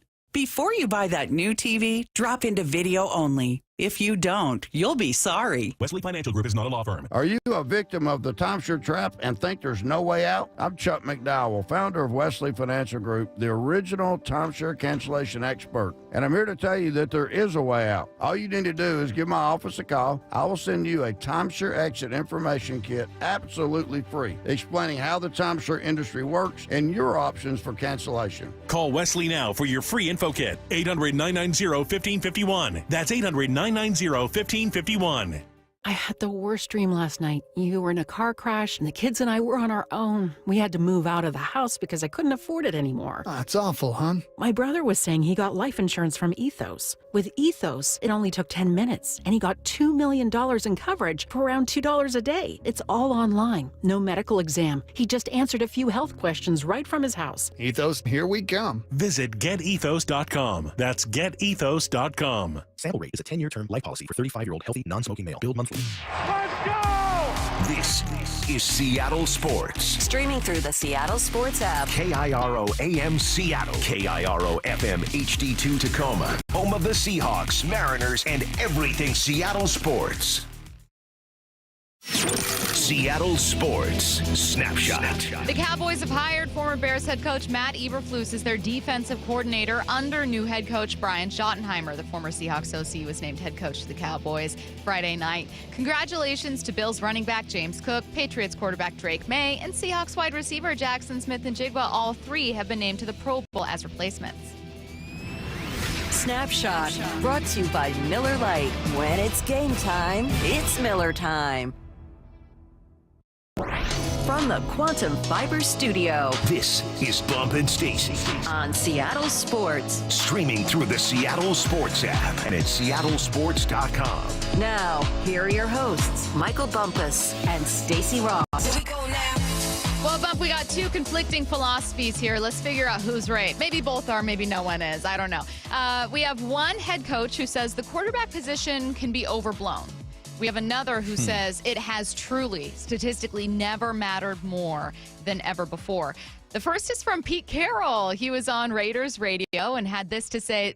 Just know that in the beginning they're talking about 90s style football, and then he kind of gets to his quarterback point. Mm-hmm. That's the game. That's how the game should be played. And it's not because you want to just be physical, which we love, and run the football and be tough. It's not just because of that. It's because the foundation of this game is about winning by playing great ball. And the best players don't always win. The teams that play the best usually do, though. And so it's how you put that all together.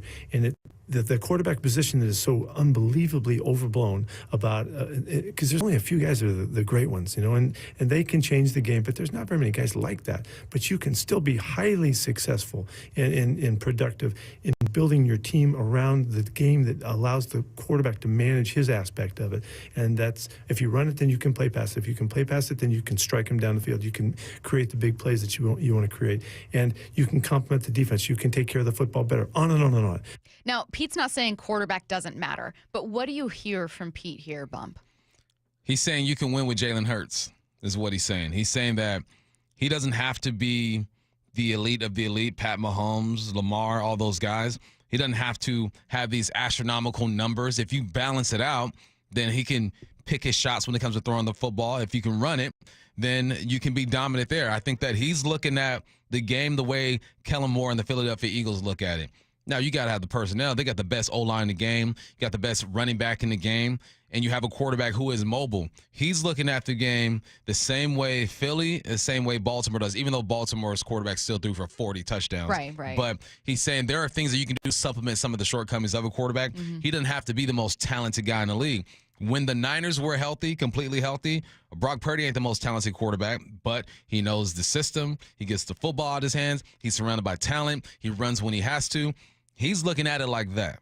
Now, I really like Pete's point. And I think it's the point that I have to kind of fundamentally believe here in Seattle, because Seattle doesn't have one of those quarterbacks. So therefore, I need to tell myself, that's okay. Be a complete team. Mm-hmm. Play sound football. Don't turn the ball over. Establish the run. Defend the run. Like these football basics. Be good on third down. Like surely if you do all of those, you know what I mean? If you can be a jack of all trades, then it's okay. You can get to a Super Bowl. However, it would be remiss if I didn't also mention that the bulk of those recent Super Bowls have been won by two quarterbacks. So maybe that point about quarterback success and what a quarterback can do does matter. This is what Ben Johnson, now head coach of the Bears, had to say about the role of the quarterback. Modern football in the NFL is quarterback driven. That is no secret. You can look at analytics. Right now, quarterback success is a higher predictor of winning and losing than turnover ratio, which has been for 20 plus years. Okay, that's changed. Who's right? Both are. Okay. Because quarterback success, what is quarterback success for the Chiefs? I'm going to ask you that. Quarterback success for the Chiefs, it would be Patrick Mahomes, high yardage, high completion percentage, crazy third down conversions. What's quarterback success for Jalen Hurts? 200 passing yards. Right. It's all about how you look at it. I think they're both correct. They're saying the same things, but it's more of an ideology. Yeah. Like, how do I want to communicate this to my team? Because end of the day, Jalen Hurts can't go out there and throw 3 interceptions and fumble the ball twice. He touches the football every single play. It's important. On the other side, you have Patrick Mahomes, who needs to have those big plays and have those big moments. So Jalen Hurts doesn't need to have 300, 400 yards, but he can't turn the football over. That's efficiency. Patrick Mahomes doesn't need to have 300, 400 yards, but he can't turn the football over. But you're also leaning on him late in the game to score touchdowns and have these big drives and these big moments. They're essentially saying the same thing, but it's more about how am I going to influence my team? How am I going to relay this message to them that makes sense for me and what I believe? End of the day, when it's all said and done, the guy who touches the football the most in the game has to make the right decisions, has to take care of the football. Whether you're depending on him to create these drives at the end of the game and win them and throw for 300, or you're asking him to just hand the football off, keep the DN honest with your zone options, and toss a couple down the field.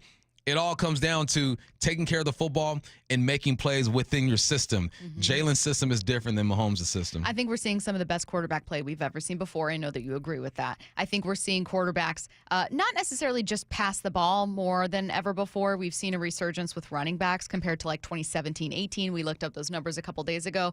But we are seeing, highs in completion percentage and just general efficiency, right? Third down conversions. Like passing offenses, in particular the best quarterbacks, are more efficient than they've ever been before, and we've seen elite quarterback play. Oh, and those guys can run. That's what's also crazy. There's this huge dynamic that just didn't used to exist decades ago. However, I like Pete's approach. What I'll say is this. Only one of these two head coaches has won a Super Bowl before. Right. and it's the one, Pete Carroll, that's saying, hey, the quarterback position's kind of overblown. You know, how the game should be played is complementary. However, that's how he won. It's how he won. However, how easy is it to replicate that? It's hard because you have to have balance everywhere. Everywhere. Pete Carroll won the football, won a Super Bowl with a great running back, good offensive line, one of the best defenses we've ever seen, and a quarterback who was capable of making plays, right? So I feel like it's harder to create a 53-man roster of just dogs. Not even 53. Let's give them 30 dogs out there because everyone's not going to be a main contributor on offense and defense. It's harder to build it that way, but we've seen the Philadelphia Eagles do it. It's easier to be a bad football team and draft a great quarterback who's going to make up for some shortcomings with your offensive line, who's going to make up for some shortcomings with the wideouts. You look at Tom Brady. Tom Brady had Randy Moss for 1 year, and that was one of the greatest duos we've ever seen. Robbed. Before that, then he was robbed. Before that, who do you have? I mean, you had Wes Welker, good receiver. Yeah. People aren't fighting over Wes Welker in the draft. Julian Edelman, good receiver. They're not fighting over him. You got Gronk, one of the greatest of all time. Yeah. Let's not get that twisted. Yeah. But for the most part, the guys he was surrounded by were not Hall of Famers or as talented even as this Philadelphia Eagles I agree. roster. So there are different ways of doing it. It's harder, I think, to do it with a less than stellar quarterback because you need more help around. It can be done, but now you're leaning on your front office, your GM, to hit more often than not. But also the flip side is, what do you want to do? Be bad and just draft a quarterback and hope that it works out? Because numbers say most picks don't work out. But when you and I were looking at who was left in the playoffs at one point, all of these quarterbacks were first-round guys except for Jalen Hurts. So what does that tell us? That most likely you need a first-round quarterback. You can do it with a second, third round in Jalen Hurts, but you need more help around him. And I think people forget, too, he was a second rounder, but he outplayed Pat Mahomes in the last time they met in the Super Bowl. He was the better quarterback on that day when it comes to this statistics.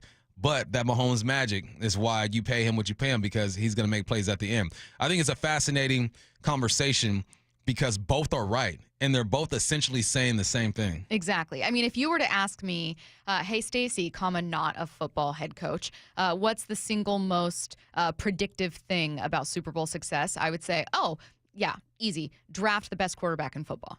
Like, if you were to ask me what thing is most likely to correlate with Super Bowl wins or appearances, I would say have the single best quarterback in football. Right. Statistically, we have seen that, right? Not only when it comes to the sheer number of Super Bowls now shared by specifically Tom Brady, but also now Patrick Mahomes, who may get his fourth and third in a row here. But you can see that with Super Bowls who were the best of their era, or certainly on really powerful complete teams who also won quite a few. You can see it with Peyton Manning getting 2, appearing in 3. Would I throw Eli in there? No, absolutely not. But I would throw that in the category of complete team, a team that gets hot at the right time. Like, there are other formulas, but the single most consistent is, easy, just have the best guy.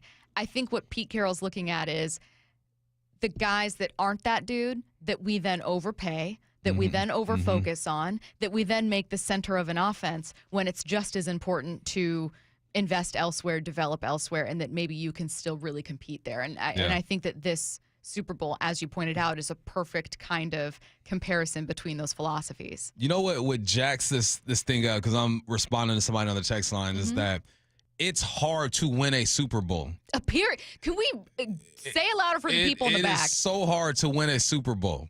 Right? You're just hoping for an opportunity. It's even harder to win a Super Bowl now that you got Pat Mahomes. It was harder when Tom Brady was in that league. I'm not saying that you just draft a quarterback in the first round and you're good.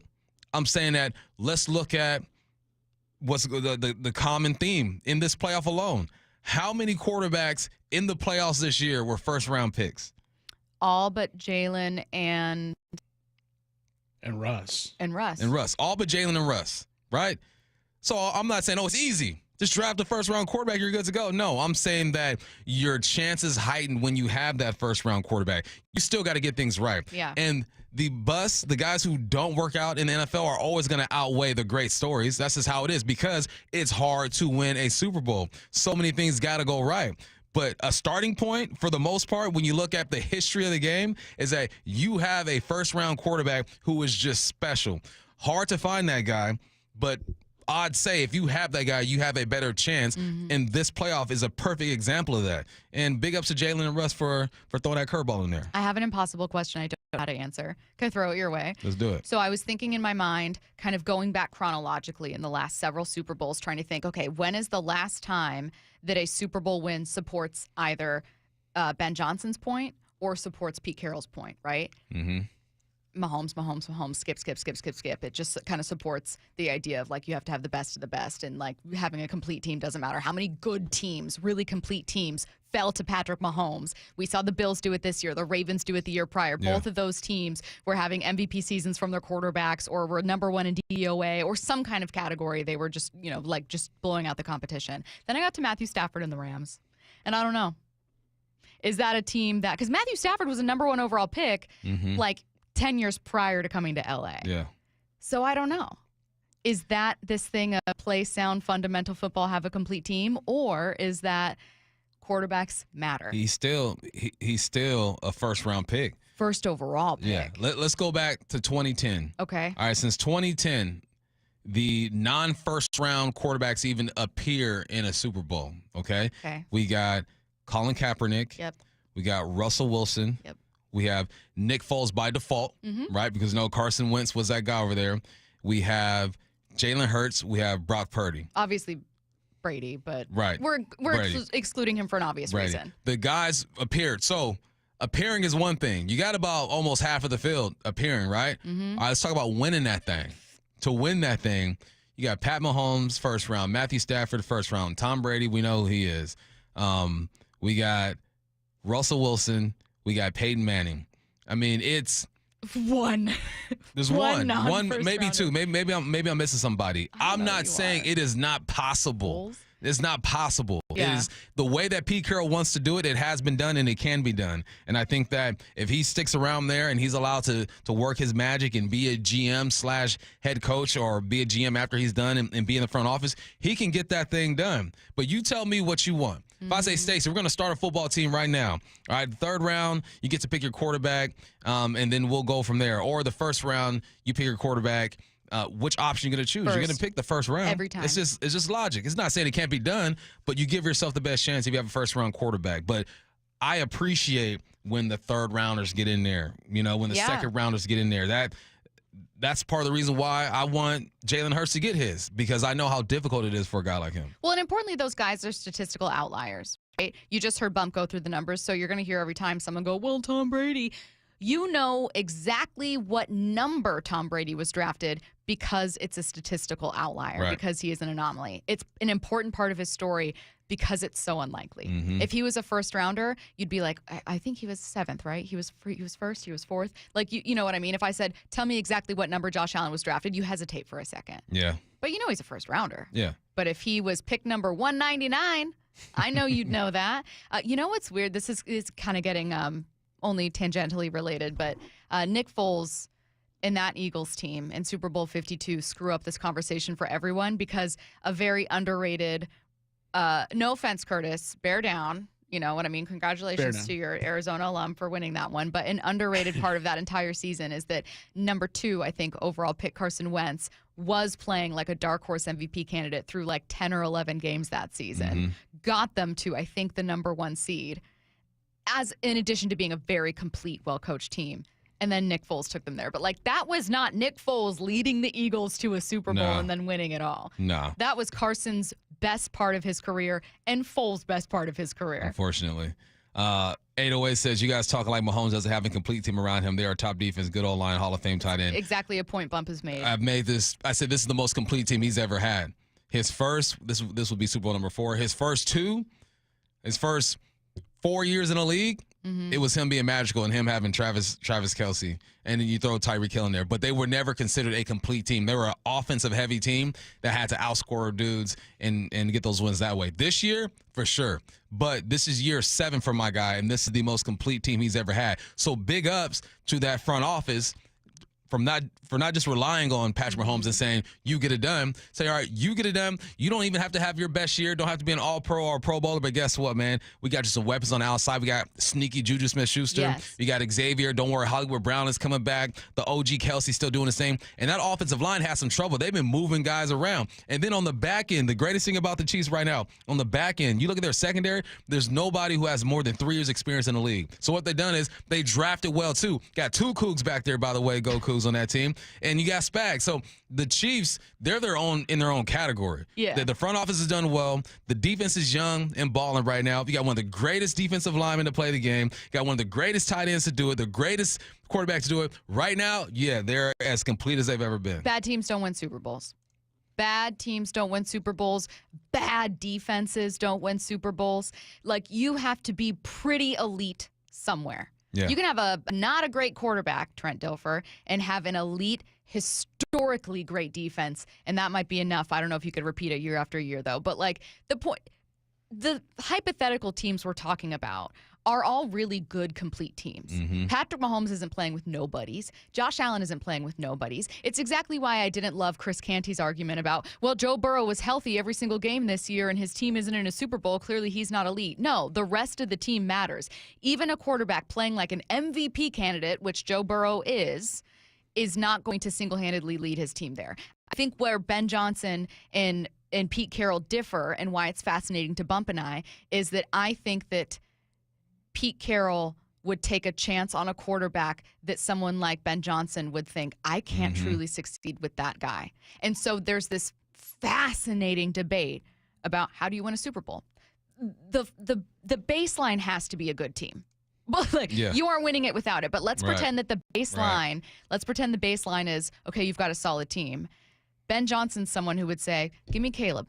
Give me Caleb Williams. Give me a number 1 overall pick at quarterback. Give me a first rounder. Give me an elite quarterback, and I can find a way to win. Let's start there. Pete Carroll's someone saying, let me look at these fundamentals. Let me look at sound football. And both believe in this, but I love you pointing out, Pete Carroll looks at Jalen Hurts and says, that can be my guy. Yeah. I don't need Mahomes. And you think Pete Carroll didn't want that Bears job because of Caleb? Most definitely. Most definitely. But they're like, no, we're going to go with the quarterback guy, Ben Johnson, who, has been offensive coordinator. Of course he wanted that job because of Caleb. He interviewed for that job for a reason. There's a reason why nobody going down to the Saints right now. Maybe they're waiting for their guy, or maybe they're looking at the quarterback spot and the complete team and saying, where do I start with this? Where do I start? At least with the Raiders, Pete Carroll's looking at the defense saying, well, I have an all-pro type of defender there. I have an all-pro type of tight end there. And that all-pro type of tight end fits right into the type of offense that Pete Carroll wants to run anyway. So let's get that. If it ain't the Bears, let's go ahead and get the Raiders. I'm just going to blow through headline rewrites. I love this question. 253, how many Super Bowl appearances then by a quarterback that's on his rookie contract compared to the ones getting paid? And I don't know if this person's implying that it's just more difficult to win with a quarterback getting paid, which it is. However, that has turned a little bit in recent seasons. I'm not saying that any of these quarterbacks were the highest paid at their position per year at the time of winning a Super Bowl. But the last several winners, Patrick Mahomes, Matthew Stafford, Tom Brady, unless I'm blanking on one, are the last 4 Super Bowl winning quarterbacks, correct? None of those guys were on rookie deals. Nah, I don't think. I can't remember if Pat's second, he was still on it or not. They were getting paid. No, Pat got paid, I think, before that, before 2022. Yeah. Because he signed a 10-year deal. Those guys are getting paid. And it's hard because people are going to look at the highest paid quarterback and say, well, he didn't win it, because every year it's changing. Every year and a half, 2 years, the highest paid quarterback is changing. Coming up, I mean, Sam Darnold had the opportunity to be like in the top 3, 4 when it comes to being paid, but then he tricked it off towards the end of the season. That's an example right there, is that it's just timing. And if you're locked in on a contract, why do you think the Chiefs locked Pat Mahomes in on a 10-year contract? It's like, he's going to be worth too much. Let's lock him down right now, 10-year. We can restructure, renegotiate as, inflation happens and guys start getting paid more. But let's start right here and hold him down for 10 years. Yeah, for sure.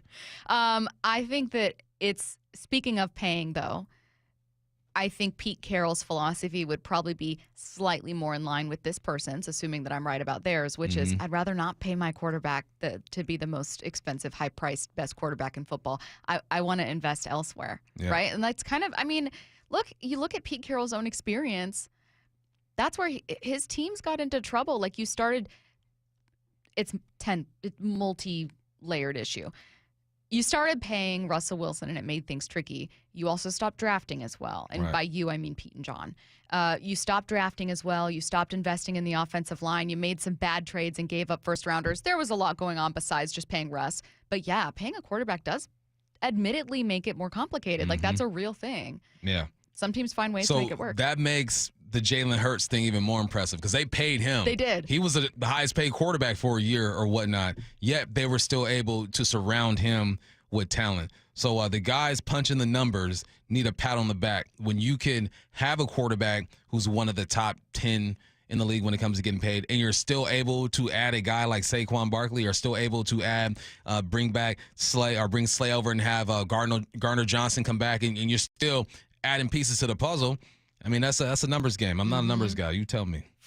From the 206, truly great quarterbacks are only great because they have an offensive line, effective running back, and receivers. Great receivers are only great because they have a quarterback who can throw the ball to them, implying that, like, look, the trend here is that everything depends on everything around it being great in order to lift the average up. The one thing I'll say that this does make me think of is while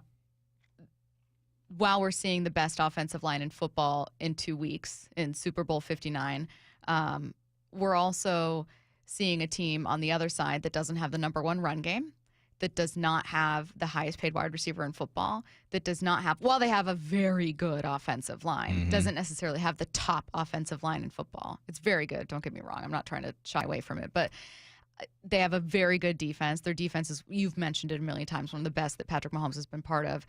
Maybe the most complete team, as you've mentioned, that he's been part of. But, like, I don't know. I do think there is a level of, like, overcoming things that an elite quarterback has. Yeah. Like, I don't think Patrick Mahomes needs to have the number one offensive line in football to win a Super Bowl. No, he doesn't. He makes up for things because he's the best in the game right now. Lamar will make up for some things. Yeah.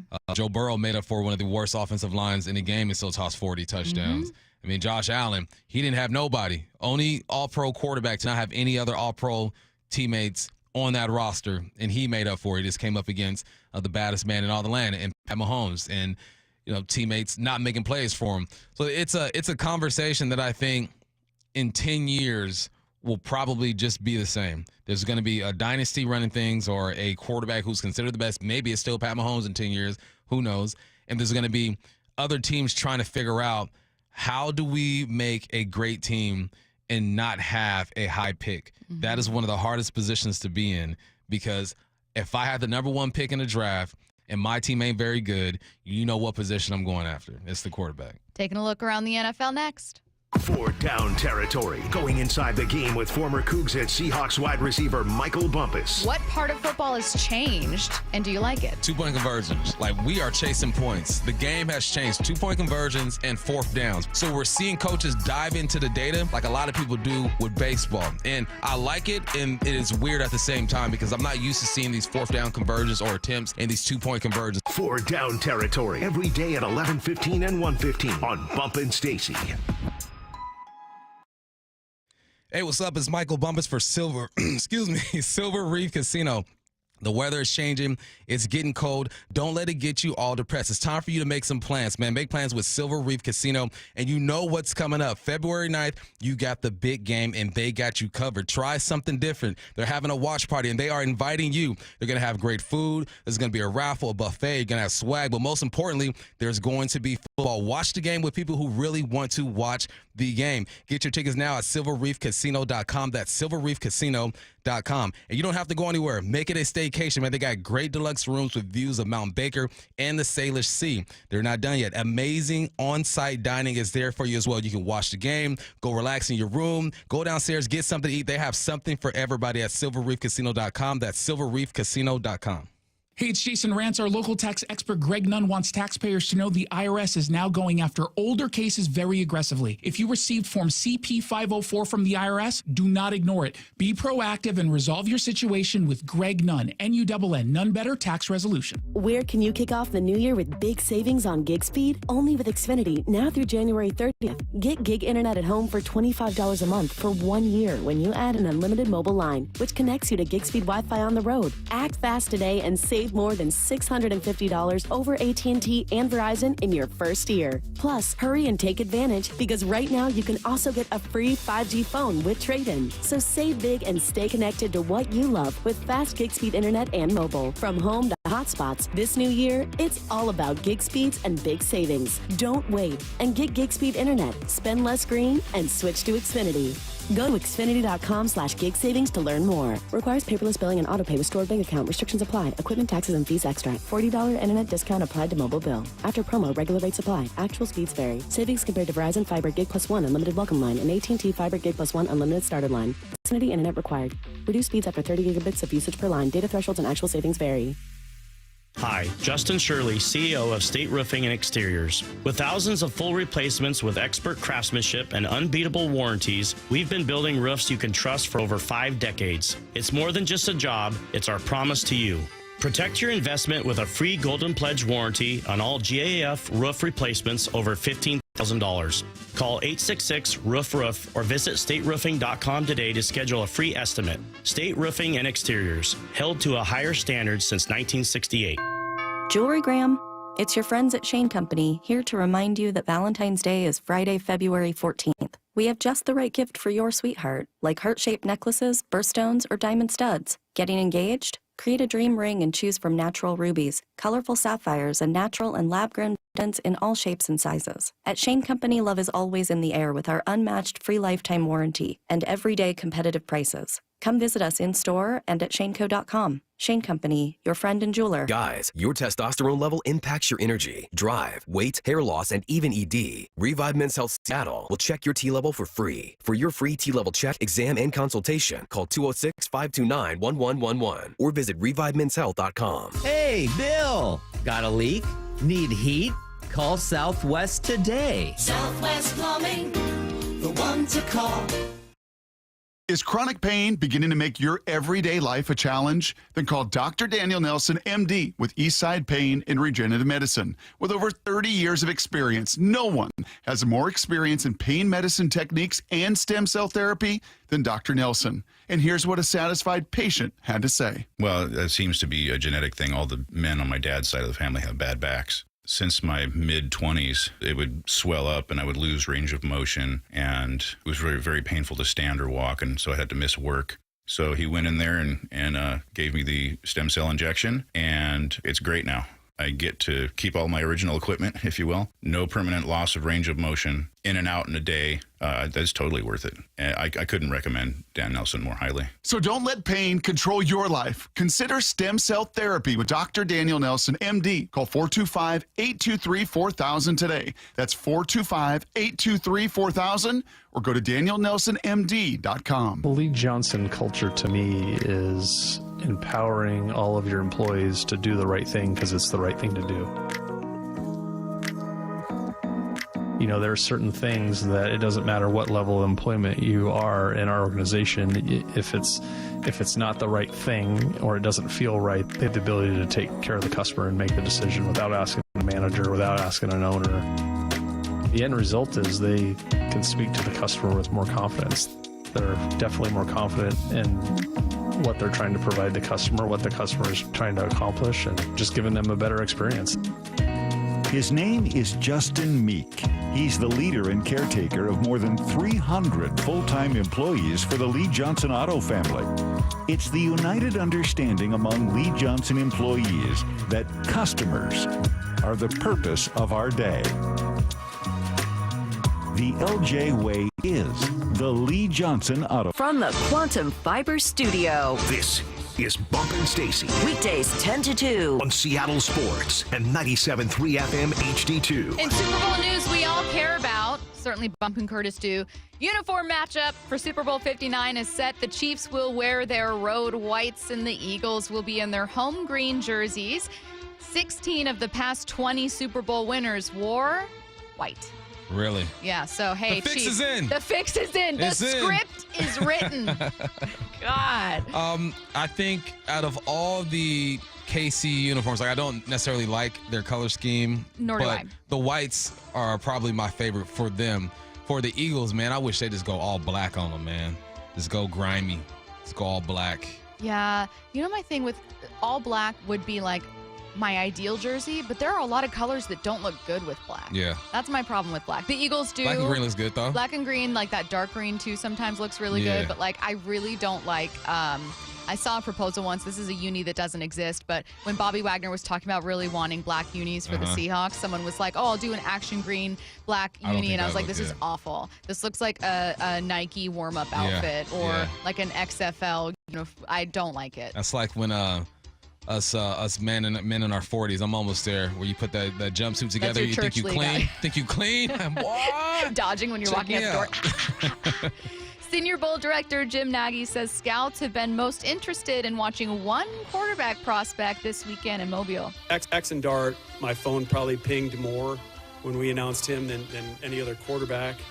Just because I think guys want to see him in a pro-style offense and throwing into tighter windows. I mean, I've said this a million times over the last few weeks, but I mean, Lane does such a good job there that he's throwing routes on air all the time, and that's not NFL football. So I've even said something to Jackson this week. You get ready to throw into tighter windows, but really excited to see him out there. Jackson Dart catching some attention, Jim Nagy says, getting some texts from scouts and folks he knows about him. Has he been catching your attention at all as you prep for the draft? We're a ways away from it still. No, he was one of my dark horses, man. Yeah. Him, McCord are the two guys where I'm looking at that could be a late round draft pick and that'd be good. I think the only thing with Dart people are cautious with are his turnovers. But man, there's going to be a cycle of quarterbacks with 50 plus starts in college football. I believe he's around 50 plus starts just because of NIL. Guys don't want to leave, and we're seeing Bo Nix get out there with a bunch of starts. We'll see what Michael Penix looks like with a bunch of starts there. The good thing about the transfer portal and NIL is that you might get just more seasoned quarterbacks. You got Dylan Gabriel, who has more than 50 starts as well. So you're not getting these young pups with 20-something starts, and you have so many bad habits to break. Maybe that can be it with Jackson Dart. I'm totally blanking on his name. Who did the 49ers draft at 3rd overall? They traded up to get him. Trey Lance. Thank you, Trey Lance. I like you mentioning the experience and how Bo Nix and maybe, I don't know, maybe if Michael Penix was playing, though he missed a lot of time with injury, but that idea of older rookie quarterbacks being a knock, or maybe all that experience being a knock because it's just time and wear on your body, that mental rips actually can really help a guy. And then you see guys come into the league with limited starting experience, like Trey Lance, and lo and behold, there's a lot he still has to learn. Wow, it's weird. It's almost like you can't play 1 or 2 seasons of football and then jump into the league and acclimate quickly. Who'd have thunk it? The Chiefs and Bills set an AFC title game record with 57.4 million viewers, beating last year's record of 55. It was the most watched conference championship game, the most watched conference championship game ever. I couldn't believe this. I mean, I can, but I can't. 2012's Giants 49ers game, 57.6. Like, what was the story vibe behind that? What, Colin Kaepernick was the quarterback, right? Was it Colin? Yes. Colin Kaepernick and was Eli it Joe Manning. Flacco? Oh no, I'm sorry. We're doing New York Giants. It was Eli. Yeah. It was Eli against Why was Colin that game Kaepernick. so special? Wasn't that Giants team a wild card who had kind of gotten hot? Yes, I mean, they I were know 9 New and York 7. is the biggest media market. biggest media market, second most watched team behind the Cowboys. I get it, but like I'm like, they didn't break a drought. They had won a Super Bowl not long before then. I'm trying to remember, like, what was the deal? Yeah, Why this game? Like, my memory doesn't remember either of these offenses. It was a good game. Especially electric. Went to overtime. Yeah, but Is that when they cut? No, why do I keep trying to throw Baltimore in there? I keep trying to throw Baltimore in there. 2012, yeah, because the Ravens in 2012 won and beat the 49ers. I remember nothing about that game. It was not one play. I don't. Kyle remember. Williams, the 49ers punt returner, muffed 2 punts. Oh yes, I do remember that. What Super Bowl do you guys forget about? And I'm talking like in your lifetime that you watch, not like I know someone's going to be like, you don't remember Super Bowl. It was the Rams Patriots 13-3 game. Oh, that was God. horrible. Was that the one? I remember how bored I was. Edelman was the MVP. Yeah. The thing I remember most about that game is that I ordered Thai food I really didn't like. Like, that's truly my lingering, lasting memory from that game is I'm staring down at Styrofoam and being like, is this right? Did they get my order right? That's my actual memory of that game. It was so that was bad. a horrible game. That's bad. What about That's your memory. One of my favorite Super Bowls I've watched is, we've talked about it quite a bit today, Super Bowl 52. Eagles defeat the Patriots. What's one of your favorites you've ever watched? One of my favorites was back in the day, because that's when I like really started locking in to football, was the Niners against the Chargers. I believe it was in the Rose Bowl, too. Maybe that's why I was locked in, because being in L.A. Like a local kind of Yeah, feel. but because you just felt it. Like the Yeah. Super Bowl is around, Steve Young, you got the Chargers. That was probably my first real, okay, I'm locked in football Fell in experience. love. Curtis, what about you? One of the, we'll exclude Super Bowl 48, obviously, but like one of the best Super Bowls where you were like, I truly have good memories, good feelings about this Super Bowl. The earliest one that I can like remember being an amazing game was Rams-Titans. When Tennessee fell a yard short. Baby Curtis. You were only, what, 10? 9? I was 8. 8? Yeah. Wow. So that was a really fun game. Yeah, I was only 4, so I simply can't. I don't think I was born yet. I don't think I was. Sticking with the Chiefs here. Chris Jones says the rest of the NFL needs to stop sleeping on Chiefs defensive coordinator Steve Spagnuolo. As long as they continue to let Spags be our DC and not hire him as a head coach, we're going to continue to win, man. For me, he's one of the greatest assistant coaches to ever coach the game. You look at his resume, he got one of the greatest resumes, and he found a way to close, man. That's what Spags does, and whether it's dropping me and covering a tight end, or whether it's sending cornerback pressure at the end of the game, that's what he's known for, man. He can dial up different schematics and different blitzes to affect the opposing quarterback. And he does a really, really good job at it. You know, Bump, I saw someone on Twitter pointing this out where they said everyone wants to complain about the Chiefs and, fair, have a go at it. But yet the rest of the NFL has not poached their staff. You've allowed them to remain fully intact and consistent. And what does that say? That they like it there. That they want and to they want to be there. a part of this, something great. Spags has won 4 Super Bowls, man, going for his 5th one.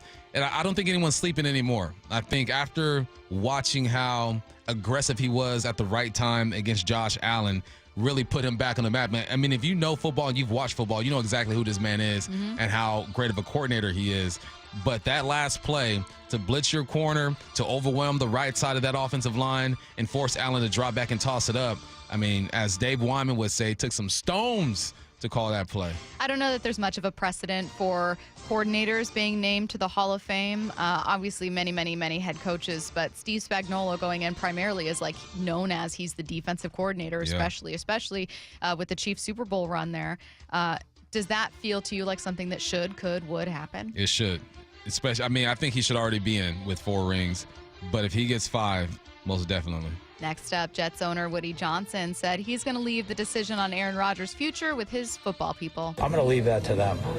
They've got to take a look at how the team's composed and what they think they need and put all that together. Woody, would you welcome Aaron Rodgers back if your coach and general manager would like to go that route? Absolutely. Yeah, if they want him back, Aaron's a talent for sure. He's a Hall of Famer. Will you voice your opinion on that, Woody, or is it really just on specific? No, I'm not going to voice my opinion. No, that's up to them. Do you believe Woody? I think so. Okay. I think so. I think he believes in who he hired.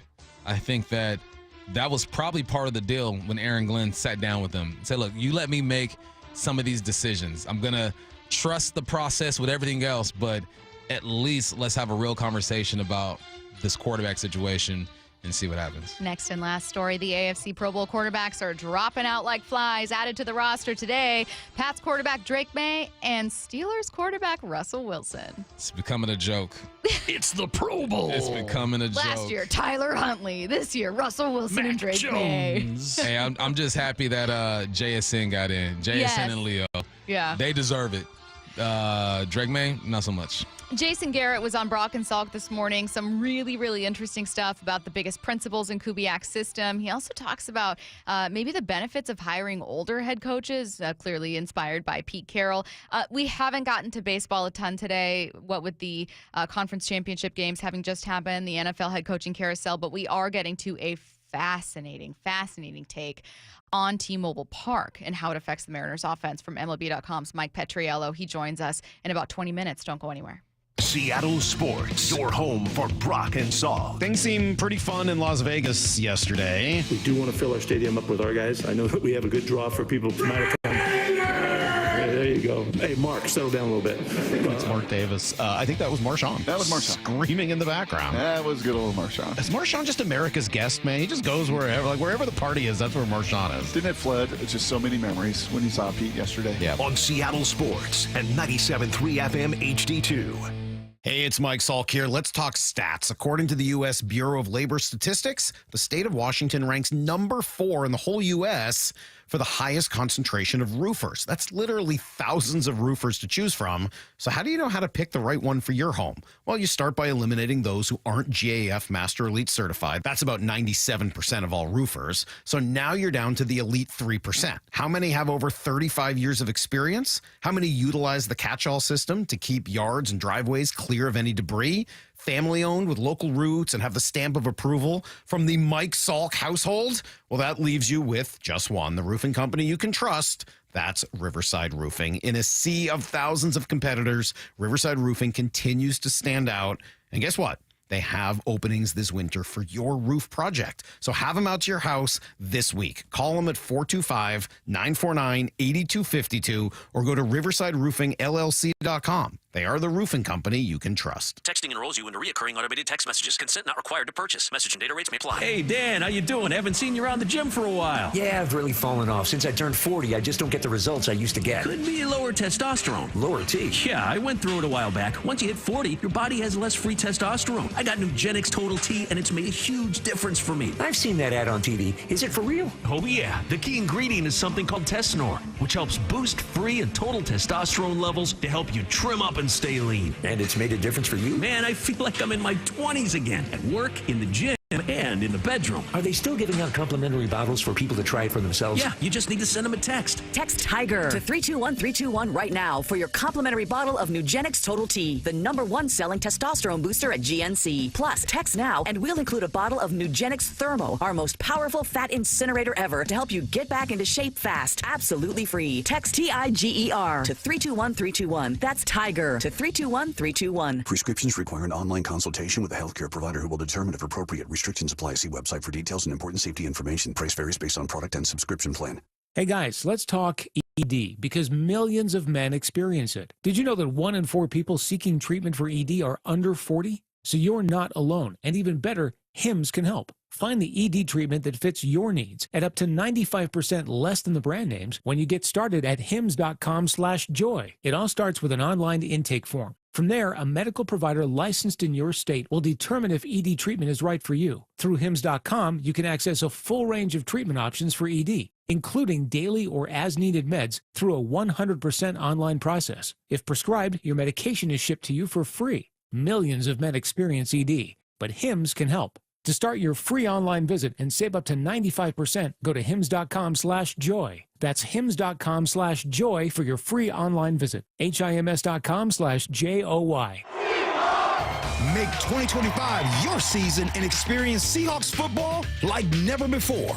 Take game day to the next level with premium hospitality, exclusive perks, and unbeatable views at Lumen Field. 2025 full season suites are available now. Perfect for celebrating big moments, hosting clients, or enjoying the game with family and friends. Visit Seahawks.com/suites. To learn more, that's Seahawks.com/suites. The Hot Stove Show. Stay up to date on the Mariners offseason with Aaron Goldsmith, Gary Hill, and Shannon Dreyer. Swing and a miss for strike 3. Tuesdays from 7 to 9 p.m. leading up to spring training. I want you to want me. Muckleshoot Casino Resort welcomes Cheap Trick. Friday, February 21st at Muckleshoot Event Center. Over 20 million records sold. 5 decades of hits. Cheap Trick live February 21st, only at Muckleshoot Casino Resort. Get tickets now at muckleshootcasino.com. You've heard the saying, you never get a second chance to make a first impression. Since 1926, my family's been helping local businesses make great first, second, and long-term impressions. We know how to make your company look good with quality uniforms, logoed apparel, floor mats, linens, and more. If you're paying for linen service or doing it yourself, let's have the conversation. The information and quote are free, but the savings and service can really add up. Visit suplinen.com. Superior Linen Service. It's what we do.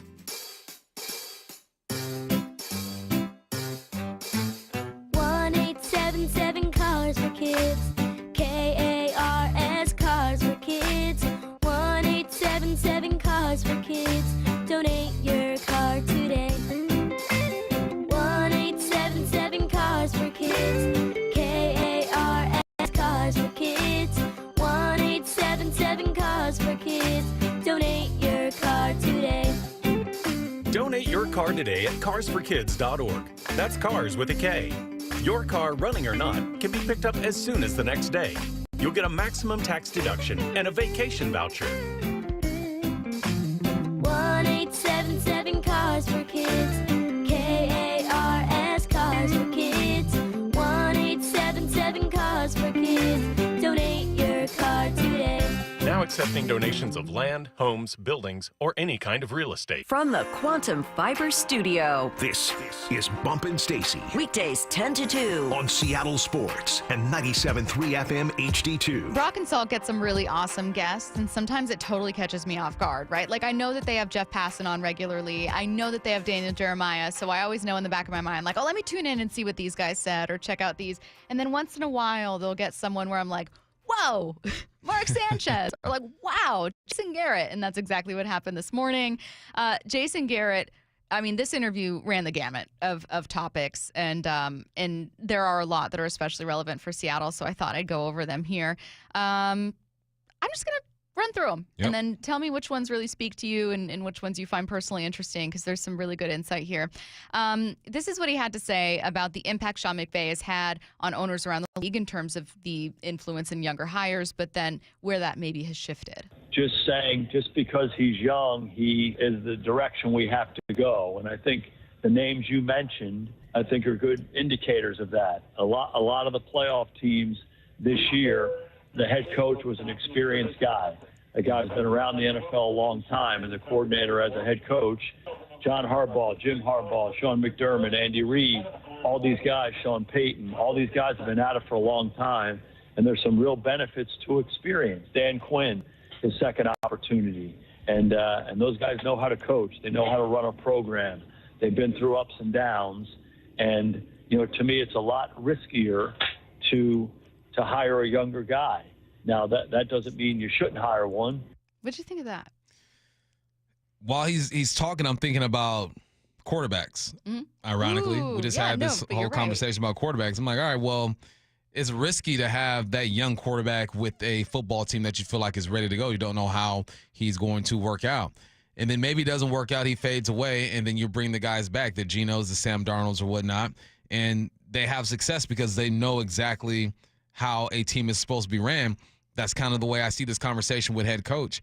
It's McVay made it popular to go get a young head coach. The draft just makes it popular to go get young quarterbacks. Mm-hmm. It is what it is. But there are risks with the head coach being a young guy because they don't know the structure as well as a guy who's been around the block a few times. There are things that Dan Quinn knew. As soon as he walked into the building and smelt that stank and saw the horrific things going on, this is what we're going to do. We're going to change here.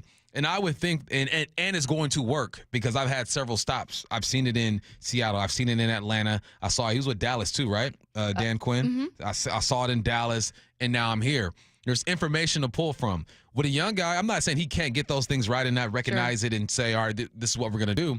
But the chances of him getting it right the first time are just lower. Yep. But there's an excitement about a young guy. There's innovation. There's ways of talking to people or creating ideas that just haven't really been around. So that's the fun part about it. It's like, you ready? Golf. Ready? No. Okay. All right. Fine. The young guy is you pull out that new driver, fellas, ladies, my golfers out there. If you pull out that new driver, the fairway is narrow. And you know you've been spraying it a little bit, but you pull out that new driver, it's new, I just got it. Boom, you hit it far, but then it sprays to the right. Right. Instead, you pull out that handy 3-iron. You know you're going to hit it about 215, 220. It's going to be nice and straight and consistent. That's the old coach. The young guys are the driver. But when you hit that driver, though, 300 down the middle. Feels good, Stace. I was gonna say you stole the analogy straight from me. No, I actually really like the conversation around the value of wisdom and then devaluation of age in the NFL when it comes to head coaches and how and I'm really struck by the way that Pete Carroll was treated on his way out. And granted, Pete Carroll, like, you missed the playoffs in 2 of 3 seasons. You know what I mean? Like, it's not like Pete Carroll was fired because he's old. That's not what happened. I think everyone basically is fired in the NFL eventually. It just happens. Pete Carroll's playoff teams were not meeting the bar that he had set. And it's why John Schneider, if things happen, like, he's next on the hot seat. Like, you stay long enough in a place and you set a bar of Super Bowl, and that becomes an impossible thing to try to hit consistently. Anyways, I just find that it resonates more with me even the older I get. Like, I think, like, man, you're right. Like, there is a lot of football fundamentals and principles and, like, a real wisdom and ability that Pete Carroll brings, and people just look for the young hotshot and completely ignore that the most successful first-year head coach this year was Dan Quinn, someone that no one was particularly excited about in Washington. He was seen as someone Washington, quote, settled for because they couldn't get Mike McDonald, and yet here he was as the lone first-year head coach for this cycle. He's obviously coached a team to a Super Bowl before. Let's get to his thoughts on Kubiak here in Seattle. And I think Clint's going to do a heck of a job there. I really do. He's grown up in it. I think the Kubiak system was really strongly influenced by Mike Shanahan, obviously. And I think you see a lot of those characteristics of Shanahan's offenses in Kubiak's offenses, both Gary and Clint. And, it's based on the outside zone run game and everything that comes off of that. But I also think it's evolved through the years. But there are some really good coaching tenets that come from that offense, and it's formation use, it's complementary formations, making it all look the same. It's how they game plan week to week. I think all of those things have been tested for a long time, and I think you see the influence of that. The Shanahan and Kubiak systems, Kubiak being a product of Shanahan, provide strong coaching tenets. What do you think about that? Yeah, I loved it. He talked about formations. They look the same, but you're getting multiple plays out of it. Imagine being a defender, and they come out in a 2-by-2 set. Second down, the third second down they've been in, second and medium. QB's under center, and you're going through your highlight reel in your head of what they've done in this game, what they've done in the past games. And it's week 3, and you got 2 weeks of film to kind of look at it and pick up on their tendencies, and then they hit you with something else. They didn't hit you with the wide zone that you're thinking. They didn't hit you with the boot, wide zone right boot to the left that you were thinking. They get under center, they fake the duo, and it's a more of a downfield type of play, and the backers are influencing, you're making plays. That's what connecting plays looks like, and showing the same formations look like, and in multiple formations. Like I mentioned the other day, I've seen so many formations. I was watching the game last night. What game was I watching? The game against the Eagles. Side note, Jalen Carter, goodness gracious. When I thought he was seriously hurt for a minute, I was like, oh no. Man. Because it felt like they were going to go to the Super Bowl. I watched that game, the Saints versus the Eagles, and Jalen Carter's just tearing stuff up. It's crazy watching him play. And that was on like the 3rd week of the season this year. But I'm watching, I saw bunch to the right, tight bunch. I saw wide bunch. I saw just a straight up 2-by-2. I saw them start off in empty, then shift the running back in the backfield. And by the way, that tight end is not really a tight end. He's a fullback. Let's bring him back here too. I saw them hand the ball off to the fullback. There's just so many things that they're doing that makes the defense have to prepare. Dave Wyman uses this saying all the time, like, oh, he's an extra meeting guy. That means like he is so good, we got to have an extra meeting just about him. I think the formations alone might be extra meeting formations. It's a cool way to look at it. We are going to jump from the NFL to MLB. First time today. We've just been so NFL heavy, but there's a fascinating read by Mike Petrelio who's going to be joining us next, and it might be the most interesting thing I've learned about the Mariners this offseason. Don't go anywhere. Seattle Sports, your home for Wyman and Bob. We've been going position group by position group. We move on to safeties, Dave. So you got Julian Love, who's entering the first year of a 3-year extension. He had a great season. You got Kobe Bryant in the final year of his rookie deal. Rashawn Jenkins is the most likely cap casualty here because he's got a $7.9 million cap hit. And if they release him, they save $5.4 million. He had some plays, but he didn't have $7.9 million cap hit plays. I agree. On Seattle Sports and 97.3 FM HD2. For many of us, it's happening. Your hair is thinning, your crown is disappearing. Hair loss had me feeling like I was losing my identity altogether. Well, I've got some good news. It's a simple one-day treatment that worked for me. The Advanced FUE from Advanced Hair. It starts growing new hair the very next day, and it's guaranteed to grow for life. We've all seen the pills and lotions that come with monthly memberships. Those can help retain what you have. But what if you want your own natural hair in specific areas like I did? You decide how much, how thick, and where. From Advanced Hair's state-of-the-art facilities to the world-class leading doctors like Dr. Perungo, it's not a maybe your hair will grow. It's guaranteed that your new hair will grow. For your free consultation, $250 off and 250 free hair grafts, call 425-449-8185. Advanced Hair is the winner of the 425 Business of the Year, and they are the team that I personally recommend. That's 425-449-8185 or advancedhair.com. In between storms, have Asset Roofing inspect your roof just to make sure everything is okay up there. It's Bob Stelton here for Asset Roofing. It's a quick appointment that will most likely give you peace of mind and save you thousands of dollars later. Remember, you're either hiring a liability or you're hiring an asset. Head to AssetRoofingCo.com. That's AssetRoofingCo.com. Certified work that's never in doubt. Asset Roofing, excellence is on the house. Emerald Queen Casino, the entertainment capital of the Northwest. The best place to watch all your favorite sports. Featuring wall-to-wall viewing screens, 6 windows, and 30 kiosks. Be there at EmeraldQueen.com. Emerald Queen Casino, the entertainment capital of the Northwest. What is that sound? Ugh, that sounds like a plumbing sound. Luckily, there's a company that fixes all the plumbing sounds across Puget Sound. That's All Sound Plumbing. Puget Sound's plumbing experts. Have a sound? Visit allsoundplumbing.com. Okay, I have to tell you, I was just looking on eBay where I go for all kinds of things I love, and there it was. That hologram trading card. One of the rarest, the last one I needed for my set. Shiny like the designer handbag of my dreams. One of a kind. eBay had it, and now everyone's asking, ooh, where'd you get your windshield wipers? eBay has all the parts that fit my car. No more annoying, just beautiful. Whatever you love, find it on eBay. eBay. Things people love. Jackson Hewitt makes taxes feel like a yacht rock song. Please, give me my biggest tax refund, please. You, me, and a lifetime accuracy guarantee. And now get $100 just to try Jackson Hewitt. Does your tax person do that? Say goodbye to that no guarantee tax guy. Ready to sail through tax season? Go to Jackson Hewitt and you'll be limited time offer for new clients. Participating locations only. Terms at jacksonhewitt.com. Tired of hearing scary radio ads about the IRS? Tax Relief Advocates is different. TRA is here to tell you that if you owe money to the IRS, whether it's $5,000 or $500,000, we have a solution. TRA can eliminate or reduce what you owe to the IRS with zero risk to you. We have over 1,000 5-star reviews on Google and an A+ with a BBB. End your tax nightmare today by visiting TRA.com or call 800-583-6681. That's 800-583-6681.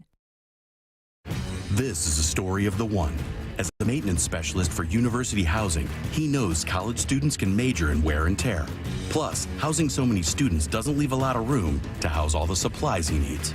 That's where Grainger comes in. With over 1 million industrial-grade products and fast, dependable delivery, Grainger carries the quality products he needs so he doesn't have to. From a new door hinge to a whole new faucet. Call, click Grainger.com, or just stop by. Grainger, for the ones who get it done. Drivers who switch and save with Progressive could save hundreds. With that kind of money, you could go big time and switch to the expensive shampoo with amino acids.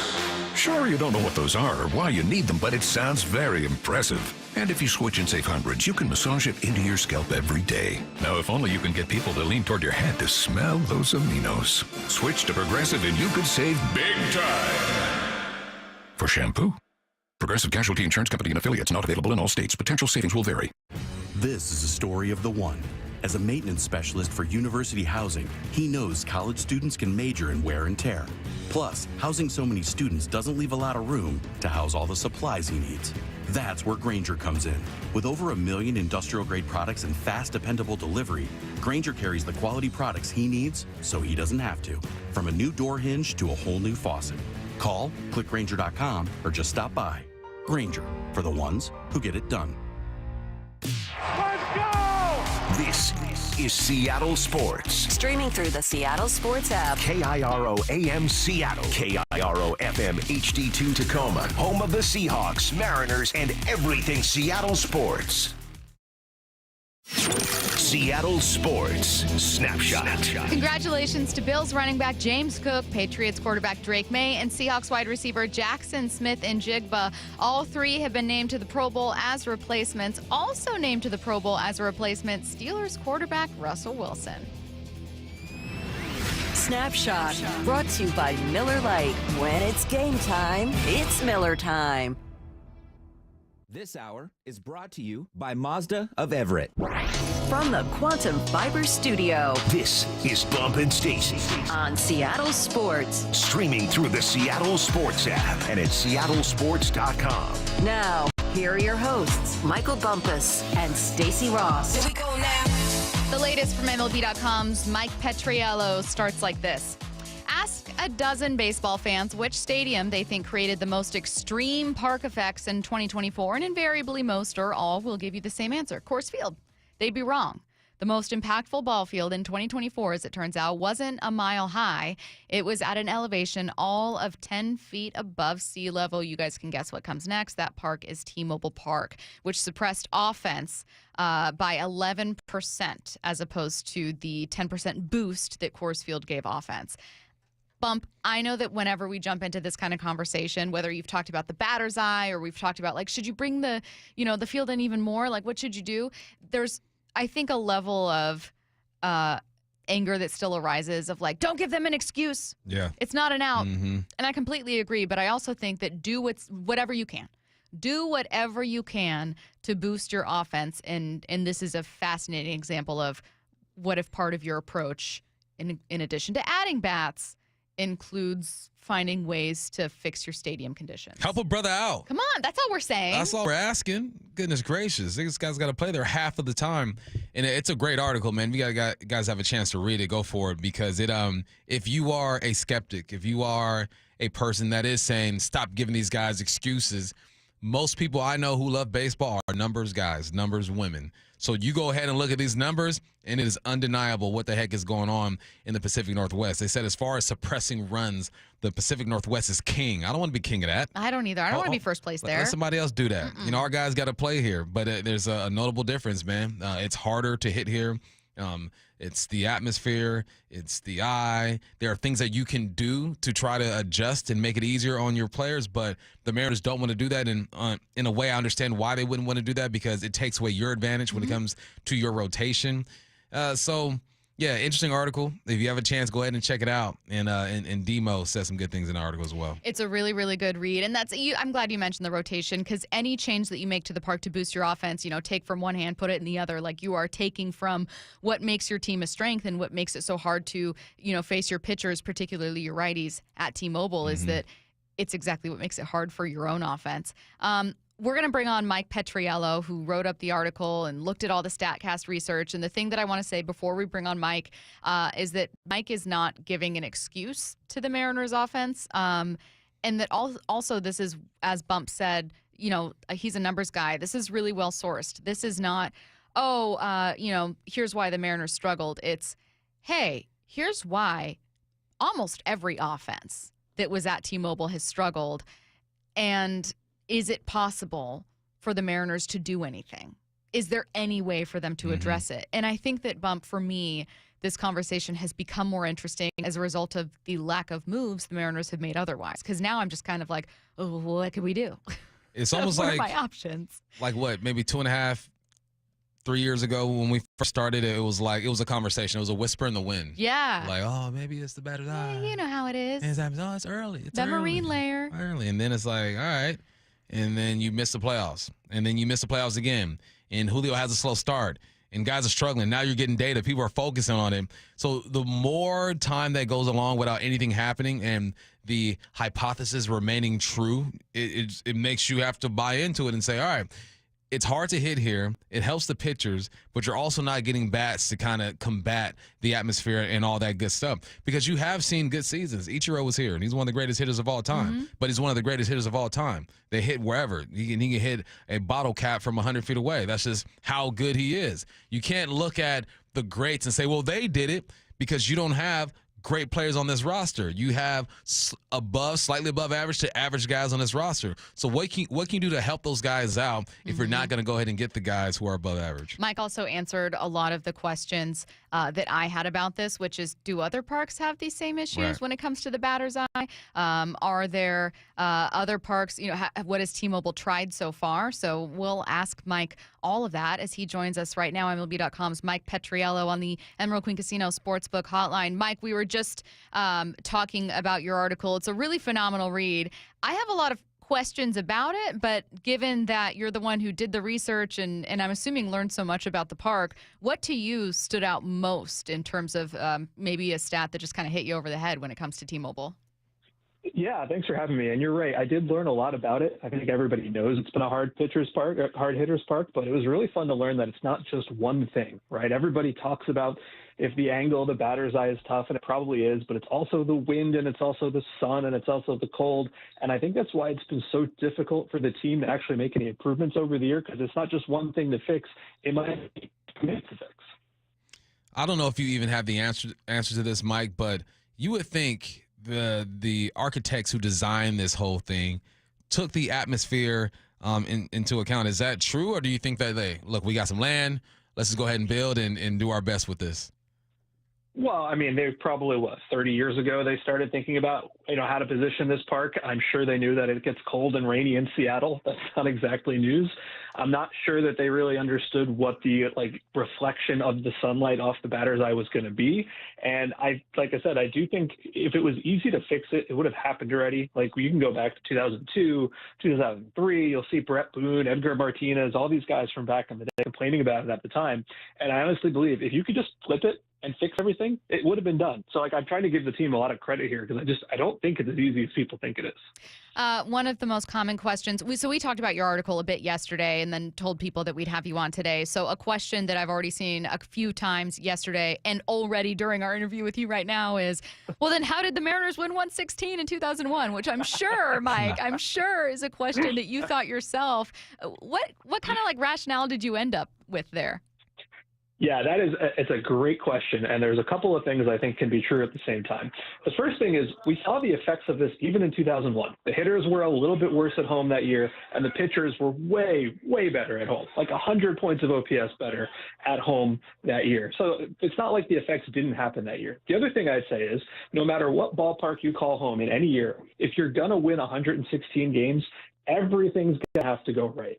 I don't think that's a repeatable thing that if you played that season 10 more times in a row, they would have ever done that again. So I don't think it proves that the ballpark wasn't an issue then. I just think that the team happened to win a lot of games. And even still, they're not at a disadvantage at home necessarily. It's not like they are a terrible baseball team at home. It just, this affects the way the team plays, and it affects them on the road a little bit too. And Mike, I'm a players guy. Whenever I can support the players in any type of way, I'm gonna do it. We could be talking about cricket; it don't matter, right? So I'm reading your article, and one of the things I thought about was, does this conversation come up when it's time to get paid? Do players look at their numbers and their agents look at their numbers and say, well, this is what I'm hitting here. This is the atmosphere. This is the ballpark that I'm in. If I were anywhere else, my numbers might be different. Do you think that's a conversation that's being had when it's time to talk about money? 100%. And not only that, I think it affects maybe the choices that players make in deciding whether to come to Seattle or not. I'm certainly not going to say here and say I've got inside information about Pete Alonso or Alex Bregman. I don't at all. But if you're Pete Alonso and you know this and you say, hey, this might be a tougher park for me to put up some numbers and get to my next contract, I might think about going somewhere else that'll make me look better. I made a lot of comparisons in this piece to Coors Field at the very other end of the spectrum, right? Coors Field inflates offense. And I think we've learned over the years that you can't just judge a Coors Field hitter, a Rockies hitter, by what he did at home. And you also can't diminish a pitcher for the Rockies because he put up a 4.80 ERA. When they go back to a more, air quotes, normal stadium, those numbers are going to change. And that's how I've started thinking about it for the Mariners too. I mean, we just saw it last year. Teoscar Hernandez did not play well with the Mariners in 2020. 23, goes to the Dodgers, has a great year, and gets paid. And I'm very interested to see what happens with, let's say, Jorge Polanco, right? When he goes somewhere this upcoming year, if the same effect happens to him. Hey, one thing I really appreciated about your article, it's a great read. One thing I really appreciated by it was it challenged my own assumption of what's tough about T-Mobile. One thing that I've always, I feel like heard versions of living here is, oh, there's a marine layer. Like the ball quite literally will not carry as far. And it's why one of my favorite and least favorite things to check is whether flyouts would have been home runs in other ballparks. It always hurts my feelings because the answer is almost always yes. But you also talked about it's kind of the king of strikeouts too, and you looked at whiff rate in certain times of the day, why it benefits right-handed pitchers. I'd love for you to talk about that part of your findings because it's impacting not just with how far a ball travels, but with whether there's contact at all. Yeah, I'm so glad you brought that up because I think that's the single most important thing here. When people think about what a ballpark can do, they're like, what kind of park factor can you have? You almost always think about, does the ball carry or not? You know, does it fly further at thin air or not? And obviously that's hugely important. But there's a lot of things that can happen before contact is even made, and some parks make it easier to strike out, and some parks make it harder to strike out. Like Kansas City's Kauffman Stadium, it's a huge park. People don't think of it as a hitter's park, but it's really harder to strike out there, possibly because of the batter's side. It's hard to say. And if you look at T-Mobile, consistently for almost all of the last 20 years, batters strike out more there than anywhere else. And a real quick important point, because I've heard this a lot, people think that it's not because of the park. They think this happens because the Mariners' offense is weak and the pitchers are very good. And obviously there's some truth to that. But the way these park factors work, you just compare the players to themselves elsewhere, right? So every Mariners pitcher has a lower strikeout rate on the road. Most Mariners hitters, not all of them, hit better on the road. That's how it works. You're not just saying it's a poor hitter's park because maybe the home team's offense isn't that great. You've really got to change how you think about these guys because of what the park does to them. And what it does is it makes strikeouts increase. It's wild. You don't think about that, but it's so true. All right, Mike, you've been hurting our feelings here with all this data, okay, about how hard it is to hit here. Yeah, I feel smarter but sadder. I need you to make us feel better now. Who's next when it comes to the hardest ballpark to hit? And then are we seeing some similarities in the numbers? Or, excuse me, do we see similarities in the construction of the park and the atmosphere? Well, yeah, you can pretty easily go look and see which parks are the easiest and hardest. Off the top of my head, I don't have it in front of me, but I think last year Wrigley and Citi Field for the Mets were the two hardest parks to hit in. It's not always the same every year for those parks. Sometimes it's wind. Sometimes they put up a new construction and it changes the wind. The thing that stands out to me about T-Mobile is that it's pretty much every year. It's consistent over decades. And the thing about it, too, is like if you look at Wrigley, overall, it was nearly as bad as T-Mobile was last year. But that can change so much on a day-to-day basis, right? The wind can blow in or out at Wrigley, hugely different. It doesn't really work the same way in Seattle. So it's that consistency that's also making the park stand out. One of the things I always see when we talk about the Mariners offense, which unfortunately we did a lot this past season, Mike, and we've lamented, them not being able to add a bigger bat or maybe the offense not being more productive, even more productive on the road, which you pointed out. They were like average to just below average, like there was an improvement there on the road. One of the things I always see is, well, other teams can do it here. And you actually found that while there are some statistical outliers, that overwhelmingly other teams don't do it here either, right? Yeah, I think my favorite stat, and if you know me, you know that I almost never use batting average. So the fact that I'm going to point this out tells you how impactful I think it is. The Mariners, the hitters at home last year had the lowest batting average. The Mariners pitchers at home allowed the lowest batting average, right? So the guys who were coming into Seattle, the visiting team, they couldn't hit there either. And I want to be so careful about this. I'm not trying to take credit away from the Mariners pitchers because they're very good. Like no matter where, this is a pretty good pitching staff. But when you look at that and you say, they had the highest strikeout rate the pitchers did at home, and on the road it was 20th. I don't know. It's the same guys, right? I don't know how you look at that and not say, oh, this has to be a little bit about the ballpark and about the fact that most hitters coming into Seattle have difficulty, and there's outliers, right? Mike Trout crushes the ball there. Well, Mike Trout's one of the 5 best hitters who ever lived, right? There's always going to be outliers. So I went to Baseball Savant and looked up the park factors and see, what other ballparks are hard to hit. And Petco is at number 2 right behind the Mariners. But, obviously I don't watch the Padres often, but their just basic slash numbers are pretty good. Do you think that the Mariners will look at something like that and say, all right, how are they able to perform well at a park that's hard to hit? And it just comes down to talent, is there anything that you feel like any number or data that can influence ownership to allow Dipoto to spend more money? Or are they looking at stuff like this, or is it just a philosophy that's not allowing them to really pull the trigger? Well, they're definitely aware of the ballpark effects. I mean, they've been talking about it for 20 years, and I had some quotes from Jerry Dipoto in there. I think that's a separate conversation of how much are they spending or should they spend, right? It might be about what kind of team do you want to build in this ballpark. There might be an argument to say, well, if the ballpark inflates strikeouts, then maybe we really should go get like a Luis Arraez, or someone who's like a very good contact hitter. That would be an interesting thing to do about it. And I know at the end of the season, like the last month of the year when they had Edgar Martinez as the hitting coach, they really performed pretty well in September. And I know Dipoto pointed that out and said they tried a different approach, because we basically said you can't pull and elevate and lift the ball here like you can everywhere else. We shouldn't try to build a team that does that. I think that's really interesting. The only caveat to it is I'm not sure I buy into it yet, because the lineup changed a lot too. You had guys acquired midseason like Justin Turner and Robles, Randy Arozarena, and some other guys departed. So I'm not willing to say that because they were good in September that this new approach is going to change everything. But, you can color me intrigued, because it's hard to do that even for a month, and they at least did that. I really like the take on maybe you focus on contact as opposed to, pure power to kind of account for some of those variables. Was there anything else that as you were writing the article, and maybe even during the process of writing the article, you changed your mind on it, but as you were writing the article, you thought like, oh, this could be a potential solution, or I wonder if they've tried this. Any other things you thought about? I don't think that there are solutions. Like, they've tried putting in trees and all this stuff. Could they go and change the angle of the batter's eye? Yeah, probably. But I can tell you the one thing that stood out to me the most, and then one thing I didn't get in the article that someone told me about. When you think about wind, right, you think about how wind affects the batted ball flying over the fence or not. There's an issue there with wind on the way to the plate. Like, wind affects the pitch, which I found really, really interesting. There's weather plyometrics data in there that says the wind will change the way the pitch moves in Seattle. And there's some like stuff metrics that back up that pitches get slightly nastier in Seattle. And here's the wildest thing. I didn't put this in there because I found out about it afterwards. And my friend Ken Arneson told me this, and he said that the gravity is actually different in Seattle compared to other parks based on where Seattle is located on the earth compared to, let's say, Miami. The ball will fly 1 foot further in Miami just because of gravity. Wow. So if you want to say the actual forces of the earth are working against the Mariners, science would back you up. We're cursed.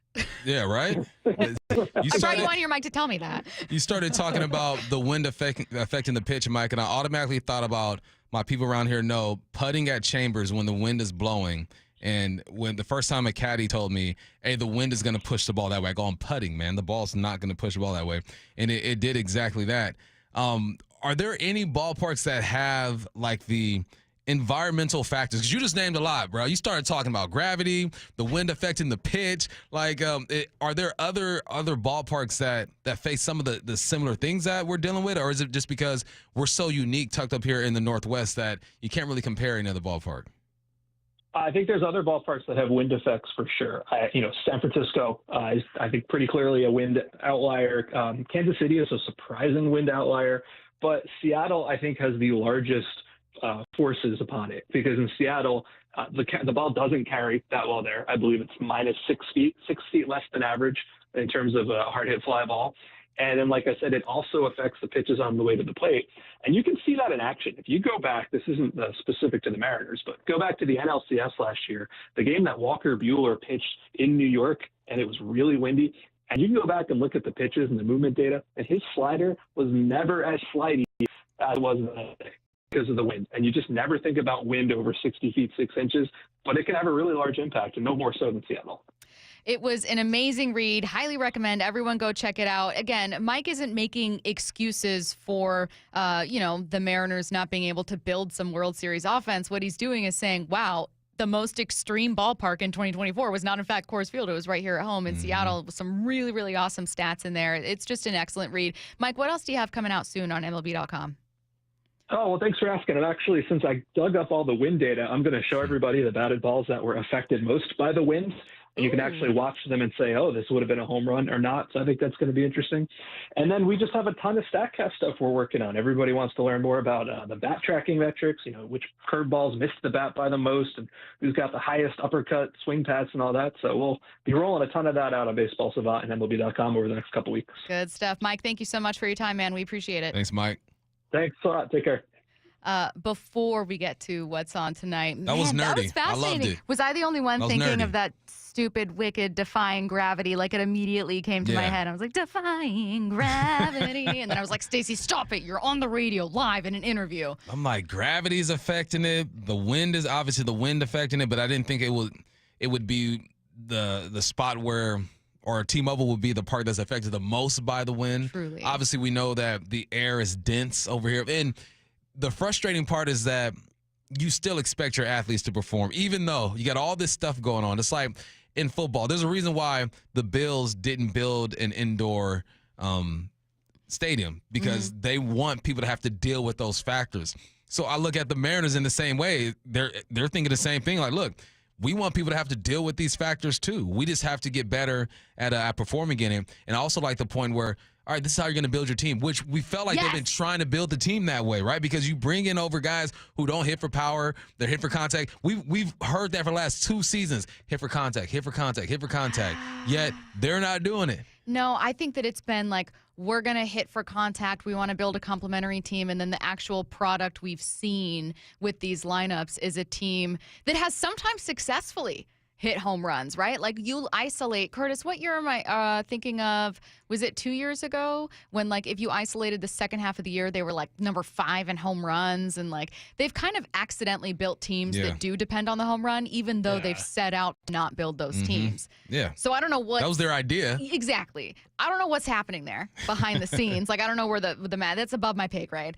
And I don't know why. I mean, maybe sometimes it's you go for a certain player and he's too expensive, or he doesn't want to come here, or a trade doesn't work out, so you end up with another, and that guy happens to, just be a more power that year than contact. I don't know.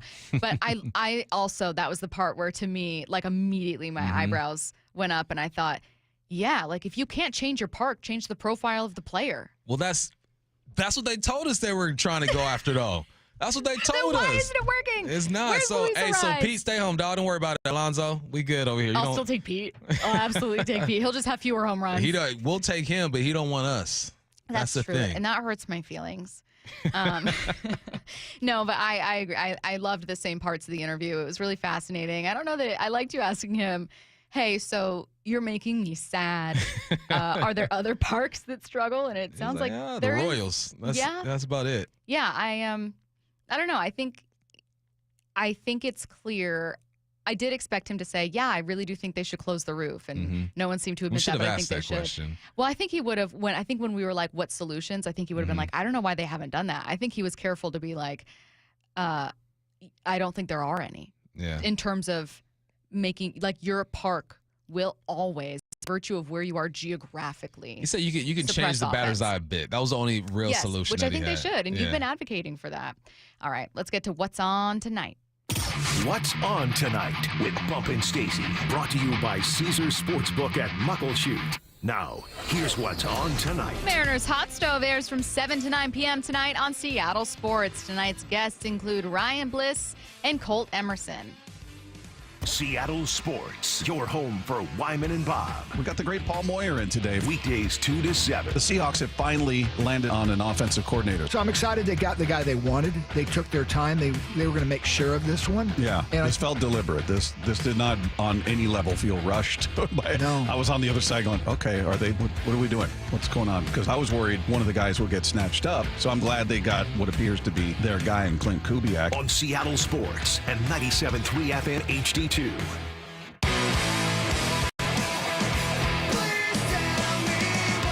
explosive bands. One massive night of alternative rock. Lit. Fuel. The Ignited We Stand Tour hits Muckleshoot Event Center Wednesday, February 19th. Get your tickets now at muckleshootcasino.com. Lit and Fuel. Light up the stage. February 19th. Only at Muckleshoot Casino Resort. You never get a second chance to make a first impression. Superior Linen Service will help your company with logoed apparel, uniforms, floor mats, linen, and more. Visit suplinen.com. And remember to order your Valentine's Day linens now. Visit suplinen.com. Right now at Wendy's, get 2 of these fave items for just $7. The spicier classic chicken sandwich, Dave's single, or 10-piece nugs. It's an incredible deal, but an insanely difficult choice. Do you go double chicky sando, both spicy and classic, 1 beefy and 1 chicky? Or maybe you go all in on one and go Nug Max. 2 faves for just $7? Gotta be Wendy's. At participating Wendy's for a limited time only. Select a request 2 for $7 deal to redeem. Not valid in a combo or with saucy nugs. Single item at regular price. Prices may be higher in Alaska and Hawaii. This is a story of the one. As a maintenance specialist for university housing, he knows college students can major in wear and tear. Plus, housing so many students doesn't leave a lot of room to house all the supplies he needs. That's where Grainger comes in. With over 1 million industrial-grade products and fast, dependable delivery, Grainger carries the quality products he needs so he doesn't have to. From a new door hinge to a whole new faucet. Call, click Grainger.com, or just stop by. Grainger, for the ones who get it done. Where can you kick off the new year with big savings on gig speed? Only with Xfinity, now through January 30th. Get gig internet at home for $25 a month for 1 year when you add an unlimited mobile line, which connects you to gig speed Wi-Fi on the road. Act fast today and save more than $650 over AT&T and Verizon in your first year. Plus, hurry and take advantage because right now you can also get a free 5G phone with trade-in. So save big and stay connected to what you love with fast gig speed internet and mobile. From home to hotspots, this new year, it's all about gig speeds and big savings. Don't wait and get gig speed internet. Spend less green and switch to Xfinity. Go to Xfinity.com/gig savings to learn more. Requires paperless billing and autopay with stored bank account. Restrictions apply. Equipment, taxes, and fees extra. $40 internet discount applied to mobile bill. After promo, regular rates apply. Actual speeds vary. Savings compared to Verizon Fiber Gig Plus 1 Unlimited Welcome Line and AT&T Fiber Gig Plus 1 Unlimited Starter Line. Xfinity internet required. Reduced speeds after 30 gigabits of usage per line. Data thresholds and actual savings vary. Guys, your testosterone level impacts your energy, drive, weight, hair loss, and even ED. Revive Men's Health Seattle will check your T level for free. For your free T level check, exam, and consultation, call 206-529-1111 or visit ReviveMen'sHealth.com. Planning to propose this Valentine's Day? Shane Company has your back. Our easy process to create your dream engagement ring is rock solid. 1, pick your ring setting. 2, choose your center stone. 3, personalize it. With our wide selection of beautiful settings and hand-picked diamonds and gemstones, all at competitive prices, your ring will be as unique as your love story. We'll hand-set your ring in our jeweler's workshop right here in our store and protect it with our free lifetime warranty. Walk in with a dream, walk out with the ring that will take their breath away. Shane Company, your friend and jeweler. Hey, Bill! Got a leak? Need heat? Call Southwest today. Southwest Plumbing, the one to call. If you're looking for a new Mazda, go see our friends at Mazda of Everett. With over 790 new Mazdas in stock at 11409 Highway 99 in Everett, they have something for every budget and credit type. Save up to $3,970 on new Mazda CX-5s. Come meet the team and see why they've been Washington's largest Mazda dealer since 2015. Exceptional service and always their lowest prices. Visit in-store or online at MazdaofEverett.com today. Jason Rance here with our local tax expert and advocate, Greg Nunn from Nunn Better Tax Resolution. So, Greg, not all tax resolution companies are the same. There are some that are definitely not local. There are others that don't quite know what they're doing even. Well, I tell you, these ads that all of us hear, Fresh Start program, they make you feel like, hey, man, I can just easy peasy get my taxes written off. No. And I've had several clients actually come to me after going through that process, and they just get no response after a while. They're passed around from person to person. That doesn't happen at my firm. You are familiar with the cases that come in. You're working on them. I'm familiar with every case that comes into our office.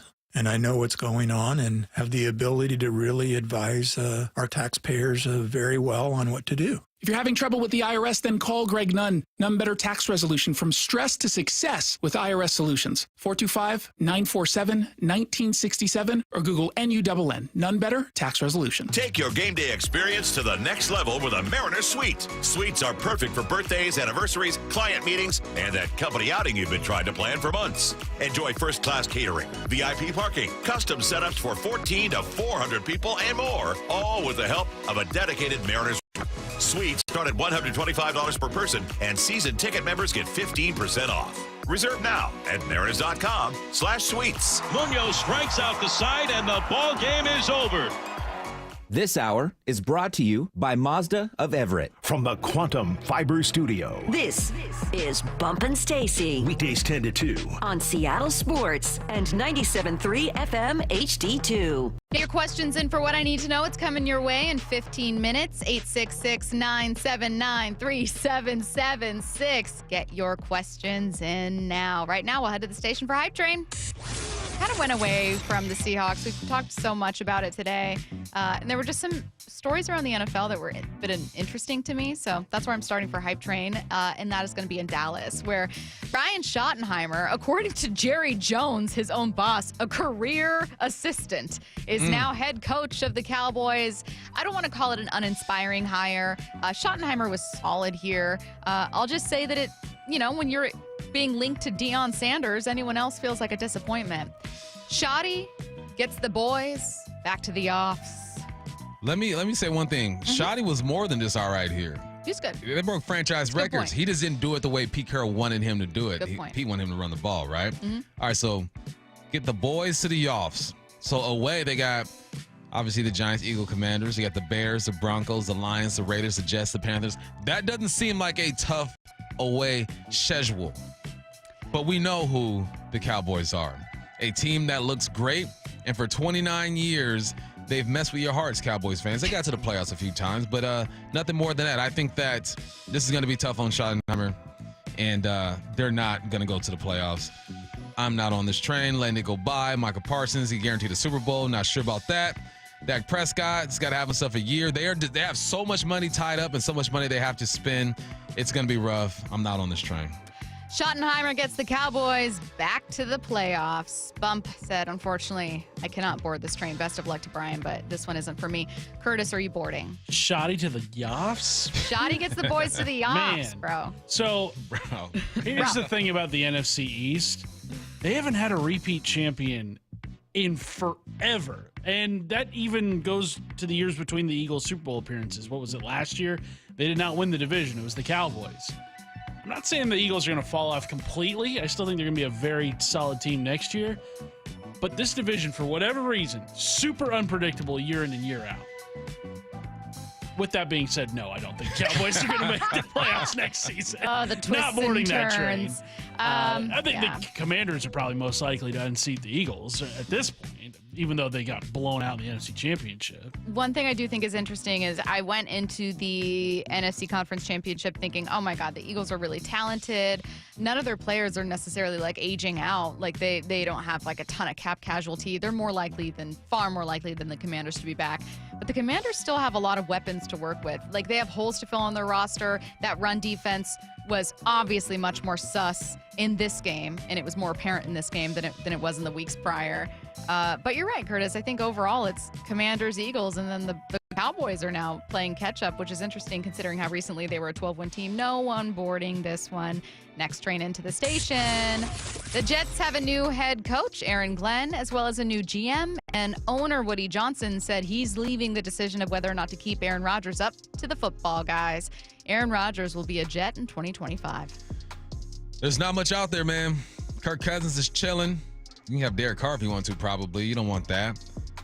Sam Darnold, you're not going to bring him back. If I was Sam Darnold, I would not want to go back to that house. There's been some bad things happen in that house, and you don't want to move back in. I think they have no other choice than to bring back Aaron Rodgers. You know that he's going to understand the playbook. You know that he is a professional on the field, in the sense that the little things you don't have to worry about. There's not a lot of teaching going on with Aaron Rodgers. You just kind of put him in the offense and see what he can do. What needs to happen, though, can he learn a new playbook? He's essentially had the same playbook his whole career with a couple of tweaks here and there. But I don't think he has a choice, man. You have to go with Aaron Rodgers. Hopefully the OG and Aaron Glenn can connect with the OG and Aaron Rodgers, and they connect. So I am on that train. Aaron Rodgers will be a Jet in 2025. Aaron Rodgers will be a Jet in 2025. Curtis, are you joining Bump aboard this one? Yeah, I think so. Yeah, we're boarding this train. It'd be funny if that was the entirety of your answer. Yeah. Next. No, he just loves the spotlight so much. And like Bump said, the Jets are in a spot where it's like, where else are you going to improve your quarterback situation? There's nobody that's going to follow the Jets at pick 7. There's nobody available in free agency. You just made a big trade for a quarterback, 2 seasons ago? There's nothing else out there. It's either Aaron Rodgers or it's going to be just any old guy. It's such a weird quarterback market. I'm also going to be boarding this one. All aboard. Yeah, it's, the Jets, the Steelers, a couple other teams are having the same conversation we're having here in Seattle. Now, I think Geno had a better year statistically than Aaron Rodgers, than a few other quarterbacks. But I think there are a lot of people that almost get angry. Like, why aren't you guys exploring other options besides Geno? And it's like, look, it's a weird quarterback market. It's kind of down. And there are a lot of teams that are going to be rolling out the same guy, even though their fans kind of want them to do something else, because that might be the best option for them in 2025. It's not the one they want. It's just something where they're like, this is the best option. So we got. Yeah. So we got. Next up, inspired by Chris Canty, his take earlier today on Unsportsmanlike that Joe Burrow is not an elite quarterback, because if he were an elite quarterback, he would have led his team to the playoffs. Joe Burrow is not an elite quarterback. That's your hype train. This ain't high school. When I was in high school, I played quarterback and I was a free safety at the same time. You don't play both ways. You're not Travis Hunter out there, all right? He's Joe Burrow, one of the best quarterbacks in the game. Canty, man, look, he's on ESPN for a reason, because he's going to hit you with some stuff. He's charismatic. He's a Super Bowl champion, all that good stuff. But you mean to tell me a man that throws for 43 touchdowns and 9 interceptions, almost 5,000 yards is not elite? You don't do that on accident. You don't do it on accident. He's had multiple years where he's thrown over 4,000 yards, man. In 2023, he didn't play a full season, so he only threw for 2,300. When he is healthy for the full season, his first year, blew out his knee because of that garbage offensive line. Guess what? Offensive line is still not very good. There's no way. You don't throw 43 and 9 on accident. He is definitely elite. I don't know what my man is talking about over there. I'm on. Bump said, not boarding that train. Sorry, not boarding the train. Don't let that door hit you on the way out, train. Curtis, are you boarding this train? Joe Burrow is not an elite quarterback. I'm not boarding that train. Joe Burrow, I would take as my starting quarterback every single day. And if you have any doubts about his ability to play the quarterback spot, it lets me know you don't know ball. You don't know ball, okay? son. That's what that is. But he knows ball. That's true. I know. That's why I think this is it's such a weird take. I think it's an effort to have a take and just that. And it feels bad faith. Like, there's no way Chris Canty doesn't know the impact that defense has. And even when he points to it and he goes, well, look at Denver. Denver, made it to the playoffs. And it's like, Denver's defense was so much more productive than the Bengals. It's insane. Like, the Bengals defense allowed on average 6 or 7 more points a game. What conversation are we having? 29 touchdowns for Bo Nix to, what'd you say, 43? 43 for Joe Burrow. Like, pit Joe Burrow on the Broncos. Maybe they beat the Bills. I don't know. Yeah, no one's aboard that one. That train's leaving the station, never to come back. Sorry, Chris. You're a good host. We didn't love this take, though. We'd love to have you on the show. Yeah, we'd love to have you on. Next up, an 11-year-old. This is an older story, but I haven't had it on Hype Train yet. An 11-year-old card collector in Los Angeles found that rare Paul Skeens baseball card, one-of-a-kind card. The Pirates had offered 30 years of seats behind home plate, a chance to sit and watch a game in Livy Dunn Suite, Paul Skeens signed merch, all kinds of stuff. But that 11-year-old said, no, thank you. I will not hand this over. That kid should give Paul Skeens the card, is your Hype Train. Give it to him? I'll say sell it to him, whatever. Cash is king. Forget those seats. He's probably not even a Pirates fan. Forget the softball game with your buddies. Man, we go to the park right now and get a softball game going and toss some brews back and be just fine. Forget that, kid. You keep that card unless they're giving you cash. Cash rules everything around me. Cream get the money. Dollar bill, y'all. Bump is not boarding that train. Curtis, are you? What Bump said. Yeah. We're not boarding that train. Yeah. Absolutely not. Hold out for the Cash Money records. Not in the 2000. Yeah, that's right. I'm not boarding either. So this was, so that you guys know, in part inspired by this tweet that I saw. Of course it's inspired by a tweet that I saw. Someone was responding and they were like mad at this 11-year-old, right? And they go, Paul deserves that card. They should give it to him. And I paused and I thought, this is not like my 3,000th hit. My Deserves. record-breaking home run, a sentimental, my career first touchdown, and maybe I threw the ball, and then I said, oh, can we actually trade you something for that? Where you can kind of wrap your mind around, like, I can understand why this would have a career accomplishment, sentimental value, this ball, this bat, whatever it is. This is a baseball collector card. This is not something Paul Skeens did. No. It just has him on it. Bump, do you have any cards of your own? Yeah, I had some people send me cards, actually. I got several. Fair. Yeah. Uh-huh. But you're not out there being like, hey, that's my card. Give it to me. No, Yeah, I deserve that. It ain't worth nothing anyway. With like 10 cents, go ahead and keep that. Also, can you imagine just the idea of Paul Skeens? Like, he deserves that, so you should give up your chance at, like, lifetime money. Nah, forget And I was that. also thinking about the way the Pirates don't spend. Are you going to be watching Paul Skeens for 30 years behind home plate? You're going to be watching him for like 5 more years. Exactly. And then you're stuck with Pirates tickets. He's going to be on the Yankees here pretty soon. Exactly. Get your questions in for What I Need to Know. Any question, text it now to the Mac and Jacks text line 866-979-3776. Seattle Sports, your home for Wyman and Bob. We've been going position group by position group. We move on to safeties, Dave. So you got Julian Love, who's entering the first year of a 3-year extension. He had a great season. You got Kobe Bryant in the final year of his rookie deal. Rayshon Jenkins is the most likely cap casualty here because he's got a $7.9 million cap hit. And if they release him, they save $5.4 million. He had some plays, but he didn't have $7.9 million cap hit plays. I agree. On Seattle Sports and 97.3 FM HD2. Free consultations, no fee guarantees, 5-star reviews. JP Pendergast with Pendergast Law explains the importance of going beyond these familiar offerings. Accident victims want an attorney, Tom, that satisfies their needs. Someone who handles those needs with the highest degree of care. Pendergast Law offers the no-fee guarantees and free consultations, but these only scratch the surface. Okay, explain more. We make sure that every member of our team is genuinely passionate about helping others. Customer service and communication are our top priority. It's how we take care of our clients so they always feel one step ahead of the insurance companies. Our strong reputation for high standards provides comfort and confidence when it's needed most. Pendergast Law offers the free consultations, the no-fee guarantees, and, of course, they are 5-star rated. But what really makes them different is their genuine passion for helping others. I can't recommend them enough. If you or a loved one has been injured in a car accident, call Pendergast Law. We can help. That's PendergastLaw.com. Lowe's knows how to help you save time and money, no matter the job. That's why we can deliver supplies to your job site as soon as same day, so you have more time to get the job done. Because when you need it fast, we've got you covered. Lowe's knows pros. Valid on eligible in-stock orders and select zip codes placed by 2 p.m. for same-day delivery by 8 p.m. Subject to driver availability. Fees vary based on purchase. More terms apply. See Lowe's.com/same-day delivery for details. Hey, nice job, Pete. I like those clean lines. Fellas, do we have anyone that can get to Greenport today? At Corey's Landscaping, the staffing plan is in the weeds. Anthony, we need that leaf blower over here. 3 more new customer requests just came in. Who wants to work some overtime? He needs to dig up quality landscapers and fast. I need Indeed.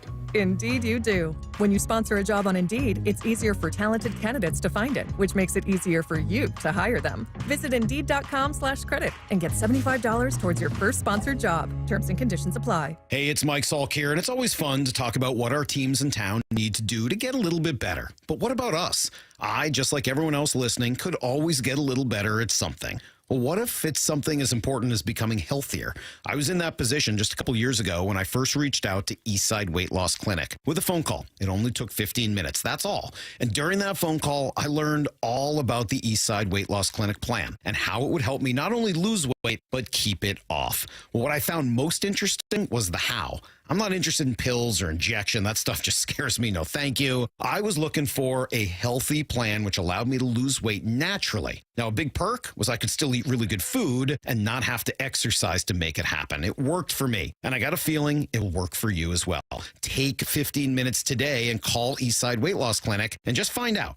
You can find them at eastsideweightlossclinic.com or call 425-588-0080. That's eastsideweightlossclinic.com. Dr. Ryan Coogan, D.C. Results may vary. It's time to vote for the top athletes and sports stories of 2024. Be part of history and help choose the sports stars of the year from a knockout roster representing the best in Washington sports. Cast your vote for the sports story of the year. Was it the Seawolves playoff run, the Kraken making history, or UW rowing dominating the Olympics? You decide. Vote now at seattlesports.org and enter for a chance to see the winners announced live at the 90th Annual Sports Star of the Year Awards, presented by Microsoft. We are Seattle Sports, the home of the Seahawks, Mariners, and everything Seattle sports. Watch your favorite show live at seattlesports.com. The Big Seattle Boat Show starts this Friday, January 31st. The Big Seattle Boat Show. It's the West Coast's biggest boat show with big selection, big discounts, and big fun for everyone. The Big Seattle Boat Show. It's a big deal. The boat show, the boat show. If you gotta cruise the boat show, you won't believe how cool it is to bring the family. Presented by Sundance Yachts and Port of Seattle. Details and discount tickets at seattleboatshow.com. Hey, do you like spending extra money? Who doesn't, right? No, nobody does, and especially when it's on something like your utility bills, right? If those are noticeably higher in the winter or your home feels drafty, it could be because your attic and crawl space aren't properly insulated. It's Mike Salk here, and utility companies have special incentives to help with the cost of having your home properly insulated, including a once-in-a-lifetime rebate from Puget Sound Energy. So if you're a PSC customer and your home was built before 1990, you may qualify to receive a rebate on up to 95% of the cost to properly insulate your crawl space and attic. Yeah, they'll cover up to 95% of the cost. So don't wait. Take advantage of an incredible rebate today. Call Crawl Pros and learn what's going on behind that crawl space and attic hatch for free, and also what energy rebates you're eligible for. These guys are great. Did an awesome job at my house. So if you're worried about critters, mold, water damage, insulation issues, or anything else related to your crawl space or attic, schedule a free corner-to-corner inspection at crawlpros.com. Bring on the sunshine with a trip to see your Seattle Mariners. Come to sunny and warm Peoria, Arizona for another great year of spring training baseball. There's no better time to wind up at the Peoria Sports Complex where you can see all your favorite Mariners up close. Spring training in Peoria has plenty of sunshine, warm temperatures, and the best seats in baseball. It's family fun for all ages. Book your trip today. Support your Seattle Mariners in Arizona for another exciting spring training season. Get your tickets at PeoriaBaseball.com. From the Quantum Fiber Studio. This is Bumpin' Stacy. Weekdays 10 to 2. On Seattle Sports and 97.3 FM HD2. It's what I need to know. Get your questions in to the Mac and Jacks text line 866-979-3776. What I need to know. Someone said, if Seattle Sports gets to send one representative to the NFL Media Combine, who should get the nod? It's okay to nominate yourself. I think I should get it. Okay. I think Brock's done everything. Listen. He's done it all. Listen, hear me out. Let me have some. Okay. I think you is the correct answer. You gonna advocate for yourself? No. I'm going to advocate for Matt Nelson. Right. It should be the winner of the bracket challenge, which Right. Matt is in Matt. sole possession of first place right now. Ball knower Matt Nelson. Obviously. Matt, what's your first question for John Schneider? Hey, John, still going to do football this year? Okay, good. That's a good start. Are we footballing or not? Yeah, that's a good start, Matt. That's an Because, important what question. if he said no? That would be a big That's story. huge news. That would be our number one story. Stop the presses. Yeah. No football. What I need to know. Only the Seahawks are going on strike, just them. Yeah. What I need to know, given the option, would you take 100 pounds of gold or 100 pounds of $100 bills? All right, so I cheated and I looked up what a pound of gold is worth. Okay. It's between $24,000 and $29,000. I'm probably taking the gold. I don't know what. Yeah, you multiply that by 100. Yeah, I'm taking the gold. But what's a $100 bill weigh? Like what if 100 pounds of $100 bills is like $1 million? Math was not my strongest subject. I copied my homework from Amy Van. A single dollar bill weighs approximately 1 gram. I can't do I don't know that. how many grams are in That doesn't that. tell me at all. That tells me nothing. I don't know. $100 bill. Someone tells me what's more. Weighs 3.53 There are ounces. 453 grams in a pound. I need someone to do the math on what. We need a street pharmacist. We talking grams here? Exactly. Street pharmacist. Where you at? We need our street and CVS pharmacist. So that's $45,300 in a single. So it's roughly the same? It's close, yeah. Well, then I'll take the money. It's easier. What am I going to do with this gold? Yeah, but gold, I mean. Then I got to go to a bank. There's appreciation, though, with gold. You sell it at the right time. It can go up. I don't know anything. That's true. That dollar bill, losing value. We're losing value every single day. Okay, that's actually a fair point. Now I get it. Okay. See, this is why I'd have to ask you guys, like, what do I do here? They're showing me all this gold, but it's so heavy. That's why, like, all of our like grandparents and stuff, if you snoop around their house long enough, you're gonna find a stash of gold somewhere. Yeah. What? Mm-hmm. Yeah. My grandma had a drawer with just gold in it. What all my grandma had was a Bible and a Barbie doll and a toilet paper thing. There's gold in there somewhere. Oh yeah, there's gold somewhere. What I need to know, I'd hate to lose DK, but I do think DK in Vegas seems like a match made in heaven. What are the chances he's a Raider? They said Raider. What they giving up? What you got over there? Yeah, exactly. I don't think John Schneider's going to be happy and willing. Nah, I don't think so. I mean, everything's a possibility because DK is going to want more money. How are the Hawks going to value him? And I think that Pete Carroll will definitely call in on DK. He'll call in on Gino. He'll call in on Lockett, too. Mm-hmm. I like this question. You're going to immediately think of like 10 answers, and then you're going to be frustrated you can't choose one. Okay. Or that you only have to choose one. If you could add any non-quarterback in the NFL to the Seahawks roster, who would it be? The best guard that's playing right now. I went center, and I thought, Creed Humphreys? Like, maybe best center in the game right now? Going best guard in the game. Whoever it is. Best guard in the game? Mm-hmm. Yeah. Okay, what if I took off the offensive line? Because that is the easy answer. Mm-hmm. We both think it's their greatest need. So if I eliminate quarterback and offensive line, which is our answer, any non-quarterback you can add. That's more fun to me. D. Henry or Saquon Barkley. Yeah. You got to run that thing. Probably Saquon. He's a little younger. Yeah. I would also probably go running back over top-tier wide receiver. Even though it's like, Justin Jefferson, sign me up. The all-pro guards were Joe Tooney and Quinn Miners this year. Interesting, our first two answers were offense, though. Mm-hmm. Jalen Carter. We just talked about him a little bit ago. I think I'd be lying solid. Be solid. What I need to know. Stacy gets to pick clothing ensembles for Bump and Curtis. What kind of fits are you putting these dudes in? Great question. I am dressing for Bump. We are going to go as his stylist with Jalen Hurts' full outfit from the conference championship game. What? Look it up. Jalen khakis, Hurts. Conference championship outfit. That's the outfit I'm choosing for you, complete with a cigar. I think it's super fashionable. It gives like on the inside 20 years older than you really are. Oh, low key? Yeah. Low key, Thank I can you. get with that. Okay. I can get with that. Curtis, have you ever heard of steampunk? Oh, God.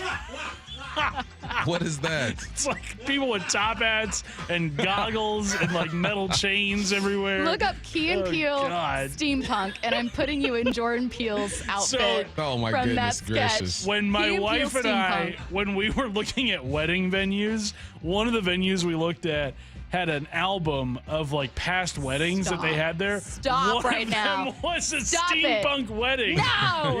Yes. Oh, no. Someone said that cash equals $4.5 million. Okay. Do the math of 24,000 times in gold, like what it might be. Times 100. Okay.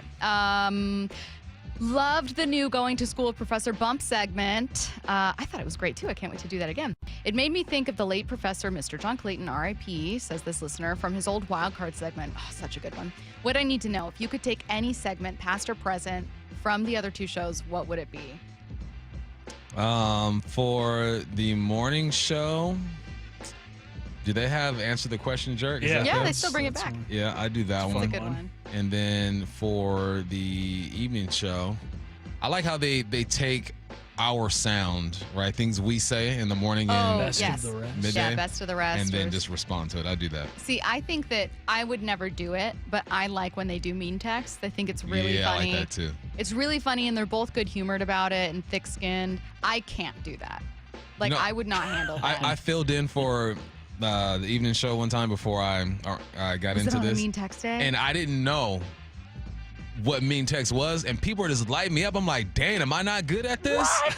Like, what's happening? Then I look in the show sheet, and the mean text asks a question. I go, oh, this is on purpose. Okay. Oh, okay. So they were sending them in to be like, hey, save this. This is what I want for bump. Yeah. Dang. Yeah, like, no, dang.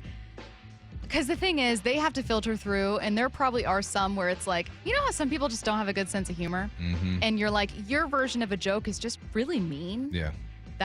Those ones would get to me. Like, if I saw them, they'd hurt my feelings. I'd be sitting here defending your honor every Friday.